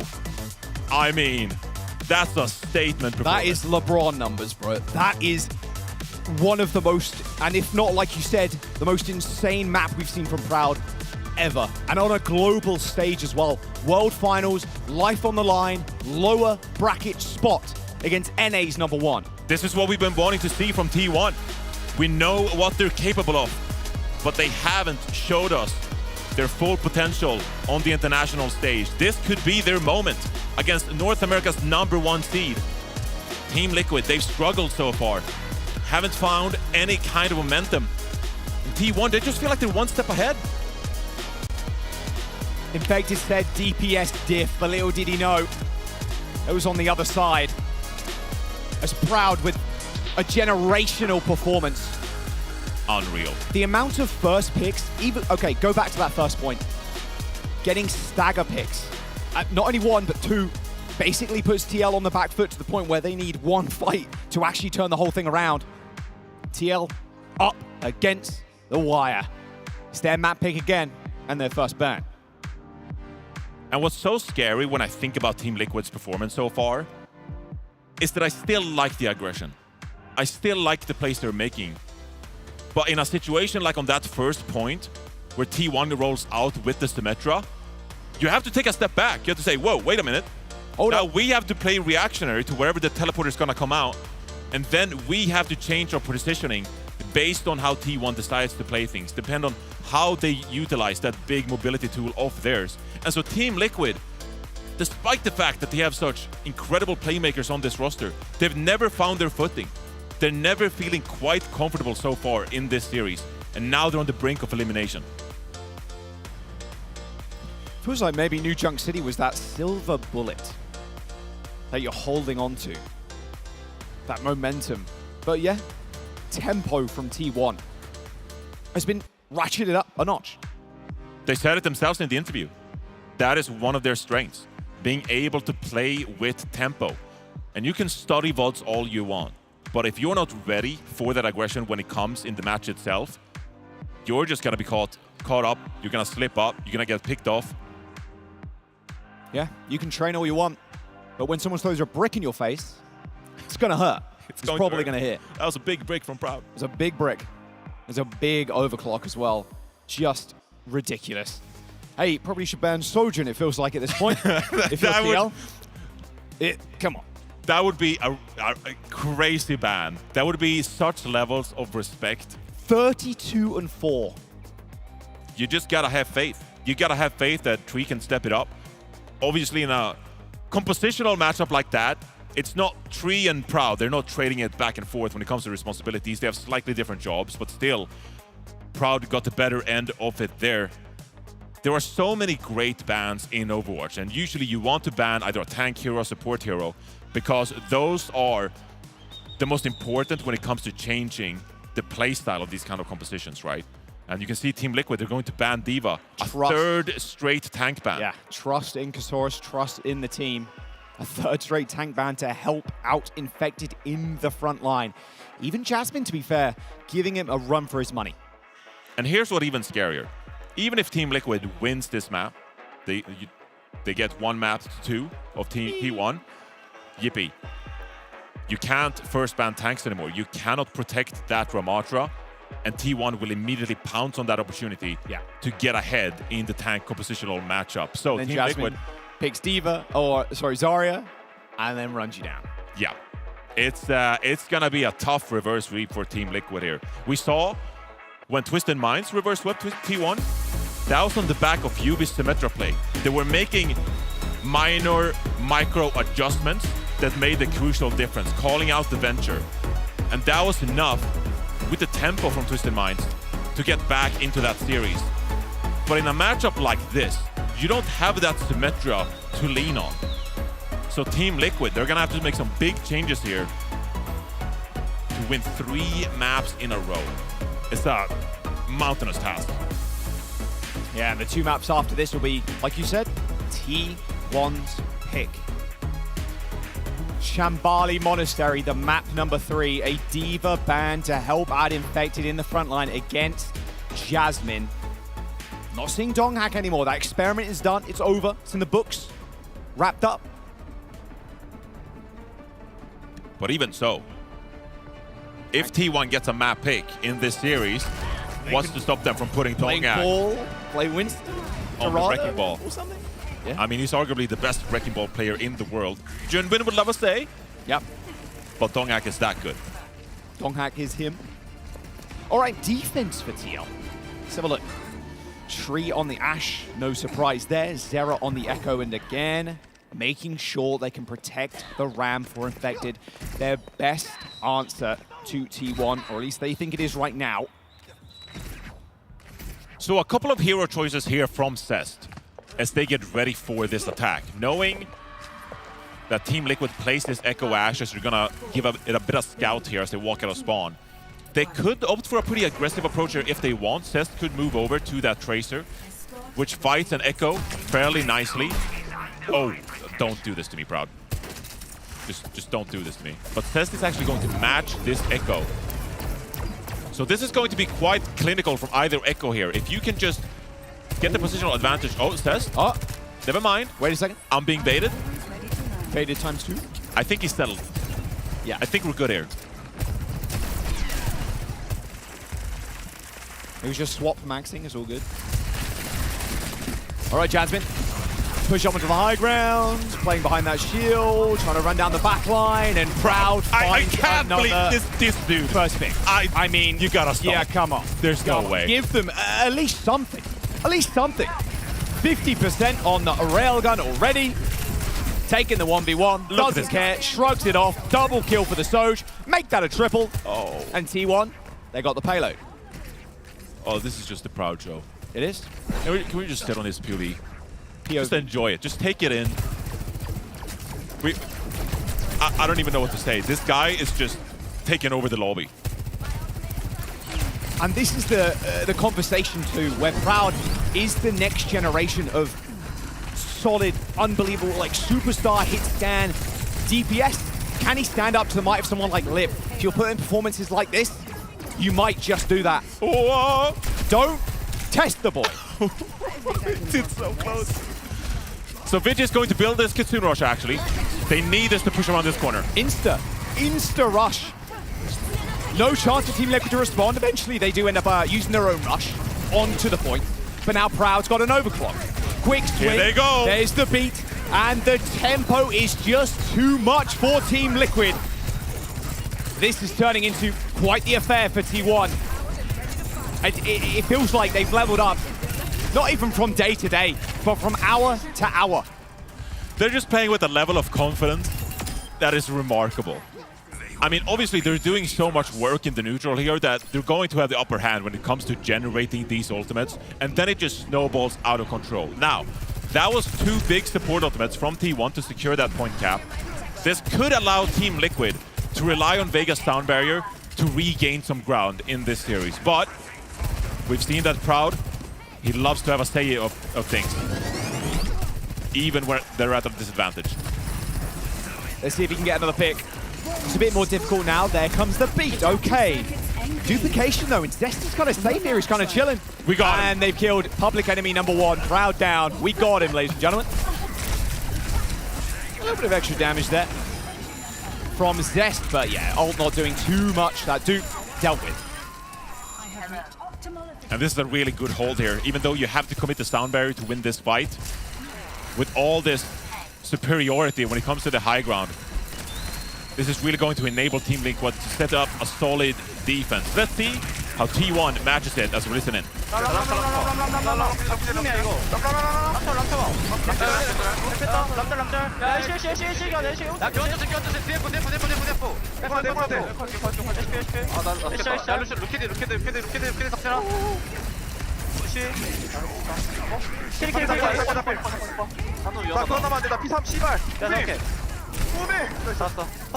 화면 가봐. 하나 좀만 뒤로. 딜러공 생각, 딜러공 하게. 나 우쪽으로 가서 만나자. 길은? 길 70이야, 길 70. 똑같아, 길. 나왔어, 앞에. 길 찰 수도 있겠다, 얘들아. 민석이 형, 나 오른쪽 볼 수 있냐? 오른쪽 보던가. 먼저 한번 찍. RuPaul with some heroics there. Did find a double kill, Johnny, but now this is the true test. Going to be able to stand up against Proud. Zera pretty low, has got the safety dupe if needed, but Proud trying to find an off angle, and they've sent so much to deal with him. And here comes the rush around the corner. Can Proud snipe someone out on the cross? That's a lot of damage on Infected. Zera the same there as well. A late rush comes in, Jasmine walks forward. That's a lot of speed, but the Annihilation doesn't continue to connect. Skewed is coming up on the sound barrier too. That is enough sustainability for T1 to close this point out. Zera, duplicate, has to go for a play here. Yeah, has to go for a play, jumps onto the ram, and oh, what a shot from Tree from downtown. And now Zera can play with impunity. He's got the Annihilation too. I mean, this is a little cheeky from Zera. And this has been a pretty good defensive hold there for Team Liquid, gotta say. They've held T1 in their tracks, and finally it feels like for the first time this series, Team Liquid are able to play their own game here and gain some ground. Now, this crucial sound barrier is still online for T1. They can go extremely aggressive here as they have the favorable ultimate economy. A double tap from Tree will suffice, but can they actually do it? Proud again. Another first pick in the fight. There's the beat from Skewed. Fight's over. It's all done. Wrapped up with a nice little bow. Team Liquid, they have to get on their horse now because T1 with 2.5 minutes to go on this third point. It's a tricky one. Normally finished in OT. But can they actually hold here, Johnny? Yeah, I mean, T1 are setting up here. Proud is going to take a bit of an off angle here as he looks to get that quick railgun charge once more. Don't do it to him. I'm so scared every time he jumps on the POV. I'm so scared that he's just going to get another pick here. Cess has a duplicate, should be fine here. Yeah, it should be chilling. Dupes the ram as well. There's the sound barrier. Zera with the first blood this time. Vigilante down. Zest now backpedaling. Hasn't got really any support at all. And yep, he's going to be showed the door. I'm not sure I actually love that beat from Vega because it was a little bit unprovoked here and enabled T1 to disengage relatively easy. And because it's such a big ultimate, T1 in the next 1 minute 40 now, they should have a really good opportunity to push forward here. Looks like they've got really good timing, you're right. Oh, Infected is so isolated right now. He's receiving heals, but then he's got the Annihilation, I suppose, so should be safer. Here's the OC. A headshot from across the map, a nice little dash away, and Infected just taking the brunt of this damage from Proud. Overclock still looking for targets. It's put the fear into Team Liquid. They're going to deploy the 6th man to the field in Bob. I mean, they're buying a lot of time on Team Liquid here, but they got to come up with a decisive fight win. Zero is really aggressive here. Has to find a pick though. Oh, the TP's good. He can't find anybody. Duplication comes in, and that is a kill and a half. Zest down, Vigilante 2, T1. Back to spawn you go. And that's great follow-up by the rest of Team Liquid. That is the type of individual play that Team Liquid really needed in a moment like this. Zero goes for the big flank, wraps around that upper area on the right side of your screen. But now there is this sound barrier timing once more. 30 seconds and counting. Team Liquid, they could get 2 fights here. Please force Zera's positioning. They got to do something. It's not Proud, it's Jasmine. Nice kill onto Tree. Another one onto Zera. Who said Ram can't do damage? Definitely not Jasmine. Proud is taking a heap of damage here. They tried to take him out, but they committed so much. OT, Johnny. Oh, and the push commences. Vega very alone right now. Skew knows exactly where his enemy Lucio counterpart is. So if Vega can live here, dude, this is actually okay. RuPaul's going to build this Kitsune rush. Let's see how these support ultimates get traded on the card. Sound barrier comes in. There's the rush already, but RuPaul's already down. Vega, we need your healing, we need your help, we need something. We need presence on the point. Infected, he just can't stand up to this. An overtime finish for T1. North America's #1 seed versus one young Korean boy playing Hitsugan. I mean, he's just unstoppable. It's crazy. I can't believe what we're witnessing at our Pro Out in this series. Has the gap between North America and Korea closed? That's the gap between Proud and North America. Just him. Let's have a look at the stats. It is quiet in here. I mean, Team Liquid has just knocked the wind out of their sails. 2 deaths of Proud, 2 deaths of Jasmine. Currently leading the server in damage is Jasmine. You'd expect it to be Proud, but a lot of sustained damage from the round. And now Team Liquid, they're gonna have to come through on a really good attack push here on Shambali Monastery. I still like what we saw on their defense there. Some of their players coming online. But now you guys gotta do it consistently for the next 3 maps here. This map really lends itself to great echo play, and we saw Zero a couple of times on that defense, what it's capable of with Duplicate in hand. It's gonna have to continue that on this attack. Diffing's best will be crucial. A couple of flank opportunities as well from Zero. Getting a little bit of value. See if Tree can find a sneaky kill. Probably not. Yep, quick change. Over to Ash for Tree.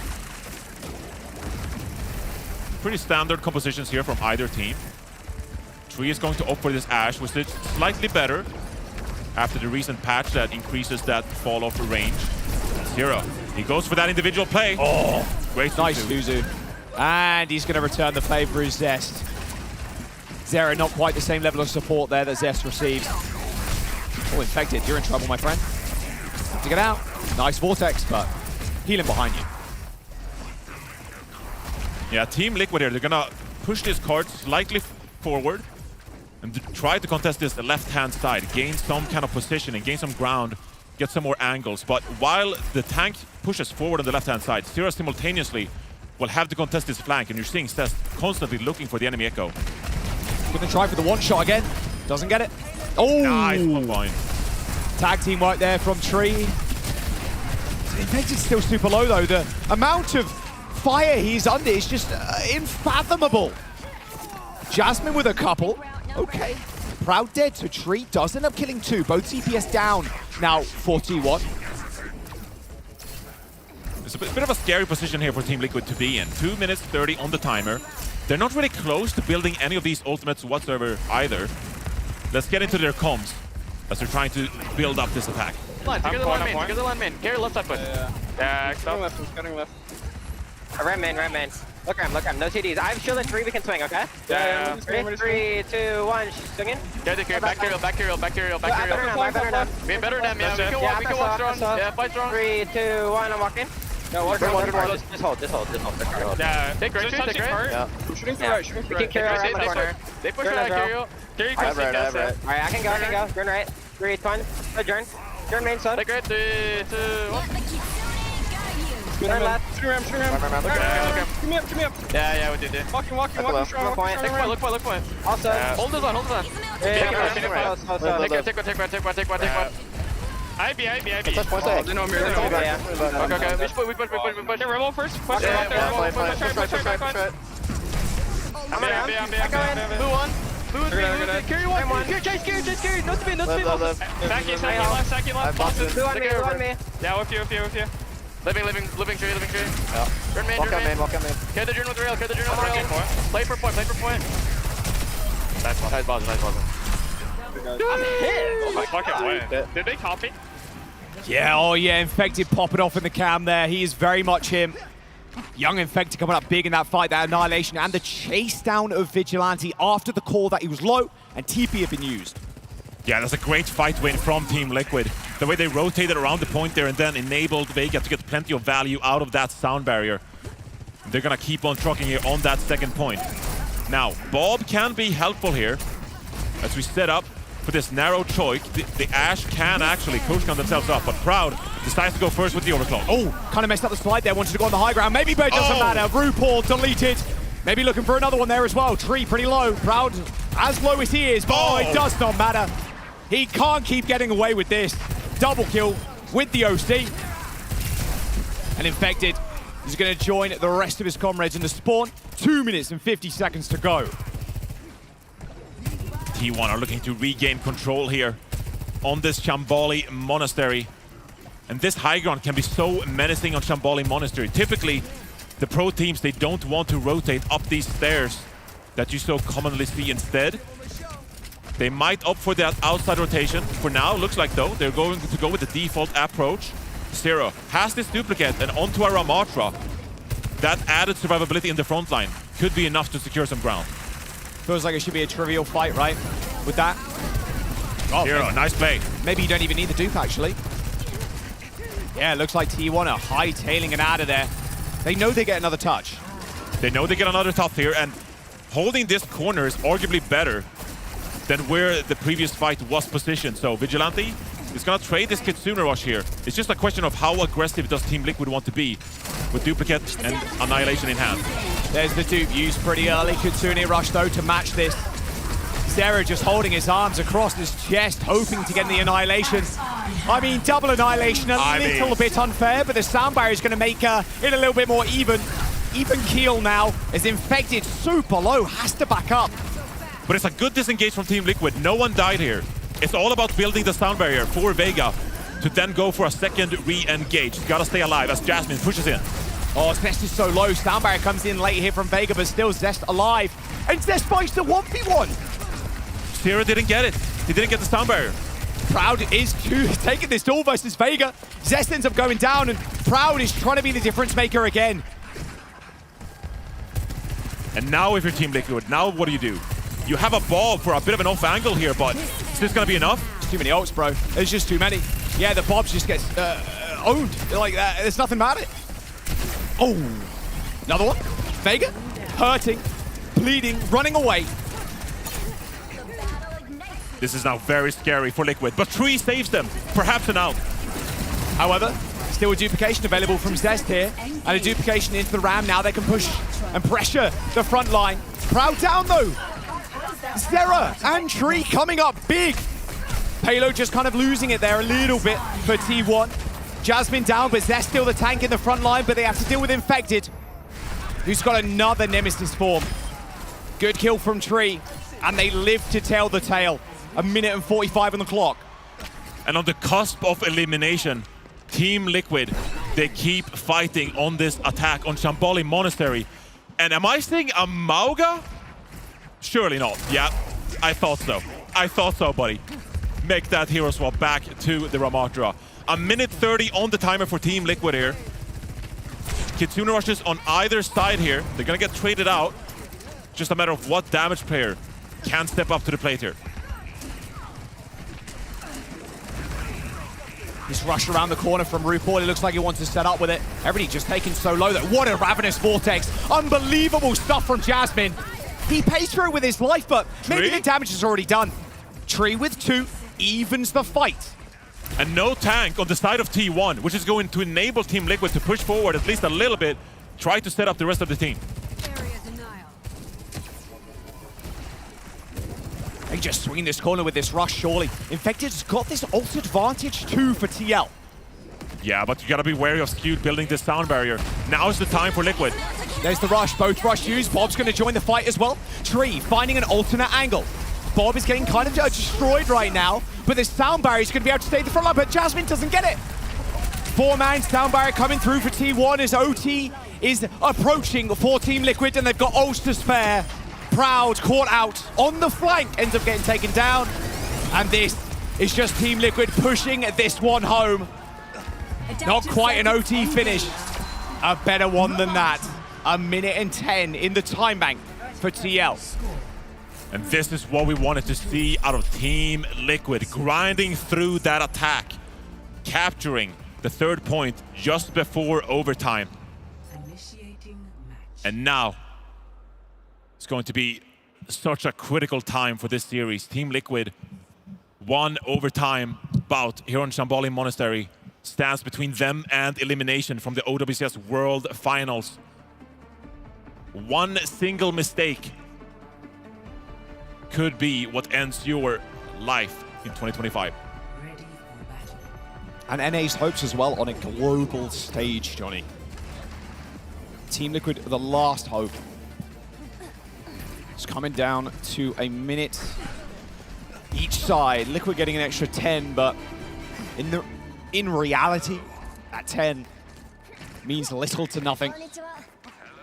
I'm just gonna get it out of the way, buddy. Sure. Hardy theory. Oh. Slightly less time on the bank here. You get to push the cart first. You know where to defend. I don't know, it's just a theory. It's just a theory. I'm just putting it out there. But T1, I don't think they're too unhappy about going first here, even though they have 10 seconds less in the time bank. But this first initial corner, Jaws, really difficult to round. If Team Liquid can make a big individual play here, they should have a great opportunity to end this map in their favor. They want to TP past them. Team Liquid know, though. That strat not hidden for long. Zesh just charging up these right clicks, trying to connect with somebody. The Ashe has to be the target here. Ashe's lack of mobility is really going to put Tree in a bit of a problem. They baited them, Tree in trouble. Coach gun used. Zesh trying to charge up now. Zera just lasered down by Zest.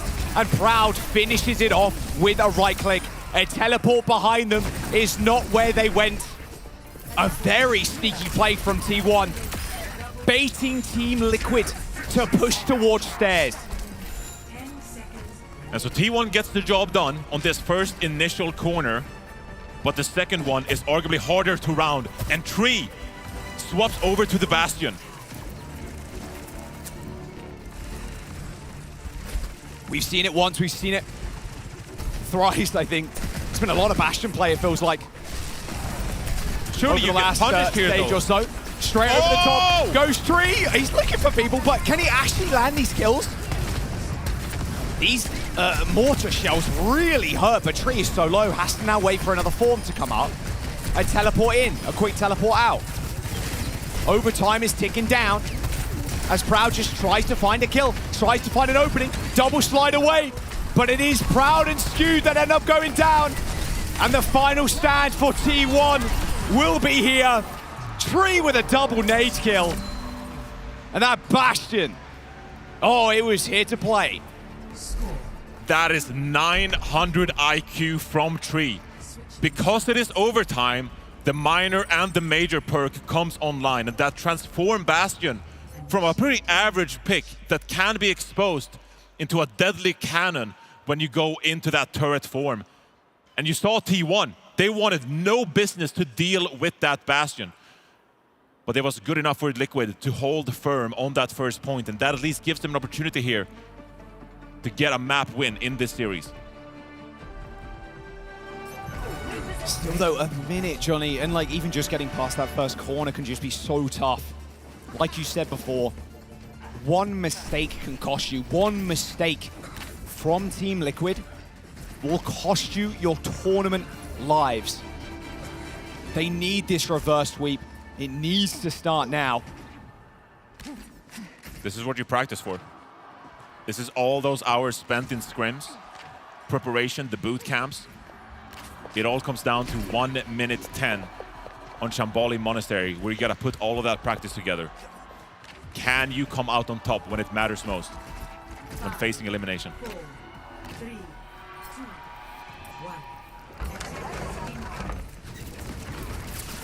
Great damage boosted. Oh! What? No way! A damage boosted right click from Spawn. That can't happen. 60 seconds. They lost Lucio, they lost their speed. They lost their speed. They could make a snap decision here to back out if they want no part of this. Skewed should be able to get back relatively quickly, and there he is.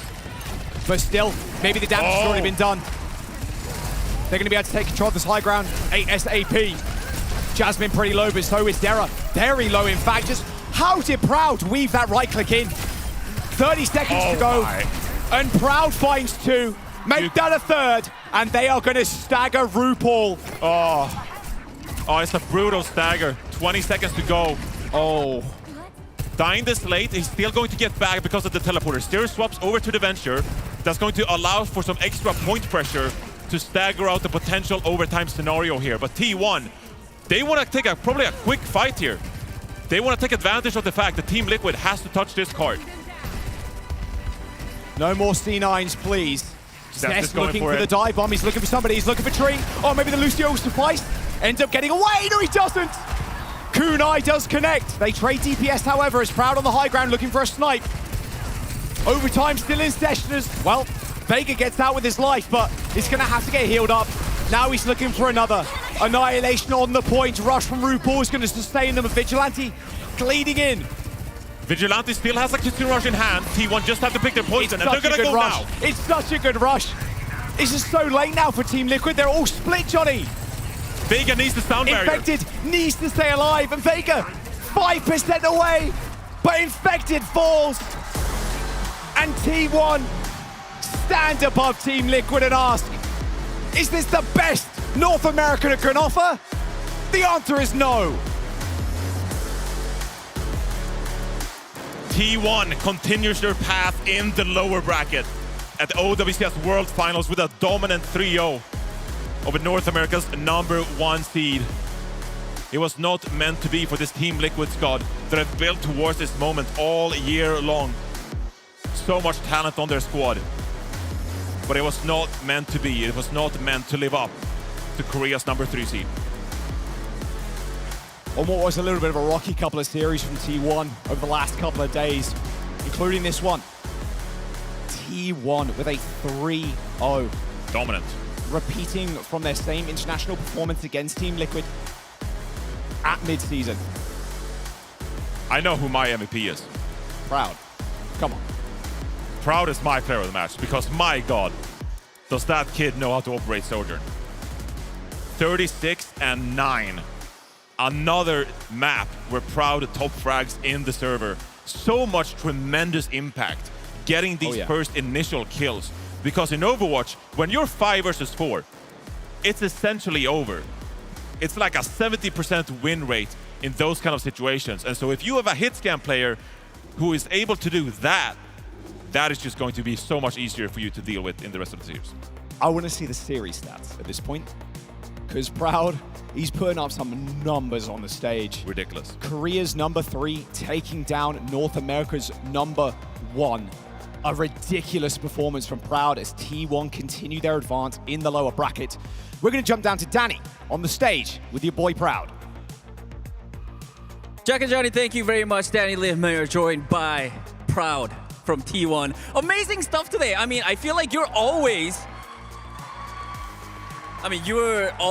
like, you know, you're always good. But I mean, I gotta be honest. I think today you absolutely killed it. What sort of changed for you, Proud? 자, 일단 오늘 승리 축하드리면서 솔직히 말하면 항상 프라우드 선수 뭐 잘하는 딜러, 히트 스캔인 건 다 알지만은 특히나 오늘 리퀴드전에서 조금 더 빛을 발하지 않았나 생각을 합니다. 오늘 좀 뭐가 달라졌나요? 일단 어제 경기가 너무 기억에 남아서 리플도 진짜 한 2-3시간 보고 머릿속으로 혼자 생각도 많이 하고 오늘 꼭 어제보다 더 잘 써야겠다라는 생각이 좀 컸던 것 같아요. I feel like I had a really good play yesterday, so I watched a lot of the VODs. I had to re-watch all the matches that I played, studied it, and I feel like that sort of paid off where I actually took that into account, and I feel like that sort of really worked out. Another thing I wanted to ask for you, Proud, is that a lot of our casters are saying that you are like the next generation star DPS, and I want to hear from you, Proud. Do you feel like you're that next generation star DPS that everyone is talking about? 자, 다음 질문은 요즘 또 미국 쪽, 특히나 미국 쪽에서 많은 캐스터분들이 우리 프라우드 선수가 차세대 스타 딜러다. 차세대 최고의 최강의 히트 스캔이라고 좀 말이 많은데 프라우드 선수는 어떻게 이거에 동의를 하시나요? 지금은 좀 많이 부족하다고 생각하는데 언젠간 다 이기고 우승한다면 그때는 아마 저도 내가 그래도 짱이다 생각할 것 같아요. I feel like I have still ways to go, but I mean, if I keep winning, if I do keep up this performance, I feel like I could be that next generation star player. Stockholm, what do you guys think? Do you guys think he's a good DPS? 벌써 이루신 것 같네요. All right, thank you so much, Proud. That is it for the interview. Desk, take it away. Thank you so much, Danny. Congratulations to T1. They are staying alive. Absolute heartbreaker for Team Liquid, which showed so many signs of life there on our last map. I really, for 1 second, thought they got it. That Bastion swap was like a million IQ play in that OT. You apparently get royalties because you called that first.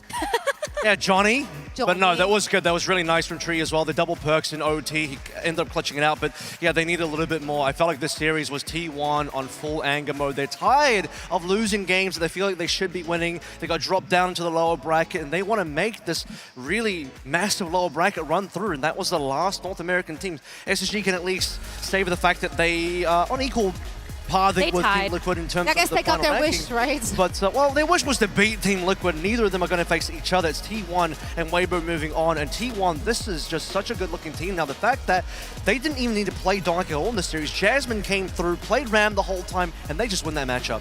It was just so impressive, and I think that this means a lot for the T1 roster in general. Jasmine didn't see much play, if any, basically in Stage 3 of OWCS Korea, and now comes in World Finals. So much confidence behind either of these looks, with Jasmine playing the off tanks or Donghack coming in and playing the Wrecking Ball, Winston, any of those more dive-centric compositions. But Proud, man. What more can we say about this player, except for what he put up in the server? I'm going to say this. I discovered him first. That's right. I scouted this guy way back in Contenders when no one knew who this guy was. He was the up-and-comer, and now he's finally here and showing up. But I got to say, it's been a bit of a slow year for Proud.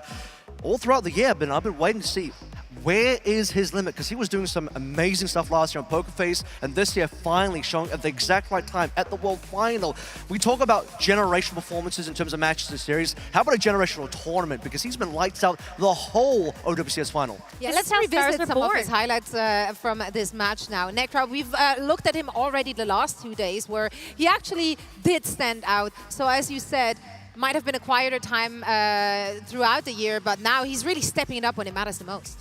And that's what you want to see, especially if you want to have hopes of T1 making it further in this tournament. It does come down to not just the flexibility in that Flex DPS role, but also your hit scans, pumping out consistent damage. And I hate to say it, but I feel like T1, they just had the better DPS today. And I don't know what they were feeding this roster this morning, but keep doing it, you know? Whatever Proud as S want to eat, give it to him. It's just crazy, because like he literally just turned 19 this very month.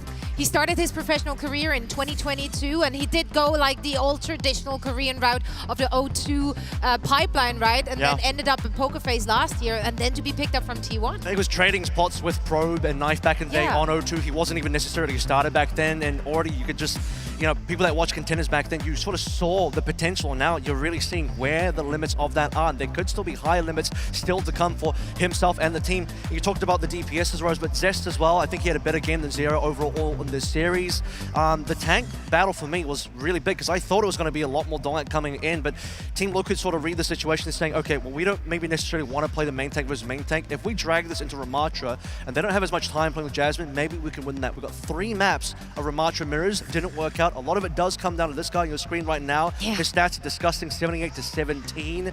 And like I sort of said, he's been doing it all tournament long. So whoever faces T1 next, that's going to be scary. Yeah, I feel sorry for whoever that is going to be. Because it's just, I think, shaping up to be just a very strong tournament with who is left in this upper half. You know, T1 had an amazing run today. That is 2 lower bracket matches in a row that they've been able to stave off elimination. And similarly on the other side, I think we have to just give a lot of excitement to Weibo. Because I think both of them, like the Weibo maybe just an underdog from being a Chinese team, and then T1 as the 3rd seed in Korea. I think sometimes you do look at those regions and you go, well, maybe this is, you know, GG's, like, well, EMEA, like very strong, Korea, of course, like Team Falcons, Crazy Raccoon. But I think T1 and Weibo, they very, like, solidly put themselves in the conversation now for top 4. Oh, they definitely have. And I know that everyone in the upper bracket will have an eye on those teams and are excited to see who's emerging. Now, of course, for T1, it's not going to get any easier if we're looking at the bracket. Their potential next opponent, I believe, should be the loser of Crazy Raccoon and OWCS. Now, Crazy Raccoon, I think they're winning the head-to-head. Like, if you're looking at the regular season, the last time that T1 was actually able to take them down was in the, stage 2, like, placement decider matches or something like that. But that was also like a really bad run for Crazy Raccoon overall since they went 0-3. Well, I mean, T1 only seemed to lose to Crazy Raccoon when it's a grand final. So outside of that, T1 have a pretty good record versus CR. So that could be the potential here. But also for OWCS here, T1, they've been losing to Twisted Minds. They've lost to Twisted Minds twice now, including in mid-season as well. T1 would love to get revenge on EMEA in general, eventually maybe facing TM again. But if it's OWCS here instead, T1 would not mind that matchup either. Which one would you be more excited to see? In terms of like the potentials that we have? The potential. What's the Well, possibilities? the world is my oyster. I know, right? Oh man, if I had to have like a wish list, I think I really want to see the Weibo T1 game. Yep. Yeah, that would be fun. Honestly, I think whatever is coming our way, it doesn't matter.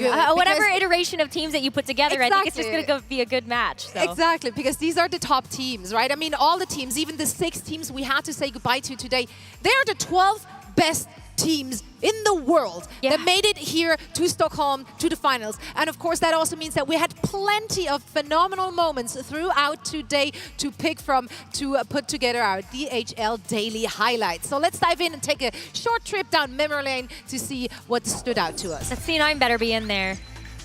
Yeah, I mean, it doesn't have to be a good highlight, depending on which side you're on. Well, you know, highlights, lowlights.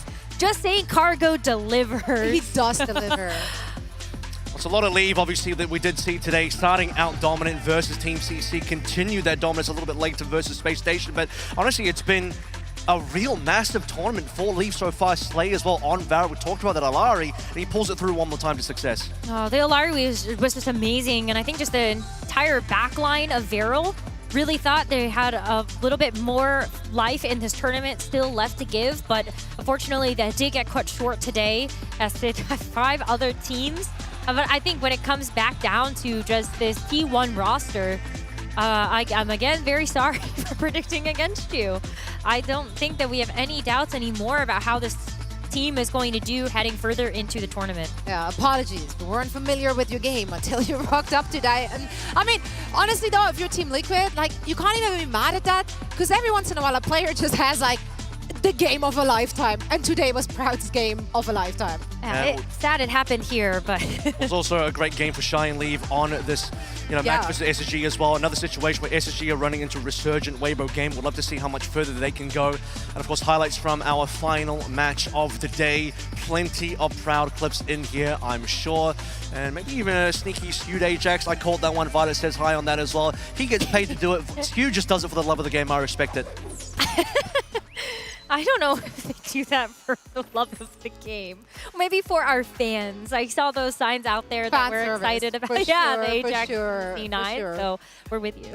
We are, and I'm sure there's plenty more of that, because we do have 2 more days of action ahead of us. Today, we had to say goodbye to 6 teams. Tomorrow, we're going back to the upper bracket to start it all off, and we're going to take a look at the upper bracket semi-finals. It's going to be very stacked up there. I expect the matches to be very, very close. Here is your schedule. This is what's coming our way. As you can see as well, we're starting at 11 in the morning CET, so 1 hour earlier in order to get it all in there. And you know what? It's Korea versus EMEA, both of our upper semi-final games. I hate to say it, but right now it's looking like EMEA might just be a lot better than North America, and that is great for the EMEA fans and the audience. A little bit sad for the North American fans. A little sad for France as well, but if this is going to be, this is really the day that we get to really put the litmus test together. EMEA versus Korea. Is the gap actually closing between these 2 regions, or are Korea going to maintain on top for the rest of the season? Yeah, some of those questions will be answered tomorrow, which is just some hours away. I'm not going to do math on stream. Also, Just so you know, tomorrow at one point during the show, we will also be having some special guests on this very desk who will walk us through all things esports for 2026 for Overwatch. So some announcement on the horizon, perhaps. Definitely going to be a good reason to tune in, other than, of course, the amazing games that we get to witness. Guys, one last thought here. What is the big takeaway from day number 3 of the competition? I just want to see some 5 maps tomorrow. That would be nice. That's all I love that. Takeaway is Korea is strong as ever. All 3 Korean teams made it to the top 6. North America, unfortunately, none of their teams made it to the top 6. EMEA, I mean, Twisted Minds and OWCS have been strong throughout the year, so probably not a big surprise there. And then Weibo, good resurgence. CC have been on the up and coming as well, but Weibo making the top 6, love to see that. You know, you rattled that down like a robot, as if we've had that script every single He's actually Cargo. Is he Cargo? I have never seen him in the same room. He's as tall as Cargo. It was me and Avast the whole time, you know? It was them all along. How did you teleport then from... We can't give that away. Like simulation. some stuff needs to remain a mystery, or perhaps we will reveal it tomorrow. I don't know, but definitely make sure to tune back in for all the action. We have 2 more days of play to go before we are crowning our champions for this year. For now, though, it's a good night. Thank you all so much for tuning in. And as we're seeing you off with some beautiful picture, we're also gonna give you the proper soundtrack for that. So make sure to listen to the official OWCS theme song. It's called Hold Your Ground. Remember the time when our hearts were synced and our thoughts connected, expanding our size. We can clear the cache, burn it all to ashes, and attack our energy back and charging forward, losing track of what has failed us. We can be heroes, let our fear go, no time to play. You're not alone, no stops in the road, the fallen pave our way. We can clear the mess with 1,000 marching steps. Nothing stays broken, nothing ever stays broken. While the world is burning broken, keep your unity loaded. While the world is burning, keep your head held proud. When the cities crumble, scream their name out. When the world quakes, hold your ground.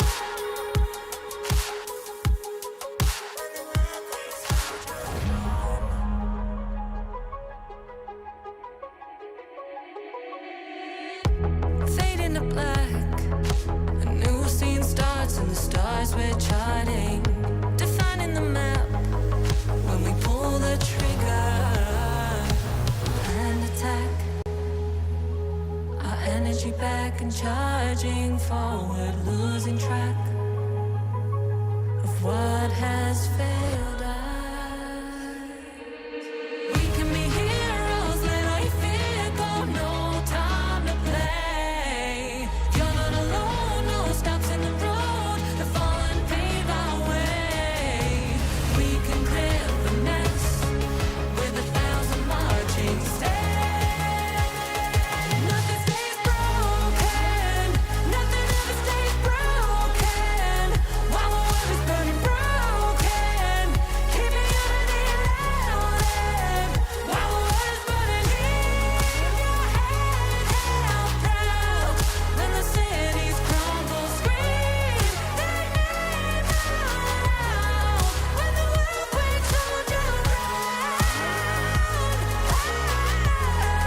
When the world quakes, hold your ground. Hold your ground.